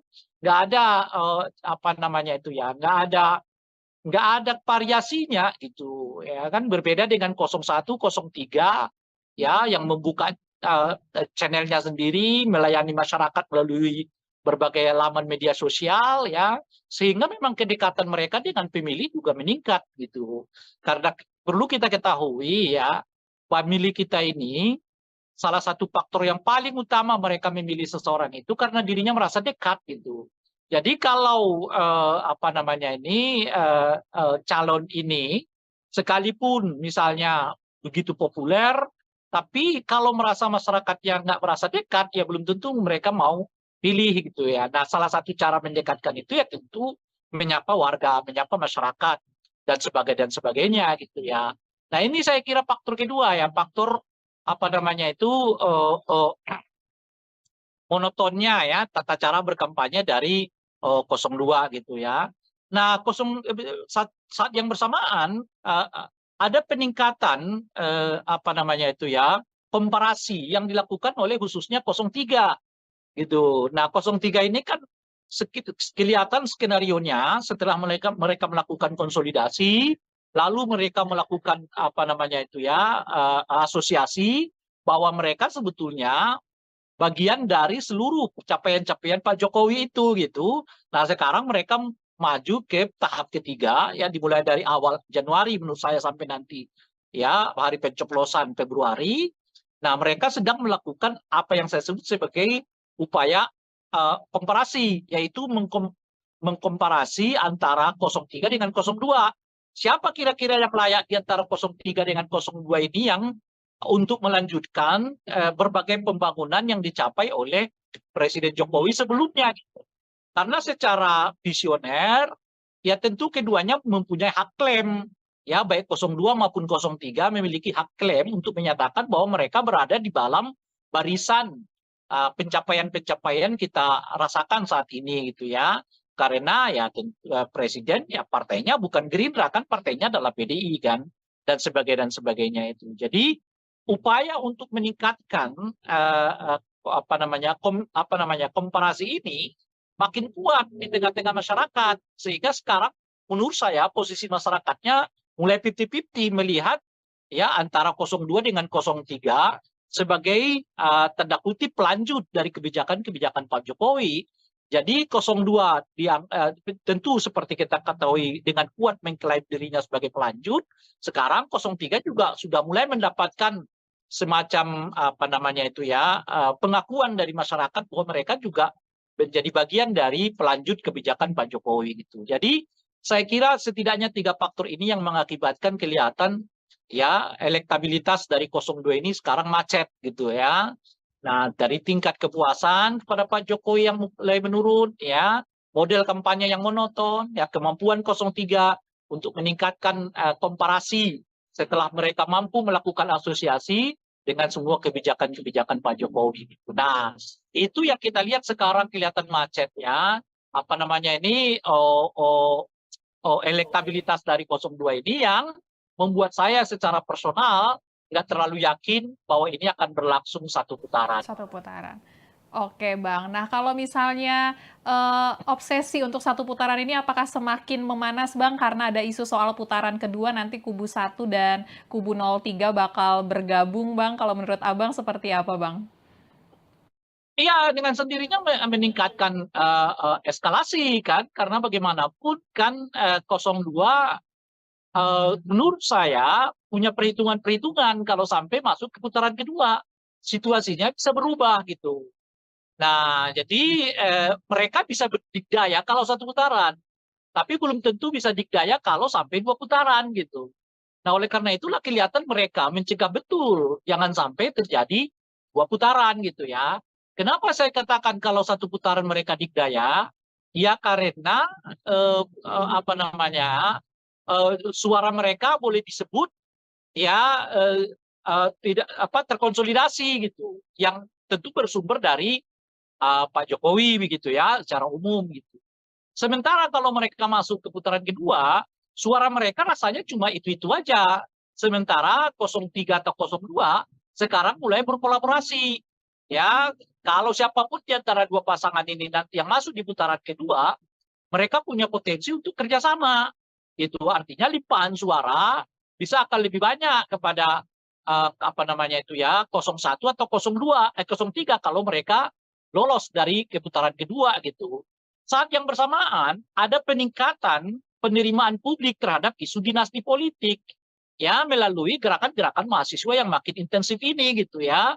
Artinya apa? Artinya kalau makin panjang ya gerakan apa namanya itu anti dinasti ini ya makin masatan nih peningkatan ya ketidaksukaan publik terhadap politik identitas itu meningkat. Setidaknya kita lihat itu di tengah-tengah mahasiswa kan. Mahasiswa sekarang makin banyak ya yang turun ke jalan ya, yang protes ya, yang aksi yang pada intinya adalah menolak dinasti politik ya, menolak apa namanya itu berbagai kecurangan di dalam pelaksanaan pemilu ataupun pilpres ini gitu. Nah, kalau ini makin panjang, artinya makin panjang gerakan mahasiswa untuk melakukan sosialisasi, menolak gerakan, menolak dinasti politik ini gitu. Alih-alih naik, yang ada mungkin suara 02 akan stagnan, sementara limpahan suara akan pindah. Ya, kalau tidak ke 01 ataupun ke 03. Kalau mereka salah satu di antara mereka itu nanti lolos di putaran ketiga. Artinya apa? Artinya kalau ada dua putaran, itu justru makin menyulitkan 02, karena situasinya sekarang bukan lagi sekedar elektoral kelihatan, tetapi orang mulai menemukan apa namanya itu ya titik temu perlawanan terhadap satu rezim yang dianggap terlalu ingin dominan dalam semua hal gitu. Itulah yang memudahkan mengapa 01, 03 ketemu gitu. Karena mereka udah merasa persoalannya lebih dari sekedar pemilu. Persoalannya lebih dari sekedar pilpres. Persoalannya ini persoalan menyelamatkan bangsa dari munculnya dinasti politik dan pengelolaan pemerintahan yang katakanlah ingin dominan begitu. Nah, jadi gerakan apa namanya elektoral ini sekarang mulai mewujud menjadi gerakan kebangsaan, gerakan politik kebangsaan. Yang itu nanti akan bertemu dengan gerakan-gerakan mahasiswa yang sekarang ini berkembang, bertemu dengan rohanian, intelektual, akademisi, ya kan, aktivis yang juga memiliki pandangan yang sama bahwa persoalan yang dihadapi bangsa kita sekarang bukan hanya persoalan soal pilpres, soal pemilu, tapi berhubungan dengan pengelolaan kepada bangsa, yaitu munculnya ya praktek dinasti politik dan tata cara pengelolaan bangsa yang bersifat dominan itu tadi. Oke, baik Bang. Nah, kemudian ini juga ada isu kan ya Bang ya, nanti siapapun yang menang di antara 1 atau 3 akan saling koalisi. Nah, ini mungkin nggak ya Bang kalau misalnya meleburnya nih sampai ke bawah-bawahnya? Mungkin kalau elit bisa mengatakan itu ya Bang ya, tapi kalau bawah-bawahnya gimana Bang? Dan menurut Abang kepentingan apa nih Bang yang bisa membuat antara kubu 03 dan juga kubu 01 bersatu Bang? Ya mungkin tidak mudah ya, tetapi ya tetap harus dilakukan kalau cara pandangnya seperti yang disebutkan tadi. Bahwa masalahnya sekarang bukan hanya masalah elektoral, tetapi masalah keinginan untuk menyelamatkan bangsa dari munculnya dinasti politik dan tata cara pengelolaan pemerintahan yang dominan gitu. Kalau itu yang mau dilihat, Nah itu apa namanya itu bertemunya itu cepat, ya tidak, tapi tidak dengan serta-merta memang di bawah itu dapat dilakukan pertemuan. Gitu. Ya itu tetap butuh waktu, tetap butuh penjelasan. Nah tapi ya sebagai sikap politik, ya itu menurut saya harus dilakukan gitu. Karena bagaimanapun kan persoalannya kan bukannya sekedar apakah menang atau kalah, tapi apakah kepentingan yang lebih besar dapat diselamatkan melalui soal baiknya gabung aja suara Ganjar ke 02 karena dianggap udah apa namanya sudah sia-sialah suara itu begitu karena 02 ini akan menang gitu satu putaran. Itu menurut saya anjuran yang tidak tepat. Itu sebagai orang yang bergelut di dunia kepemiluan, ya mestinya kita menganjurkan setiap warga negara kita memilih apa namanya itu menggunakan hak pilihnya sesuai dengan hati nuraninya. Karena ini persoalannya bukan hanya sekadar kalah menang, tapi persoalannya adalah sikap politikmu ditunjukkan melalui ya kan pilihan politikmu di TPS gitu loh kira-kira. Nah, bahkan kalau pilihan politik kita pun kalah, nggak apa-apa. Tapi kan Anda sudah menunjukkan sikap politikmu. Itu yang paling berharga. Bukan soal ini menang, itu kalah gitu. Ini menang, itu kalah itu. Ya, itu urusan kedua. Urusan pertama itu adalah tunjukkanlah sikap politikmu. Apa yang kau inginkan dengan bangsa ini.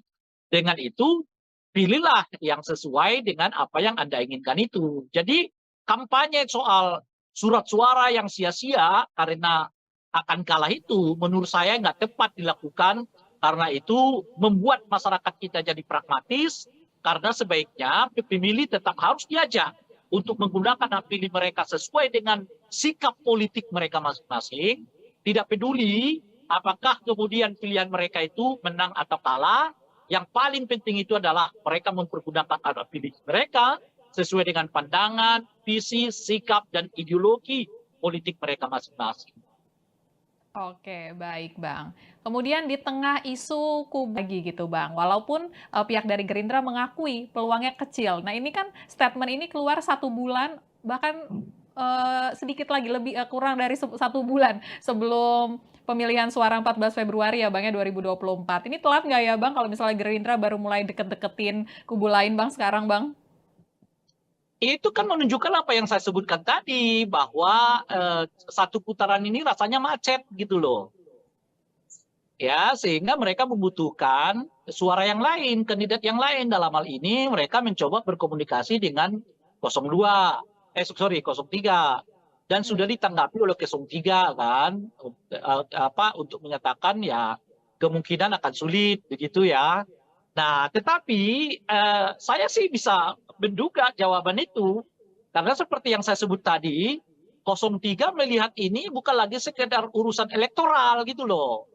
Ini udah urusan soal lebih tinggi dari elektoral, yaitu urusan soal keselamatan bangsa, menghindarkan bangsa ini dikelola dengan politik dinasti dan politik dominan gitu loh. Nah, jadi kalau pertemuan mereka semata-mata hanya karena urusan elektoral, saya kira akan sangat sulit untuk dipertemukan ya 02 dan 03 ini karena di 03 bacaan saya mereka udah meningkatkan isunya bukan lagi soal elektoral, tapi ini urusan soal keselamatan bangsa, keselamatan demokrasi, ya keselamatan reformasi, yaitu menolak ya praktek-praktek dinasti politik begitu ya, dan juga menolak praktek-praktek dominasi politik itu. Nah itu yang pertama. Nah yang kedua, saya juga melihat perlakuan Pak Jokowi dan keluarga Pak Jokowi kepada Ibu Mega dan PDI khususnya, saya kira siapapun akan sulit menerima itu gitu loh. Sepragmatis apapun politik, tetapi perlakuan keluarga Pak Jokowi, perlakuan ya terhadap Ibu Mega dan keluarga besar PDI, ya saya kira orang tetap berpikir untuk bisa menerima ya penyatuan politik itu. Ya sederhana aja lah. Ya, kita coba tarik peristiwa itu kepada diri kita sendiri. Ini ada orang kita besarin, minta ini kita kasih, minta ini kita kasih, nggak cukup, minta anaknya juga dilibatkan, oke, minta menantunya kita libatkan, oke. Jangankan mengucapkan terima kasih gitu. Bahkan ketika dia mau keluar sekalipun, dia masih mencoba untuk membuat kita malu gitu loh.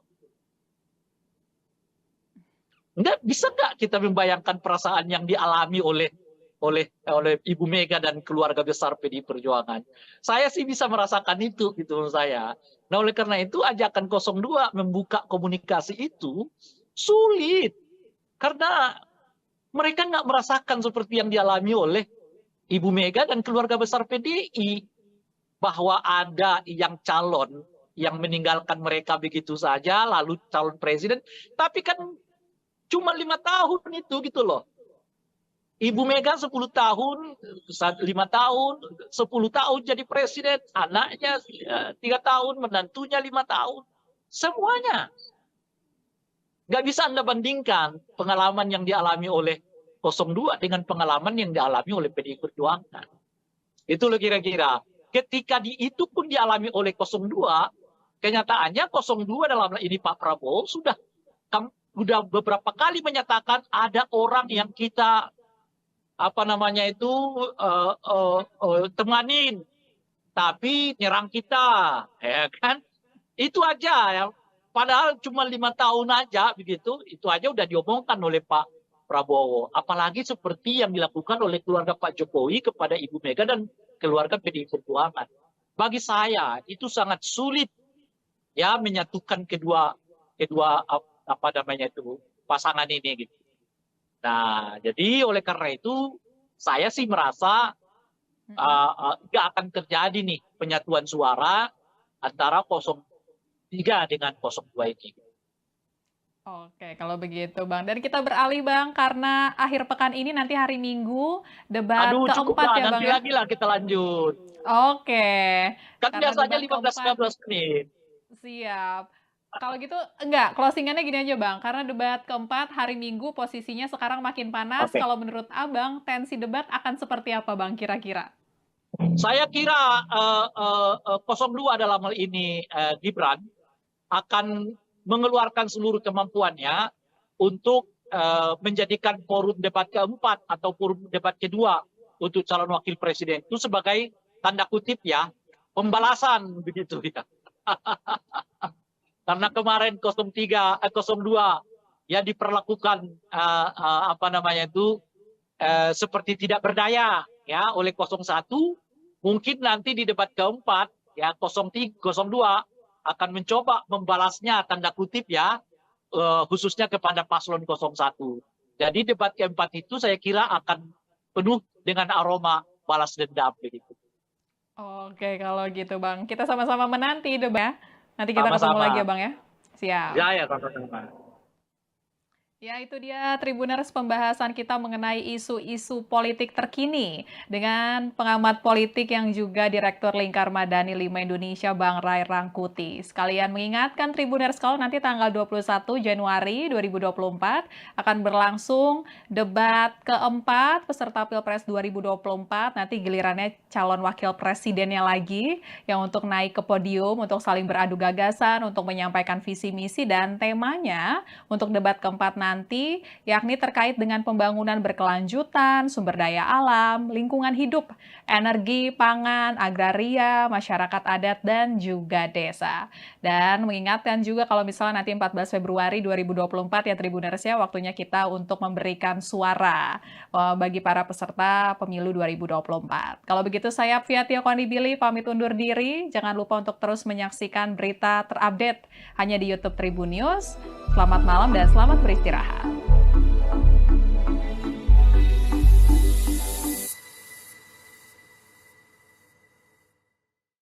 Terima kasih sudah nonton. Jangan lupa like, subscribe, dan share ya.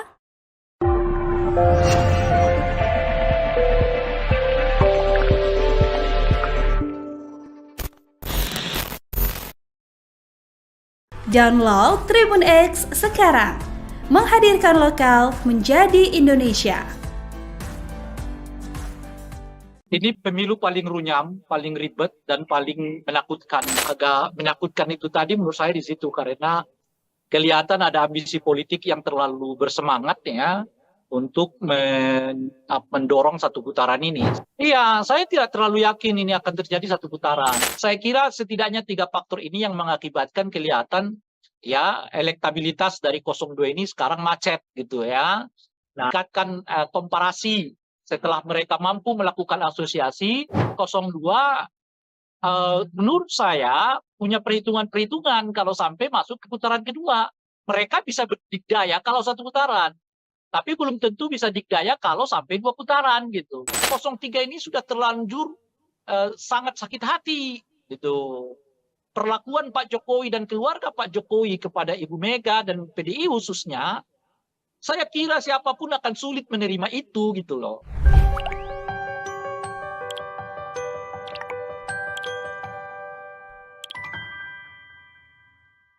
Halo, selamat malam Tribuners, kembali dengan On Focus Tribun News bersama saya via Tio Konibili. Tribuners, kondisi politik semakin memanas jelang pemungutan suara Pilpres 2024 yang akan digelar pada 14 Februari 2024 mendatang. Banyak isu yang saat ini beredar, mulai dari peluang koalisi para capres-cawapres, kemudian laporan ke Bawaslu, hingga saling serang soal visi misi dari kubu masing-masing capres-cawapres. Nah, kita mau membahas isu-isu terkini dengan pengamat politik sekaligus Direktur Lingkar Madani 5 Indonesia, ada Bang Ray Rongkuti, yang malam ini sudah tersambung dengan kita melalui Zoom. Halo, selamat malam Bang Ray Rangkuti. Malam. Apa kabar Bang, malam ini Bang? Alhamdulillah sejauh ini baik. Gak tahu kalau Alhamdulillah. besok lusa apa Kondisi, masih bisa berbicara atau sudah ditekan untuk tidak berbicara, kita nggak tahu. oh oke. Ya, Berarti mengakui ya Bang ya kalau sekarang kondisinya makin panas. ini pemilu paling runyam, paling ribet dan paling menakutkan begitu. Oke, kalau gitu boleh dijelasin Bang kenapa sampai terungkap runyam dan ribet? Runyam karena penyelenggaranya menurut saya tidak kapabel ya, kurang kapasitasnya tidak terlalu meyakinkan. Banyak tahapan pemilu yang ya dikelola seapa adanya begitu ya, sehingga menimbulkan reaksi di sana sini. Ya untungnya bangsa kita ini bangsa yang nggak mau ribut-ribut lah sebenarnya gitu. Padahal kalau elemen-elemen teknisnya sebetulnya banyak hal yang dipersoalkan. Kinerja Bawaslu, kinerja KPU, kinerja DKPP ya sami mawon lah. Ya menurut saya kalau dibuat nilai, menurut saya nggak lebih dari 5 nilainya ini kerja-kerja KPU, Bawaslu maupun DKPP. Tentu sejauh ini ya kita nggak tahu nanti seperti apa. Gitu. Nah, menakutkan itu karena ini kali pertama menurut saya pemilu yang di tengah-tengahnya di awal-awalnya sudah mulai dengan kekerasan gitu. Ada peristiwa Boyolali, ya kan? Ada peristiwa rekaman yang ya sekarang masih dibantah ya, tapi kita nggak tahu apa itu benar apa enggak. Ya. Dan laporan-laporan, ya gerakan mahasiswa dilaporkan, ini dilaporkan, itu dilaporkan. Nah, jadi kesannya jadi menyeramkan karena saling lapor-melapor untuk hal-hal yang sebenarnya debatable kan. Ya, ucapan konsep. Jadi ya agak menakutkan itu tadi menurut saya di situ karena kelihatan ada ambisi politik yang terlalu bersemangat ya untuk mendorong satu putaran ini sehingga berbagai berbagai langkah dilakukan dalam rangka mendorong dan mencapai satu putaran itu gitu. Nah mungkin efek dari itulah yang mengakibatkan situasinya menurut saya ada perasaan tidak nyaman, ada perasaan takut ya. Dan sebetulnya perasaan-perasaan takut yang seperti ini tidak bagus bagi peningkatan kualitas demokrasi. Sebab hal yang seperti ini nanti akan berujung kepada objektivitas pemilih untuk menggunakan hak pilih mereka. Apakah akan mereka mempergunakan hak pilih sesuai hati nurani atau sebaliknya menggunakan hak pilih mereka berdasarkan rasa takut yang muncul itu gitu. Nah, tentu saja itu tidak elok ya kalau sampai orang memilih berdasarkan rasa takut yang muncul ya. Itu yang artinya dalam bahasa yang lain itu perasaan terintimidasi dan pemilu di mana pemilihnya menggunakan hak pilih karena ada perasaan terintimidasi itu adalah pemilu yang buruk ya, pemilu yang sebetulnya tidak memenuhi kualifikasi pemilu yang demokratik. Itu kira-kira. Oke, siap Bang. Jadi udah dijelasin kenapa tadi runyam dan takutnya itu ya Bang ya. Dan tadi Abang juga sempat Ya, mention Bang, kondisi terkini ini karena sepertinya ada yang ambisius untuk satu putaran. Nah kalau kita mencermati survei-survei terakhir ya Bang ya, ini belum ada yang hasilnya lebih dari 50% untuk salah satu paslon. Dan ini bagaimana analisa politik Abang Bang? Apakah mungkin target kubu 02, langsung saja kita sebut ya Bang ya, ini satu putaran bakal terjadi atau seperti apa Bang? mungkin karena itulah intensitas apa namanya itu ya, penggunaan berbagai cara itu menjadi meningkat kelihatan gitu ya, dari bahkan sampai kepada presiden dan mengomentari tentang tata cara debat, mengomentari tentang materi pertanyaan orang ya yang disebut menyerang personal gitu. Padahal yang mana yang menyerang personal itu kita nggak tahu kan. Kalau orang bertanya soal kamu punya tanah loh ya sekian banyak, ya itu amat sangat relevan di forum debat itu gitu loh. Ya kan? Kalau orang bertanya, kenapa kamu beli pesawat bekas? Ya itu amat sangat relevan di dalam forum debat itu ditanyakan. Jadi mungkin karena itu tadi ya macetnya, istilah saya itu macetnya satu putaran ini yang mengakibatkan kelihatan ya bahkan presiden pun membuat komentar ya, padahal yang sangat teknis di dalam pelaksanaan pemilu maupun ya berkomentar terhadap model pertanyaan orang gitu. Bukan berarti presiden nggak boleh terlibat ya. Saya sendiri dari awal mengatakan kalau presiden mau terlibat, monggo silakan ya. Tetapi ya lepas dulu ya sementara jabatannya sebagai presiden menjadi warga biasa gitu. Nah, di dalam pemilu jabatan presiden dengan warga biasa itu sangat mudah untuk dibedakan. Kalau yang bersangkutan menyatakan cuti, ya saat itulah beliau sebagai warga negara biasa dan oleh karena itu berhak untuk mendukung, mengkampanyekan, ya menyatakan dukungan kepada salah satu calon presiden gitu. Nggak apa-apa gitu. Tapi kalau personal, ya itu nggak patut gitu loh. Itu nggak tepat dilakukan seorang presiden gitu. Tetapi kalau presiden mau menjelaskan pokok-pokok pertanyaan orang di dalam forum debat itu, yang berhubungan dengan kewenangan dirinya, kebijakan dirinya, ya monggo saja. Misalnya, kenapa Presiden terus melanjutkan program food estate, padahal di sana sini dinyatakan itu dianggap gagal, gitu ya.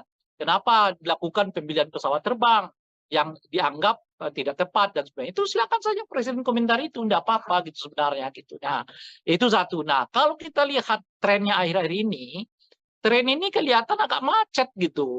Ya, masih sekitar 45%. Padahal tinggal 1 bulan lagi kan ke depan gitu. Nah, saya melihat setidaknya ada 3 aspek mengapa ada kemacetan elektabilitas dari 02 ya. Pertama menurut saya tingkat kepuasan kepada Presiden Jokowi yang mulai juga stagnan ya. Jadi tingkat kepuasan itu dengan sendirinya berimbas kepada macetnya elektabilitas dari 02 ya. Nah, yang kedua, tata cara kampanye 02 ini menurut saya yang monoton. Kan begitu-begitu aja ya kan. Nggak ada apa namanya itu ya, nggak ada variasinya gitu ya kan, berbeda dengan 01, 03 ya yang membuka channelnya sendiri, melayani masyarakat melalui berbagai laman media sosial ya, sehingga memang kedekatan mereka dengan pemilih juga meningkat gitu. Karena perlu kita ketahui ya, pemilih kita ini salah satu faktor yang paling utama mereka memilih seseorang itu karena dirinya merasa dekat gitu. Jadi kalau apa namanya ini calon ini sekalipun misalnya begitu populer, tapi kalau merasa masyarakatnya nggak merasa dekat, ya belum tentu mereka mau pilih gitu ya. Nah, salah satu cara mendekatkan itu ya tentu menyapa warga, menyapa masyarakat dan sebagainya gitu ya. Nah, ini saya kira faktor kedua ya, faktor apa namanya itu monotonnya ya tata cara berkampanye dari 02 gitu ya. Nah, saat yang bersamaan ada peningkatan apa namanya itu ya, komparasi yang dilakukan oleh khususnya 03 gitu. Nah, 03 ini kan kelihatan skenarionya setelah mereka melakukan konsolidasi, lalu mereka melakukan apa namanya itu ya, asosiasi, bahwa mereka sebetulnya bagian dari seluruh capaian-capaian Pak Jokowi itu gitu. Nah, sekarang mereka maju ke tahap ketiga ya, dimulai dari awal Januari menurut saya sampai nanti ya hari pencoblosan Februari. Nah, mereka sedang melakukan apa yang saya sebut sebagai upaya komparasi, yaitu mengkomparasi antara 03 dengan 02. Siapa kira-kira yang layak di antara 03 dengan 02 ini yang untuk melanjutkan berbagai pembangunan yang dicapai oleh Presiden Jokowi sebelumnya. Karena secara visioner, ya tentu keduanya mempunyai hak klaim. Ya, baik 02 maupun 03 memiliki hak klaim untuk menyatakan bahwa mereka berada di dalam barisan pencapaian-pencapaian kita rasakan saat ini gitu ya. Karena ya presiden ya partainya bukan Gerindra, kan partainya adalah PDI kan, dan sebagainya itu. Jadi upaya untuk meningkatkan apa namanya komparasi ini makin kuat di tengah sebagai tanda kutip pelanjut dari kebijakan-kebijakan Pak Jokowi.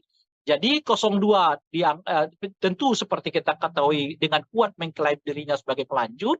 Sekarang 03 juga sudah mulai mendapatkan semacam apa namanya itu ya, pengakuan dari masyarakat bahwa mereka juga menjadi bagian dari pelanjut kebijakan Pak Jokowi gitu. Jadi saya kira setidaknya 3 faktor ini yang mengakibatkan kelihatan ya elektabilitas dari 02 ini sekarang macet gitu ya.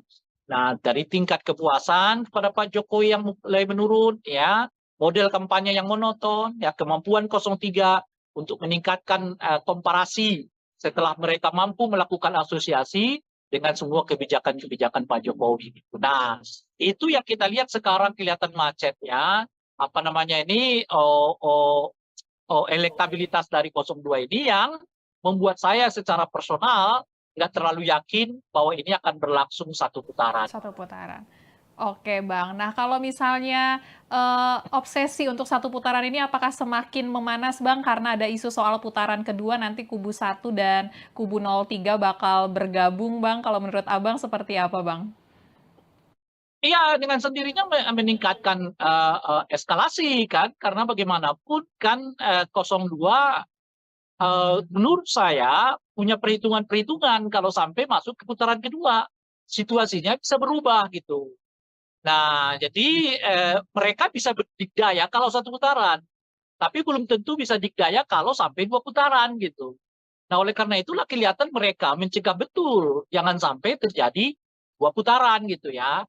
Kenapa saya kata ya tidak terkonsolidasi gitu, yang tentu bersumber dari Pak Jokowi begitu ya secara umum gitu.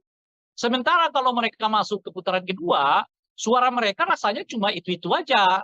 Sementara 03 atau 02 sekarang mulai berkolaborasi. Ya, kalau siapapun di antara 2 pasangan ini nanti yang masuk di putaran kedua, mereka punya potensi untuk kerjasama. Itu artinya limpahan suara bisa akan lebih banyak kepada apa namanya itu ya 01 atau 03 kalau mereka lolos dari putaran kedua gitu. Saat yang bersamaan ada peningkatan penerimaan publik terhadap isu dinasti politik ya melalui gerakan-gerakan mahasiswa yang makin intensif ini gitu ya. Artinya apa? Artinya kalau makin panjang ya gerakan apa namanya itu anti dinasti ini ya makin masuk ke masyarakat, makin berpotensi menurunkan elektabilitas dari 02 gitu. Nah, sekarang saja udah kelihatan nih peningkatan ya ketidaksukaan publik terhadap politik identitas itu meningkat. Setidaknya kita lihat itu di tengah-tengah mahasiswa kan. Mahasiswa sekarang makin banyak ya yang turun ke jalan ya, yang protes ya, yang aksi yang pada intinya adalah menolak dinasti politik ya, menolak apa namanya itu berbagai kecurangan di dalam pelaksanaan pemilu ataupun pilpres ini gitu. Nah, kalau ini makin panjang, artinya makin panjang gerakan mahasiswa untuk melakukan sosialisasi menolak menolak dinasti politik ini gitu. Alih-alih naik, yang ada mungkin suara 02 akan stagnan, sementara limpahan suara akan pindah. Ya, kalau tidak ke 01 ataupun ke 03. Kalau mereka, salah satu di antara mereka itu nanti lolos di putaran ketiga. Artinya apa? Artinya, kalau ada 2 putaran, itu justru makin menyulitkan 02, karena situasinya sekarang bukan lagi sekedar elektoral kelihatan, tetapi orang mulai menemukan apa namanya itu ya, titik temu perlawanan terhadap satu rezim yang dianggap terlalu ingin dominan dalam semua hal gitu. Itulah yang memudahkan mengapa 01, 03 ketemu gitu. Karena mereka udah merasa persoalannya lebih dari sekedar pemilu. Persoalannya lebih dari sekedar pilpres.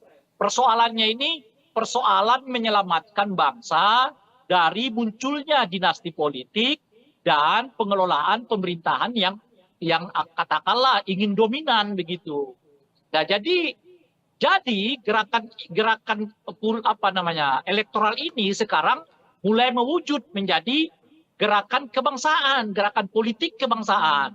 Yang itu nanti akan bertemu dengan gerakan-gerakan mahasiswa yang sekarang ini berkembang, bertemu dengan rohanian, intelektual, akademisi, ya kan, aktivis yang juga memiliki pandangan yang sama bahwa persoalan yang dihadapi bangsa kita sekarang bukan hanya persoalan soal pilpres, soal pemilu, tapi berhubungan dengan pengelolaan kepada bangsa, yaitu munculnya ya praktek dinasti politik dan tata cara pengelolaan bangsa yang bersifat dominan itu tadi. Oke, baik Bang. Nah, kemudian ini juga ada isu kan ya Bang ya, nanti siapapun yang menang di antara 1 atau 3 akan saling koalisi. Nah, ini mungkin nggak ya Bang kalau misalnya meleburnya nih sampai ke bawah-bawahnya? Mungkin kalau elit bisa mengatakan itu ya Bang ya, tapi kalau bawah-bawahnya gimana Bang? Dan Ya mungkin tidak mudah ya, tetapi ya tetap harus dilakukan kalau cara pandangnya seperti yang disebutkan tadi. Bahwa masalahnya sekarang bukan hanya masalah elektoral, tetapi masalah keinginan untuk menyelamatkan bangsa dari munculnya dinasti politik dan tata cara pengelolaan pemerintahan yang dominan gitu. Kalau itu yang mau dilihat, nah itu apa namanya itu bertemunya itu cepat, ya tidak, tapi tidak dengan serta merta memang di bawah itu dapat dilakukan pertemuan. Gitu. Ya itu tetap butuh waktu, tetap butuh penjelasan. Nah, tapi ya sebagai sikap politik, ya itu menurut saya harus dilakukan gitu. Karena bagaimanapun kan persoalannya kan bukannya sekedar apakah menang atau kalah, tapi apakah kepentingan yang lebih besar dapat diselamatkan melalui pilpres dan pemilu ini. Menurut saya itu juga harus dipandang. Nah, oleh karena itulah kemarin ketika ada isu soal baiknya gabung aja suara Ganjar ke 02 karena dianggap udah apa namanya sudah sia-sialah suara itu begitu karena 02 ini akan menang gitu satu putaran. Itu menurut saya anjuran yang tidak tepat. Itu sebagai orang yang bergelut di dunia kepemiluan, ya mestinya kita menganjurkan setiap warga negara kita memilih apa namanya itu menggunakan hak pilihnya sesuai dengan hati nuraninya. Karena ini persoalannya bukan hanya sekadar kalah menang, tapi persoalannya adalah sikap politikmu ditunjukkan melalui ya kan pilihan politikmu di TPS gitu loh kira-kira. Nah, bahkan kalau pilihan politik kita pun kalah, nggak apa-apa. Tapi kan Anda sudah menunjukkan kedua. Urusan pertama itu adalah tunjukkanlah sikap politikmu. Apa yang kau inginkan dengan bangsa ini. Dengan itu, pilihlah yang sesuai dengan apa yang Anda inginkan itu. Jadi, kampanye soal surat suara yang sia-sia karena akan kalah itu, menurut saya nggak tepat dilakukan. Karena itu membuat masyarakat kita jadi pragmatis, karena sebaiknya pemilih tetap harus diajak untuk menggunakan hak pilih mereka sesuai dengan sikap politik mereka masing-masing. Tidak peduli apakah kemudian pilihan mereka itu menang atau kalah. Yang paling penting itu adalah mereka mempergunakan hak pilih mereka sesuai dengan pandangan, visi, sikap, dan ideologi politik mereka masing-masing.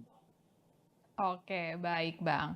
Kemudian di tengah isu kubu 01 dan juga 03 bakal bergabung, ini dari Gerindra. Berharap PDIP ini membuka peluang untuk menjalin komunikasi yang baik lagi gitu Bang. Walaupun pihak dari Gerindra mengakui peluangnya kecil. Nah ini kan statement ini keluar 1 bulan, bahkan sedikit lagi, lebih kurang dari 1 bulan sebelum pemilihan suara 14 Februari ya Bang ya 2024. Ini telat nggak ya Bang kalau misalnya Gerindra baru mulai deket-deketin kubu lain Bang sekarang Bang? Itu kan menunjukkan apa yang saya sebutkan tadi, bahwa satu putaran ini rasanya macet gitu loh. Ya, sehingga mereka membutuhkan suara yang lain, kandidat yang lain. Dalam hal ini mereka mencoba berkomunikasi dengan 02, sorry 03. Dan sudah ditanggapi oleh 03 kan, untuk menyatakan ya kemungkinan akan sulit begitu ya. Nah, tetapi saya sih bisa menduga Jawa udah urusan soal lebih tinggi dari elektoral, yaitu urusan soal keselamatan bangsa, menghindarkan bangsa ini dikelola dengan politik dinasti dan politik dominan gitu loh.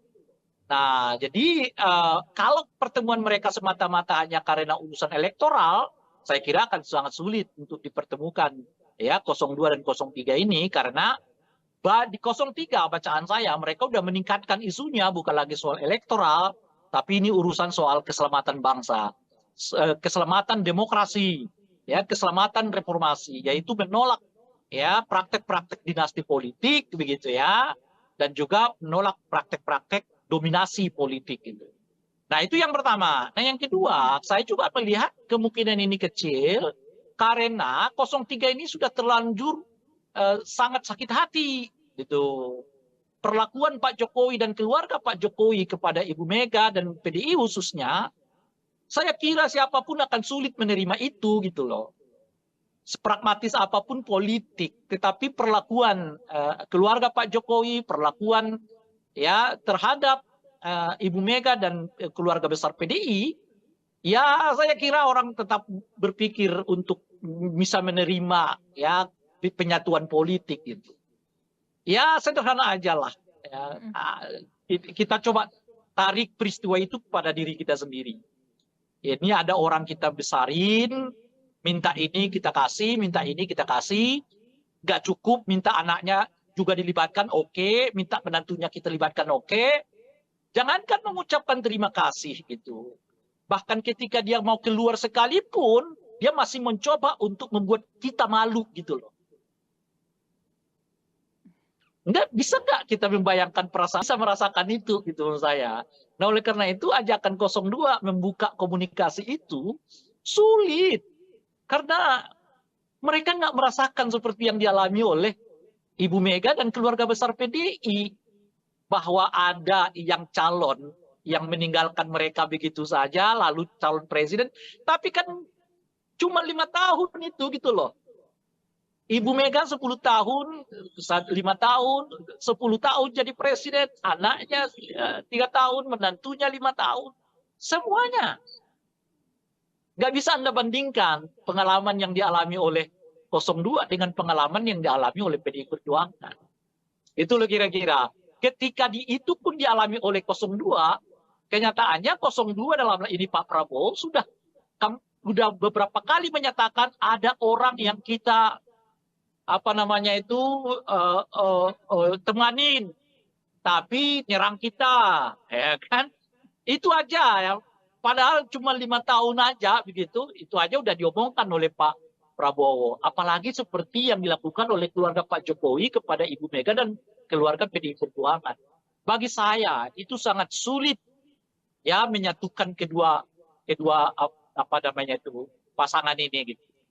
Nah, jadi oleh karena itu saya sih merasa nggak akan terjadi nih penyatuan suara antara 03 dengan 02 ini. Oke, kalau begitu Bang. Dan kita beralih Bang, karena akhir pekan ini nanti hari Minggu debat Cukup keempat lah, ya Bang nanti ya? lagi lah kita lanjut. Oke. Kan Karena biasanya debat 15-15 menit.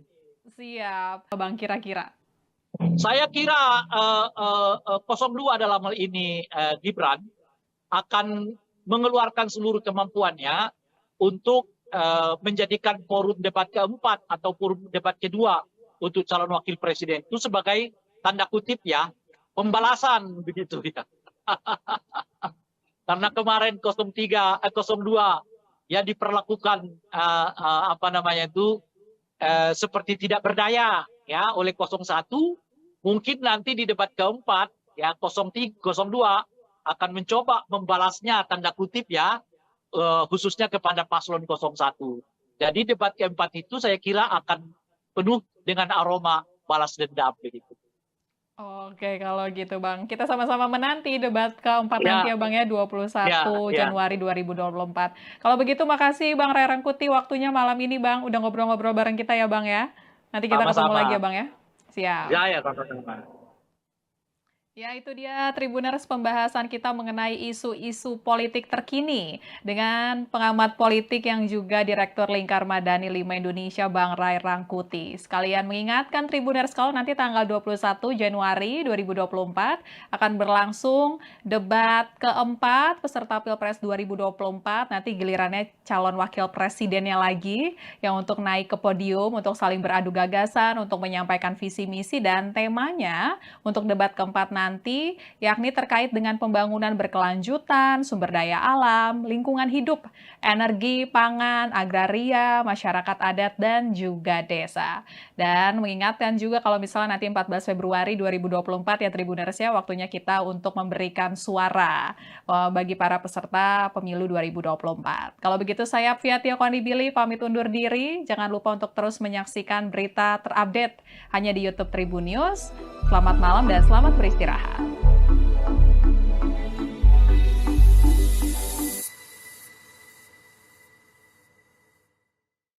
Terima kasih sudah nonton. Jangan lupa like, subscribe, dan share ya.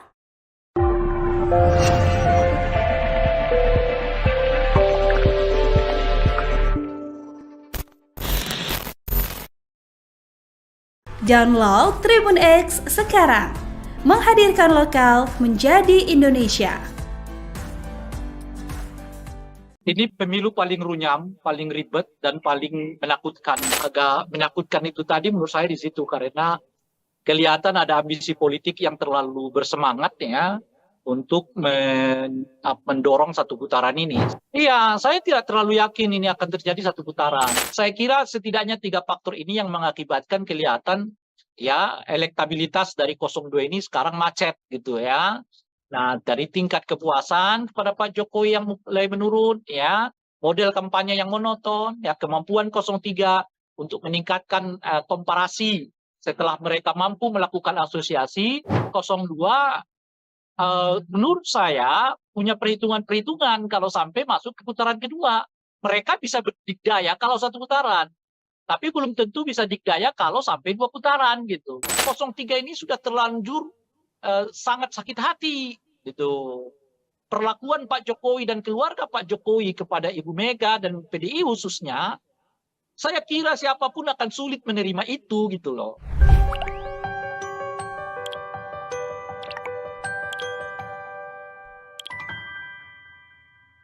Kondisi politik semakin memanas jelang pemungutan suara Pilpres 2024 yang akan digelar pada 14 Februari 2024 mendatang. Banyak isu yang saat ini beredar, mulai dari peluang koalisi para capres-cawapres, kemudian laporan ke Bawaslu, hingga saling serang soal visi misi dari kubu masing-masing capres-cawapres. Nah, kita mau membahas isu-isu terkini dengan pengamat politik sekaligus Direktur Lingkar Madani 5 Indonesia, ada Bang Ray Rangkuti, yang malam ini sudah tersambung dengan kita melalui Zoom. Halo, selamat malam Bang Ray Rangkuti. Malam. Apa kabar Bang, malam ini Bang? Alhamdulillah sejauh ini baik. Alhamdulillah. Dan tahu kalau besok lusa Kondisi masih bisa berbicara atau sudah ditekan untuk tidak berbicara, kita nggak tahu. Oh. Oke. Ya. Berarti mengakui ya Bang ya kalau sekarang kondisinya makin panas. Ini pemilu paling runyam, paling ribet, dan paling menakutkan begitu. Oke, kalau gitu boleh dijelasin Bang kenapa sampai terungkap runyam dan ribet? Runyam karena penyelenggaranya menurut saya tidak kapabel ya, kurang kapasitasnya tidak terlalu meyakinkan. Banyak tahapan pemilu yang ya dikelola seapa adanya begitu ya, sehingga menimbulkan reaksi di sana sini.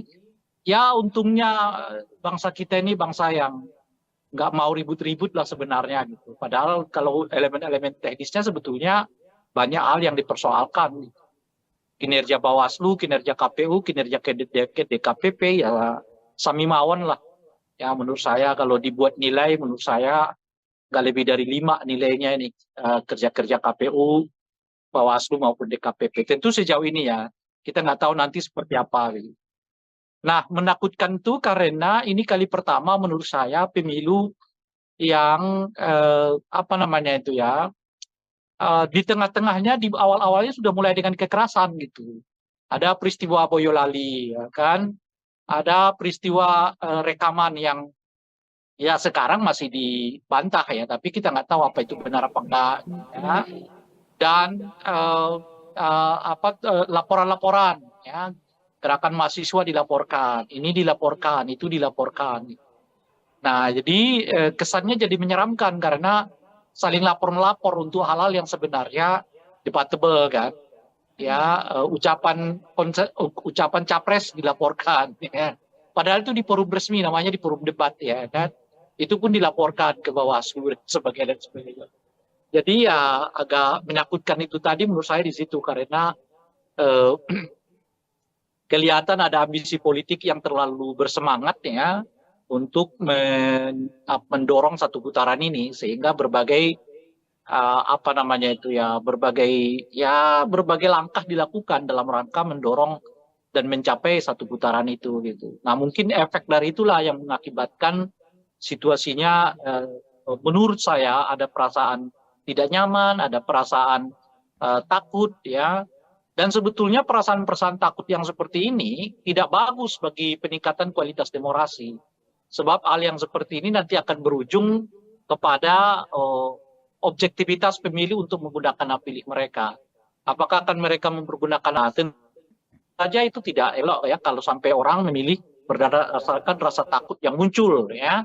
Itu yang artinya dalam bahasa yang lain itu perasaan terintimidasi dan pemilu di mana pemilihnya menggunakan hak pilih karena ada perasaan terintimidasi itu adalah pemilu yang buruk ya, pemilu yang sebetulnya tidak memenuhi kualifikasi pemilu yang demokratik.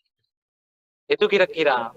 Oke, siap Bang. Jadi udah dijelasin kenapa tadi runyam dan takutnya itu ya Bang ya. Dan tadi Abang juga sempat Ya, mention Bang, kondisi terkini ini karena sepertinya ada yang ambisius untuk satu putaran. Nah kalau kita mencermati survei-survei terakhir ya Bang ya, ini belum ada yang hasilnya lebih dari 50% untuk salah satu paslon. Dan ini bagaimana analisa politik Abang Bang? Apakah mungkin target kubu 02, langsung saja kita sebut ya Bang ya, ini satu putaran bakal terjadi atau seperti apa Bang?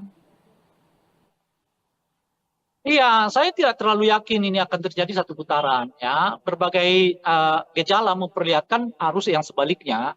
Mungkin karena itulah intensitas apa namanya itu ya penggunaan berbagai cara itu menjadi meningkat kelihatan gitu ya dari bahkan sampai kepada presiden dan mengomentari tentang tata cara debat, mengomentari tentang materi pertanyaan orang ya yang disebut menyerang personal gitu. Padahal yang mana yang menyerang personal itu kita nggak tahu kan kalau orang bertanya soal kamu punya tanah loh ya sekian banyak, ya itu amat sangat relevan di forum debat itu gitu loh, ya kan?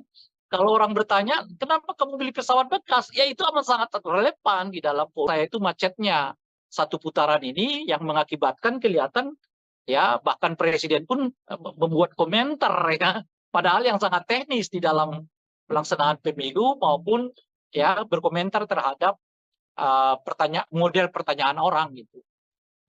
Bukan berarti presiden nggak boleh terlibat ya.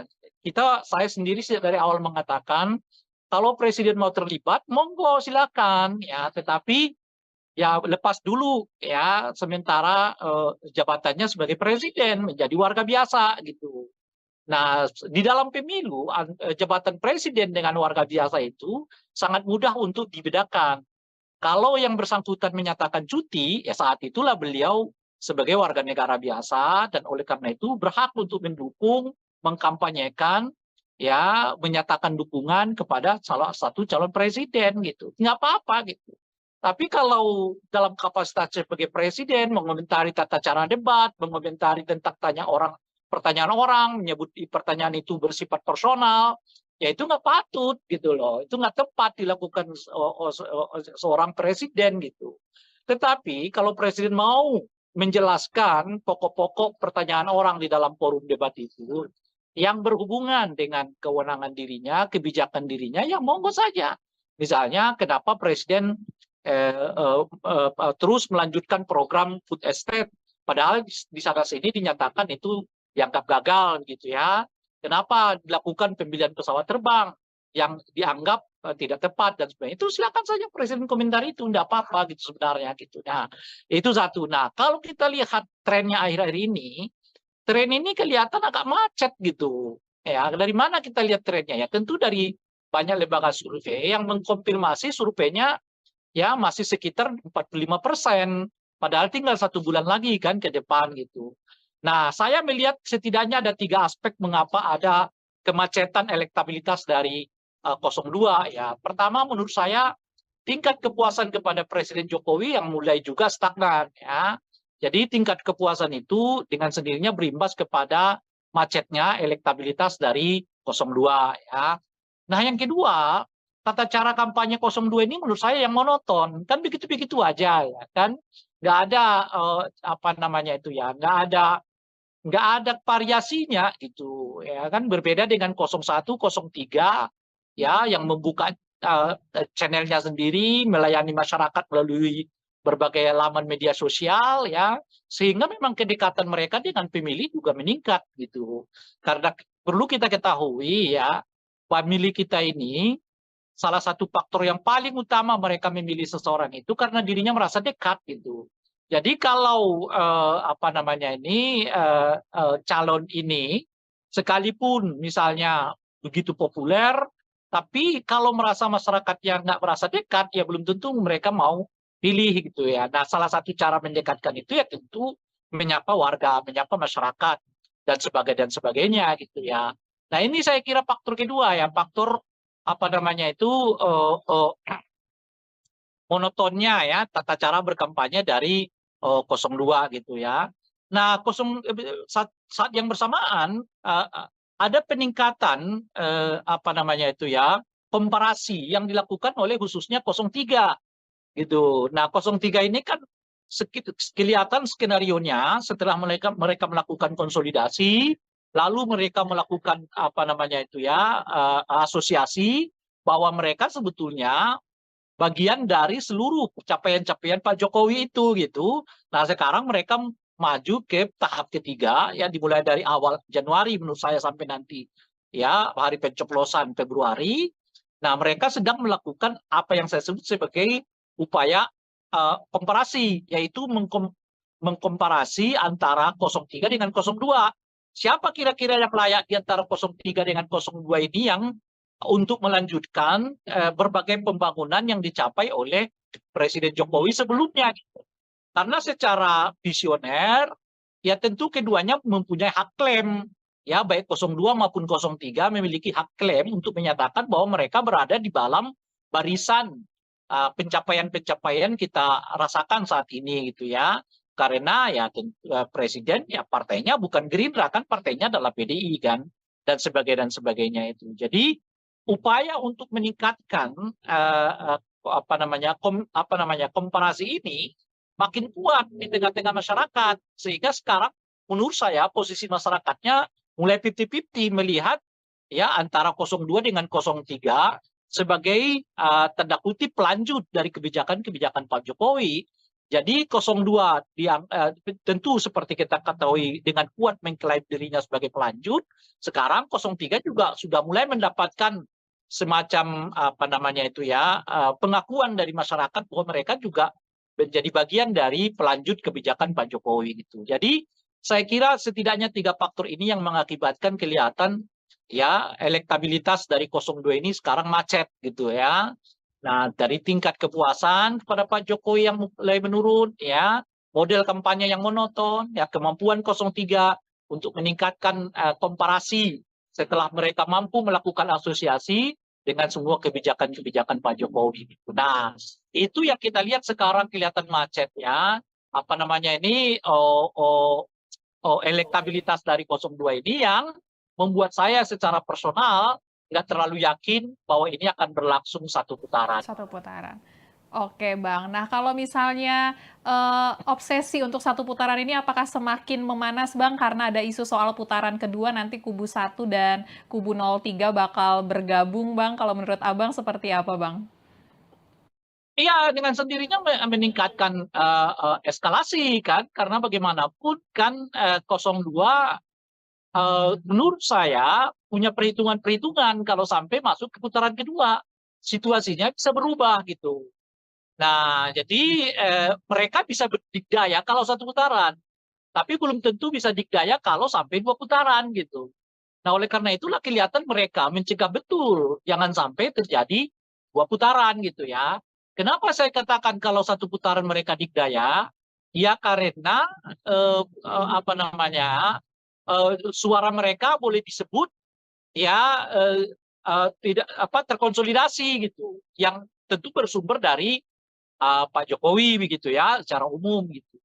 Sementara kalau mereka masuk ke putaran kedua, suara mereka rasanya cuma itu-itu aja. Sementara 03 atau 02 sekarang mulai berkolaborasi.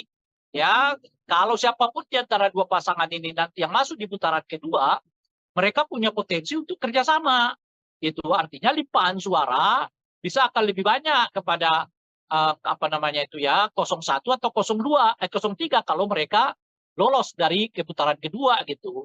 Saat yang bersamaan ada peningkatan penerimaan publik terhadap isu dinasti politik ya melalui gerakan-gerakan mahasiswa yang makin intensif ini gitu ya. Artinya apa? Artinya kalau makin panjang ya gerakan apa namanya itu anti dinasti ini ya makin masuk ke masyarakat, makin berpotensi menurunkan elektabilitas dari 02 gitu. Nah, sekarang saja udah kelihatan nih peningkatan ya ketidaksukaan publik terhadap politik identitas itu meningkat. Setidaknya kita lihat itu di tengah-tengah mahasiswa kan. Mahasiswa sekarang makin banyak ya yang turun ke jalan ya, yang protes ya, yang aksi yang pada intinya adalah menolak dinasti politik ya, menolak apa namanya itu berbagai kecurangan di dalam pelaksanaan pemilu ataupun pilpres ini gitu.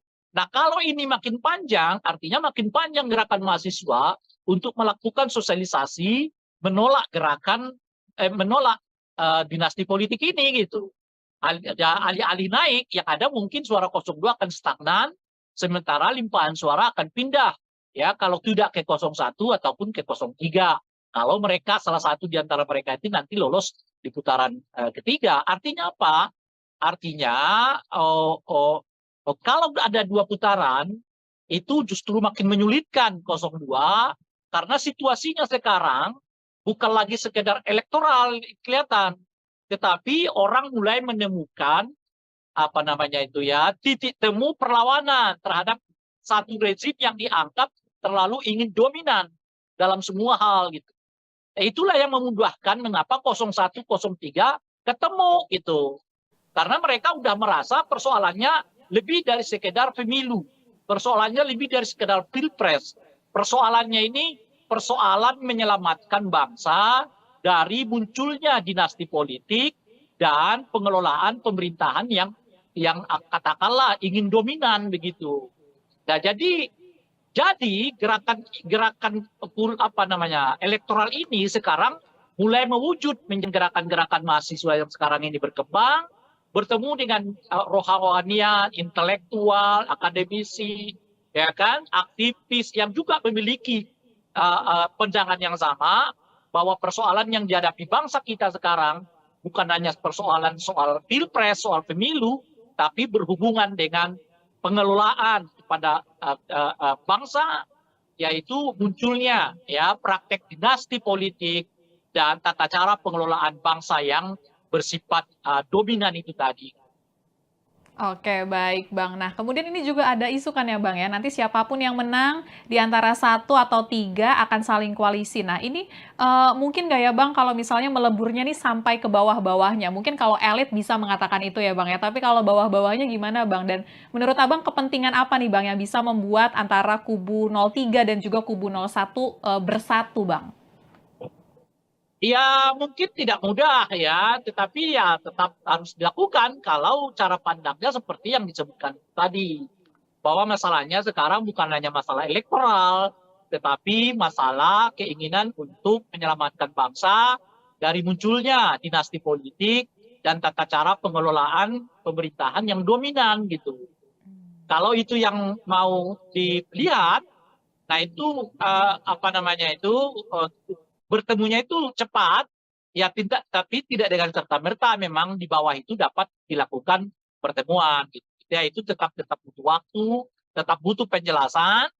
Nah, tapi ya sebagai sikap politik, ya itu menurut saya harus dilakukan gitu. Karena bagaimanapun kan persoalannya pilpres dan pemilu ini, menurut saya itu juga harus dipandang. Nah, oleh karena itulah kemarin ketika ada isu soal baiknya gabung aja suara Ganjar ke 02 karena dianggap udah apa namanya sudah sia-sialah suara itu begitu karena 02 ini akan menang itu 1 putaran. Itu menurut saya anjuran yang tidak tepat. Itu sebagai orang yang bergelut di dunia kepemiluan ya mestinya kita menganjurkan setiap warga negara kita memilih apa namanya itu menggunakan hak pilihnya sesuai dengan hati nuraninya karena ini persoalannya bukan hanya sekedar kalah menang tapi persoalannya adalah sikap politikmu ditunjukkan melalui ya kan pilihan politikmu di TPS gitu loh kira-kira. Nah bahkan kalau pilihan politik kita pun kalah nggak apa-apa tapi kan Anda sudah menunjukkan sikap politikmu itu yang paling berharga bukan soal ini menang itu kalah gitu ini menang itu kalah itu. Ya itu urusan kedua.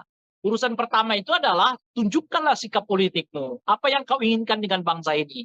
Dengan itu pilihlah yang sesuai dengan apa yang Anda inginkan itu. Jadi kampanye soal surat suara yang sia-sia karena akan kalah itu menurut saya nggak tepat dilakukan karena itu membuat masyarakat kita jadi pragmatis karena sebaiknya pemilih tetap harus diajak untuk menggunakan hak pilih mereka sesuai dengan sikap politik mereka masing-masing, tidak peduli apakah kemudian pilihan mereka itu visi, sikap, dan ideologi politik mereka masing-masing. Oke, baik Bang. Kemudian di tengah isu kubu 01 dan juga 03 bakal bergabung, ini dari Gerindra. Berharap PDIP ini membuka peluang untuk menjalin komunikasi yang baik lagi gitu Bang. Walaupun pihak dari Gerindra mengakui peluangnya kecil. Nah ini kan statement ini keluar 1 bulan, bahkan sedikit lagi, kurang dari 1 bulan sebelum pemilihan suara 14 Februari ya Bang ya 2024. Ini telat nggak ya Bang kalau misalnya Gerindra baru mulai deket-deketin kubu lain Bang sekarang Bang? Itu kan menunjukkan apa yang saya sebutkan tadi, bahwa 1 putaran ini rasanya macet gitu loh. Ya, sehingga mereka membutuhkan suara yang lain, kandidat yang lain. Dalam hal ini mereka mencoba berkomunikasi dengan 02, 03. Dan sudah ditanggapi oleh 03 kan, untuk menyatakan ya kemungkinan akan sulit begitu ya. Nah, tetapi saya sih bisa menduga jawaban itu karena seperti yang saya sebut tadi, 03 melihat ini bukan lagi sekedar urusan elektoral gitu loh. Ini udah urusan soal lebih tinggi dari elektoral, yaitu urusan soal keselamatan bangsa, menghindarkan bangsa ini dikelola dengan politik dinasti dan politik dominan gitu loh. Nah, jadi kalau pertemuan mereka semata-mata hanya karena urusan elektoral, saya kira akan sangat sulit untuk dipertemukan ya 02 dan 03 ini karena di 03 bacaan saya mereka udah meningkatkan isunya bukan lagi soal elektoral, tapi ini urusan soal keselamatan bangsa, keselamatan demokrasi, ya keselamatan reformasi, yaitu menolak ya praktek-praktek dinasti politik begitu ya. Dan melihat kemungkinan ini kecil karena 03 ini sudah terlanjur sangat sakit hati gitu. Perlakuan Pak Jokowi dan keluarga Pak Jokowi kepada Ibu Mega dan PDI khususnya, saya kira siapapun akan sulit menerima itu gitu loh. Sepragmatis apapun politik, tetapi perlakuan keluarga Pak Jokowi, perlakuan ya terhadap Ibu Mega dan keluarga besar PDI, ya saya kira orang tetap berpikir untuk bisa menerima ya penyatuan politik gitu. Ya sederhana aja lah. Ya, kita coba tarik peristiwa itu pada diri kita sendiri. Ini ada orang kita besarin, minta ini kita kasih, minta ini kita kasih, nggak cukup, minta anaknya juga dilibatkan, oke, minta menantunya kita libatkan, oke. Jangankan mengucapkan terima kasih gitu. Bahkan ketika dia mau keluar sekalipun, dia masih mencoba untuk membuat kita malu gitu loh. Bisa nggak kita membayangkan perasaan yang dialami oleh Ibu Mega dan keluarga besar PDI Perjuangan? Saya sih bisa merasakan itu gitu menurut saya. Nah oleh karena itu ajakan 02 membuka komunikasi itu sulit. Karena mereka nggak merasakan seperti yang dialami oleh Ibu Mega dan keluarga besar PDI. Bahwa ada yang calon yang meninggalkan mereka begitu saja, lalu calon presiden. Tapi kan cuma 5 tahun itu gitu loh. Ibu Mega 10 tahun, 5 tahun, 10 tahun jadi presiden, anaknya 3 tahun, menantunya 5 tahun. Semuanya. Nggak bisa Anda bandingkan pengalaman yang dialami oleh 02 dengan pengalaman yang dialami oleh PDI Perjuangan. Udah beberapa kali menyatakan ada orang yang kita temanin, tapi nyerang kita, ya kan? Itu aja ya. Padahal cuma 5 tahun aja begitu, itu aja udah diomongkan oleh Pak Prabowo. Apalagi seperti yang dilakukan oleh keluarga Pak Jokowi kepada Ibu Mega dan keluarga PDI Perjuangan. Bagi saya itu sangat sulit ya menyatukan kedua pasangan ini gitu. Nah, jadi oleh karena itu saya sih merasa nggak akan terjadi nih penyatuan suara antara 03 dengan 02 ini. Oke, kalau begitu Bang. Dan kita beralih Bang, karena akhir pekan ini nanti hari Minggu debat Cukup keempat lah, ya Bang nanti ya? lagi lah kita lanjut. Oke. Kan Karena biasanya debat 15-19 menit. Siap.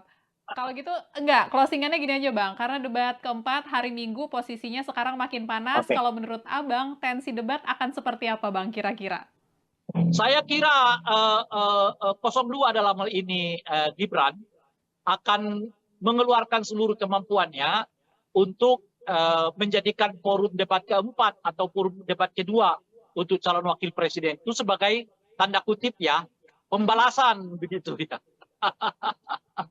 Karena kemarin 02 ya diperlakukan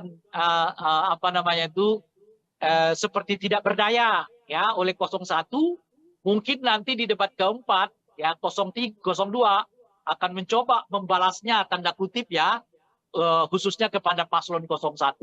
Jadi debat keempat nanti ya Bang ya 21 Januari 2024. Kalau begitu makasih Bang Ray Rangkuti waktunya malam ini Bang udah ngobrol-ngobrol bareng kita ya Bang ya. Nanti kita ketemu lagi ya Bang ya. Siap. Ya, sama-sama.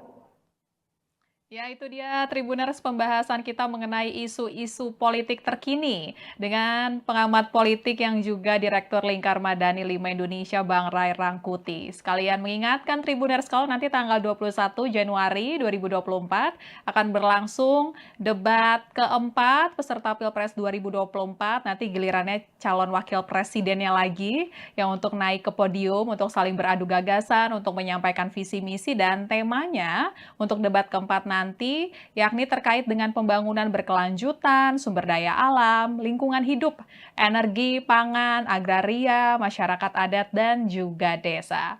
Dan mengingatkan juga kalau misalnya nanti 14 Februari 2024 ya Tribuners ya, waktunya kita untuk memberikan suara bagi para peserta pemilu 2024. Kalau begitu saya Fia Tio Konibili pamit undur diri. Jangan lupa untuk terus menyaksikan berita terupdate hanya di YouTube Tribun News. Selamat malam dan selamat beristirahat.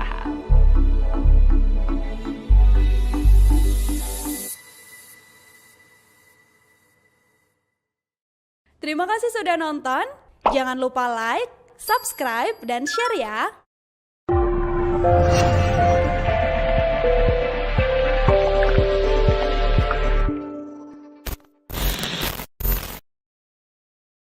Download Tribun X sekarang.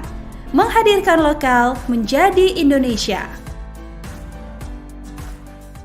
Ini pemilu paling runyam, paling ribet, dan paling menakutkan. Agak menakutkan itu tadi menurut saya di situ, karena kelihatan ada ambisi politik yang terlalu bersemangat ya untuk mendorong satu putaran ini. Iya, saya tidak terlalu yakin ini akan terjadi satu putaran. Saya kira setidaknya 3 faktor ini yang mengakibatkan kelihatan ya elektabilitas dari 02 ini sekarang macet gitu ya. Nah, dari tingkat kepuasan kepada Pak Jokowi yang mulai menurun ya, model kampanye yang monoton, ya kemampuan 03 untuk meningkatkan komparasi setelah mereka mampu melakukan asosiasi. 02 menurut saya punya perhitungan-perhitungan kalau sampai masuk ke putaran kedua. Mereka bisa berdikdaya kalau satu putaran, tapi belum tentu bisa dikdaya kalau sampai 2 putaran gitu. 03 ini sudah terlanjur sangat sakit hati gitu. Perlakuan Pak Jokowi dan keluarga Pak Jokowi kepada Ibu Mega dan PDI khususnya, saya kira siapapun akan sulit menerima itu gitu loh.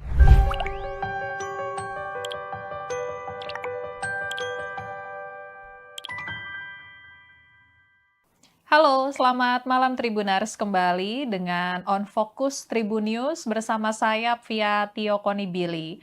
Tribuners, kondisi politik semakin memanas jelang pemungutan suara Pilpres 2024 yang akan digelar pada 14 Februari 2024 mendatang. Banyak isu yang saat ini beredar, mulai dari peluang koalisi para capres-cawapres, kemudian laporan ke Bawaslu, hingga saling serang soal visi misi dari kubu masing-masing capres-cawapres. Nah, kita mau membahas isu-isu terkini dengan pengamat politik sekaligus Direktur Lingkar Madani 5 Indonesia, ada Bang Ray Rangkuti, yang malam ini sudah tersambung dengan kita melalui Zoom. Halo, selamat malam Bang Ray Rangkuti. Malam. Apa kabar Bang, malam ini Bang? Alhamdulillah sejauh ini baik. Nggak tahu kalau Alhamdulillah. besok lusa apa Kondisi masih bisa berbicara atau sudah sekarang kondisinya makin panas. ini pemilu paling runyam, paling ribet, dan paling menakutkan begitu.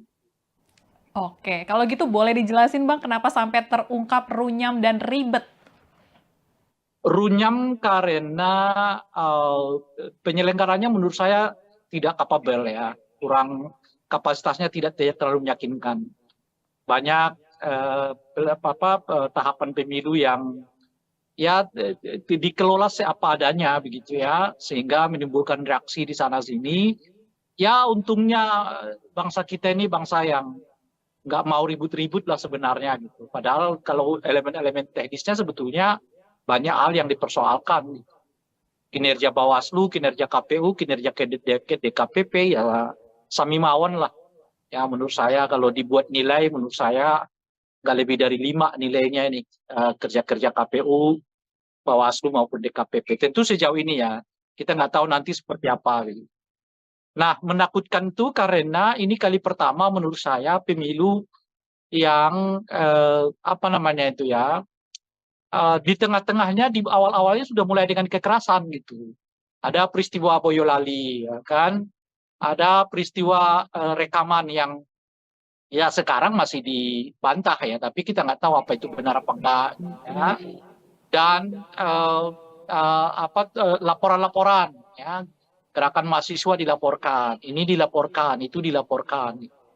Nah, jadi kesannya ucapan capres dilaporkan. Ya. Padahal itu di forum resmi, namanya di forum debat ya kan. Itu pun dilaporkan ke Bawaslu dan sebagainya. Jadi ya agak menakutkan itu tadi menurut saya di situ karena kelihatan ada ambisi politik yang terlalu bersemangat ya untuk mendorong satu putaran ini sehingga berbagai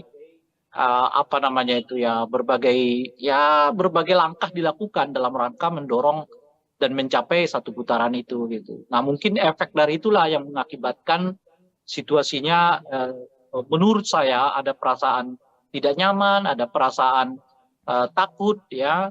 Dan sebetulnya perasaan-perasaan takut yang seperti ini tidak bagus bagi peningkatan kualitas demokrasi. Sebab hal yang seperti ini nanti akan berujung kepada objektivitas pemilih untuk menggunakan hak pilih mereka. Apakah akan mereka mempergunakan hak pilih sesuai hati nurani atau sebaliknya menggunakan hak pilih mereka berdasarkan rasa takut yang muncul itu gitu. Nah, tentu saja itu tidak elok ya kalau sampai orang memilih berdasarkan rasa takut yang muncul ya. Itu yang artinya dalam bahasa yang lain itu perasaan terintimidasi dan pemilu di mana pemilihnya menggunakan hak pilih karena ada perasaan terintimidasi itu adalah pemilu yang buruk ya, pemilu yang sebetulnya tidak memenuhi kualifikasi pemilu yang demokratik. Itu kira-kira. Oke, siap Bang. Jadi udah dijelasin kenapa tadi runyam dan takutnya itu ya Bang ya. Dan tadi Abang juga sempat Ya, mention Bang, kondisi terkini ini karena sepertinya ada yang ambisius untuk satu putaran. Nah kalau kita mencermati survei-survei terakhir ya Bang ya, ini belum ada yang hasilnya lebih dari 50% untuk salah satu paslon. Dan ini bagaimana analisa politik Abang Bang? iya, saya tidak terlalu yakin ini akan terjadi satu putaran ya. Berbagai gejala memperlihatkan arus yang sebaliknya. Mungkin karena itulah intensitas apa namanya itu ya, penggunaan berbagai cara itu menjadi meningkat kelihatan gitu ya. Dari bahkan sampai kepada presiden dan mengomentari tentang tata cara debat, mengomentari tentang materi pertanyaan orang ya yang disebut menyerang personal gitu. Padahal yang mana yang menyerang personal itu kita nggak tahu kan. Kalau orang bertanya soal kamu punya tanah loh ya sekian banyak, ya itu amat sangat relevan di forum debat itu gitu loh. Ya kan? Kalau orang bertanya, kenapa kamu beli pesawat bekas? Ya itu amat sangat relevan di dalam forum debat itu ditanyakan. Jadi mungkin karena itu tadi ya macetnya, istilah saya itu macetnya satu putaran ini yang mengakibatkan kelihatan ya bahkan presiden pun membuat komentar ya, padahal yang sangat teknis di dalam pelaksanaan pemilu maupun ya berkomentar terhadap model pertanyaan orang gitu. Bukan berarti presiden nggak boleh terlibat ya. Saya sendiri dari awal mengatakan kalau presiden mau terlibat, monggo silakan ya. Tetapi ya lepas dulu ya sementara jabatannya sebagai presiden menjadi warga biasa gitu. Nah, di dalam pemilu jabatan presiden dengan warga biasa itu sangat mudah untuk dibedakan. Kalau yang bersangkutan menyatakan cuti, ya saat itulah beliau sebagai warga negara biasa dan oleh karena itu berhak untuk mendukung dalam kapasitas sebagai presiden, mengomentari tata cara debat, mengomentari tentang pertanyaan orang, menyebut pertanyaan itu bersifat personal, ya itu nggak patut gitu loh, itu nggak tepat dilakukan seorang presiden gitu. Tetapi kalau presiden mau menjelaskan pokok-pokok pertanyaan orang di dalam forum debat itu, yang berhubungan dengan kewenangan dirinya, kebijakan dirinya, ya monggo saja. Misalnya, kenapa presiden terus melanjutkan program food estate, padahal di sana sini dinyatakan itu dianggap gagal gitu ya. Kenapa dilakukan pembelian pesawat terbang yang dianggap tidak tepat dan sebagainya. Itu silakan saja presiden komentar itu, tidak apa-apa gitu sebenarnya gitu. Nah, itu satu. Nah, kalau kita lihat trennya akhir-akhir ini, tren ini kelihatan agak macet gitu. Ya, dari mana kita lihat trennya? Ya, tentu dari banyak lembaga survei yang mengkonfirmasi surveinya ya masih sekitar 45%. Padahal tinggal 1 bulan lagi kan ke depan gitu. Nah, saya melihat setidaknya ada 3 aspek mengapa ada kemacetan elektabilitas dari 02 ya. Pertama menurut saya tingkat kepuasan kepada Presiden Jokowi yang mulai juga stagnan ya. Jadi tingkat kepuasan itu dengan sendirinya berimbas kepada macetnya elektabilitas dari 02 ya. Nah yang kedua, tata cara kampanye 02 ini menurut saya yang monoton. Kan begitu-begitu aja ya kan. Nggak ada apa namanya itu ya, nggak ada variasinya gitu ya kan, berbeda dengan 01, 03 ya yang membuka channelnya sendiri, melayani masyarakat melalui berbagai laman media sosial ya, sehingga memang kedekatan mereka dengan pemilih juga meningkat gitu. Karena perlu kita ketahui ya, pemilih kita ini salah satu pak calon ini sekalipun misalnya begitu populer, tapi kalau merasa masyarakatnya nggak merasa dekat, ya belum tentu mereka mau pilih gitu ya. Nah, salah satu cara mendekatkan itu ya tentu menyapa warga, menyapa masyarakat dan sebagainya gitu ya. Nah, ini saya kira faktor kedua ya, faktor apa namanya itu monotonnya ya tata cara berkampanye dari 02 gitu ya. Nah, saat yang bersamaan ada peningkatan apa namanya itu ya, komparasi yang dilakukan oleh khususnya 03 gitu. Nah, 03 ini kan kelihatan skenarionya setelah mereka melakukan konsolidasi, lalu mereka melakukan apa namanya itu ya, asosiasi bahwa mereka sebetulnya bagian dari seluruh capaian-capaian Pak Jokowi itu gitu. Nah, sekarang mereka maju ke tahap ketiga ya, dimulai dari awal Januari menurut saya sampai nanti ya hari pencoblosan Februari. Nah, mereka sedang melakukan apa yang saya sebut sebagai upaya komparasi, yaitu mengkomparasi antara 03 dengan 02. Siapa kira-kira yang layak di antara 03 dengan 02 ini yang untuk melanjutkan berbagai pembangunan yang dicapai oleh Presiden Jokowi sebelumnya. Karena secara visioner, ya tentu keduanya mempunyai hak klaim. Ya, baik 02 maupun 03 memiliki hak klaim untuk menyatakan bahwa mereka berada di dalam barisan pencapaian-pencapaian kita rasakan saat ini gitu ya. Karena ya presiden ya partainya bukan Gerindra kan, partainya adalah PDI kan, dan sebagainya itu dengan masyarakat, sehingga sekarang menurut saya posisi masyarakatnya mulai 50-50 melihat ya antara 02 dengan 03 sebagai tanda kutip pelanjut dari kebijakan-kebijakan Pak Jokowi. Jadi 02 tentu seperti kita ketahui dengan kuat mengklaim dirinya sebagai pelanjut. Sekarang 03 juga sudah mulai mendapatkan semacam apa namanya itu ya, pengakuan dari masyarakat bahwa mereka juga menjadi bagian dari pelanjut kebijakan Pak Jokowi gitu. Jadi saya kira setidaknya 3 faktor ini yang mengakibatkan kelihatan ya elektabilitas dari 02 ini sekarang macet gitu ya. Nah, dari tingkat kepuasan kepada Pak Jokowi yang mulai menurun ya, model kampanye yang monoton ya, kemampuan 03 untuk meningkatkan komparasi setelah mereka mampu melakukan asosiasi dengan semua kebijakan-kebijakan Pak Jokowi. Nah, itu yang kita lihat sekarang kelihatan macet ya. Apa namanya ini elektabilitas dari 02 ini yang membuat saya secara personal nggak terlalu yakin bahwa ini akan berlangsung satu putaran. Satu putaran. Oke, Bang. Nah, kalau misalnya obsesi untuk satu putaran ini apakah semakin memanas, Bang? Karena ada isu soal putaran kedua nanti kubu 1 dan kubu 03 bakal bergabung, Bang. Kalau menurut Abang seperti apa, Bang?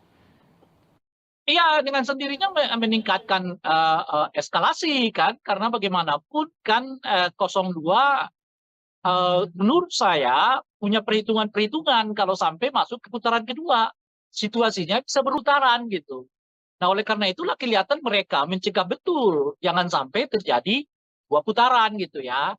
Kenapa saya katakan ya tidak terkonsolidasi gitu, yang tentu bersumber dari Pak Jokowi begitu ya secara umum gitu.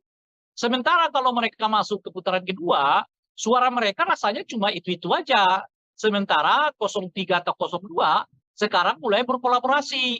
Ya, kalau siapapun di antara 2 pasangan ini yang masuk di putaran kedua, mereka punya potensi untuk kerjasama. Itu artinya limpahan suara bisa akan lebih banyak kepada apa namanya itu ya 01 atau 03 kalau mereka lolos dari putaran kedua gitu. Saat yang bersamaan ada peningkatan penerimaan publik terhadap isu dinasti politik ya melalui gerakan-gerakan mahasiswa yang makin intensif ini gitu ya. Artinya apa? Artinya kalau makin panjang ya gerakan apa namanya itu anti dinasti ini ya makin masuk ke masyarakat, makin berpotensi menurunkan elektabilitas dari 02 gitu. Nah, sekarang saja udah kelihatan nih peningkatan ya ketidaksukaan publik terhadap politik identitas itu meningkat. Setidaknya kita lihat itu di tengah-tengah mahasiswa kan. Mahasiswa sekarang makin banyak ya yang turun ke jalan, yang protes, ya yang aksi, yang pada intinya adalah menolak dinasti politik, ya, menolak apa namanya itu berbagai kecurangan di dalam pelaksanaan pemilu ataupun pilpres ini gitu. Nah, kalau ini makin panjang, artinya makin panjang gerakan mahasiswa untuk melakukan sosialisasi, menolak menolak dinasti politik ini gitu. Alih-alih naik, yang ada mungkin suara 02 akan stagnan, sementara limpahan suara akan pindah. Ya, kalau tidak ke 01 ataupun ke 03. Kalau mereka, salah satu di antara mereka itu nanti lolos di putaran ketiga. Artinya apa? Artinya, kalau ada 2 putaran, itu justru makin menyulitkan 02, karena situasinya sekarang bukan lagi sekedar elektoral kelihatan, tetapi orang mulai menemukan apa namanya itu ya titik temu perlawanan terhadap satu rezim yang dianggap terlalu ingin dominan dalam semua hal gitu. Itulah yang memudahkan mengapa 01, 03 ketemu gitu. Karena mereka udah merasa persoalannya lebih dari sekedar pemilu. Persoalannya lebih dari sekedar pilpres. Persoalannya ini persoalan menyelamatkan bangsa dari munculnya dinasti politik dan pengelolaan pemerintahan yang katakanlah ingin dominan begitu. Nah, jadi gerakan apa namanya elektoral ini sekarang mulai mewujud menjadi gerakan kebangsaan, gerakan politik kebangsaan. Yang itu nanti akan bertemu dengan gerakan-gerakan mahasiswa yang sekarang ini berkembang, bertemu dengan rohanian, intelektual, akademisi, ya kan, aktivis yang juga memiliki pandangan yang sama bahwa persoalan yang dihadapi bangsa kita sekarang bukan hanya persoalan soal pilpres, soal pemilu, tapi berhubungan dengan pengelolaan kepada bangsa, yaitu munculnya ya praktek dinasti politik dan tata cara pengelolaan bangsa yang bersifat dominan itu tadi. Oke, baik Bang. Nah, kemudian ini juga ada isu kan ya Bang ya, nanti siapapun yang menang di antara 1 atau 3 akan saling kuali Bang. Dan menurut Abang kepentingan apa nih Bang yang bisa membuat antara kubu 03 dan juga kubu 01 bersatu Bang? Ya mungkin tidak mudah ya, tetapi ya tetap harus dilakukan kalau cara pandangnya seperti yang disebutkan tadi. Bahwa masalahnya sekarang bukan hanya masalah elektoral, tetapi masalah keinginan untuk menyelamatkan bangsa dari munculnya dinasti politik dan tata cara pengelolaan pemerintahan yang dominan gitu. Kalau itu yang mau dilihat, nah itu apa namanya itu bertemunya itu cepat, ya tidak, tapi tidak dengan serta-merta memang di bawah itu dapat dilakukan pertemuan. Gitu. Ya itu tetap butuh waktu, tetap butuh penjelasan. Nah, tapi ya sebagai sikap politik, ya itu menurut saya harus dilakukan gitu. Karena bagaimanapun kan persoalannya kan bukannya sekedar apakah menang atau kalah, tapi apakah kepentingan yang lebih besar dapat diselamatkan melalui pilpres dan pemilu ini. Menurut saya itu juga harus dipandang. Nah, oleh karena itulah kemarin ketika ada isu soal baiknya gabung aja suara Ganjar ke 02 karena dianggap udah apa namanya sudah sia-sialah suara itu begitu karena 02 ini akan menang gitu 1 putaran. Itu menurut saya anjuran yang tidak tepat. Itu sebagai orang yang bergelut di dunia kepemiluan ya mestinya kita menganjurkan setiap warga negara kita memilih apa namanya itu menggunakan hak pilihnya sesuai dengan hati nuraninya karena ini persoalan politik di TPS gitu loh kira-kira. Nah bahkan kalau pilihan politik kita pun kalah nggak apa-apa tapi kan Anda sudah menunjukkan sikap politikmu itu yang paling berharga bukan soal ini menang itu kalah gitu ini menang itu kalah itu ya itu urusan kedua. Urusan pertama itu adalah tunjukkanlah sikap politikmu apa yang kau inginkan dengan bangsa ini dengan itu pilihlah yang sesuai dengan apa yang Anda inginkan itu. Jadi kampanye soal surat suara yang sia-sia karena akan kalah itu menurut saya nggak tepat dilakukan Karena itu membuat masyarakat kita jadi pragmatis, karena sebaiknya pemilih tetap harus diajak untuk menggunakan hak pilih mereka sesuai dengan sikap politik mereka masing-masing, tidak peduli apakah kemudian pilihan mereka itu menang atau kalah. Yang paling penting itu adalah mereka mempergunakan hak pilih mereka sesuai dengan pandangan, visi, sikap, dan ideologi politik mereka masing-masing. Oke, baik Bang. Kemudian di tengah isu kubu 01 dan juga 03 bakal bergabung, ini dari Gerindra. Berharap PDIP ini membuka peluang untuk menjalin komunikasi yang baik lagi gitu Bang. Walaupun pihak dari Gerindra mengakui peluangnya kecil. Nah ini kan statement ini keluar 1 bulan, bahkan sedikit lagi, lebih kurang dari 1 bulan sebelum pemilihan suara 14 Februari ya Bang ya 2024. Ini telat nggak ya Bang kalau misalnya Gerindra baru mulai deket-deketin kubu lain Bang sekarang Bang? Itu kan menunjukkan apa yang saya sebutkan tadi, bahwa satu putaran ini rasanya macet gitu loh. Ya, sehingga mereka membutuhkan suara yang lain, kandidat yang lain. Dalam hal ini mereka mencoba berkomunikasi dengan 02, 03. Dan sudah ditanggapi oleh 03 kan. Apa itu? Karena seperti yang saya sebut tadi, 03 melihat ini bukan lagi sekedar urusan elektoral gitu loh.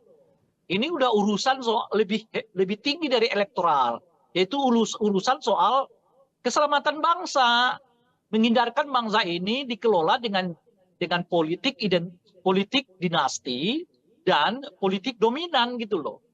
Nah, jadi kalau pertemuan mereka semata-mata hanya karena urusan elektoral, saya kira akan sangat sulit untuk dipertemukan ya 02 dan 03 ini, karena di 03 bacaan saya mereka udah meningkatkan isunya bukan lagi soal elektoral, tapi ini urusan soal keselamatan bangsa, keselamatan demokrasi, ya keselamatan reformasi, yaitu menolak ya praktek-praktek dinasti politik begitu ya, dan juga menolak praktek-praktek dominasi politik itu.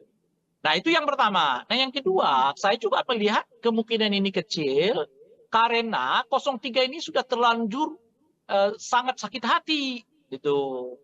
Perlakuan Pak Jokowi dan keluarga Pak Jokowi kepada Ibu Mega dan PDI khususnya, saya kira siapapun akan sulit menerima itu gitu loh. Sepragmatis apapun politik, tetapi perlakuan keluarga Pak Jokowi, perlakuan ya terhadap Ibu Mega dan keluarga besar PDI, ya saya kira orang tetap berpikir untuk bisa menerima ya penyatuan politik gitu. Ya sederhana aja lah. Ya, kita coba tarik peristiwa itu kepada diri kita sendiri. Ini ada orang kita besarin, minta ini kita kasih, minta ini kita kasih, nggak cukup, minta anaknya juga dilibatkan, oke, minta menantunya kita libatkan, oke. Jangankan mengucapkan terima kasih gitu. Bisa nggak kita membayangkan perasaan yang dialami oleh Ibu Mega dan keluarga besar PDI Perjuangan? Saya sih bisa merasakan itu gitu menurut saya. Nah oleh karena itu ajakan 02 membuka komunikasi itu sulit. Karena mereka nggak merasakan seperti yang dialami oleh Ibu Mega dan keluarga besar PDI. Bahwa ada yang calon yang meninggalkan mereka begitu saja, lalu calon presiden. Tapi kan cuma 5 tahun itu gitu loh. Ibu Mega 10 tahun, 5 tahun, 10 tahun jadi presiden, anaknya 3 tahun, menantunya 5 tahun. Semuanya. Nggak bisa Anda bandingkan pengalaman yang dialami oleh 02 dengan pengalaman yang dialami oleh PDI Perjuangan. Itu loh kira-kira. Ketika itu pun dialami oleh 02, kenyataannya 02 dalam ini Pak Prabowo sudah beberapa kali menyatakan ada orang yang kita temanin, tapi nyerang kita, ya kan? Itu aja ya. Padahal cuma 5 tahun aja begitu, itu aja udah diomongkan oleh Pak Prabowo. Apalagi seperti yang dilakukan oleh keluarga Pak Jokowi kepada Ibu Mega dan keluarga PDI Perjuangan. Bagi saya itu sangat sulit ya menyatukan kedua pasangan ini gitu. Nah, jadi oleh karena itu saya sih merasa nggak akan terjadi nih penyatuan suara Atau Minggu debat aduh keempat cukuplah, ya Bang nanti ya? lagi lah kita lanjut. Oke, Kan karena biasanya debat 15 keempat 15 menit. siap.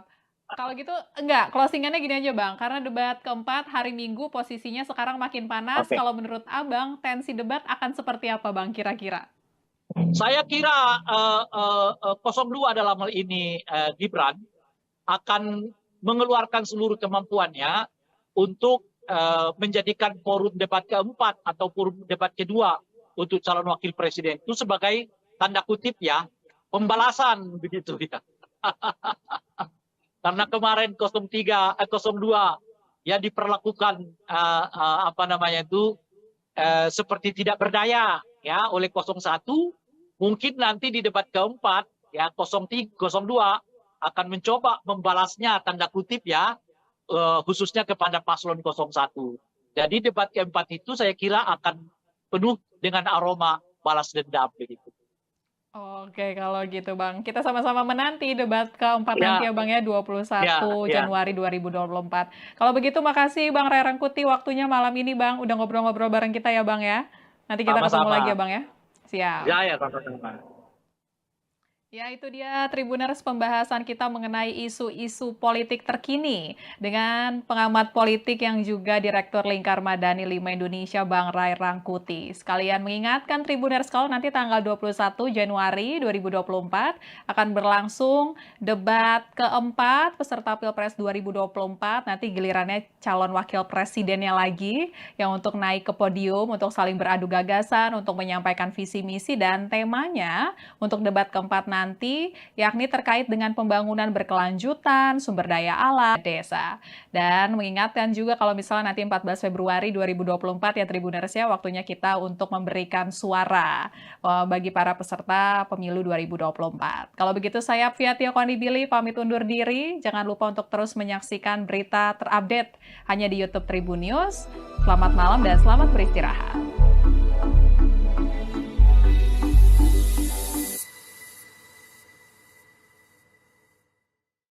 Terima kasih sudah nonton. Jangan lupa like, subscribe, dan share ya.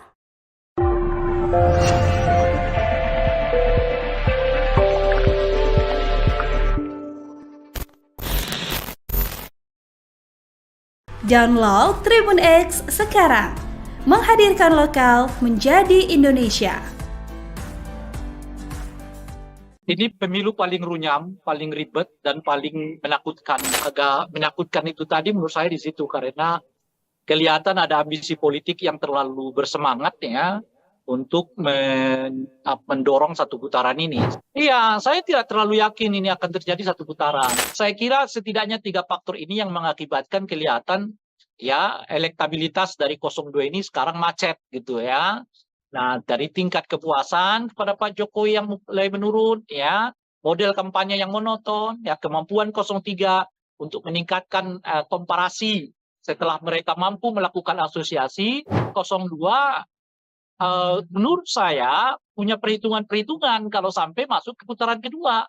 Mereka bisa berdikdaya kalau satu putaran, tapi belum tentu bisa dikdaya kalau sampai 2 putaran gitu. 03 ini sudah terlanjur sangat sakit hati gitu. Perlakuan Pak Jokowi dan keluarga Pak Jokowi kepada Ibu.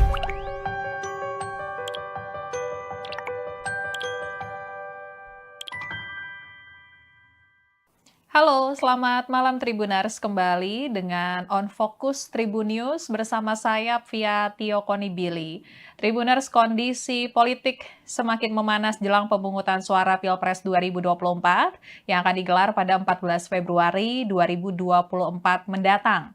Banyak isu yang saat ini beredar, mulai dari peluang koalisi para capres-cawapres, kemudian laporan ke Bawaslu, hingga saling serang soal visi misi dari kubu masing-masing capres-cawapres. Nah, kita mau membahas isu-isu terkini dengan pengamat politik sekaligus Direktur Lingkar Madani 5 Indonesia, ada Bang Ray Rangkuti, yang malam ini sudah tersambung dengan kita melalui Zoom. Halo, selamat malam Bang Ray Rangkuti. Malam.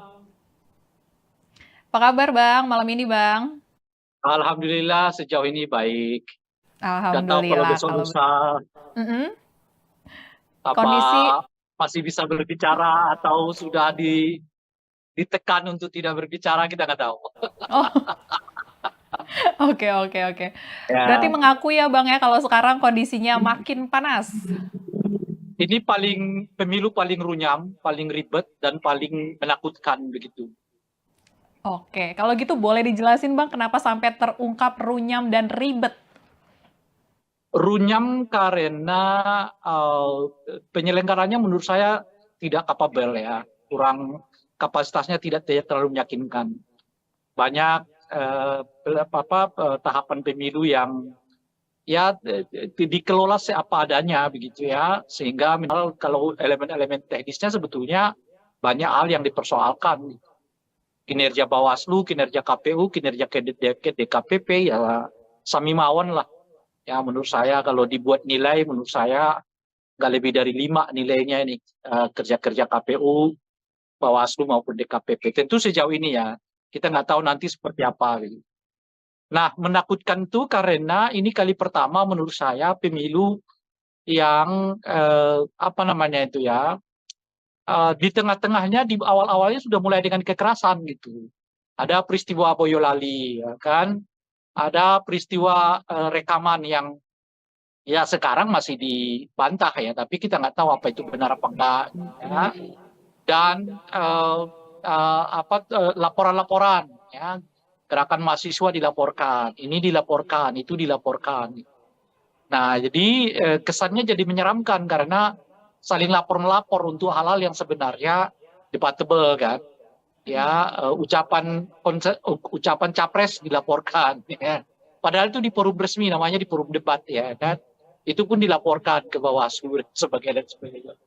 Jadi ya agak menakutkan itu tadi menurut saya di situ karena eh, kelihatan ada ambisi politik yang terlalu bersemangat ya untuk mendorong satu putaran ini sehingga berbagai apa namanya itu ya berbagai langkah dilakukan dalam rangka mendorong dan mencapai satu putaran itu gitu. Nah mungkin efek dari itulah yang mengakibatkan situasinya menurut saya ada perasaan tidak nyaman, ada perasaan takut ya. Dan sebetulnya perasaan-perasaan takut yang seperti ini tidak bagus bagi peningkatan kualitas demokrasi.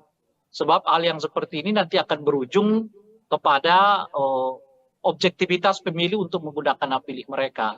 Apakah akan mereka mempergunakan hak pilih sesuai hati nurani atau sebaliknya menggunakan hak pilih mereka berdasarkan rasa takut yang muncul itu gitu. Nah, tentu saja itu tidak elok ya kalau sampai orang memilih berdasarkan rasa takut yang muncul ya. Itu yang artinya dalam bahasa yang lain itu perasaan terintimidasi dan pemilu di mana pemilihnya menggunakan hak pilih karena ada perasaan terintimidasi itu adalah pemilu yang buruk ya, pemilu yang sebetulnya tidak memenuhi kualifikasi pemilu yang demokratik. Itu kira-kira. Oke, siap Bang. Jadi udah dijelasin kenapa tadi runyam dan takutnya itu ya Bang ya. Dan tadi Abang juga sempat Ya, mention Bang, kondisi terkini ini karena sepertinya ada yang ambisius untuk satu putaran. Nah kalau kita mencermati survei-survei terakhir ya Bang ya, ini belum ada yang hasilnya lebih dari 50% untuk salah satu paslon. Dan ini bagaimana analisa politik Abang Bang? Apakah mungkin target kubu 02, langsung saja kita sebut ya Bang ya, ini satu putaran bakal terjadi atau seperti apa Bang?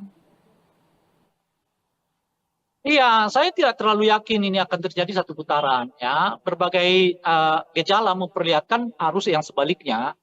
Mungkin karena itulah intensitas apa namanya itu ya penggunaan berbagai cara itu menjadi meningkat kelihatan gitu ya. Dari bahkan sampai kepada presiden dan mengomentari tentang tata cara debat, mengomentari tentang materi pertanyaan orang ya yang disebut menyerang personal gitu. Padahal yang sangat relevan di forum debat itu gitu loh. Ya kan? Kalau orang bertanya, kenapa kamu beli pesawat bekas? Ya itu amat sangat relevan di dalam forum debat itu ditanyakan. Jadi mungkin karena itu tadi ya macetnya, istilah saya itu macetnya satu putaran ini yang mengakibatkan kelihatan ya bahkan presiden pun membuat komentar ya padahal yang sangat teknis di dalam pelaksanaan pemilu maupun ya berkomentar terhadap model pertanyaan orang gitu. Bukan berarti presiden nggak boleh terlibat, ya.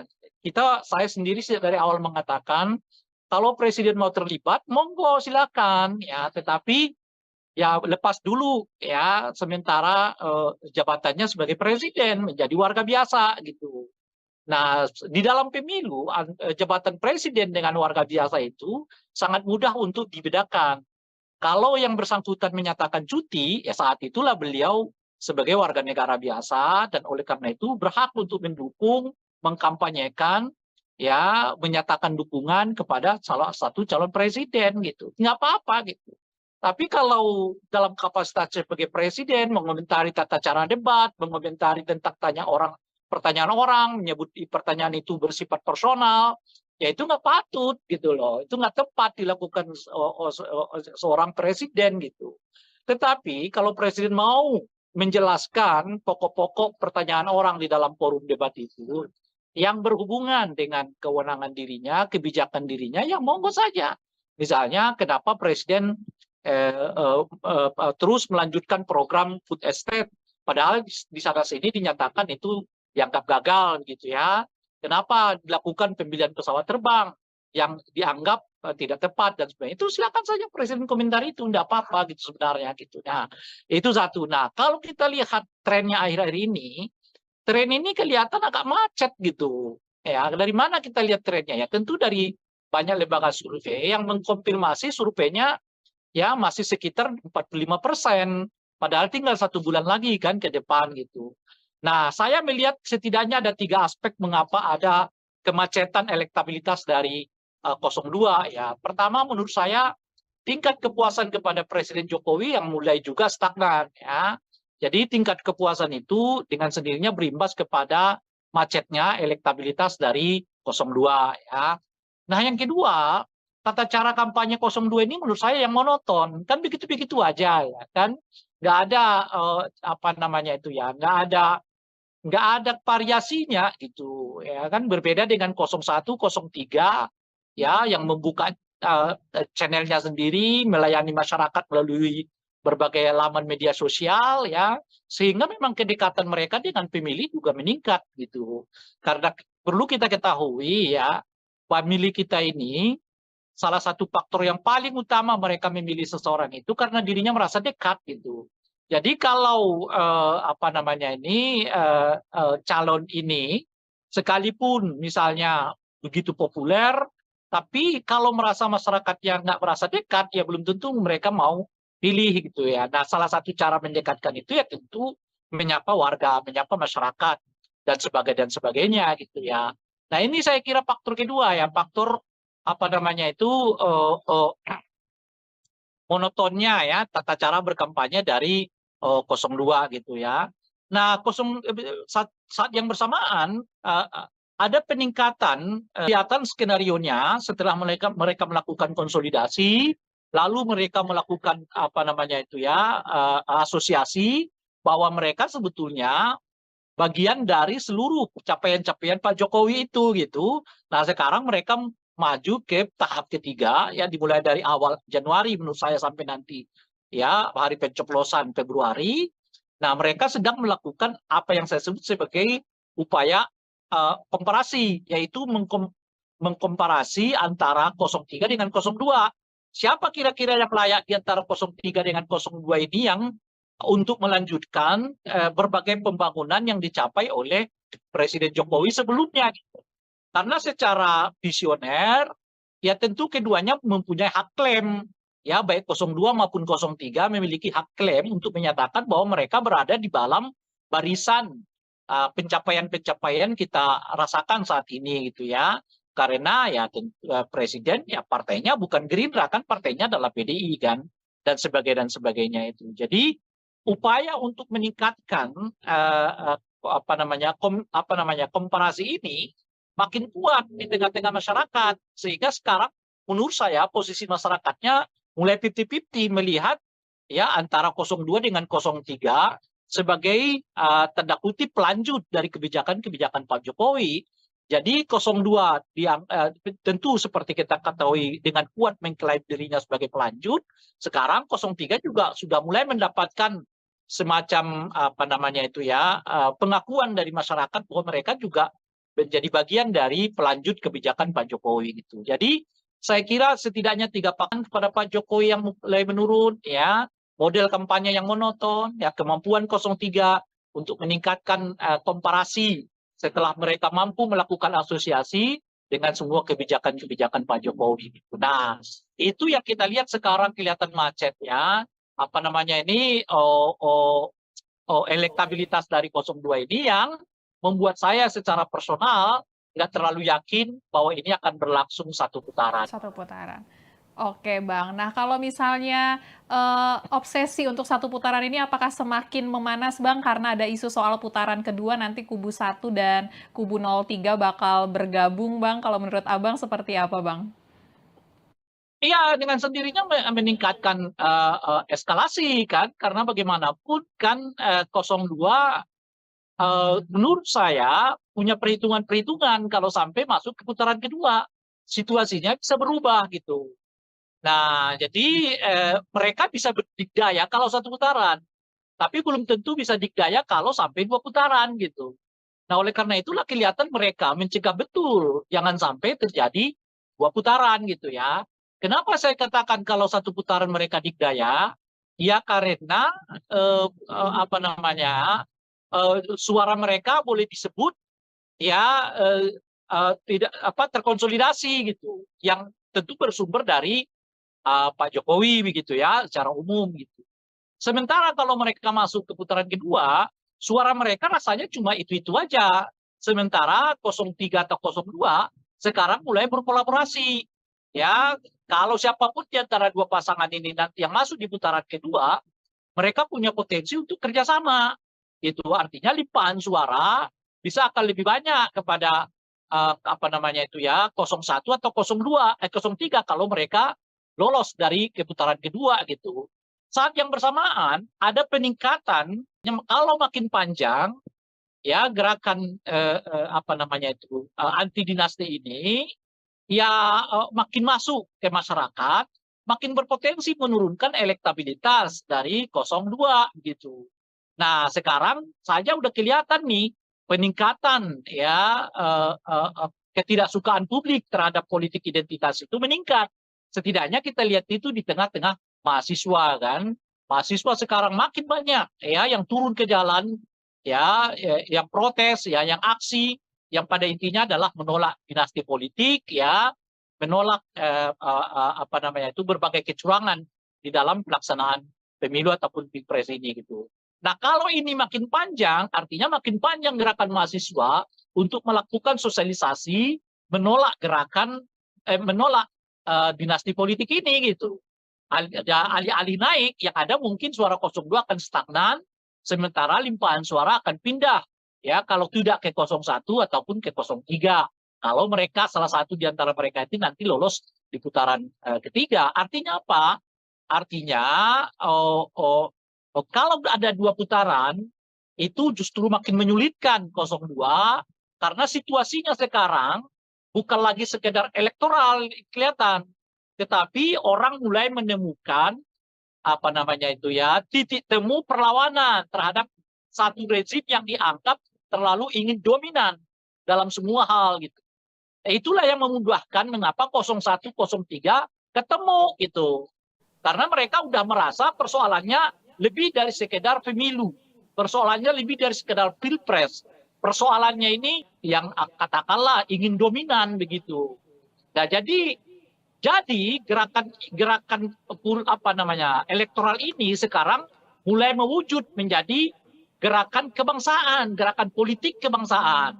Yang itu nanti akan bertemu dengan gerakan-gerakan mahasiswa yang sekarang ini berkembang, bertemu dengan rohanian, intelektual, akademisi, ya kan, aktivis yang juga memiliki pandangan yang sama bahwa persoalan yang dihadapi bangsa kita sekarang bukan hanya persoalan soal pilpres, soal pemilu, tapi berhubungan dengan pengelolaan kepada bangsa, yaitu munculnya ya praktek dinasti politik dan tata cara pengelolaan bangsa yang bersifat dominan itu tadi.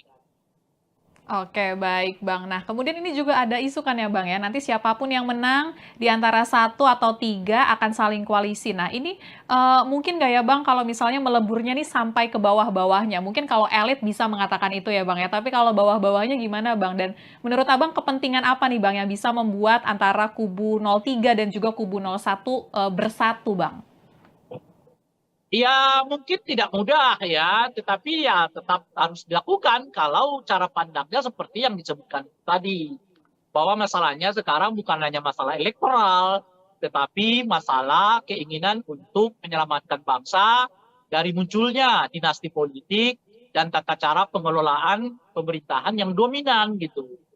Kalau itu yang mau dilihat, nah itu apa namanya itu bertemunya itu cepat, ya tidak, tapi tidak dengan serta-merta. Memang sebagai sikap politik, ya itu menurut saya harus dilakukan gitu. Karena bagaimanapun kan persoalannya kan bukannya sekedar apakah menang atau kalah, tapi apakah kepentingan yang lebih besar dapat diselamatkan melalui pilpres dan pemilu ini. Menurut saya itu juga harus dipandang. Nah, oleh karena itulah kemarin ketika ada isu soal baiknya gabung aja suara Ganjar ke 02 karena dianggap udah apa namanya sudah sia-sialah suara itu begitu karena 02 ini akan menang gitu 1 putaran. Itu menurut saya anjuran yang tidak tepat. Itu sebagai orang yang bergelut di dunia kepemiluan ya mestinya kita menganjurkan setiap warga negara kita memilih apa namanya itu menggunakan hak pilihnya sesuai dengan hati nuraninya karena ini persoalannya bukan hanya sekedar kalah menang tapi persoalannya adalah sikap politikmu ditunjukkan melalui ya kan pilihan politikmu di TPS gitu loh kira-kira. Nah, bahkan kalau pilihan politik kita pun kalah, nggak apa-apa. Tapi kan Anda sudah menunjukkan sikap politikmu. Itu yang paling berharga. Bukan soal ini menang, itu kalah gitu. Ini menang, itu kalah itu. Ya, itu urusan kedua. Urusan pertama itu adalah tunjukkanlah sikap politikmu. Apa yang kau inginkan dengan bangsa ini.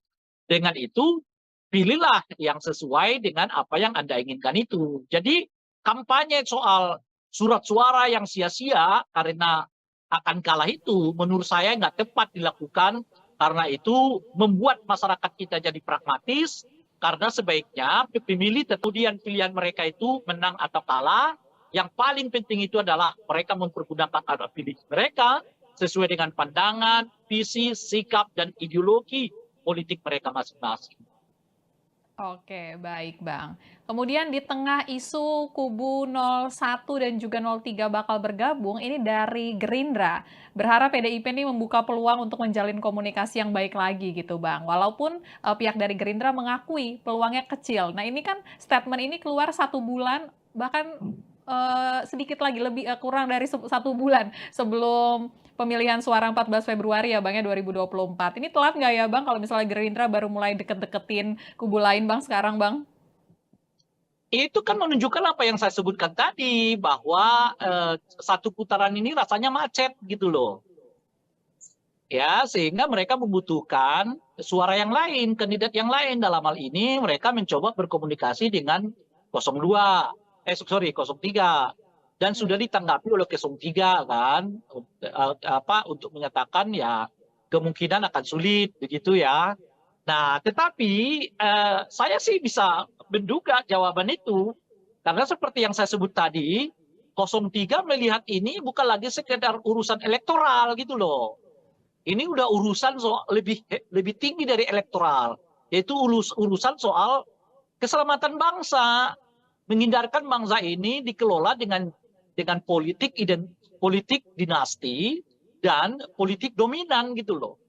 Nah, jadi kalau pertemuan mereka semata-mata hanya karena urusan elektoral, saya kira akan sangat sulit untuk dipertemukan ya 02 dan 03 ini karena di 03 bacaan saya mereka udah meningkatkan isunya bukan lagi soal elektoral, tapi ini urusan soal keselamatan bangsa, keselamatan demokrasi, ya keselamatan reformasi, yaitu menolak ya praktek-praktek dinasti politik begitu ya. dan juga menolak praktek-praktek dominasi politik gitu. Nah, itu yang pertama. Nah, yang kedua, saya juga melihat kemungkinan ini kecil karena 03 ini sudah terlanjur sangat sakit hati gitu. Perlakuan Pak Jokowi dan keluarga Pak Jokowi kepada Ibu Mega dan PDI khususnya, saya kira siapapun akan sulit menerima itu gitu loh. Sepragmatis apapun politik, tetapi perlakuan keluarga Pak Jokowi, perlakuan ya terhadap Ibu Mega dan keluarga besar PDI, ya saya kira orang tetap berpikir untuk bisa menerima ya penyatuan politik gitu. Ya sederhana aja lah. Ya, kita coba tarik peristiwa itu pada diri kita sendiri. Ini ada orang kita besarin, minta ini kita kasih, minta ini kita kasih, nggak cukup, minta anaknya juga dilibatkan, oke, minta menantunya kita libatkan, oke. Jangankan mengucapkan terima kasih gitu. Bahkan ketika dia mau keluar sekalipun, dia masih mencoba untuk membuat kita malu gitu loh. Bisa nggak kita membayangkan perasaan yang dialami oleh Ibu Mega dan keluarga besar PDI Perjuangan? Saya sih bisa merasakan itu gitu menurut saya. Nah, oleh karena itu ajakan 02 membuka komunikasi itu sulit. Karena mereka nggak merasakan seperti yang dialami oleh Ibu Mega dan keluarga besar PDI. Bahwa ada yang calon yang meninggalkan mereka begitu saja, lalu calon presiden. Tapi kan cuma 5 tahun itu gitu loh. Semuanya. Nggak bisa Anda bandingkan pengalaman yang dialami oleh 02 dengan pengalaman yang dialami oleh PDI Perjuangan. Itu loh kira-kira. Ketika itu pun dialami oleh 02, kenyataannya 02 dalam hal ini Pak Prabowo sudah beberapa kali menyatakan ada orang yang kita temanin, tapi nyerang kita, ya kan? Itu aja ya. Padahal cuma 5 tahun aja begitu, itu aja udah diomongkan oleh Pak Prabowo. Apalagi seperti yang dilakukan oleh keluarga Pak Jokowi kepada Ibu Mega dan keluarga PDI Perjuangan. Bagi saya itu sangat sulit ya menyatukan kedua pasangan ini gitu. Nah, jadi oleh karena itu saya sih merasa nggak akan terjadi nih penyatuan suara antara 03 dengan 02 ini. Oke, kalau begitu Bang. Dan kita beralih Bang, karena akhir pekan ini nanti hari Minggu debat Cukup keempat lah, ya Bang nanti ya? lagi lah kita lanjut. Oke. Kan Karena biasanya debat 15-15 menit. siap. Kalau gitu, enggak, closingannya gini aja Bang, karena debat keempat hari Minggu posisinya sekarang makin panas. Oke. Kalau menurut Abang, tensi debat akan seperti apa Bang kira-kira? Saya kira 02 dalam hal ini Gibran akan mengeluarkan seluruh kemampuannya untuk menjadikan forum debat keempat atau forum debat kedua untuk calon wakil presiden itu sebagai tanda kutip ya pembalasan begitu ya. Karena kemarin 02 ya 02 akan mencoba membalasnya tanda kutip ya khususnya kepada paslon 01. Jadi debat keempat itu saya kira akan penuh dengan aroma balas dendam begitu. Oke, kalau gitu Bang. Kita sama-sama menanti debat keempat Ya. nanti ya Bang ya, 21 Ya. Januari 2024. Kalau begitu makasih Bang Ray Rangkuti waktunya malam ini Bang, udah ngobrol-ngobrol bareng kita ya Bang ya. Nanti kita ketemu Sama-sama. lagi ya Bang ya. Siap. Ya, sama-sama.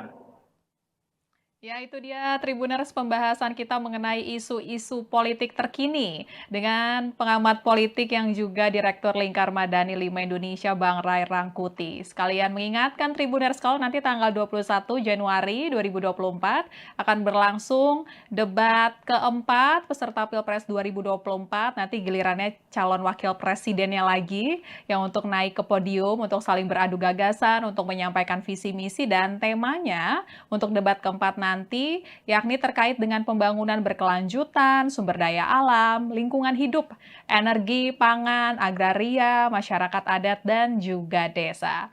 Dan mengingatkan juga kalau misalnya nanti 14 Februari 2024 ya Tribuners ya, waktunya kita untuk memberikan suara bagi para peserta pemilu 2024. Kalau begitu saya Fia Tio Konibili pamit undur diri. Jangan lupa untuk terus menyaksikan berita terupdate hanya di YouTube Tribun News. Selamat malam dan selamat beristirahat.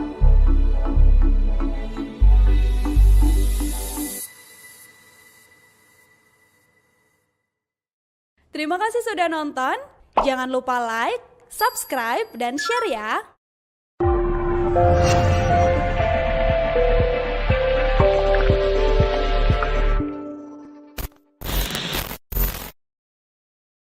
Download Tribun X sekarang. Menghadirkan lokal menjadi Indonesia. Ini pemilu paling runyam, paling ribet, dan paling menakutkan. Agak menakutkan itu tadi menurut saya di situ, karena kelihatan ada ambisi politik yang terlalu bersemangat ya untuk mendorong satu putaran ini. Iya, saya tidak terlalu yakin ini akan terjadi satu putaran. Saya kira setidaknya 3 faktor ini yang mengakibatkan kelihatan ya elektabilitas dari 02 ini sekarang macet gitu ya.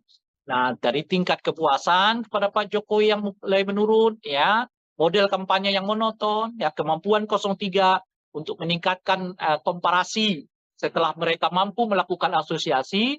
02 menurut saya punya perhitungan-perhitungan kalau sampai masuk ke putaran kedua. Mereka bisa berdikdaya kalau satu putaran, tapi belum tentu bisa dikdaya kalau sampai 2 putaran gitu. 03 ini sudah terlanjur sangat sakit hati gitu.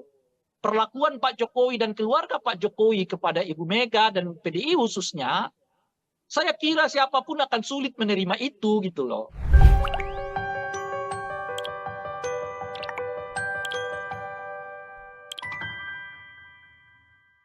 Halo, selamat malam Tribuners, kembali dengan On Focus Tribun News bersama saya Fia Tio Konibili. Tribuners, kondisi politik semakin memanas jelang pemungutan suara Pilpres 2024 yang akan digelar pada 14 Februari 2024 mendatang. Banyak isu yang saat ini beredar, mulai dari peluang koalisi para capres-cawapres, kemudian laporan ke Bawaslu, hingga saling serang soal visi misi dari kubu masing-masing capres-cawapres. Nah, kita mau membahas isu-isu terkini dengan pengamat politik sekaligus Direktur Lingkar Madani 5 Indonesia, ada Bang Ray Rongkuti, yang malam ini sudah tersambung dengan kita melalui Zoom. Halo, selamat malam. Baik. Alhamdulillah. Kalau besok-lusa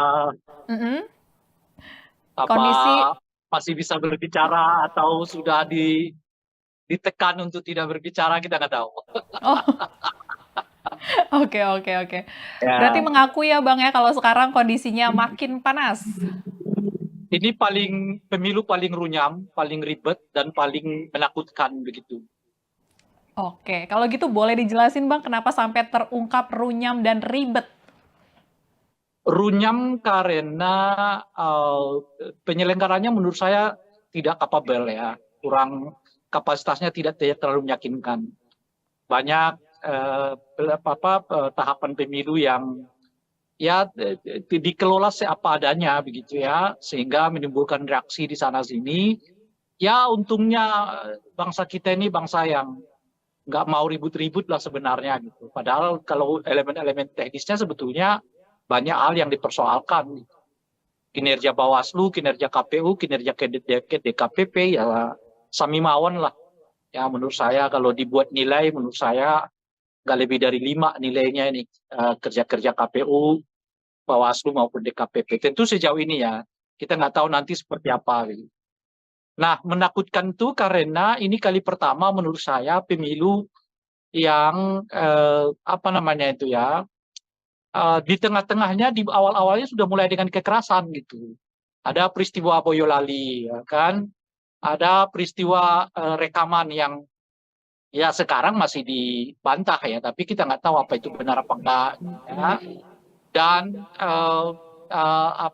menyeramkan karena saling lapor-melapor untuk hal-hal yang sebenarnya debatable kan. ya ucapan capres dilaporkan, ya. Padahal itu di forum resmi, namanya di forum debat, ya kan. Itu pun dilaporkan ke Bawaslu dan sebagainya.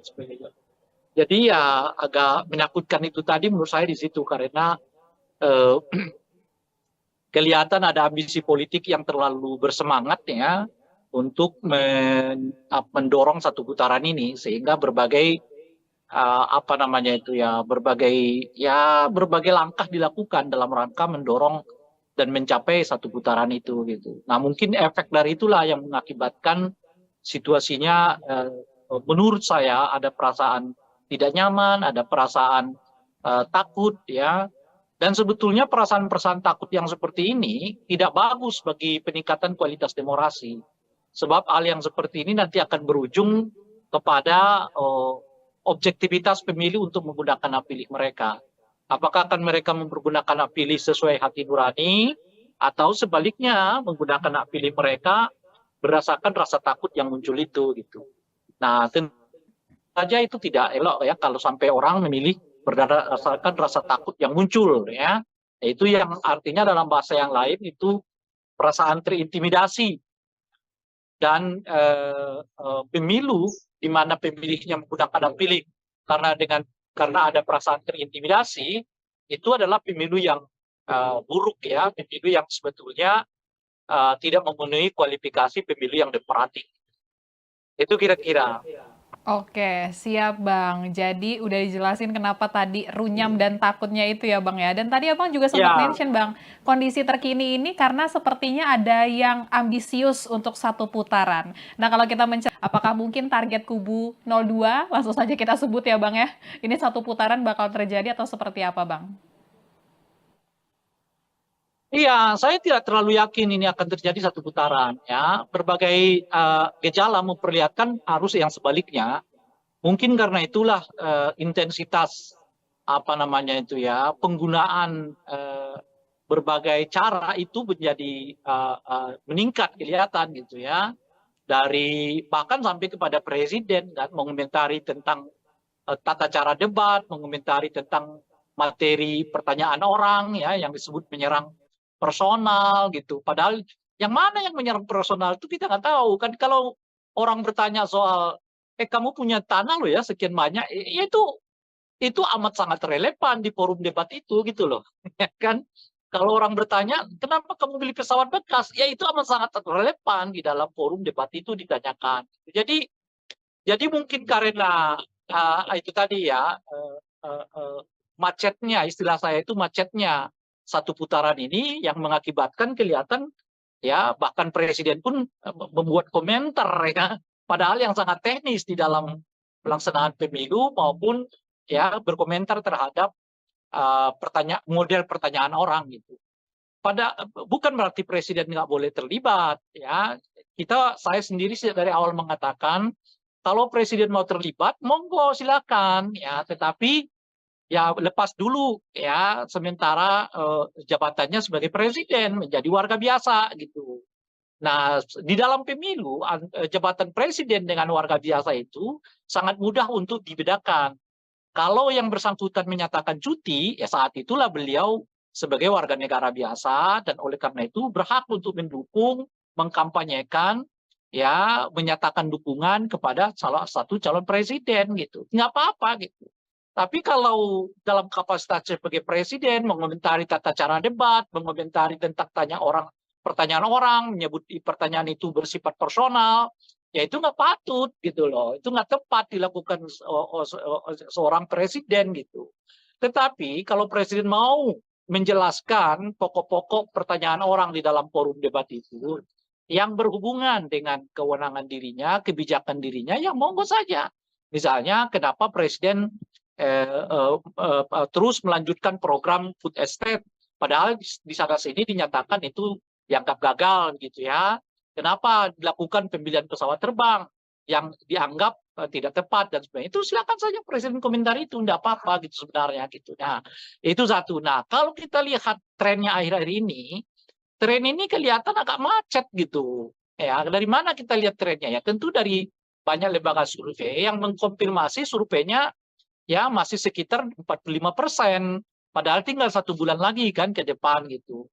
Nah, saya melihat setidaknya ada 3 aspek mengapa ada kemacetan elektabilitas dari 02 ya. Pertama, menurut saya tingkat kepuasan kepada Presiden Jokowi yang mulai juga stagnan ya. Jadi tingkat kepuasan itu dengan sendirinya berimbas kepada macetnya elektabilitas dari 02 ya. Nah, yang kedua, tata cara kampanye 02 ini menurut saya yang monoton, kan begitu-begitu aja ya kan, nggak ada apa namanya itu ya, nggak ada variasinya gitu ya kan, berbeda dengan 01, 03 ya yang membuka channelnya sendiri, melayani masyarakat melalui berbagai laman media sosial ya, sehingga memang kedekatan mereka dengan pemilih juga meningkat gitu. Karena perlu kita ketahui ya, pemilih kita ini salah satu faktor yang paling utama mereka memilih seseorang itu karena dirinya merasa dekat gitu. Jadi kalau apa namanya ini calon ini sekalipun misalnya begitu populer, tapi kalau merasa masyarakatnya nggak merasa dekat, ya belum tentu mereka mau pilih gitu ya. Nah, salah satu cara mendekatkan itu ya tentu menyapa warga, menyapa masyarakat dan sebagainya gitu ya. Nah, ini saya kira faktor kedua ya, faktor apa namanya itu monotonnya ya tata cara berkampanye dari 02 gitu ya. Nah, saat yang bersamaan ada peningkatan apa namanya itu ya, komparasi yang dilakukan oleh khususnya 03 gitu. Nah, 03 ini kan kelihatan skenarionya setelah mereka melakukan konsolidasi, lalu mereka melakukan apa namanya itu ya, asosiasi, bahwa mereka sebetulnya bagian dari seluruh capaian-capaian Pak Jokowi itu gitu. Nah, sekarang mereka maju ke tahap ketiga ya, dimulai dari awal Januari menurut saya sampai nanti ya hari pencoblosan Februari. Nah, mereka sedang melakukan apa yang saya sebut sebagai upaya komparasi, yaitu mengkomparasi antara 03 dengan 02. Siapa kira-kira yang layak di antara 03 dengan 02 ini yang untuk melanjutkan berbagai pembangunan yang dicapai oleh Presiden Jokowi sebelumnya. Karena secara visioner, ya tentu keduanya mempunyai hak klaim. Ya, baik 02 maupun 03 memiliki hak klaim untuk menyatakan bahwa mereka berada di dalam barisan pencapaian-pencapaian kita rasakan saat ini gitu ya. Karena ya presiden ya partainya bukan Gerindra kan, partainya adalah PDI kan, dan sebagainya itu. Jadi upaya untuk meningkatkan apa namanya komparasi ini makin kuat di tengah-tengah masyarakat, sehingga sekarang menurut saya posisi masyarakatnya mulai 50-50 melihat ya antara 02 dengan 03 sebagai tanda kutip pelanjut dari kebijakan-kebijakan Pak Jokowi. Jadi 02 tentu seperti kita ketahui dengan kuat mengklaim dirinya sebagai pelanjut. Sekarang 03 juga sudah mulai mendapatkan semacam apa namanya itu ya, pengakuan dari masyarakat bahwa mereka juga menjadi bagian dari pelanjut kebijakan Pak Jokowi gitu. Jadi saya kira setidaknya 3 faktor ini yang mengakibatkan kelihatan ya elektabilitas dari 02 ini sekarang macet gitu ya. Nah, dari tingkat kepuasan kepada Pak Jokowi yang mulai menurun ya, model kampanye yang monoton, ya kemampuan 03 untuk meningkatkan komparasi setelah mereka mampu melakukan asosiasi dengan semua kebijakan-kebijakan Pak Jokowi. Nah, itu yang kita lihat sekarang kelihatan macet ya. Apa namanya ini elektabilitas dari 02 ini yang membuat saya secara personal nggak terlalu yakin bahwa ini akan berlangsung satu putaran. Satu putaran. Oke, Bang. Nah, kalau misalnya obsesi untuk satu putaran ini apakah semakin memanas, Bang, karena ada isu soal putaran kedua nanti kubu 1 dan kubu 03 bakal bergabung, Bang. Kalau menurut Abang seperti apa, Bang? Iya, dengan sendirinya meningkatkan eskalasi kan, karena bagaimanapun kan 02 menurut saya punya perhitungan-perhitungan kalau sampai masuk ke putaran kedua, situasinya bisa berubah gitu. Nah, jadi mereka bisa berdikdaya kalau satu putaran, tapi belum tentu bisa dikdaya kalau sampai 2 putaran gitu. Nah, oleh karena itulah kelihatan mereka mencegah betul jangan sampai terjadi 2 putaran gitu ya. Kenapa saya katakan kalau satu putaran mereka dikdaya? Ya karena apa namanya suara mereka boleh disebut ya tidak terkonsolidasi gitu, yang tentu bersumber dari Pak Jokowi begitu ya secara umum gitu. Sementara kalau mereka masuk ke putaran kedua, suara mereka rasanya cuma itu-itu aja. Sementara 03 atau 02 sekarang mulai berkolaborasi. Ya, kalau siapapun di antara dua pasangan ini nanti yang masuk di putaran kedua, mereka punya potensi untuk kerjasama. Itu artinya limpahan suara bisa akan lebih banyak kepada apa namanya itu ya 01 atau 03 kalau mereka lolos dari putaran kedua gitu. Saat yang bersamaan ada peningkatan penerimaan publik terhadap isu dinasti politik ya melalui gerakan-gerakan mahasiswa yang makin intensif ini gitu ya. Artinya apa? Artinya kalau makin panjang ya gerakan apa namanya itu anti dinasti ini ya makin masuk ke masyarakat, makin berpotensi menurunkan elektabilitas dari 02 gitu. Nah, sekarang saja udah kelihatan nih peningkatan ya ketidaksukaan publik terhadap politik identitas itu meningkat. Setidaknya kita lihat itu di tengah-tengah mahasiswa kan. Mahasiswa sekarang makin banyak ya yang turun ke jalan ya, yang protes ya, yang aksi yang pada intinya adalah menolak dinasti politik ya, menolak apa namanya itu berbagai kecurangan di dalam pelaksanaan pemilu ataupun pilpres ini gitu. Nah kalau ini makin panjang, artinya makin panjang gerakan mahasiswa untuk melakukan sosialisasi akan stagnan, sementara limpahan suara akan pindah ya kalau tidak ke 01 ataupun ke 03. Kalau mereka salah satu di antara mereka itu nanti lolos di putaran ketiga, artinya apa? Artinya kalau ada dua putaran itu justru makin menyulitkan 02 karena situasinya sekarang bukan lagi sekedar elektoral kelihatan, tetapi orang mulai menemukan apa namanya itu ya titik temu perlawanan terhadap satu rezim yang dianggap terlalu ingin dominan dalam semua hal gitu. Itulah yang memudahkan mengapa 01, 03 ketemu gitu. Karena mereka udah merasa persoalannya lebih dari sekedar pemilu. Persoalannya lebih dari sekedar pilpres. Persoalannya ini persoalan menyelamatkan bangsa dari munculnya dinasti politik dan pengelolaan pemerintahan yang katakanlah ingin dominan begitu. Nah, jadi gerakan apa namanya elektoral ini sekarang mulai mewujud menjadi gerakan kebangsaan, gerakan politik kebangsaan.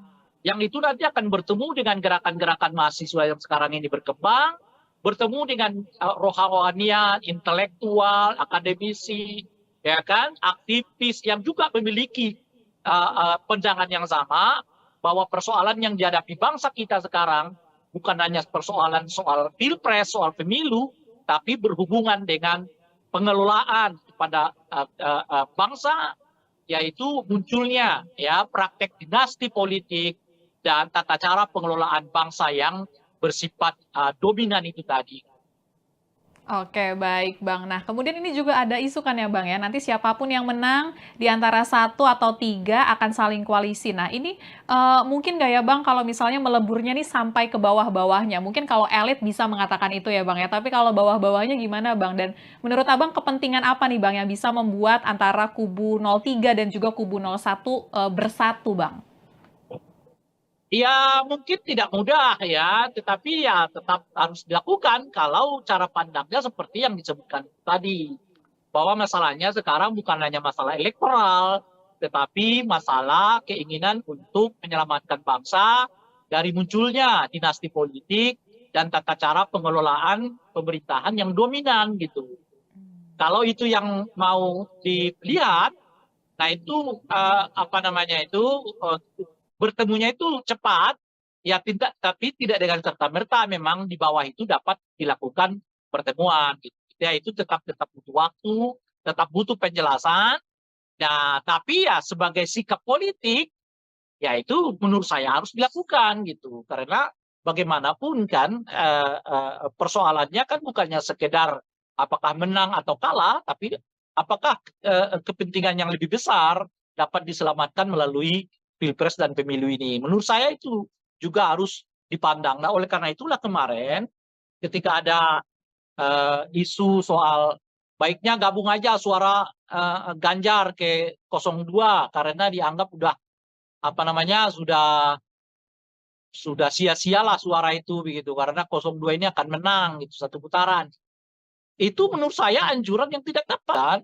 Setiap warga negara kita memilih apa namanya itu menggunakan hak pilihnya sesuai dengan hati nuraninya. Karena ini persoalannya bukan hanya sekedar kalah menang, tapi persoalannya adalah sikap politikmu ditunjukkan melalui ya kan pilihan politikmu di TPS gitu loh kira-kira. Nah, bahkan kalau pilihan politik kita pun kalah, nggak apa-apa. Tapi kan Anda sudah menunjukkan sikap politikmu. Itu yang paling berharga. Bukan soal ini menang, itu kalah gitu. Ini menang, itu kalah itu. Ya, itu urusan kedua. Urusan pertama itu adalah tunjukkanlah sikap politikmu. Apa yang kau inginkan dengan bangsa ini. Dengan itu, pilihlah yang sesuai dengan apa yang Anda inginkan itu. Jadi, kampanye soal surat suara yang sia-sia karena akan kalah itu menurut saya nggak tepat dilakukan karena itu membuat masyarakat kita jadi pragmatis karena sebaiknya pemilih tetap harus diajak untuk menggunakan hak pilih mereka sesuai dengan sikap politik mereka masing-masing, tidak peduli apakah kemudian pilihan mereka itu menang atau kalah, yang paling penting itu adalah mereka mempergunakan hak pilih mereka sesuai dengan pandangan, visi, sikap, dan ideologi politik mereka masing-masing. Oke, baik Bang. Kemudian di tengah isu kubu 01 dan juga 03 bakal bergabung, ini dari Gerindra. Berharap PDIP ini membuka peluang untuk menjalin komunikasi yang baik lagi gitu Bang. Walaupun pihak dari Gerindra mengakui peluangnya kecil. Nah ini kan statement ini keluar 1 bulan, bahkan sedikit lagi, lebih kurang dari 1 bulan sebelum pemilihan suara 14 Februari ya Bang ya 2024. Ini telat nggak ya Bang kalau misalnya Gerindra baru mulai deket-deketin kubu lain Bang sekarang Bang? Itu kan menunjukkan apa yang saya sebutkan tadi bahwa satu putaran ini rasanya macet gitu loh. Ya, sehingga mereka membutuhkan suara yang lain, kandidat yang lain. Dalam hal ini mereka mencoba berkomunikasi dengan 02, 03. Dan sudah ditanggapi oleh 03 kan, untuk menyatakan ya kemungkinan akan sulit begitu ya. Nah, tetapi saya sih bisa menduga jawaban itu. Karena seperti yang saya sebut tadi, 03 melihat ini bukan lagi sekedar urusan elektoral gitu loh. Ini udah urusan soal lebih tinggi dari elektoral, yaitu urusan soal keselamatan bangsa, menghindarkan bangsa ini dikelola dengan politik dinasti dan politik dominan gitu loh. Nah, jadi kalau pertemuan mereka semata-mata hanya karena urusan elektoral, saya kira akan sangat sulit untuk dipertemukan. Ya, 02 keselamatan bangsa, keselamatan demokrasi, ya, keselamatan reformasi, yaitu menolak ya praktek-praktek dinasti politik begitu ya, dan juga menolak praktek-praktek dominasi politik gitu. Nah, itu yang pertama. Nah, yang kedua, saya juga melihat kemungkinan ini kecil karena 03 ini sudah terlanjur sangat sakit hati gitu. Perlakuan Pak Jokowi dan keluarga Pak Jokowi kepada Ibu Mega dan PDI khususnya, saya kira siapapun akan sulit menerima itu gitu loh. Sepragmatis apapun politik, tetapi perlakuan keluarga Pak Jokowi, perlakuan ya terhadap Ibu Mega dan keluarga besar PDI, ya saya kira orang tetap berpikir untuk bisa menerima ya penyatuan politik gitu. Ya sederhana aja lah. Ya, kita coba tarik peristiwa itu pada diri kita sendiri. Ini ada orang kita besarin, minta ini kita kasih, minta ini kita kasih, nggak cukup, minta anaknya juga dilibatkan, oke, minta menantunya kita libatkan, oke. Jangankan mengucapkan terima kasih gitu. Bahkan ketika dia mau keluar sekalipun, dia masih mencoba untuk membuat kita malu gitu loh. Bisa nggak kita membayangkan perasaan yang dialami oleh Ibu Mega dan keluarga besar PDI Perjuangan? Saya sih bisa merasakan itu gitu menurut saya. Nah, oleh karena itu ajakan 02 membuka komunikasi itu sulit. Karena mereka nggak merasakan seperti yang dialami oleh Ibu Mega dan keluarga besar PDI. Bahwa ada yang calon yang meninggalkan mereka begitu saja, lalu calon presiden. Tapi kan cuma 5 tahun itu gitu loh. Ibu Mega 10 tahun, 5 tahun, 10 tahun jadi presiden, anaknya 3 tahun, menantunya 5 tahun. Perjuangan. Itu loh kira-kira. Ketika itu pun dialami oleh 02, kenyataannya 02 dalam hal ini Pak Prabowo sudah beberapa kali menyatakan ada orang yang kita temanin, tapi nyerang kita, ya kan? Itu aja ya. Padahal cuma 5 tahun aja begitu, itu aja udah diomongkan oleh Pak Prabowo. Apalagi seperti yang dilakukan oleh keluarga Pak Jokowi kepada Ibu Mega dan keluarga PDI Perjuangan. Bagi saya itu sangat sulit ya menyatukan kedua pasangan ini gitu.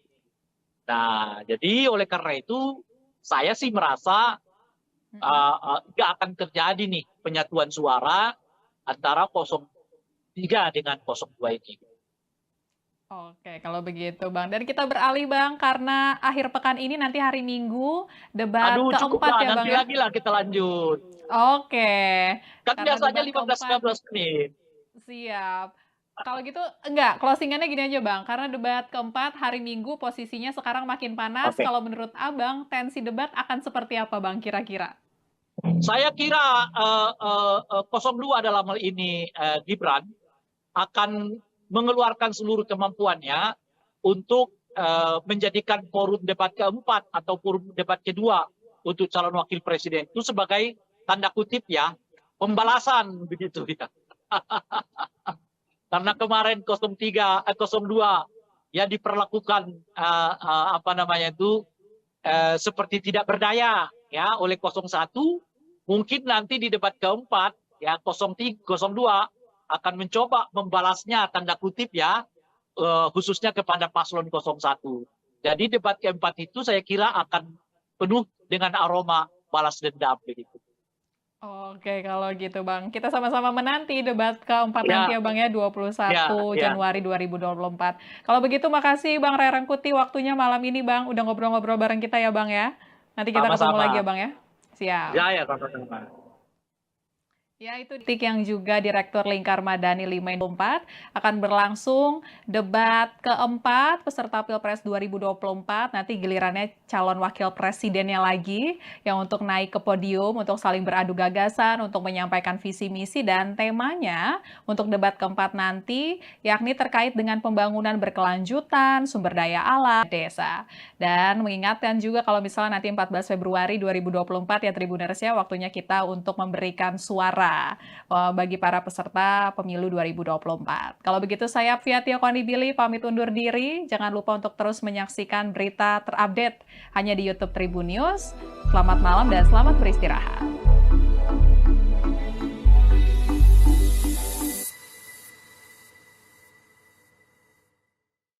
Terima kasih sudah nonton. Jangan lupa like, subscribe, dan share ya.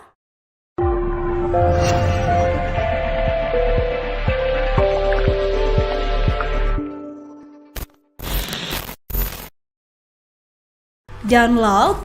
Ini pemilu paling runyam, paling ribet, dan paling menakutkan. Agak menakutkan itu tadi menurut saya di situ, karena kelihatan ada ambisi politik yang terlalu bersemangat ya untuk mendorong satu putaran ini.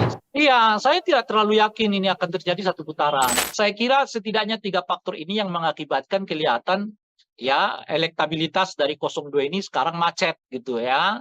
Nah, dari tingkat kepuasan kepada Pak Jokowi yang mulai menurun, ya, model kampanye yang monoton, ya, kemampuan 03 untuk meningkatkan komparasi setelah mereka mampu melakukan asosiasi, 02 menurut saya punya perhitungan-perhitungan kalau sampai masuk ke putaran kedua. Mereka bisa berdikdaya kalau 1 putaran, tapi belum tentu bisa dikdaya kalau sampai 2 putaran gitu. 03 ini sudah terlanjur sangat sakit hati gitu. Perlakuan Pak Jokowi dan keluarga Pak Jokowi kepada Ibu Mega dan PDI khususnya, saya kira siapapun akan sulit menerima itu gitu loh.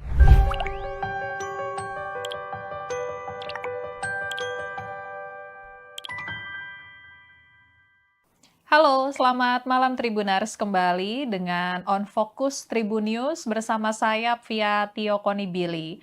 Tribuners, kondisi politik semakin memanas jelang pemungutan suara Pilpres 2024 yang akan digelar pada 14 Februari 2024 mendatang.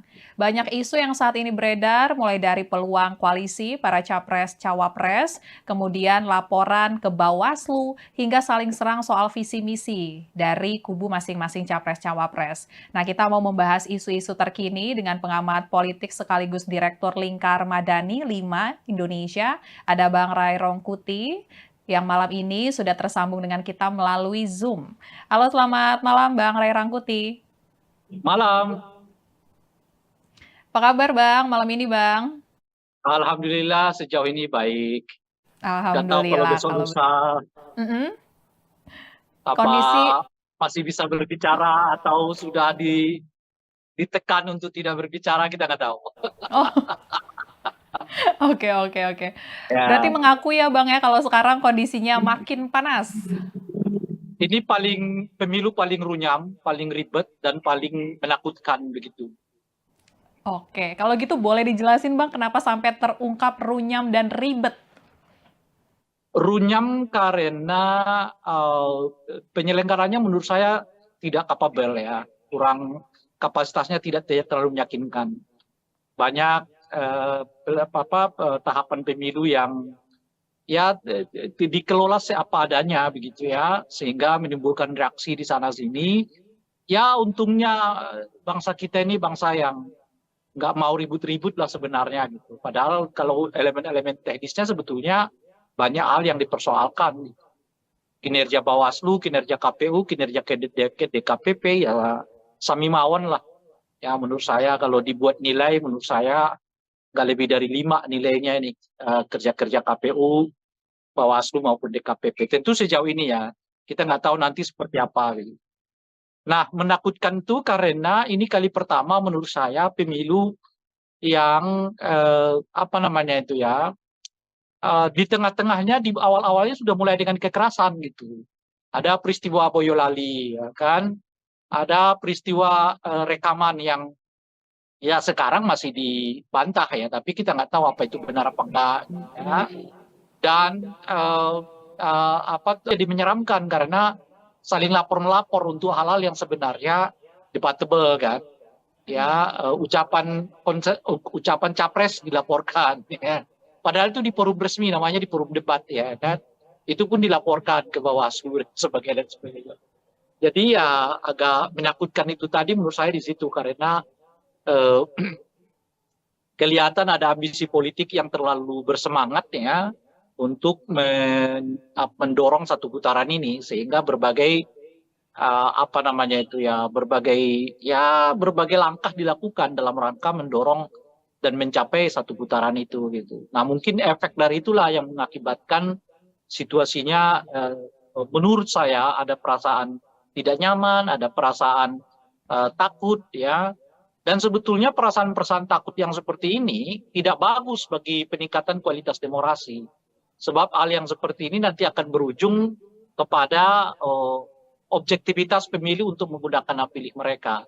Apakah akan mereka mempergunakan hak pilih sesuai hati nurani atau sebaliknya menggunakan hak pilih mereka berdasarkan rasa takut yang muncul itu gitu. Nah, tentu saja itu tidak elok ya kalau sampai orang memilih berdasarkan rasa takut yang muncul ya. Itu yang artinya dalam bahasa yang lain itu perasaan terintimidasi dan pemilu di mana pemilihnya menggunakan hak pilih karena ada perasaan terintimidasi itu adalah pemilu yang buruk ya, pemilu yang sebetulnya tidak memenuhi kualifikasi pemilu yang demokratik. Itu kira-kira. Oke, siap Bang. Jadi udah dijelasin kenapa tadi runyam dan takutnya itu ya Bang ya. Dan tadi Abang juga sempat Ya, mention Bang, kondisi terkini ini karena sepertinya ada yang ambisius untuk satu putaran. Nah kalau kita mencermati survei-survei terakhir ya Bang ya, ini belum ada yang hasilnya lebih dari 50% untuk salah satu paslon. Dan ini bagaimana analisa politik Abang Bang? Apakah mungkin target kubu 02, langsung saja kita sebut ya Bang ya, ini satu putaran bakal terjadi atau seperti apa Bang?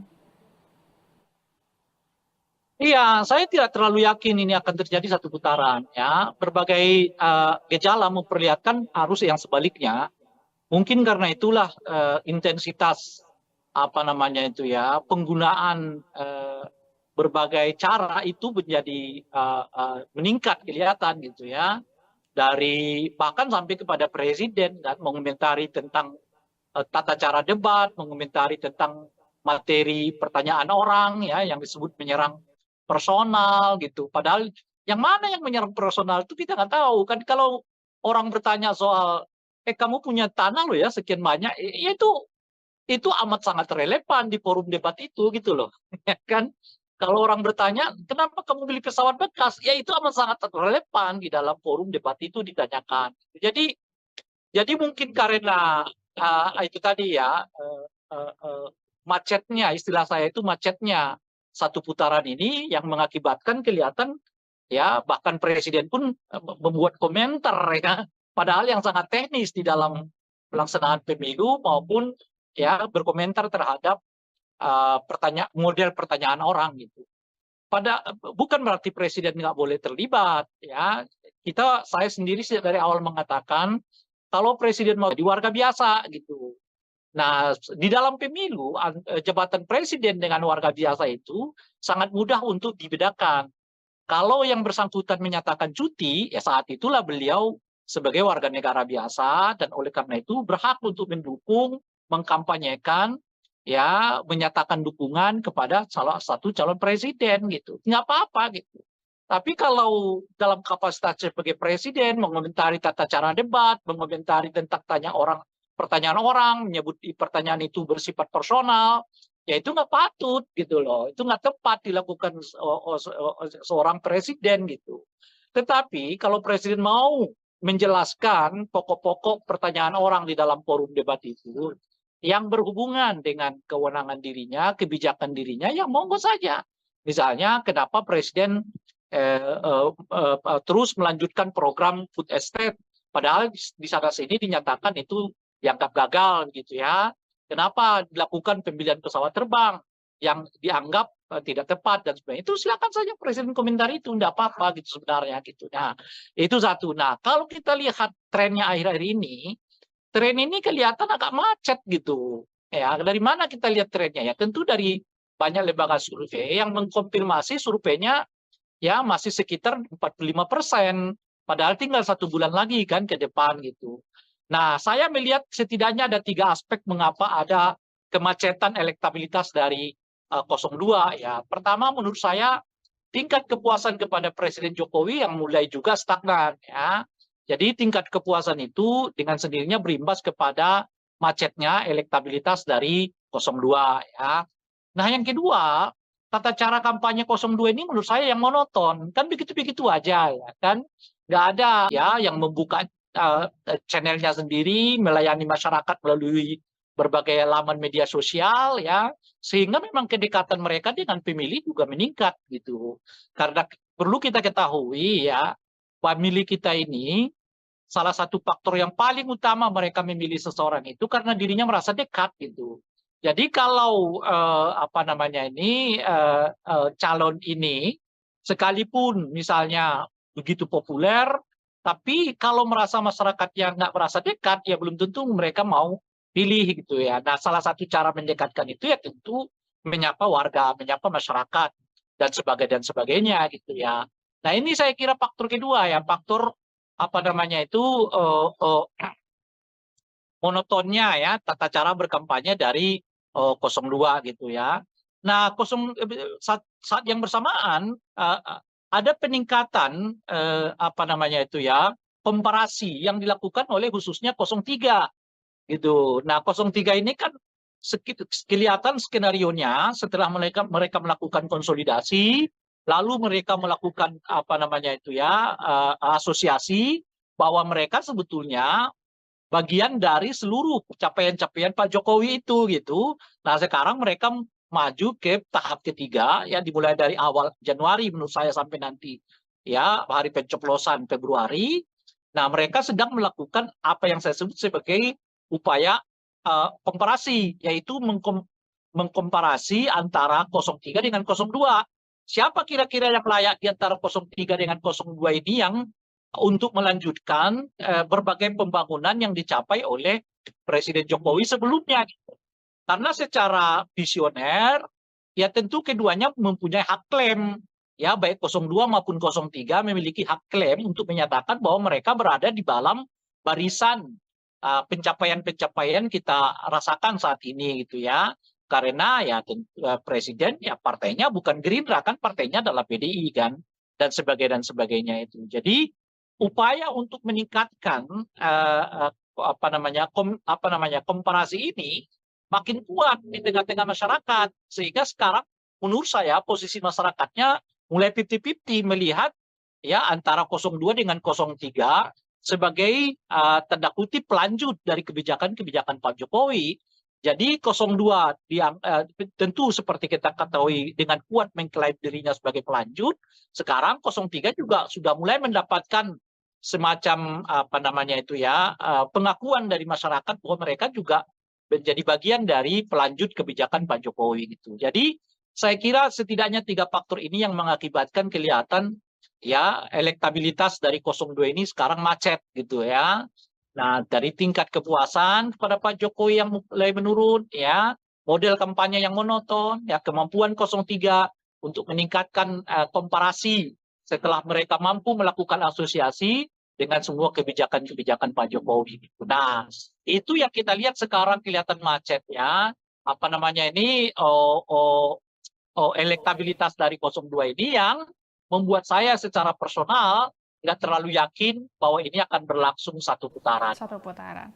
Oke Bang, nah kalau misalnya obsesi untuk satu putaran ini apakah semakin memanas Bang karena ada isu soal putaran kedua nanti kubu 1 dan kubu 03 bakal bergabung Bang kalau menurut 02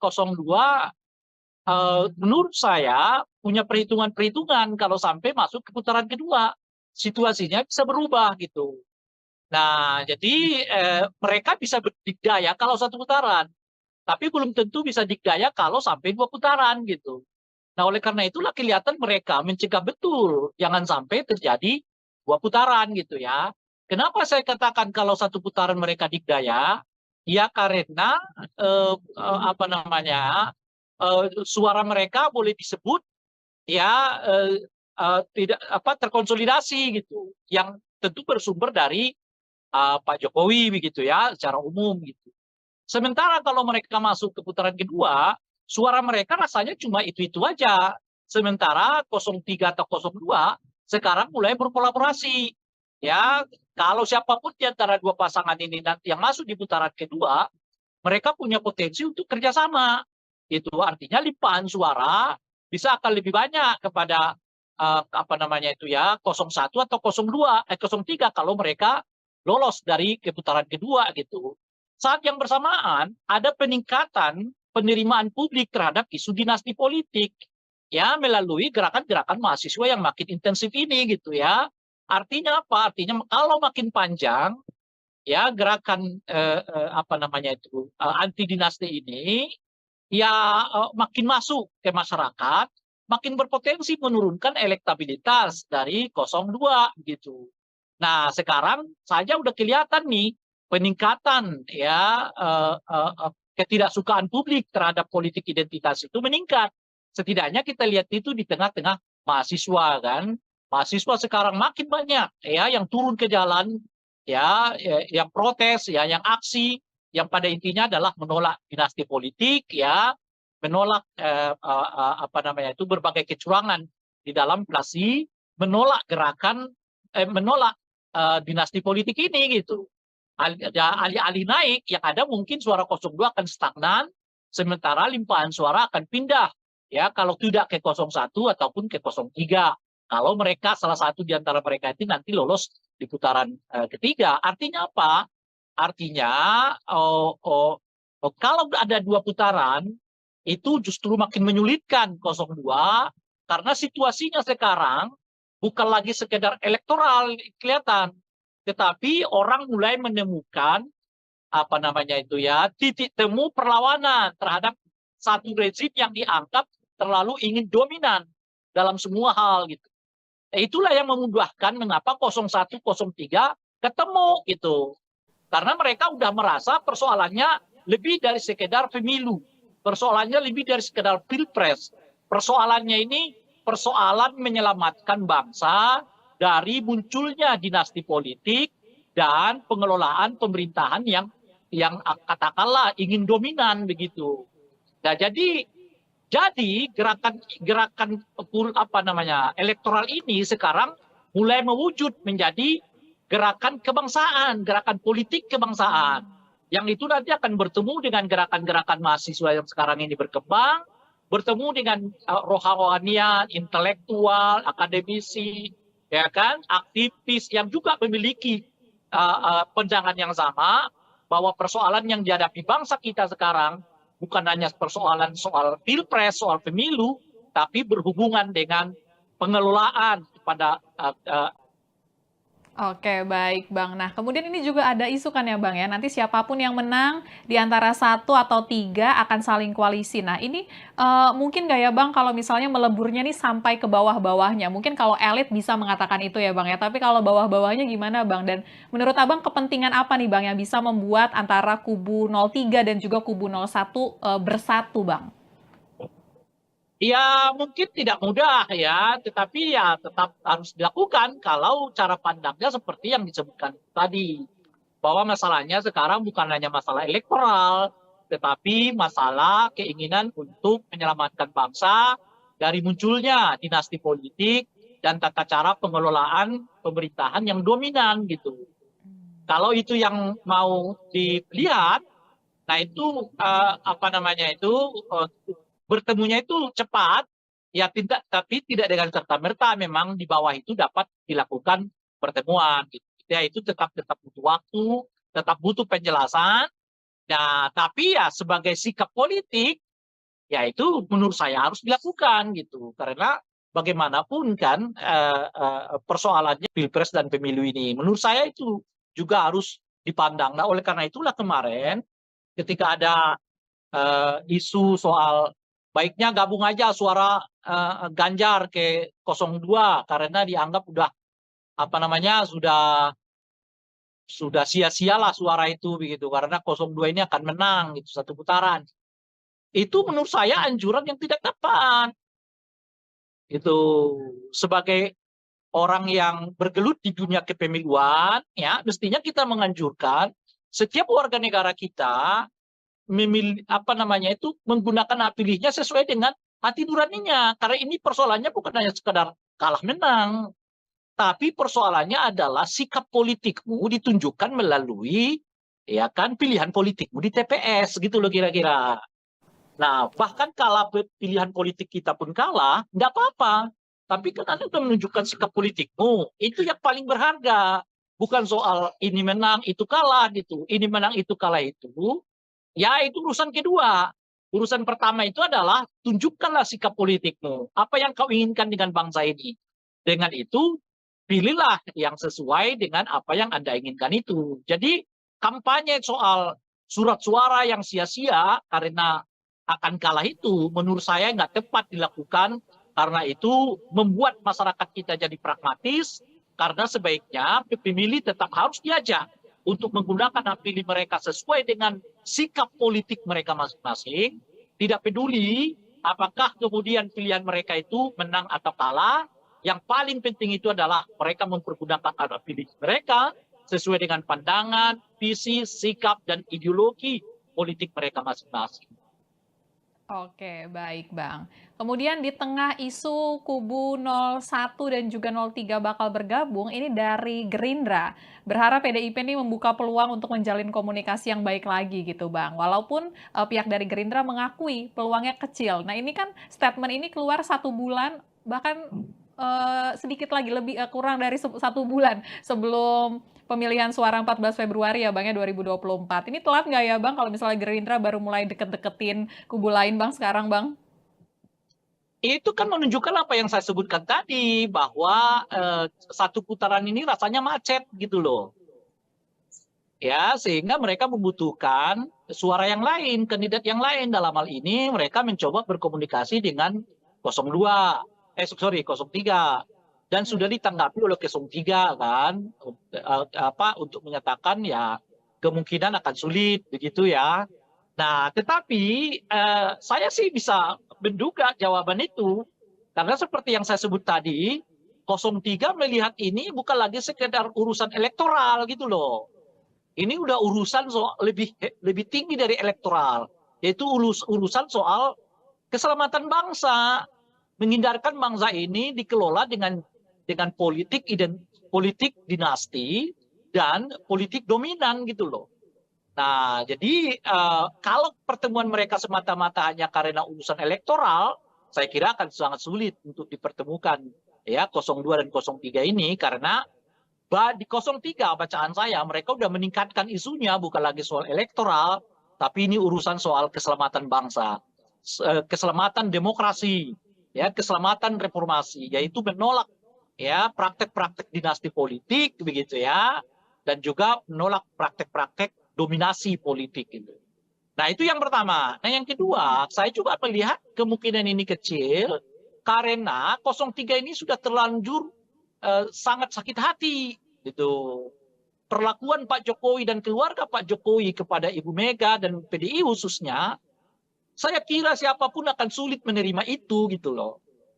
Sepragmatis apapun politik, tetapi perlakuan keluarga Pak Jokowi, perlakuan ya terhadap Ibu Mega dan keluarga besar PDI, ya saya kira orang tetap berpikir untuk bisa menerima ya penyatuan politik gitu.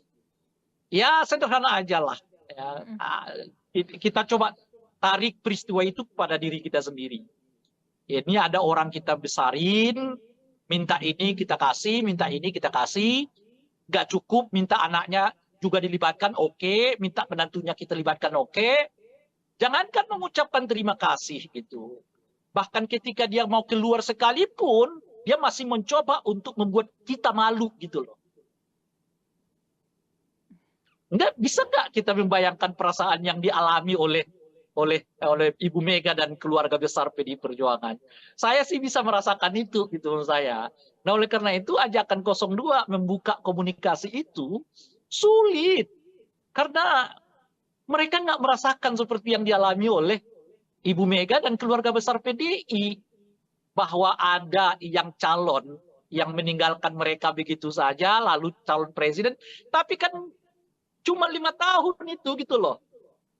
Ibu Mega 10 tahun, 5 tahun, 10 tahun jadi presiden, anaknya 3 tahun, menantunya 5 tahun. Semuanya. Nggak bisa Anda bandingkan pengalaman yang dialami oleh 02 dengan pengalaman yang dialami oleh PDI Perjuangan.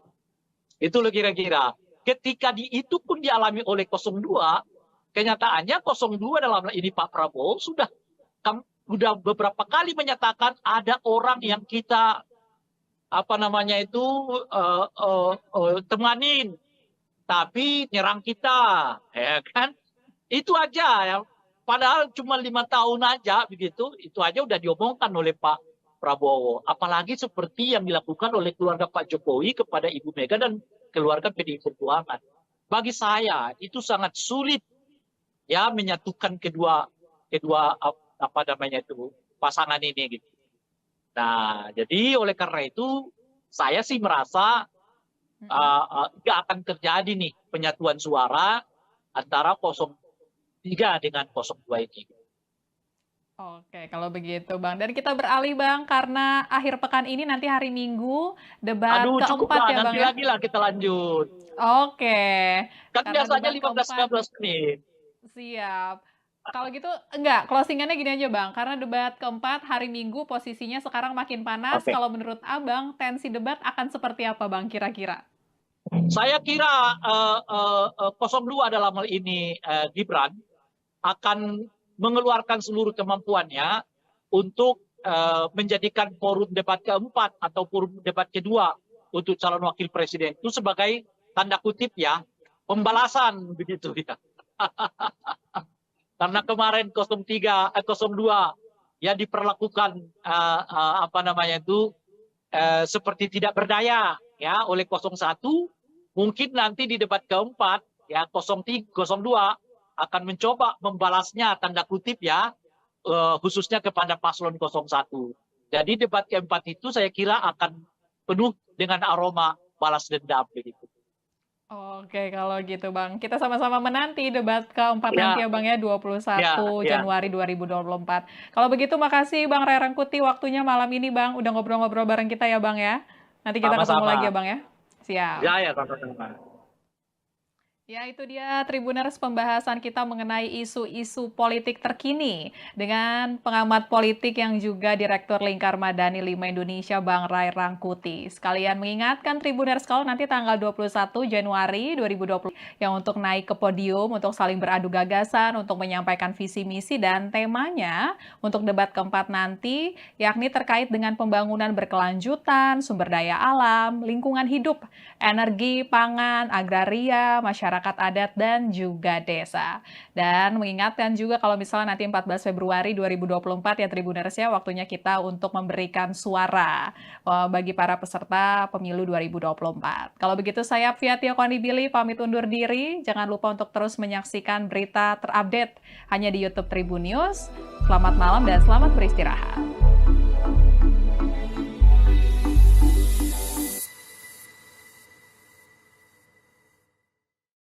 Terima kasih sudah nonton.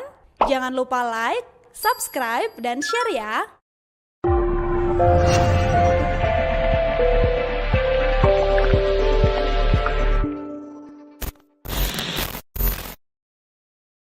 Download Tribun X sekarang. Menghadirkan lokal menjadi Indonesia. Ini pemilu paling runyam, paling ribet, dan paling menakutkan. Agak menakutkan itu tadi menurut saya di situ, karena kelihatan ada ambisi politik yang terlalu bersemangat ya untuk mendorong satu putaran ini. Iya, saya tidak terlalu yakin ini akan terjadi satu putaran. Saya kira setidaknya 3 faktor ini yang mengakibatkan kelihatan ya elektabilitas dari 02 ini sekarang macet gitu ya. Nah, dari tingkat kepuasan kepada Pak Jokowi yang mulai menurun, ya, model kampanye yang monoton, ya, kemampuan 03 untuk meningkatkan komparasi setelah mereka mampu melakukan asosiasi, kalau satu putaran. Tapi belum tentu bisa dikdaya kalau sampai 2 putaran gitu. 03 ini sudah terlanjur sangat sakit hati gitu. Perlakuan Pak Jokowi dan keluarga Pak Jokowi kepada Ibu Mega dan PDI khususnya, saya kira siapapun akan sulit menerima itu gitu loh.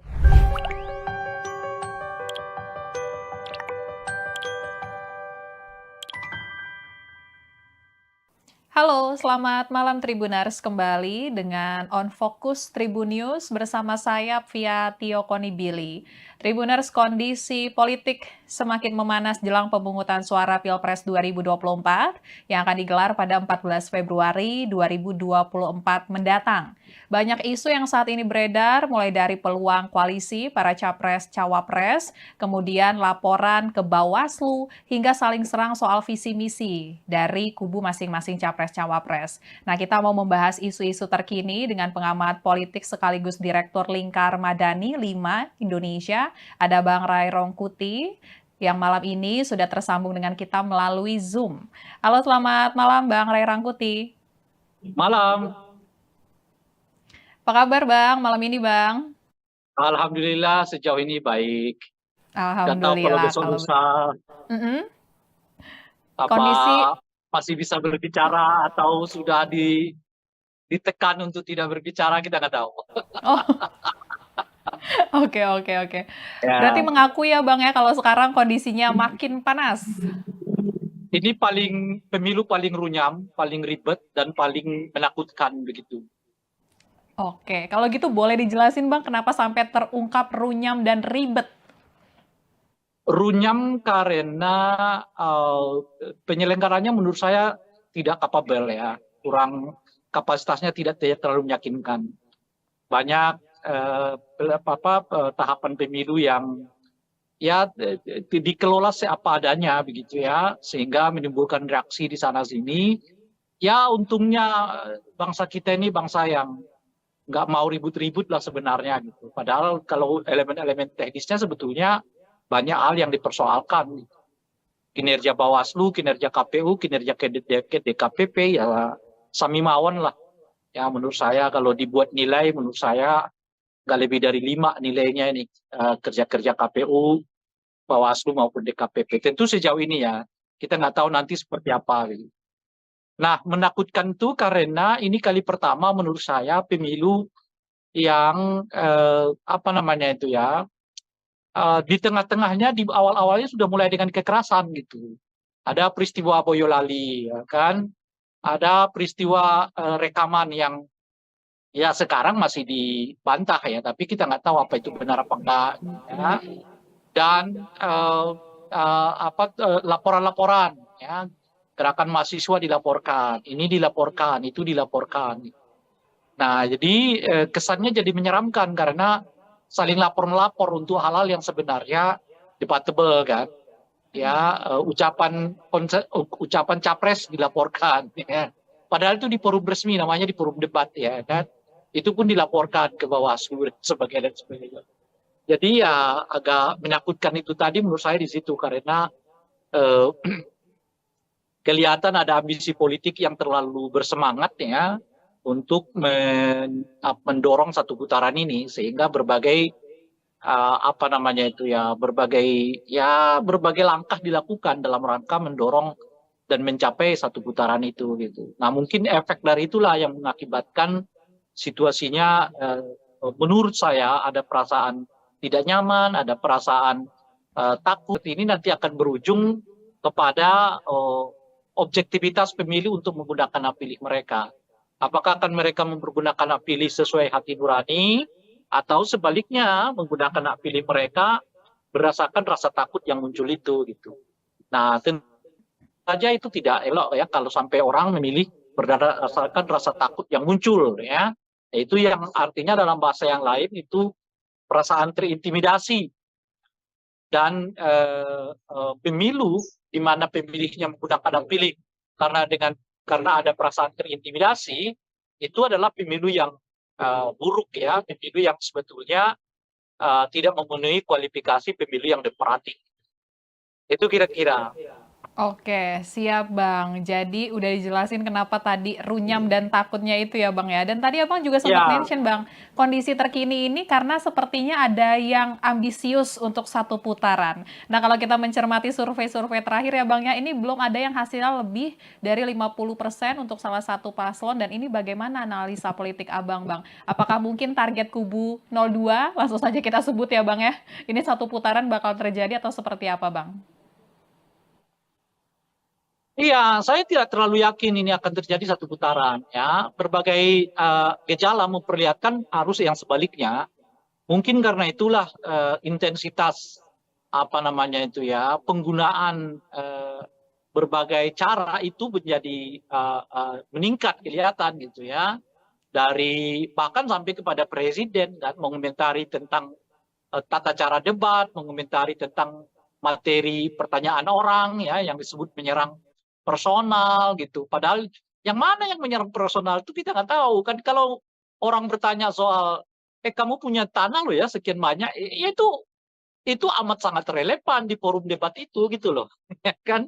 Kalau orang bertanya kenapa kamu beli pesawat bekas, ya itu amat sangat relevan di dalam forum debat itu ditanyakan. Jadi mungkin karena itu tadi ya macetnya istilah saya itu macetnya satu putaran ini yang mengakibatkan kelihatan ya bahkan presiden pun membuat komentar ya padahal yang sangat teknis di dalam pelaksanaan pemilu maupun ya berkomentar terhadap model pertanyaan orang gitu. Bukan berarti presiden nggak boleh terlibat ya. Saya sendiri dari awal mengatakan kalau presiden mau terlibat monggo silakan ya, tetapi ya lepas dulu ya sementara jabatannya sebagai presiden menjadi warga biasa gitu. Nah, di dalam pemilu jabatan presiden dengan warga biasa itu sangat mudah untuk dibedakan. Kalau yang bersangkutan menyatakan cuti, ya saat itulah beliau sebagai warga negara biasa dan oleh karena itu berhak untuk mendukung, mengkampanyekan, ya menyatakan dukungan kepada salah satu calon presiden gitu. Nggak apa-apa gitu.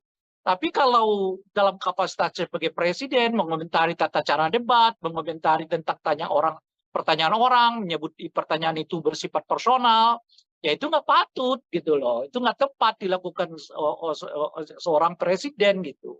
Tetapi kalau presiden mau menjelaskan pokok-pokok pertanyaan orang di dalam forum debat itu yang berhubungan dengan kewenangan dirinya, kebijakan di sana sini dinyatakan itu dianggap gagal gitu ya.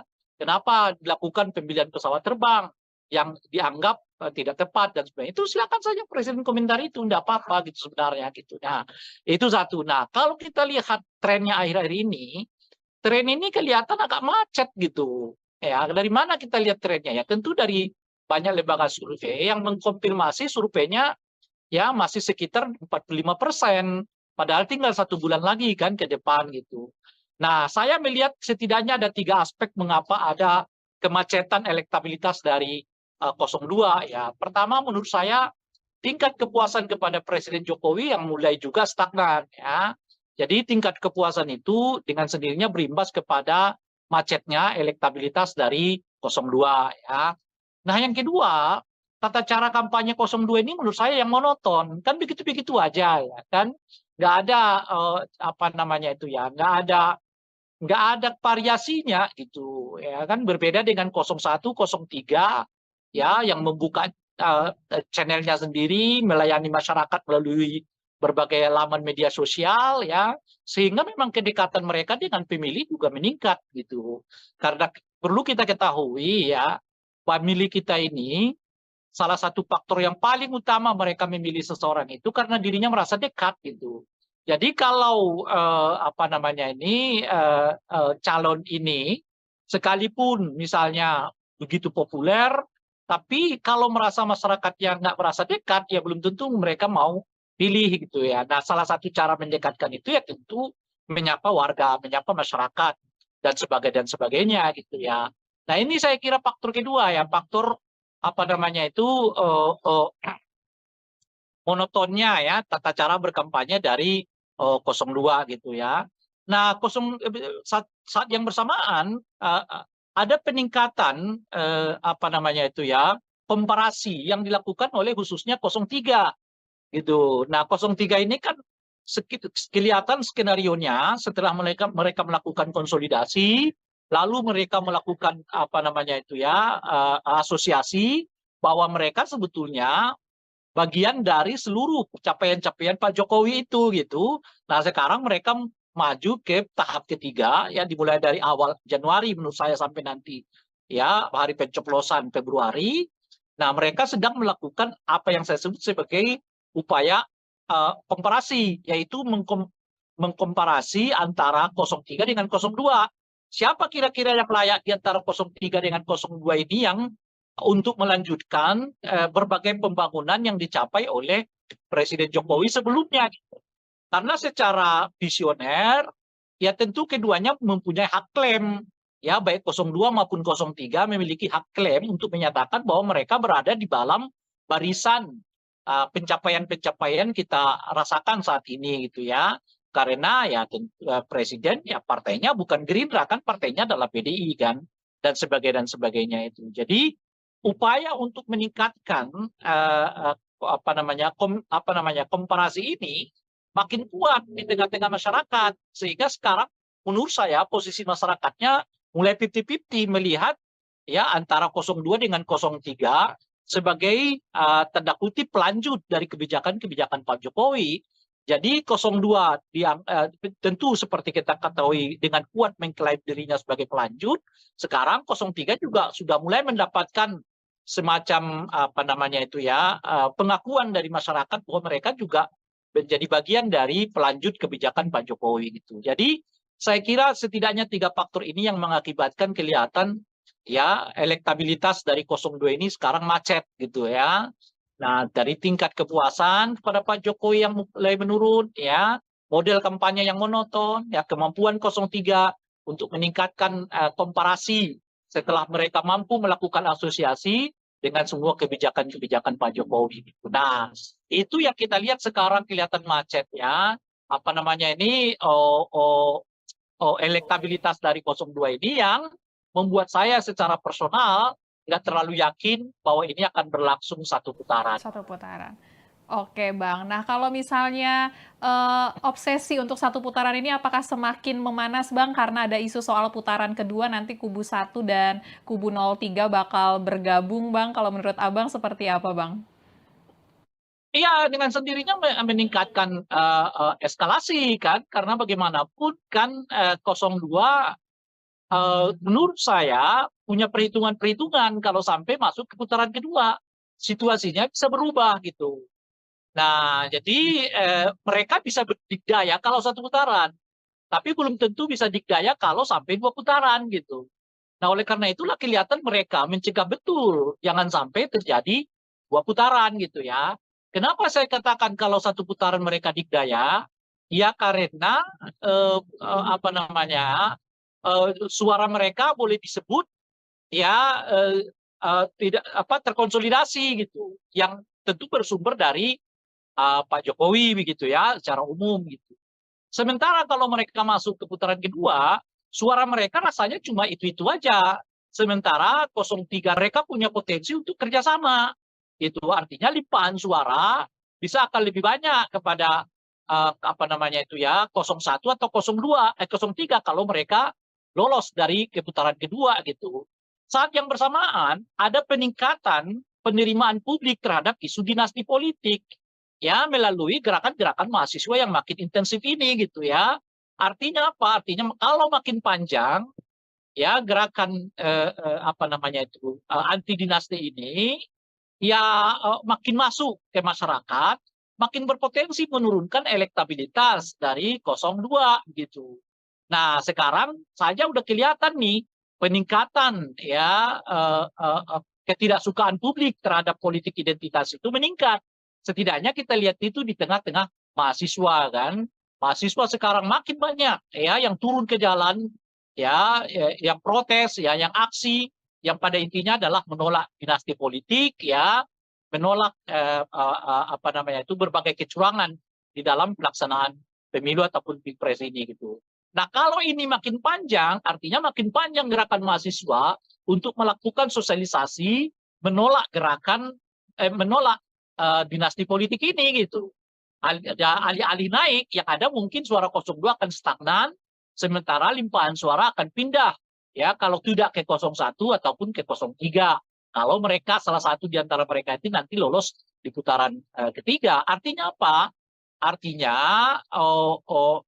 kalau ada dua putaran itu justru makin menyulitkan 02 karena situasinya sekarang bukan lagi sekedar elektoral kelihatan, tetapi orang mulai menemukan apa namanya itu ya titik temu perlawanan terhadap satu rezim yang dianggap terlalu ingin dominan dalam semua hal gitu. Itulah yang memudahkan mengapa 01, 03 ketemu gitu. Karena mereka udah merasa persoalannya lebih dari sekedar pemilu. Persoalannya lebih dari sekedar pilpres. Persoalannya ini persoalan menyelamatkan bangsa dari munculnya dinasti politik dan pengelolaan pemerintahan yang katakanlah ingin dominan begitu.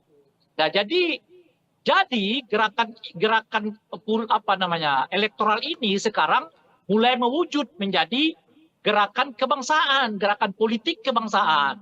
Yang itu nanti akan bertemu dengan gerakan-gerakan mahasiswa yang sekarang ini berkembang, bertemu dengan rohanian, intelektual, akademisi, ya kan, aktivis yang juga memiliki pandangan yang sama bahwa persoalan yang dihadapi bangsa kita sekarang bukan hanya persoalan soal pilpres, soal pemilu, tapi berhubungan dengan pengelolaan kepada bangsa, yaitu munculnya ya praktek dinasti politik dan tata cara pengelolaan bangsa yang bersifat dominan itu tadi. Oke, baik Bang. Nah, kemudian ini juga ada isu kan ya Bang ya, nanti siapapun yang menang di antara 1 atau 3 akan saling koalisi. Nah, ini mungkin nggak ya Bang kalau misalnya meleburnya nih sampai ke bawah-bawahnya? Mungkin kalau elit bisa mengatakan itu ya Bang ya, tapi kalau bawah-bawahnya gimana Bang? Dan menurut Abang kepentingan apa nih Bang yang bisa membuat antara kubu 03 dan juga kubu 01 bersatu Bang? Ya mungkin tidak mudah ya, tetapi ya tetap harus dilakukan kalau cara pandangnya seperti yang disebutkan tadi. Bahwa masalahnya sekarang bukan hanya masalah elektoral, tetapi masalah keinginan untuk menyelamatkan bangsa dari munculnya. Nah itu apa namanya itu bertemunya itu cepat, ya tidak, tapi tidak dengan serta merta memang di bawah itu dapat dilakukan pertemuan. Gitu. Ya itu tetap butuh waktu, tetap butuh penjelasan. Nah tapi ya sebagai sikap politik, ya itu menurut saya harus dilakukan gitu, karena bagaimanapun kan persoalannya kan bukannya sekedar apakah menang atau kalah, tapi apakah kepentingan yang lebih besar dapat diselamatkan melalui pilpres dan pemilu ini. Menurut saya itu juga harus dipandang. Nah oleh karena itulah kemarin ketika ada isu soal baiknya gabung aja suara Ganjar ke 02 karena dianggap udah apa namanya sudah sia-sialah suara itu begitu karena 02 ini akan menang gitu satu putaran. Itu menurut saya anjuran yang tidak tepat. Itu sebagai orang yang bergelut di dunia kepemiluan ya mestinya kita menganjurkan setiap warga negara kita memilih apa namanya itu menggunakan hak pilihnya sesuai dengan hati nuraninya karena ini persoalannya bukan hanya sekadar kalah menang. Tapi persoalannya adalah sikap politikmu ditunjukkan melalui ya kan pilihan politikmu di TPS gitu loh kira-kira. Nah bahkan kalau pilihan politik kita pun kalah, nggak apa-apa. Tapi kan Anda sudah menunjukkan sikap politikmu, itu yang paling berharga. Bukan soal ini menang, itu kalah gitu. Ini menang, itu kalah itu. Ya itu urusan kedua. Urusan pertama itu adalah tunjukkanlah sikap politikmu. Apa yang kau inginkan dengan bangsa ini. Dengan itu pilihlah yang sesuai dengan apa yang Anda inginkan itu. Jadi kampanye soal surat suara yang sia-sia karena akan kalah itu menurut saya nggak tepat dilakukan karena itu membuat masyarakat kita jadi pragmatis karena sebaiknya pemilih tetap harus diajak untuk menggunakan hak pilih mereka sesuai dengan sikap politik mereka masing-masing. Tidak peduli apakah kemudian pilihan mereka itu menang atau kalah. Yang paling penting itu adalah mereka mempergunakan hak pilih mereka sesuai dengan pandangan, visi, sikap, dan ideologi politik mereka masing-masing. Oke, baik Bang. Kemudian di tengah isu kubu 01 dan juga 03 bakal bergabung, ini dari Gerindra. Berharap PDIP ini membuka peluang untuk menjalin komunikasi yang baik lagi gitu Bang. Walaupun pihak dari Gerindra mengakui peluangnya kecil. Nah ini kan statement ini keluar 1 bulan, bahkan sedikit lagi, lebih kurang dari 1 bulan sebelum pemilihan suara 14 Februari ya Bang ya 2024. Ini telat nggak ya Bang kalau misalnya Gerindra baru mulai deket-deketin kubu lain Bang sekarang Bang? Itu kan menunjukkan apa yang saya sebutkan tadi bahwa satu putaran ini rasanya macet gitu loh. Ya, sehingga mereka membutuhkan suara yang lain, kandidat yang lain. Dalam hal ini mereka mencoba berkomunikasi dengan 02, 03. Dan sudah ditanggapi oleh 03 kan, untuk menyatakan ya kemungkinan akan sulit begitu ya. Nah, tetapi saya sih bisa menduga jawaban itu. Karena seperti yang saya sebut tadi, 03 melihat ini bukan lagi sekedar urusan elektoral gitu loh. Ini udah urusan soal lebih tinggi dari elektoral, yaitu urusan soal keselamatan bangsa, menghindarkan bangsa ini dikelola dengan politik dinasti dan politik dominan gitu loh. Nah, jadi 03 ini karena di 03 bacaan saya mereka udah meningkatkan isunya bukan lagi soal elektoral, tapi ini urusan soal keselamatan bangsa, keselamatan demokrasi, ya keselamatan reformasi, yaitu menolak ya praktek-praktek dinasti politik begitu ya, dan juga menolak praktek-praktek dominasi politik gitu. Nah itu yang pertama. Nah yang kedua, saya juga melihat kemungkinan ini kecil karena 03 ini sudah terlanjur sangat sakit hati gitu. Perlakuan Pak Jokowi dan keluarga Pak Jokowi kepada Ibu Mega dan PDI khususnya, saya kira siapapun akan sulit menerima itu gitu loh. Sepragmatis apapun politik, tetapi perlakuan keluarga Pak Jokowi, perlakuan ya terhadap Ibu Mega dan keluarga besar PDI, ya saya kira orang tetap berpikir untuk bisa menerima ya penyatuan politik gitu. Ya sederhana aja lah. Ya, Mhm. kita coba tarik peristiwa itu kepada diri kita sendiri. Ini ada orang kita besarin, minta ini kita kasih, minta ini kita kasih, nggak cukup, minta anaknya juga dilibatkan, oke, minta menantunya kita libatkan, oke. Jangankan mengucapkan terima kasih gitu. Bahkan ketika dia mau keluar sekalipun, dia masih mencoba untuk membuat kita malu gitu loh. Bisa nggak kita membayangkan perasaan yang dialami oleh Ibu Mega dan keluarga besar PDI Perjuangan? Saya sih bisa merasakan itu gitu menurut saya.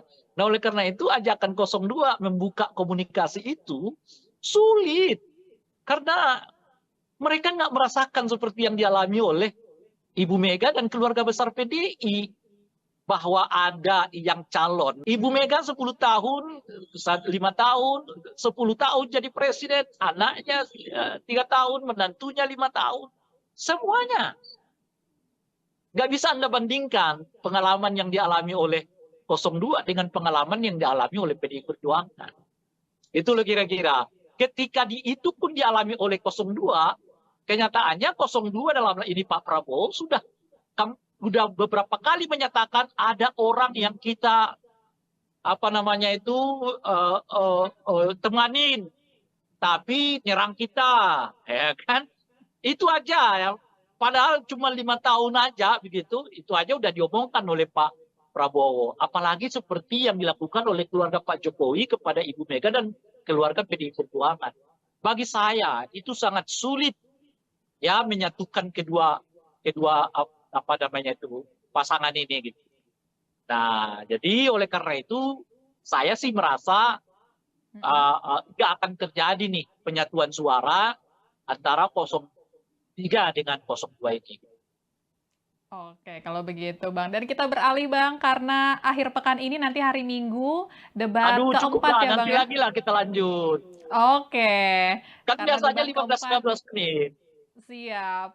Kalau gitu, enggak, closingannya gini aja Bang, karena debat keempat hari Minggu posisinya sekarang makin panas, Oke. kalau menurut Abang, tensi debat akan seperti apa Bang kira-kira? Saya kira 02 dalam hal ini Gibran akan mengeluarkan seluruh kemampuannya untuk menjadikan forum debat keempat atau forum debat kedua untuk calon wakil presiden itu sebagai lakukan seperti tidak berdaya ya oleh 01. Mungkin nanti di debat keempat ya 03, 02 akan mencoba membalasnya tanda kutip ya khususnya kepada paslon 01. Jadi debat keempat itu saya kira akan penuh dengan aroma balas dendam begitu. Oke, kalau gitu Bang. Kita sama-sama menanti debat keempat Ya, nanti ya Bang ya, 21 ya. Januari 2024. Kalau begitu makasih Bang Ray Rangkuti waktunya malam ini Bang, udah ngobrol-ngobrol bareng kita ya Bang ya. Nanti kita ketemu Sama-sama. lagi ya Bang ya. Siap. Ya, sama-sama. Ya, itu dia Tribuners pembahasan kita mengenai isu-isu politik terkini dengan pengamat politik yang juga Direktur Lingkar Madani 5 Indonesia, Bang Ray Rangkuti. Sekalian mengingatkan Tribuners kalau nanti tanggal 21 Januari 2024 akan berlangsung debat keempat peserta Pilpres 2024. Nanti gilirannya calon wakil presidennya lagi yang untuk naik ke podium, untuk saling beradu gagasan, untuk menyampaikan visi misi dan temanya untuk debat keempat nanti, yakni terkait dengan pembangunan berkelanjutan, sumber daya alam, lingkungan hidup, energi, pangan, agraria, masyarakat adat, dan juga desa. Dan mengingatkan juga kalau misalnya nanti 14 Februari 2024 ya Tribuners ya, waktunya kita untuk memberikan suara bagi para peserta pemilu 2024. Kalau begitu saya Fia Tio Konibili pamit undur diri. Jangan lupa untuk terus menyaksikan berita terupdate hanya di YouTube Tribun News. Selamat malam dan selamat beristirahat.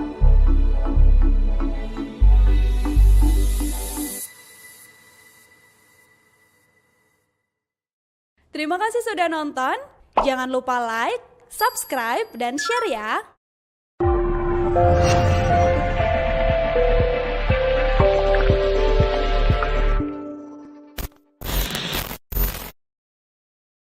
Download Tribun X sekarang. Menghadirkan lokal menjadi Indonesia. Ini pemilu paling runyam, paling ribet, dan paling menakutkan. Agak menakutkan itu tadi menurut saya di situ karena kelihatan ada ambisi politik yang terlalu bersemangat ya untuk mendorong satu putaran ini. Iya, saya tidak terlalu yakin ini akan terjadi satu putaran. Saya kira setidaknya tiga faktor ini yang mengakibatkan kelihatan ya elektabilitas dari 02 ini sekarang macet gitu ya. Nah, dari tingkat kepuasan kepada Pak Jokowi yang mulai menurun, ya, model kampanye yang monoton, ya, kemampuan 03 untuk meningkatkan komparasi setelah mereka mampu melakukan asosiasi, 02 menurut saya punya perhitungan-perhitungan kalau sampai masuk ke putaran kedua.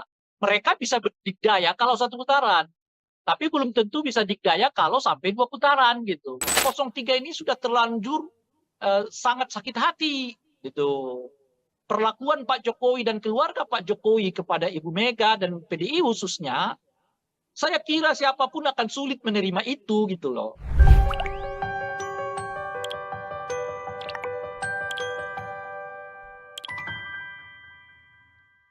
Halo, selamat malam Tribuners, kembali dengan On Focus Tribun News bersama saya via Tio Konibili.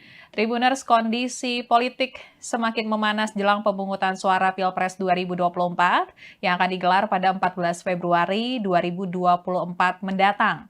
Banyak isu yang saat ini beredar, mulai dari peluang koalisi para capres-cawapres, kemudian laporan ke Bawaslu, hingga saling serang soal visi misi dari kubu masing-masing capres-cawapres. Nah, kita mau membahas isu-isu terkini dengan pengamat politik sekaligus Direktur Lingkar Madani 5 Indonesia, ada Bang Ray Rongkuti, yang malam ini sudah tersambung dengan kita melalui Zoom.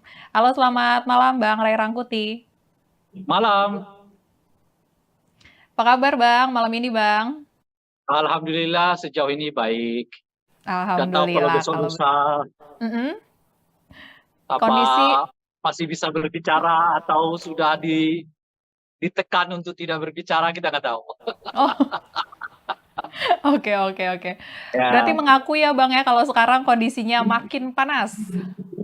Ini pemilu paling runyam, paling ribet, dan paling menakutkan begitu.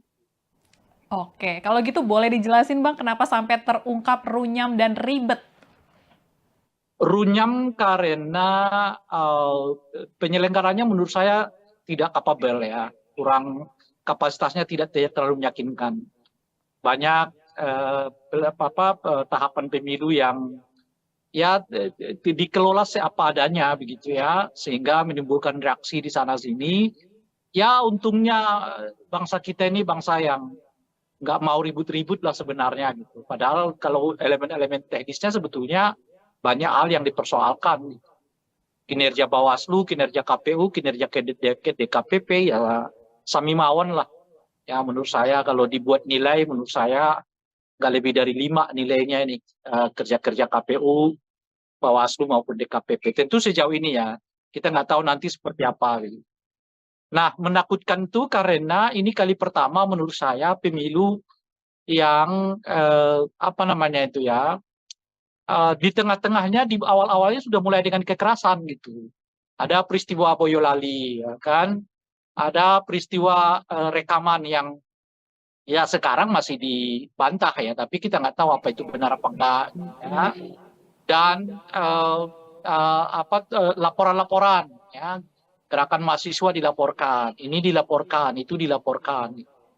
Nah, jadi kesannya jadi menyeramkan karena saling lapor-melapor untuk hal-hal yang sebenarnya debatable kan. Ya, ucapan capres dilaporkan. Ya. Padahal itu di forum resmi, namanya di forum debat ya kan. Itu pun dilaporkan ke Bawaslu dan sebagainya. Jadi ya agak menakutkan itu tadi menurut saya di situ karena kelihatan ada ambisi politiknya itu ya berbagai langkah dilakukan dalam rangka mendorong dan mencapai satu putaran itu gitu. Nah mungkin efek dari itulah yang mengakibatkan situasinya menurut saya ada perasaan tidak nyaman, ada perasaan takut ya. Dan sebetulnya perasaan-perasaan takut yang seperti ini tidak bagus bagi peningkatan kualitas demokrasi. Sebab hal yang seperti ini nanti akan berujung kepada objektivitas pemilih untuk menggunakan hak pilih mereka. Apakah akan mereka mempergunakan hak pilih sesuai hati nurani, atau sebaliknya menggunakan hak pilih mereka berdasarkan rasa takut yang muncul itu gitu. Nah, tentu saja itu tidak elok ya kalau sampai orang memilih berdasarkan rasa takut yang muncul ya. Itu yang artinya dalam bahasa yang lain itu perasaan terintimidasi, dan pemilu di mana pemilihnya menggunakan hak pilih tidak memenuhi kualifikasi pemilu yang demokratik. Itu kira-kira. Oke, siap Bang. Jadi udah dijelasin kenapa tadi runyam dan takutnya itu ya Bang ya. Dan tadi Abang juga sempat Ya, mention Bang, kondisi terkini ini karena sepertinya ada yang ambisius untuk satu putaran. Nah kalau kita mencermati survei-survei terakhir ya Bang ya, ini belum ada yang hasilnya lebih dari 50% untuk salah satu paslon. Dan ini bagaimana analisa politik Abang Bang? Apakah mungkin target kubu 02, langsung saja kita sebut ya Bang ya, ini satu putaran bakal terjadi atau seperti apa Bang? iya, saya tidak terlalu yakin ini akan terjadi satu putaran ya. Berbagai gejala memperlihatkan arus yang sebaliknya. Mungkin karena itulah intensitas apa namanya itu ya, penggunaan berbagai cara itu menjadi meningkat kelihatan gitu ya. Dari bahkan sampai kepada presiden dan mengomentari tentang tata cara debat, mengomentari tentang materi pertanyaan orang ya yang disebut menyerang personal gitu. Padahal yang mana yang menyerang personal itu kita nggak tahu kan. Kalau orang bertanya soal kamu punya tanah loh ya sekian banyak, ya itu amat sangat relevan di forum debat itu gitu loh. Ya kan? Kalau orang bertanya kenapa kamu beli pesawat bekas, ya itu amat sangat relevan di dalam forum debat itu ditanyakan. Jadi mungkin karena itu tadi ya macetnya, istilah saya itu macetnya satu putaran ini yang mengakibatkan kelihatan ya bahkan presiden pun membuat komentar ya, padahal yang sangat teknis di dalam pelaksanaan pemilu maupun ya berkomentar terhadap model pertanyaan orang gitu. Bukan berarti presiden nggak boleh terlibat ya. Saya sendiri dari awal mengatakan kalau presiden mau di warga biasa gitu. Nah, di dalam pemilu jabatan presiden dengan warga biasa itu sangat mudah untuk dibedakan. Kalau yang bersangkutan menyatakan cuti, ya saat itulah beliau sebagai warga negara biasa dan oleh karena itu berhak untuk mendukung, mengkampanyekan, ya menyatakan dukungan kepada salah satu calon presiden gitu. Nggak apa-apa gitu.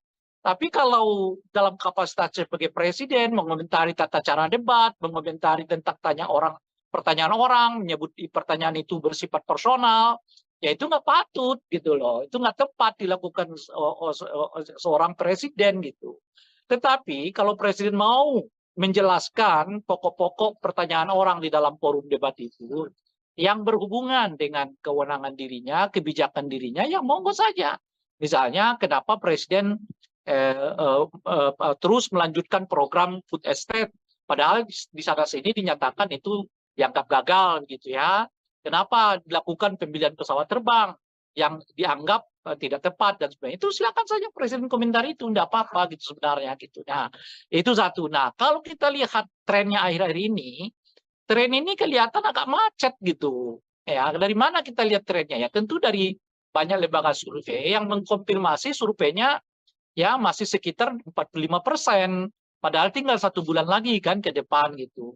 Nah, saya melihat setidaknya ada 3 aspek mengapa ada kemacetan elektabilitas dari 02 ya. Pertama menurut saya tingkat kepuasan kepada Presiden Jokowi yang mulai juga stagnan ya.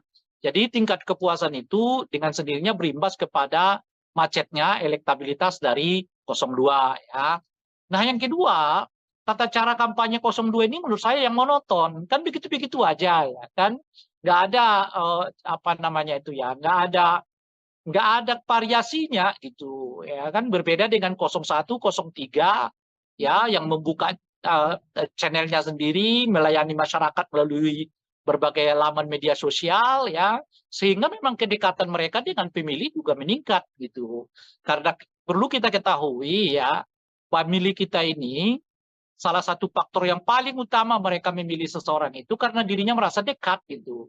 Jadi kalau apa namanya ini calon ini sekalipun misalnya begitu populer, tapi kalau merasa masyarakatnya nggak merasa dekat, ya belum tentu mereka mau pilih gitu ya. Nah, salah satu cara mendekatkan itu ya tentu menyapa warga, menyapa masyarakat dan sebagainya gitu ya.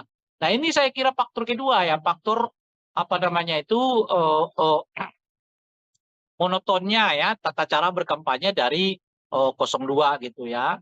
Nah, saat yang bersamaan ada peningkatan apa namanya itu ya, komparasi yang dilakukan oleh khususnya 03 gitu. Nah, 03 ini kan kelihatan skenarionya setelah mereka melakukan konsolidasi, lalu mereka melakukan apa namanya itu ya, asosiasi bahwa mereka sebetulnya bagian dari seluruh capaian-capaian Pak Jokowi itu gitu. Nah, sekarang mereka maju ke tahap ketiga ya, dimulai dari awal Januari menurut saya sampai nanti ya hari pencoblosan Februari.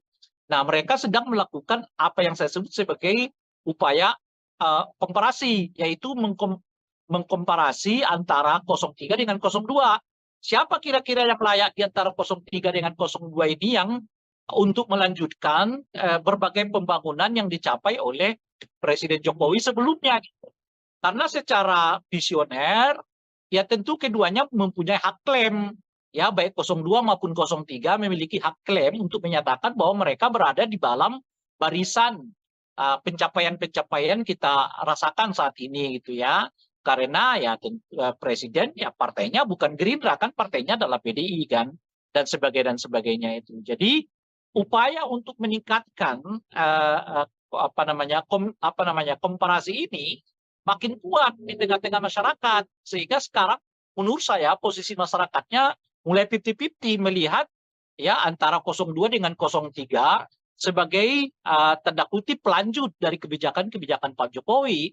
Jadi 02 tentu seperti kita ketahui dengan kuat mengklaim dirinya sebagai pelanjut.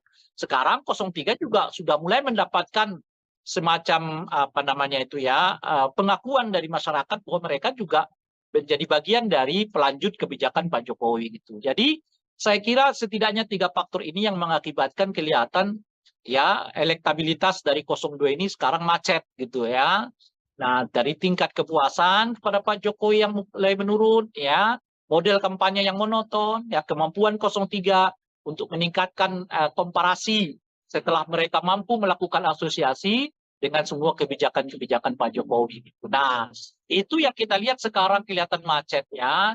Apa namanya ini elektabilitas dari 02 ini yang membuat saya secara personal nggak terlalu yakin bahwa ini akan berlangsung satu putaran. Satu putaran. Oke, Bang. Nah, kalau misalnya obsesi untuk satu putaran ini apakah semakin memanas, Bang, karena ada isu soal putaran kedua nanti kubu 1 dan kubu 03 bakal bergabung, Bang. Kalau menurut Abang seperti apa, Bang? Iya, dengan sendirinya meningkatkan eskalasi kan, karena bagaimanapun kan 02 menurut saya punya perhitungan-perhitungan kalau sampai masuk ke putaran kedua, situasinya bisa berubah gitu. Nah, jadi mereka bisa berdikdaya kalau satu putaran, tapi belum tentu bisa dikdaya kalau sampai 2 putaran gitu. Nah, oleh karena itulah kelihatan mereka mencegah betul jangan sampai terjadi 2 putaran gitu ya. Kenapa saya katakan kalau satu putaran mereka dikdaya? Ya karena apa namanya suara mereka boleh disebut ya tidak apa terkonsolidasi gitu, yang tentu bersumber dari Pak Jokowi begitu ya secara umum gitu. Sementara kalau mereka masuk ke putaran kedua, suara mereka rasanya cuma itu-itu aja. Sementara 03 atau 02 sekarang mulai berkolaborasi. Ya, kalau siapapun di antara 2 pasangan ini nanti yang masuk di putaran kedua, mereka punya potensi untuk kerjasama. Itu artinya limpahan suara bisa akan lebih banyak kepada apa namanya itu ya 01 atau 03 kalau mereka lolos dari putaran kedua gitu. Saat yang bersamaan ada peningkatan penerimaan publik terhadap isu dinasti politik ya melalui gerakan-gerakan mahasiswa yang makin intensif ini gitu ya.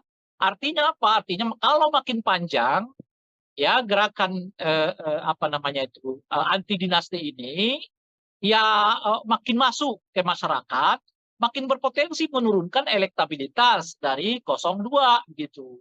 Nah, sekarang saja udah kelihatan itu di tengah-tengah mahasiswa kan. Mahasiswa sekarang makin banyak ya yang turun ke jalan ya, yang protes ya, yang aksi yang pada intinya adalah menolak dinasti politik ya, menolak apa namanya itu berbagai kecurangan di dalam pelaksanaan pemilu ataupun pilpres ini gitu. Nah, kalau ini makin panjang, artinya makin panjang gerakan mahasiswa untuk melakukan sosialisasi, menolak menolak dinasti politik ini gitu.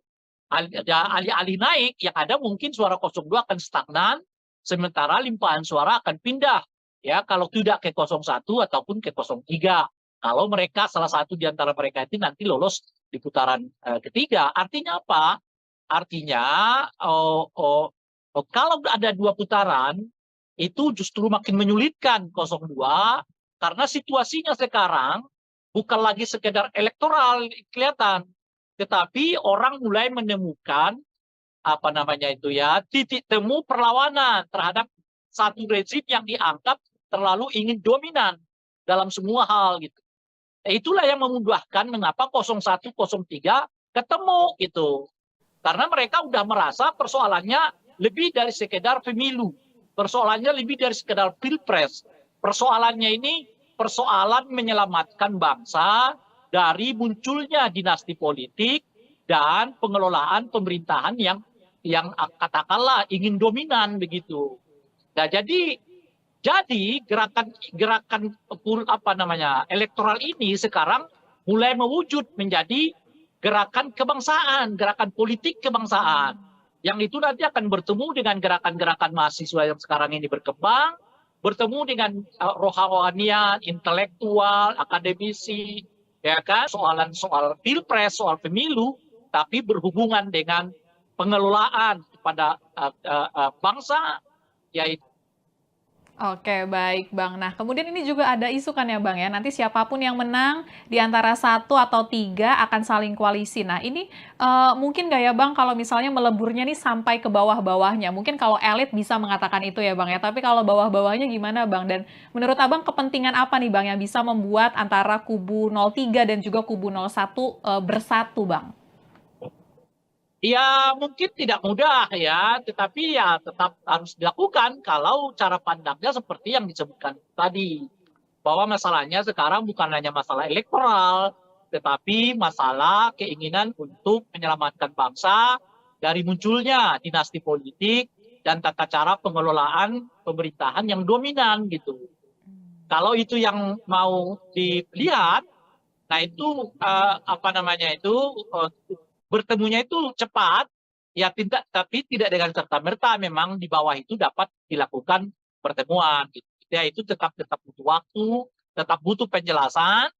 Nah, tapi ya sebagai sikap politik, ya itu menurut saya harus dilakukan gitu. Karena bagaimanapun kan persoalannya kan bukannya sekedar apakah menang atau kalah, tapi apakah kepentingan yang lebih besar dapat diselamatkan melalui pilpres dan pemilu ini. Menurut saya itu juga harus dipandang. Nah, oleh karena itulah kemarin ketika ada isu soal baiknya gabung aja suara Ganjar ke 02 karena dianggap udah apa namanya sudah sia-sialah suara itu begitu karena 02 ini akan menang itu satu putaran.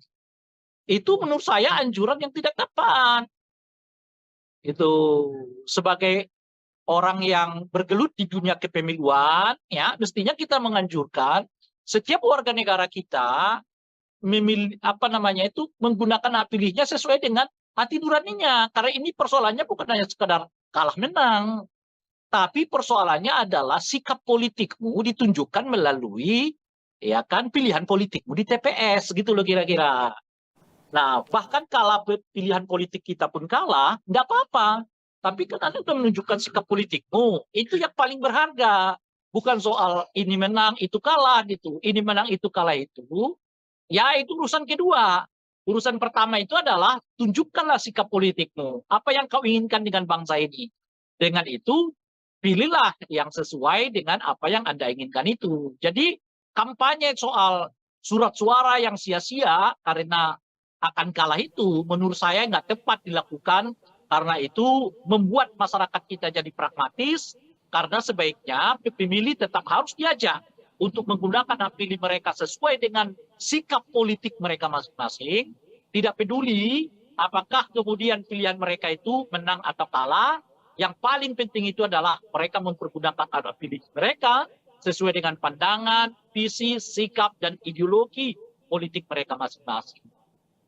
Oke, baik Bang. Kemudian di tengah isu kubu 01 dan juga 03 bakal bergabung, ini dari Gerindra.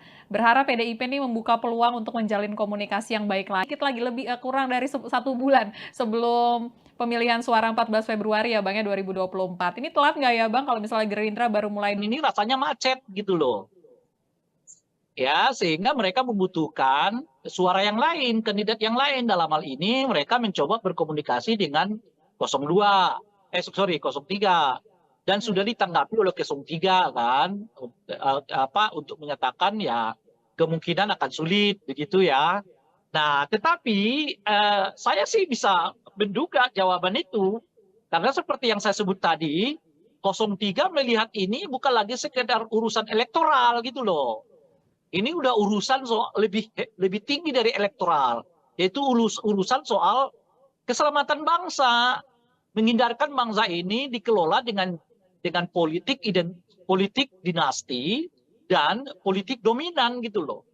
Nah, jadi kalau pertemuan mereka semata-mata hanya karena urusan elektoral, saya kira akan sangat sulit untuk dipertemukan ya 02 dan 03 ini, karena di 03 bacaan saya mereka udah meningkatkan isunya bukan lagi soal elektoral, tapi ini urusan soal keselamatan bangsa, keselamatan demokrasi, ya keselamatan reformasi, yaitu menolak ya praktek-praktek dinasti politik begitu ya, dan juga menolak praktek-praktek dominasi politik itu. Nah itu yang pertama. Nah yang kedua, saya juga melihat kemungkinan ini kecil karena 03 ini sudah terlanjur sangat sakit hati gitu. Perlakuan Pak Jokowi dan keluarga Pak Jokowi kepada Ibu Mega dan PDI khususnya, saya kira siapapun akan sulit menerima itu gitu loh. Sepragmatis apapun politik, tetapi perlakuan keluarga Pak Jokowi, perlakuan ya terhadap ya penyatuan politik gitu. Ya sederhana aja lah. Ya, kita coba tarik peristiwa itu pada diri kita sendiri. Ini ada orang kita besarin, minta ini kita kasih, minta ini kita kasih, nggak cukup, minta anaknya juga dilibatkan, oke, minta menantunya kita libatkan, oke. Jangankan mengucapkan terima kasih gitu. Bahkan ketika dia mau keluar sekalipun, dia masih mencoba untuk membuat kita malu gitu loh. Bisa nggak kita membayangkan perasaan yang dialami oleh Ibu Mega dan keluarga besar PDI Perjuangan? Saya sih bisa merasakan itu gitu menurut saya. Nah oleh karena itu ajakan 02 membuka komunikasi itu sulit. Karena mereka nggak merasakan seperti yang dialami oleh Ibu Mega dan keluarga besar PDI. Bahwa ada yang calon yang meninggalkan mereka begitu saja, lalu calon presiden. Tapi kan cuma 5 tahun itu gitu loh. Ibu Mega 10 tahun, 5 tahun, 10 tahun jadi presiden, anaknya 3 tahun, menantunya 5 tahun. Semuanya. Nggak bisa Anda bandingkan pengalaman yang dialami oleh 02 dengan pengalaman yang dialami oleh PDI Perjuangan. Itu loh kira-kira. Ketika itu pun dialami oleh 02, kenyataannya 02 dalam ini Pak Prabowo sudah beberapa kali menyatakan ada orang yang kita temanin, tapi nyerang kita, ya kan? Itu aja ya. Padahal cuma 5 tahun aja begitu, itu aja bagi saya itu sangat sulit ya menyatukan kedua pasangan ini gitu. Nah, jadi oleh karena itu saya sih merasa nggak akan terjadi nih penyatuan suara antara 03 dengan 02 ini. Oke, kalau begitu Bang. Dan kita beralih Bang, karena akhir pekan ini nanti hari Minggu, debat Aduh, keempat cukuplah ya Bang nanti ya? lagi lah kita lanjut. Oke, Kan karena biasanya debat keempat 15-15 menit. siap. Kalau gitu, enggak, closingannya gini aja Bang, karena debat keempat hari Minggu posisinya sekarang makin panas, Oke. kalau menurut Abang, tensi debat akan seperti apa Bang kira-kira? Saya kira 02 dalam hal ini Gibran akan mengeluarkan seluruh kemampuannya untuk menjadikan forum debat keempat atau forum debat kedua untuk calon wakil presiden itu sebagai tanda kutip ya pembalasan begitu ya. Karena kemarin 02 ya diperlakukan apa namanya itu seperti tidak berdaya ya oleh 01, mungkin nanti di debat keempat ya 02 akan mencoba membalasnya tanda kutip ya khususnya kepada paslon 01. Jadi debat keempat itu saya kira akan penuh dengan aroma balas dendam begitu. Oke, kalau gitu Bang. Kita sama-sama menanti debat keempat nanti Ya, ya Bang ya, 21 ya, ya. Januari 2024. Kalau begitu makasih Bang Ray Rangkuti waktunya malam ini Bang, udah ngobrol-ngobrol bareng kita ya Bang ya. Nanti kita ketemu lagi ya Sama-sama. Bang ya. Siap. Ya, ya, sama-sama. Ya, itu dia Tribuners pembahasan kita mengenai isu-isu politik terkini dengan pengamat politik yang juga Direktur Lingkar Madani 5 Indonesia, Bang Ray Rangkuti. Sekalian mengingatkan Tribuners kalau nanti tanggal 21 Januari 2024 akan berlangsung debat keempat peserta Pilpres 2024. Nanti gilirannya calon wakil presidennya lagi yang untuk naik ke podium, untuk saling beradu gagasan, untuk menyampaikan visi misi dan temanya untuk debat keempat nanti, yakni terkait dengan pembangunan berkelanjutan, sumber daya alam, lingkungan hidup, energi, pangan, agraria, masyarakat adat, dan juga desa. Dan mengingatkan juga kalau misalnya nanti 14 Februari 2024 ya Tribuners ya, waktunya kita untuk memberikan suara bagi para peserta pemilu 2024. Kalau begitu saya Fia Tio Konibili pamit undur diri. Jangan lupa untuk terus menyaksikan berita terupdate hanya di YouTube Tribun News. Selamat malam dan selamat beristirahat.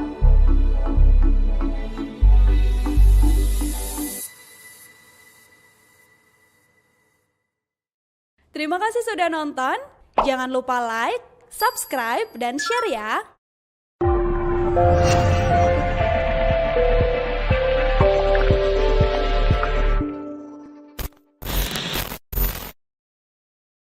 Download Tribun X sekarang. Menghadirkan lokal menjadi Indonesia. Ini pemilu paling runyam, paling ribet, dan paling menakutkan. Agak menakutkan itu tadi menurut saya di situ, karena kelihatan ada ambisi politik yang terlalu bersemangat ya untuk mendorong satu putaran ini. Iya, saya tidak terlalu yakin ini akan terjadi satu putaran. Saya kira setidaknya 3 faktor ini yang mengakibatkan kelihatan ya elektabilitas dari 02 ini sekarang macet gitu ya.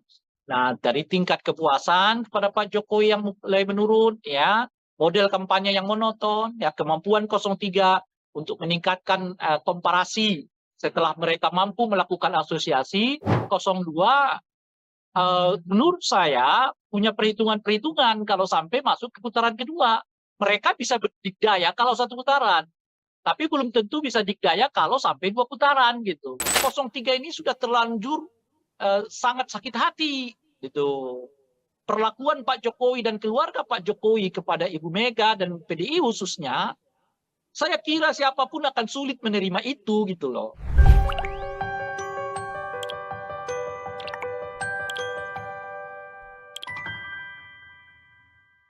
Halo, selamat malam Tribuners kembali dengan On Focus Tribun News bersama saya Fia Tio Konibili.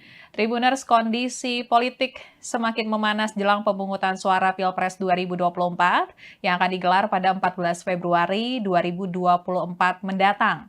Banyak isu yang saat ini beredar, mulai dari peluang koalisi para capres-cawapres, kemudian laporan ke Bawaslu, hingga saling serang soal visi misi dari kubu masing-masing capres-cawapres. Nah, kita mau membahas isu-isu terkini dengan pengamat politik sekaligus Direktur Lingkar Madani 5 Indonesia, ada Bang Ray Rangkuti, yang malam ini sudah tersambung dengan kita melalui Zoom. Halo, selamat malam Bang Ray Rangkuti. Malam. Apa kabar Bang, malam ini Bang? Alhamdulillah sejauh ini baik. Nggak tahu kalau Alhamdulillah besok kalau lusa mhm, apa kondisi masih bisa berbicara atau sudah ditekan untuk tidak berbicara, kita nggak tahu. oh, oke oke oke. Berarti Ya, mengaku ya Bang ya kalau oke, kalau gitu boleh dijelasin Bang kenapa sampai terungkap runyam dan ribet? runyam karena penyelenggaranya menurut saya tidak kapabel ya, kurang kapasitasnya tidak terlalu meyakinkan. Banyak tahapan pemilu yang ya dikelola seapa adanya begitu ya, sehingga menimbulkan reaksi di sana sini. Ya untungnya bangsa kita ini bangsa yang nggak mau ribut-ribut lah sebenarnya gitu. Padahal kalau elemen-elemen teknisnya sebetulnya banyak hal yang dipersoalkan. Kinerja Bawaslu, kinerja KPU, kinerja DKPP ya sami mawon lah. Ya menurut saya kalau dibuat nilai, menurut saya nggak lebih dari 5 nilainya ini, kerja-kerja KPU, Bawaslu maupun DKPP. Tentu sejauh ini ya, kita nggak tahu nanti seperti apa gitu. Nah, menakutkan tuh karena ini kali pertama menurut saya pemilu yang apa namanya itu ya, di tengah-tengahnya di awal-awalnya sudah mulai dengan kekerasan gitu. Ada peristiwa Boyolali, ya kan? Ada peristiwa rekaman yang ya sekarang masih dibantah ya, tapi kita nggak tahu apa itu benar apa enggak. Ya. Dan laporan-laporan, ya, gerakan mahasiswa dilaporkan, ini dilaporkan, itu dilaporkan. Nah, jadi kesannya jadi menyeramkan karena saling lapor-melapor untuk hal-hal yang sebenarnya debatable kan. Ya, ucapan capres dilaporkan. Ya. Padahal itu di forum resmi, namanya di forum debat ya kan. Itu pun dilaporkan ke Bawaslu dan sebagainya. Jadi ya agak menakutkan itu tadi menurut saya di situ karena eh, kelihatan ada ambisi politik yang terlalu bersemangat ya untuk mendorong satu putaran ini sehingga berbagai apa namanya itulah yang mengakibatkan situasinya menurut saya ada perasaan tidak nyaman, ada perasaan takut ya. Dan sebetulnya perasaan-perasaan takut yang seperti ini tidak bagus bagi peningkatan kualitas demokrasi. Sebab hal yang seperti ini nanti akan berujung kepada objektivitas pemilih untuk menggunakan hak pilih mereka. Apakah akan mereka mempergunakan hak pilih sesuai hati nurani atau sebaliknya menggunakan hak pilih mereka berdasarkan rasa takut yang muncul itu gitu. Nah, tentu saja itu tidak elok ya kalau sampai orang memilih berdasarkan rasa takut yang muncul ya. Itu yang artinya dalam bahasa yang lain itu perasaan terintimidasi dan pemilu di mana pemilihnya menggunakan hak pilih karena ada perasaan terintimidasi itu adalah pemilu yang buruk ya, pemilu yang sebetulnya tidak memenuhi kualifikasi pemilu yang demokratik. Itu kira-kira. Oke, siap Bang. Jadi udah dijelasin kenapa tadi runyam dan takutnya itu ya Bang ya. Dan tadi Abang juga sempat Ya, mention Bang, kondisi terkini ini karena sepertinya ada yang ambisius untuk satu putaran. Nah kalau kita mencermati survei-survei terakhir ya Bang ya, ini belum ada yang hasilnya lebih dari 50% untuk salah satu paslon. Dan ini bagaimana analisa politik Abang Bang? Apakah mungkin target kubu 02, langsung saja kita sebut ya Bang ya, ini satu putaran bakal terjadi atau seperti apa Bang? iya, saya tidak terlalu yakin ini akan terjadi satu putaran. Ya, berbagai gejala memperlihatkan arus yang sebaliknya. Mungkin karena itulah intensitas apa namanya itu ya penggunaan berbagai cara, tata cara debat, mengomentari tentang materi pertanyaan orang ya yang disebut menyerang personal gitu. Padahal yang mana yang menyerang personal itu kita nggak tahu kan kalau orang bertanya soal kamu punya tanah loh ya sekian banyak, ya itu amat sangat relevan di forum debat itu gitu loh, ya kan? Kalau orang bertanya, kenapa kamu beli pesawat bekas? Ya itu amat sangat relevan di dalam forum debat itu ditanyakan. Jadi mungkin karena itu tadi ya macetnya, istilah saya itu macetnya satu putaran ini yang mengakibatkan kelihatan ya bahkan presiden pun membuat komentar ya, padahal yang sangat teknis di dalam pelaksanaan pemilu maupun ya berkomentar terhadap model pertanyaan orang gitu. Bukan berarti presiden nggak boleh terlibat ya. Saya sendiri dari awal mengatakan kalau presiden mau terlibat, monggo silakan ya. Tetapi ya lepas dulu ya sementara jabatannya sebagai presiden menjadi warga biasa gitu. Nah, di dalam pemilu jabatan presiden dengan warga biasa itu sangat mudah untuk dibedakan. Kalau yang bersangkutan menyatakan cuti, ya saat itulah beliau sebagai warga negara biasa dan oleh karena itu berhak untuk mendukung, mengkampanyekan, ya menyatakan dukungan kepada salah satu calon presiden gitu. Nggak apa-apa gitu. Tapi kalau dalam kapasitas sebagai presiden mengomentari tata cara debat, mengomentari tentang pertanyaan orang, menyebut pertanyaan itu bersifat personal, ya itu nggak patut gitu loh. Itu nggak tepat dilakukan seorang presiden gitu. Tetapi kalau presiden dirinya ya monggo saja. Misalnya kenapa presiden terus melanjutkan program food estate, padahal di sana sini dinyatakan itu dianggap gagal gitu ya. Kenapa dilakukan pembelian pesawat terbang yang dianggap tidak tepat dan sebagainya. Itu silakan saja presiden komentar itu, tidak apa-apa gitu sebenarnya gitu. Nah, itu satu. Nah, kalau kita lihat trennya akhir-akhir ini, tren ini kelihatan agak macet gitu. Ya, dari mana kita lihat trennya? Ya, tentu dari banyak lembaga survei yang mengkonfirmasi surveinya ya masih sekitar 45%. Padahal tinggal 1 bulan lagi kan ke depan gitu. Nah, saya melihat setidaknya ada 3 aspek mengapa ada kemacetan elektabilitas dari 02 ya. Pertama menurut saya tingkat kepuasan kepada Presiden Jokowi yang mulai juga stagnan ya. Jadi tingkat kepuasan itu dengan sendirinya berimbas kepada macetnya elektabilitas dari 02 ya. Nah, yang kedua, tata cara kampanye 02 ini menurut saya yang monoton. Kan begitu-begitu aja ya kan. Nggak ada apa namanya itu ya, nggak ada variasinya gitu ya kan, berbeda dengan 01, 03 ya yang membuka channelnya sendiri, melayani masyarakat melalui berbagai laman media sosial ya, sehingga memang kedekatan mereka dengan pemilih juga meningkat gitu. Karena perlu kita ketahui ya, pemilih kita ini salah satu faktor yang paling utama mereka memilih seseorang itu karena dirinya merasa dekat gitu. Jadi kalau apa namanya ini calon ini sekalipun misalnya begitu populer, tapi kalau merasa masyarakat yang nggak merasa dekat, ya belum tentu mereka mau pilih gitu ya. Nah, salah satu cara mendekatkan itu ya tentu menyapa warga, menyapa masyarakat dan sebagainya. Gitu. Berkampanye dari 02 gitu ya.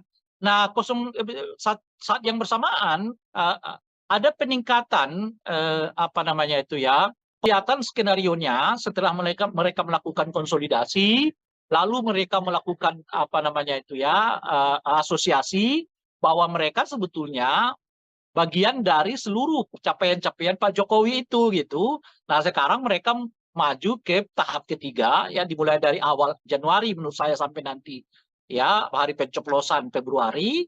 Nah, mereka sedang melakukan siapa kira-kira yang layak di antara 03 dengan 02 ini yang untuk melanjutkan berbagai pembangunan yang dicapai oleh 2 maupun 03 memiliki hak klaim untuk menyatakan saat ini gitu ya. Karena ya presiden ya partainya bukan Gerindra kan, partainya adalah PDI kan dan sebagainya itu. Jadi upaya untuk meningkatkan dengan masyarakat sehingga sekarang sebagai tanda kutip atau dengan kuat mengklaim dirinya sebagai pengakuan dari masyarakat bahwa mereka juga menjadi bagian dari pelanjut kebijakan Pak Jokowi gitu. Jadi saya kira setidaknya 3 faktor ini yang mengakibatkan kelihatan kepada Pak Jokowi yang mulai menurun ya, model kampanye yang monoton ya, kemampuan 03 untuk meningkatkan komparasi setelah mereka mampu melakukan asosiasi dengan semua kebijakan-kebijakan Pak Jokowi. Nah, itu yang kita lihat sekarang kelihatan macet ya. Apa namanya ini nggak terlalu yakin bahwa ini akan berlangsung 1 putaran. 1 putaran. Oke Bang, nah kalau misalnya obsesi untuk 1 putaran ini apakah semakin memanas Bang karena ada isu soal putaran kedua nanti kubu 1 dan kubu 03 bakal bergabung Bang, kalau menurut Abang seperti apa Bang? Iya, dengan sendirinya meningkatkan eskalasi kan, karena bagaimanapun kan 02 menurut Subah gitu. Nah, jadi putaran gitu. Nah, oleh karena itulah kelihatan mereka mencegah betul jangan sampai terjadi dua putaran gitu ya. Kenapa saya katakan kalau satu putaran mereka dikdaya? Ya karena apa namanya suara mereka boleh disebut secara umum gitu. Sementara kalau mereka mata 02 sekarang mulai berkolaborasi. Mereka punya potensi untuk kerjasama. Itu artinya limpahan suara bisa akan lebih banyak kepada apa namanya itu ya 01 atau penerimaan publik terhadap isu dinasti politik ya melalui gerakan-gerakan mahasiswa yang makin intensif ini gitu ya. Artinya apa? Artinya kalau makin panjang ya gerakan apa namanya itu anti dinasti ini ya makin masuk ke masyarakat, makin berpotensi menurunkan elektabilitas dari 02 gitu. Nah, sekarang saja udah kelihatan nih peningkatan ya itu di tengah-tengah mahasiswa kan. Mahasiswa sekarang makin banyak ya yang turun ke jalan ya, yang protes ya, yang aksi pelaksanaan pemilu ataupun pilpres ini gitu. Nah, kalau ini makin panjang, artinya makin panjang gerakan mahasiswa untuk melakukan sosialisasi menolak menolak dinasti politik ini gitu. Alih-alih naik yang ada mungkin suara 02 akan stagnan sementara limpahan suara akan pindah mereka itu nanti lolos di putaran itu justru makin menyulitkan 02 karena situasinya sekarang bukan lagi sekedar elektoral kelihatan tetapi orang mulai menemukan terlalu ingin dominan dalam semua hal gitu.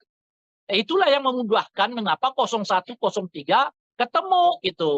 Persoalan menyelamatkan bangsa dari munculnya dinasti politik dan pengelolaan pemerintahan yang katakanlah ingin dominan begitu.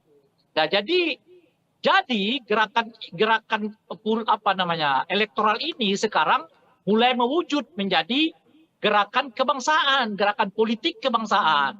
Yang itu nanti akan bertemu dengan gerakan-gerakan mahasiswa yang sekarang ini berkembang, bertemu dengan rohanian, intelektual, akademisi, ya kan, aktivis yang juga memiliki pandangan yang sama bahwa persoalan yang dihadapi bangsa kita sekarang bukan hanya persoalan soal pilpres, soal pemilu, tapi berhubungan dengan pengelolaan kepada bangsa, yaitu munculnya ya praktek dinasti politik dan tata cara pengelolaan bangsa yang bersifat dominan itu tadi.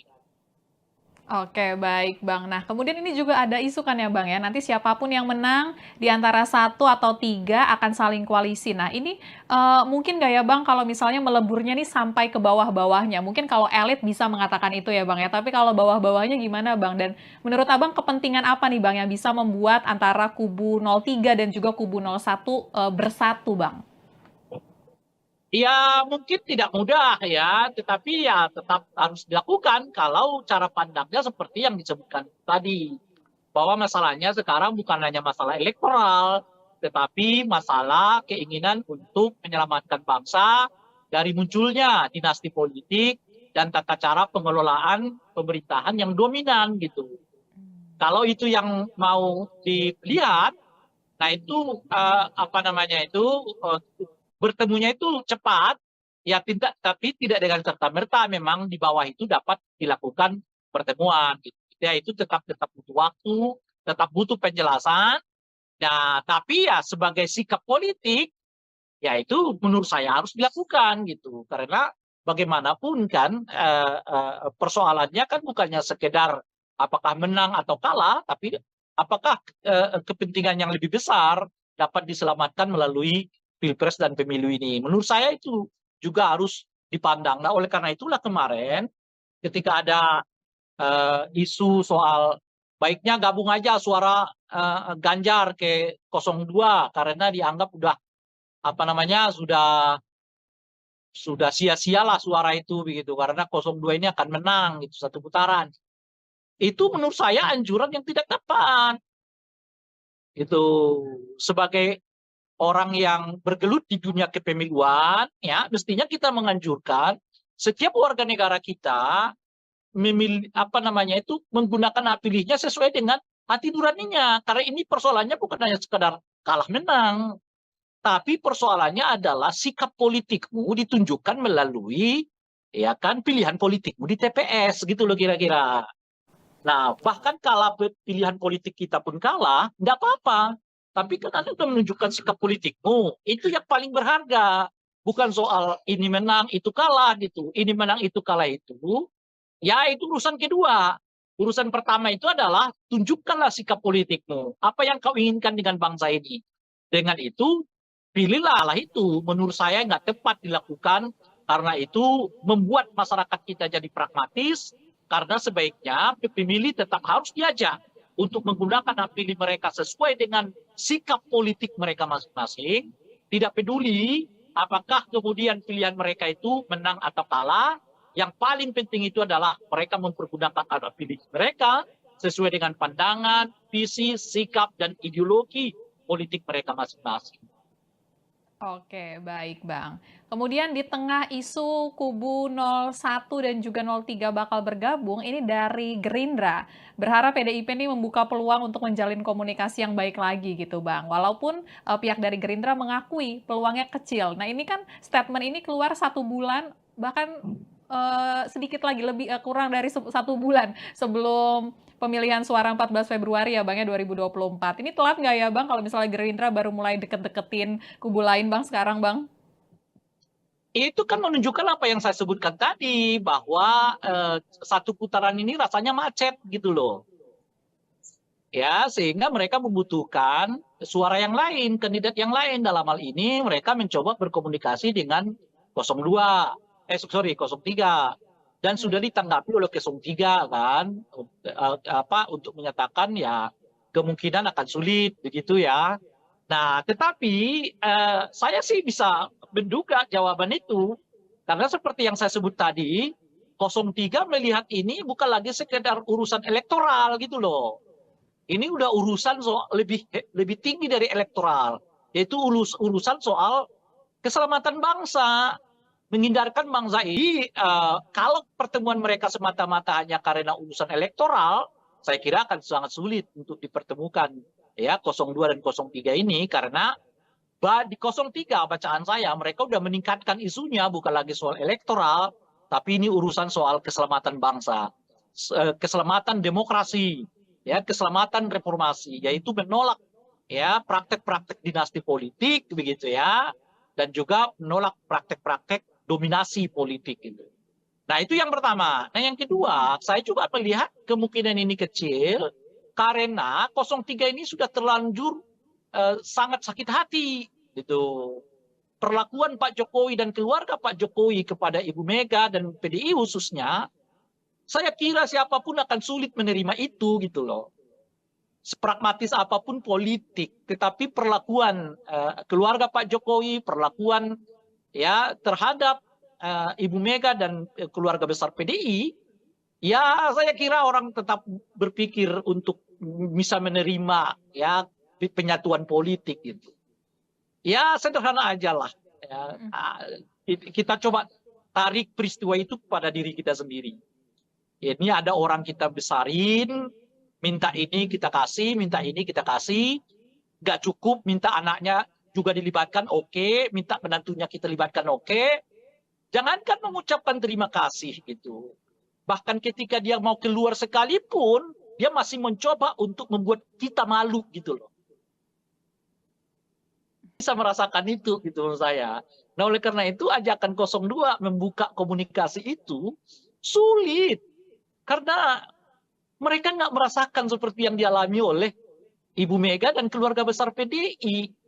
Bahwa ada yang calon yang meninggalkan mereka begitu saja, lalu calon presiden. Tapi kan cuma 5 tahun itu gitu loh. Ibu Mega 10 tahun, 5 tahun, semuanya. Nggak bisa Anda bandingkan pengalaman yang dialami oleh 02 dengan pengalaman yang dialami oleh PDI Perjuangan. Itu loh kira-kira. Ketika itu pun dialami oleh 02, kenyataannya 02 dalam ini Pak Prabowo sudah beberapa kali menyatakan ada orang yang kita apa namanya itu temanin, tapi nyerang kita, ya kan? Itu aja ya. Padahal cuma 5 tahun aja begitu, itu aja udah diomongkan oleh Pak Prabowo. Apalagi seperti yang dilakukan oleh keluarga Pak Jokowi kepada Ibu Mega dan keluarga PDI Perjuangan.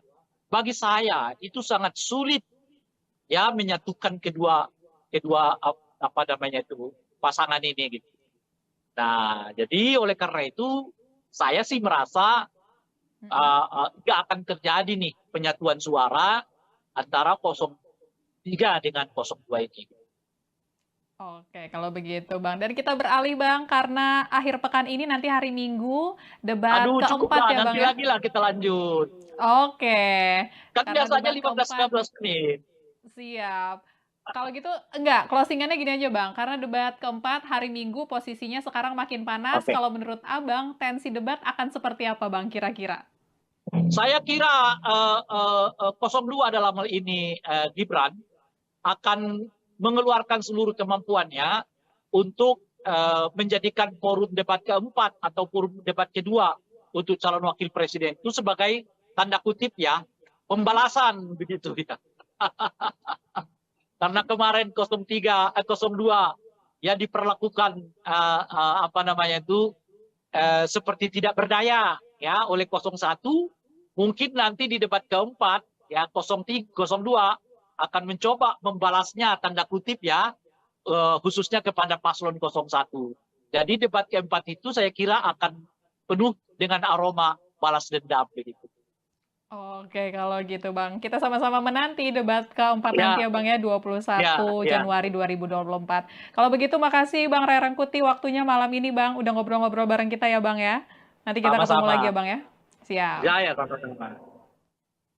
Ya, itu dia Tribuners pembahasan kita mengenai isu-isu politik terkini dengan pengamat politik yang juga Direktur Lingkar Madani 5 Indonesia, Bang Ray Rangkuti. Sekalian mengingatkan Tribuners kalau nanti tanggal 21 Januari 2024 akan berlangsung debat keempat peserta Pilpres 2024. Nanti gilirannya calon wakil presidennya lagi yang untuk naik ke podium, untuk saling beradu gagasan, untuk menyampaikan visi misi dan temanya untuk debat keempat nanti, yakni terkait dengan pembangunan berkelanjutan, sumber daya alam, lingkungan hidup, energi, pangan, agraria, masyarakat adat, dan juga desa. Dan mengingatkan juga kalau misalnya nanti 14 Februari 2024 ya Tribuners ya, waktunya kita untuk memberikan suara bagi para peserta pemilu 2024. Kalau begitu saya Fia Tio Konibili pamit undur diri. Jangan lupa untuk terus menyaksikan berita terupdate hanya di YouTube Tribun News. Selamat malam dan selamat beristirahat. Terima kasih sudah nonton. Jangan lupa like, subscribe, dan share ya.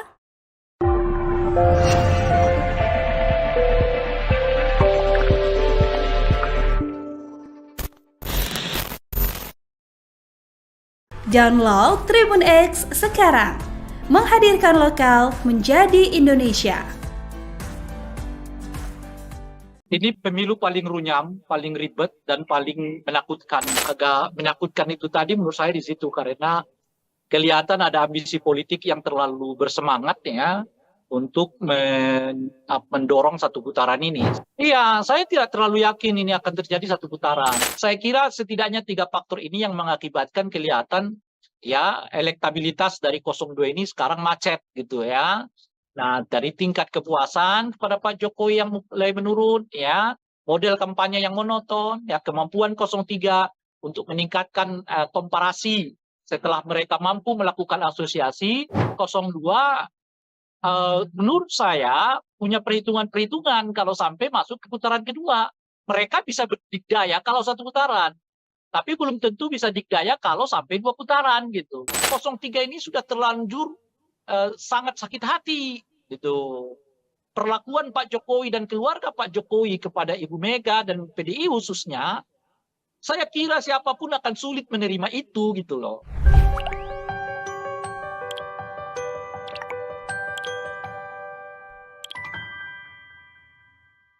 Halo, selamat malam Tribuners, kembali dengan On Focus Tribun News bersama saya Via Tio Konibili.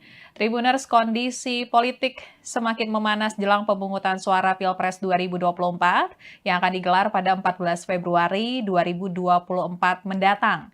Banyak isu yang saat ini beredar, mulai dari peluang koalisi para capres-cawapres, kemudian laporan ke Bawaslu, hingga saling serang soal visi misi dari kubu masing-masing capres-cawapres. Nah, kita mau membahas isu-isu terkini dengan pengamat politik sekaligus Direktur Lingkar Madani 5 Indonesia, ada Bang Ray Rangkuti, yang malam ini sudah tersambung dengan kita melalui Zoom. Halo, selamat malam Bang Ray Rangkuti. Malam. Apa kabar Bang, malam ini Bang? Alhamdulillah sejauh ini baik. Nggak tahu kalau Alhamdulillah. besok lusa Kondisi, apa masih bisa berbicara atau sudah ditekan untuk tidak berbicara, kita nggak tahu. oh oke. Berarti Ya, mengakui ya Bang ya kalau sekarang kondisinya makin panas. ini pemilu paling runyam, paling ribet dan paling menakutkan begitu. Oke, kalau gitu boleh dijelasin Bang kenapa sampai terungkap runyam dan ribet? Runyam karena penyelenggaranya menurut saya tidak kapabel ya, kurang kapasitasnya tidak terlalu meyakinkan. Banyak tahapan pemilu yang ya dikelola seapa adanya begitu ya, sehingga menimbulkan reaksi di sana sini. Ya untungnya bangsa kita ini bangsa yang nggak mau ribut-ribut lah sebenarnya gitu. Padahal kalau elemen-elemen teknisnya sebetulnya banyak hal yang dipersoalkan. Kinerja Bawaslu, kinerja KPU, kinerja DKPP ya sami mawon lah. Ya menurut saya kalau dibuat nilai, menurut saya nggak lebih dari 5 nilainya ini kerja-kerja KPU, Bawaslu maupun DKPP. Tentu sejauh ini ya kita nggak tahu nanti seperti apa. Gitu. Nah, menakutkan tuh karena ini kali pertama menurut saya pemilu yang di tengah-tengahnya di awal-awalnya sudah mulai dengan kekerasan gitu. Ada peristiwa Boyolali, ya kan? Ada peristiwa rekaman yang ya sekarang masih dibantah ya, tapi kita nggak tahu apa itu benar apa enggak. Ya. Dan laporan-laporan, ya gerakan mahasiswa dilaporkan, ini dilaporkan, itu dilaporkan. Nah, jadi kesannya jadi menyeramkan karena saling lapor-melapor untuk hal-hal yang sebenarnya debatable kan. Ya, ucapan capres dilaporkan. Ya.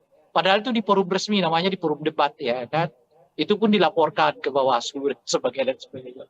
Jadi ya agak menakutkan itu tadi menurut saya di situ karena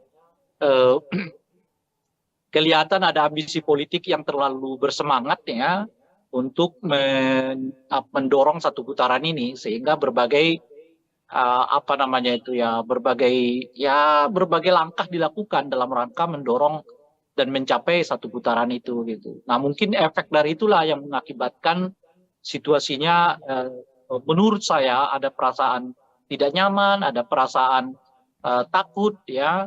Dan sebetulnya perasaan-perasaan takut yang seperti ini tidak bagus bagi peningkatan kualitas demokrasi. Sebab hal yang seperti ini nanti akan berujung kepada objektivitas pemilih untuk menggunakan hak pilih mereka. Apakah akan mereka mempergunakan hak pilih sesuai hati nurani atau sebaliknya menggunakan hak pilih mereka berdasarkan rasa takut yang muncul itu gitu. Nah, tentu saja itu tidak elok ya kalau sampai orang memilih berdasarkan rasa takut yang muncul ya. Itu yang artinya dalam bahasa yang lain itu perasaan terintimidasi dan pemilu di mana pemilihnya menggunakan hak pilih tidak memenuhi kualifikasi pemilu yang demokratik. Itu kira-kira.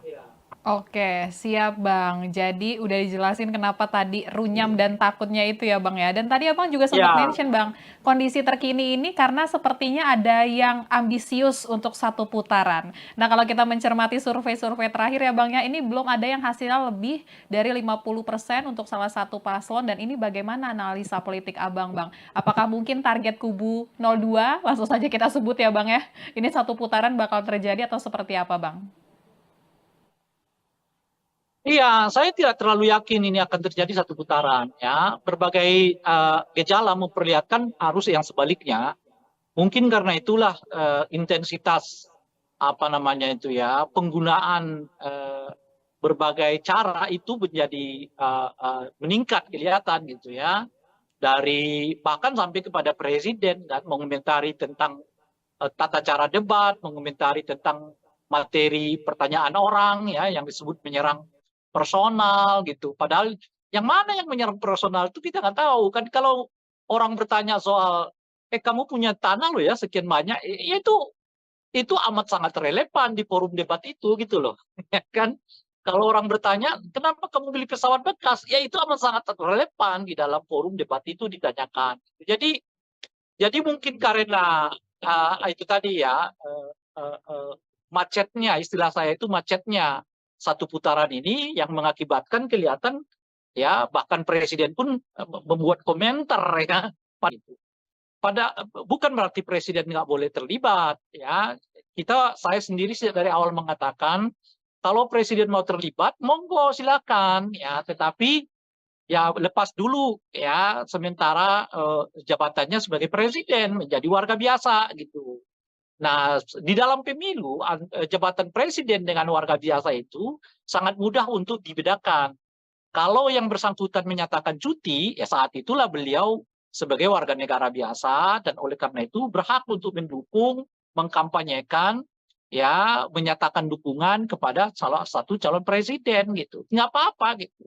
Tapi kalau dalam kapasitas sebagai presiden mengomentari tata cara debat, mengomentari tentang pertanyaan orang, menyebut pertanyaan itu bersifat personal, ya itu nggak patut gitu loh, itu nggak tepat dilakukan seorang presiden gitu.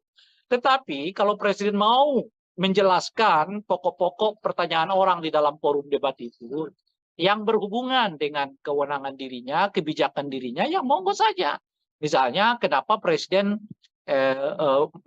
terus melanjutkan program food estate, padahal di sana sini dinyatakan itu dianggap gagal gitu ya.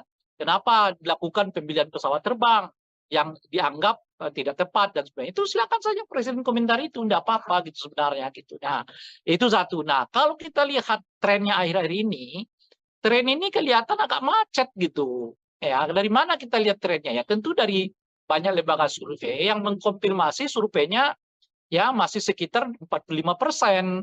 Padahal tinggal 1 bulan lagi kan ke depan gitu. Nah, saya melihat setidaknya ada 3 aspek mengapa ada kemacetan elektabilitas dari 02 ya. Pertama menurut saya tingkat kepuasan kepada Presiden Jokowi yang dua ya. Nah, yang kedua, tata cara kampanye 02 ini menurut saya yang monoton. Kan begitu-begitu aja ya kan. Nggak ada apa namanya itu ya, nggak ada variasinya gitu ya kan, berbeda dengan 01, 03 ya yang membuka channelnya sendiri, melayani masyarakat melalui berbagai laman media sosial ya, sehingga memang kedekatan mereka dengan pemilih juga meningkat gitu. Karena perlu kita ketahui ya, pemilih kita ini salah satu faktor yang paling utama mereka memilih seseorang itu karena dirinya merasa dekat gitu. Jadi kalau apa namanya ini calon ini sekalipun misalnya begitu populer, tapi kalau merasa masyarakat yang nggak merasa dekat, ya belum tentu mereka mau pilih gitu ya. Nah ini saya kira faktor kedua ya, faktor apa namanya itu monotonnya ya tata cara berkampanye dari 02 gitu ya. Nah, saat yang bersamaan ada peningkatan apa namanya itu ya, komparasi yang dilakukan oleh khususnya 03 gitu. Nah, 03 ini kan kelihatan skenarionya setelah mereka melakukan konsolidasi, lalu mereka melakukan apa namanya itu ya, asosiasi bahwa mereka sebetulnya bagian dari seluruh capaian-capaian Pak Jokowi itu gitu. Nah sekarang mereka maju ke tahap ketiga ya, dimulai dari awal Januari menurut saya sampai nanti ya hari pencoblosan Februari. Nah mereka sedang melakukan siapa kira-kira yang layak di antara 03 dengan 02 ini yang untuk melanjutkan berbagai pembangunan yang dicapai oleh Presiden Jokowi sebelumnya. Gitu.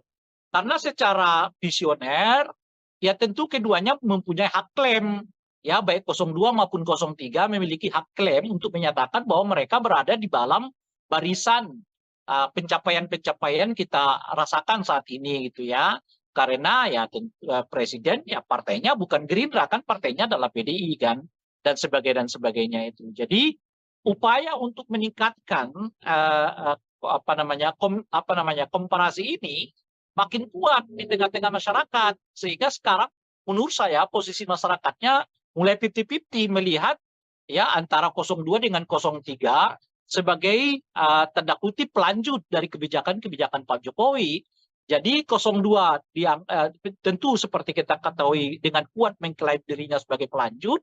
Sekarang 03 juga sudah mulai mendapatkan semacam pengakuan dari masyarakat bahwa mereka juga menjadi bagian dari pelanjut kebijakan Pak Jokowi gitu. Jadi saya kira setidaknya 3 faktor ini yang mengakibatkan kelihatan ya elektabilitas dari 02 ini sekarang macet gitu ya. Nah, dari tingkat kepuasan kepada Pak Jokowi yang mulai menurun, ya, model kampanye yang monoton, ya, kemampuan 03 untuk meningkatkan komparasi setelah mereka mampu melakukan asosiasi dengan semua kebijakan-kebijakan Pak Jokowi. Nah, itu yang kita lihat sekarang kelihatan macet ya. Elektabilitas dari 02 ini yang membuat saya secara personal Satu putaran ini apakah semakin memanas, Bang, karena ada isu soal putaran kedua nanti kubu 1 dan kubu 03 bakal bergabung, Bang. Kalau menurut Abang seperti apa, Bang? iya, dengan sendirinya meningkatkan eskalasi kan, karena bagaimanapun kan 02 menurut saya punya perhitungan-perhitungan kalau sampai masuk ke putaran kedua, situasinya bisa berubah gitu. Nah, jadi mereka bisa berdikdaya kalau 1 putaran, tapi belum tentu bisa dikdaya kalau sampai 2 putaran gitu. Nah, oleh karena itulah kelihatan mereka mencegah betul jangan sampai terjadi 2 putaran gitu ya. Kenapa saya katakan kalau 1 putaran mereka dikdaya? Ya karena suara mereka boleh disebut ya tidak terkonsolidasi gitu, yang tentu bersumber dari Pak Jokowi begitu ya secara umum gitu. Sementara kalau mereka masuk ke putaran kedua, suara mereka rasanya mereka punya potensi untuk kerjasama gitu. Artinya limpahan suara bisa akan lebih banyak kepada 01 atau 03 kalau mereka lolos dari ke putaran kedua gitu. Saat yang bersamaan ada peningkatan penerimaan publik terhadap isu dinasti politik ya melalui gerakan-gerakan mahasiswa yang makin intensif ini gitu ya. Artinya apa? Artinya kalau makin panjang ya gerakan anti dinasti ini ya makin masuk ke masyarakat, makin berpotensi menurunkan elektabilitas dari 02 gitu. Nah, sekarang saja udah kelihatan nih peningkatan ya ketidaksukaan publik terhadap politik identitas itu meningkat. Setidaknya kita lihat itu di tengah-tengah mahasiswa kan.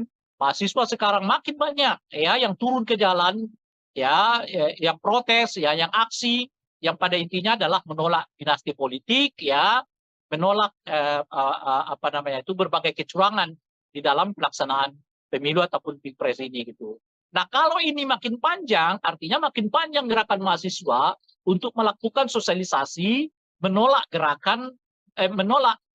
dinasti politik ini gitu. Alih-alih naik, yang ada mungkin suara 02 akan stagnan, sementara limpahan suara akan pindah ya kalau tidak ke 01 ataupun ke 03. Kalau mereka salah satu di antara mereka itu nanti lolos di putaran ketiga. Artinya apa? Artinya kalau ada 2 putaran itu justru makin menyulitkan 02 karena situasinya sekarang bukan lagi sekedar elektoral kelihatan, tetapi orang mulai menemukan titik temu perlawanan terhadap satu rezim yang dianggap terlalu ingin dominan dalam semua hal gitu. Itulah yang memudahkan mengapa 01, 03 ketemu gitu. Karena mereka udah merasa persoalannya lebih dari sekedar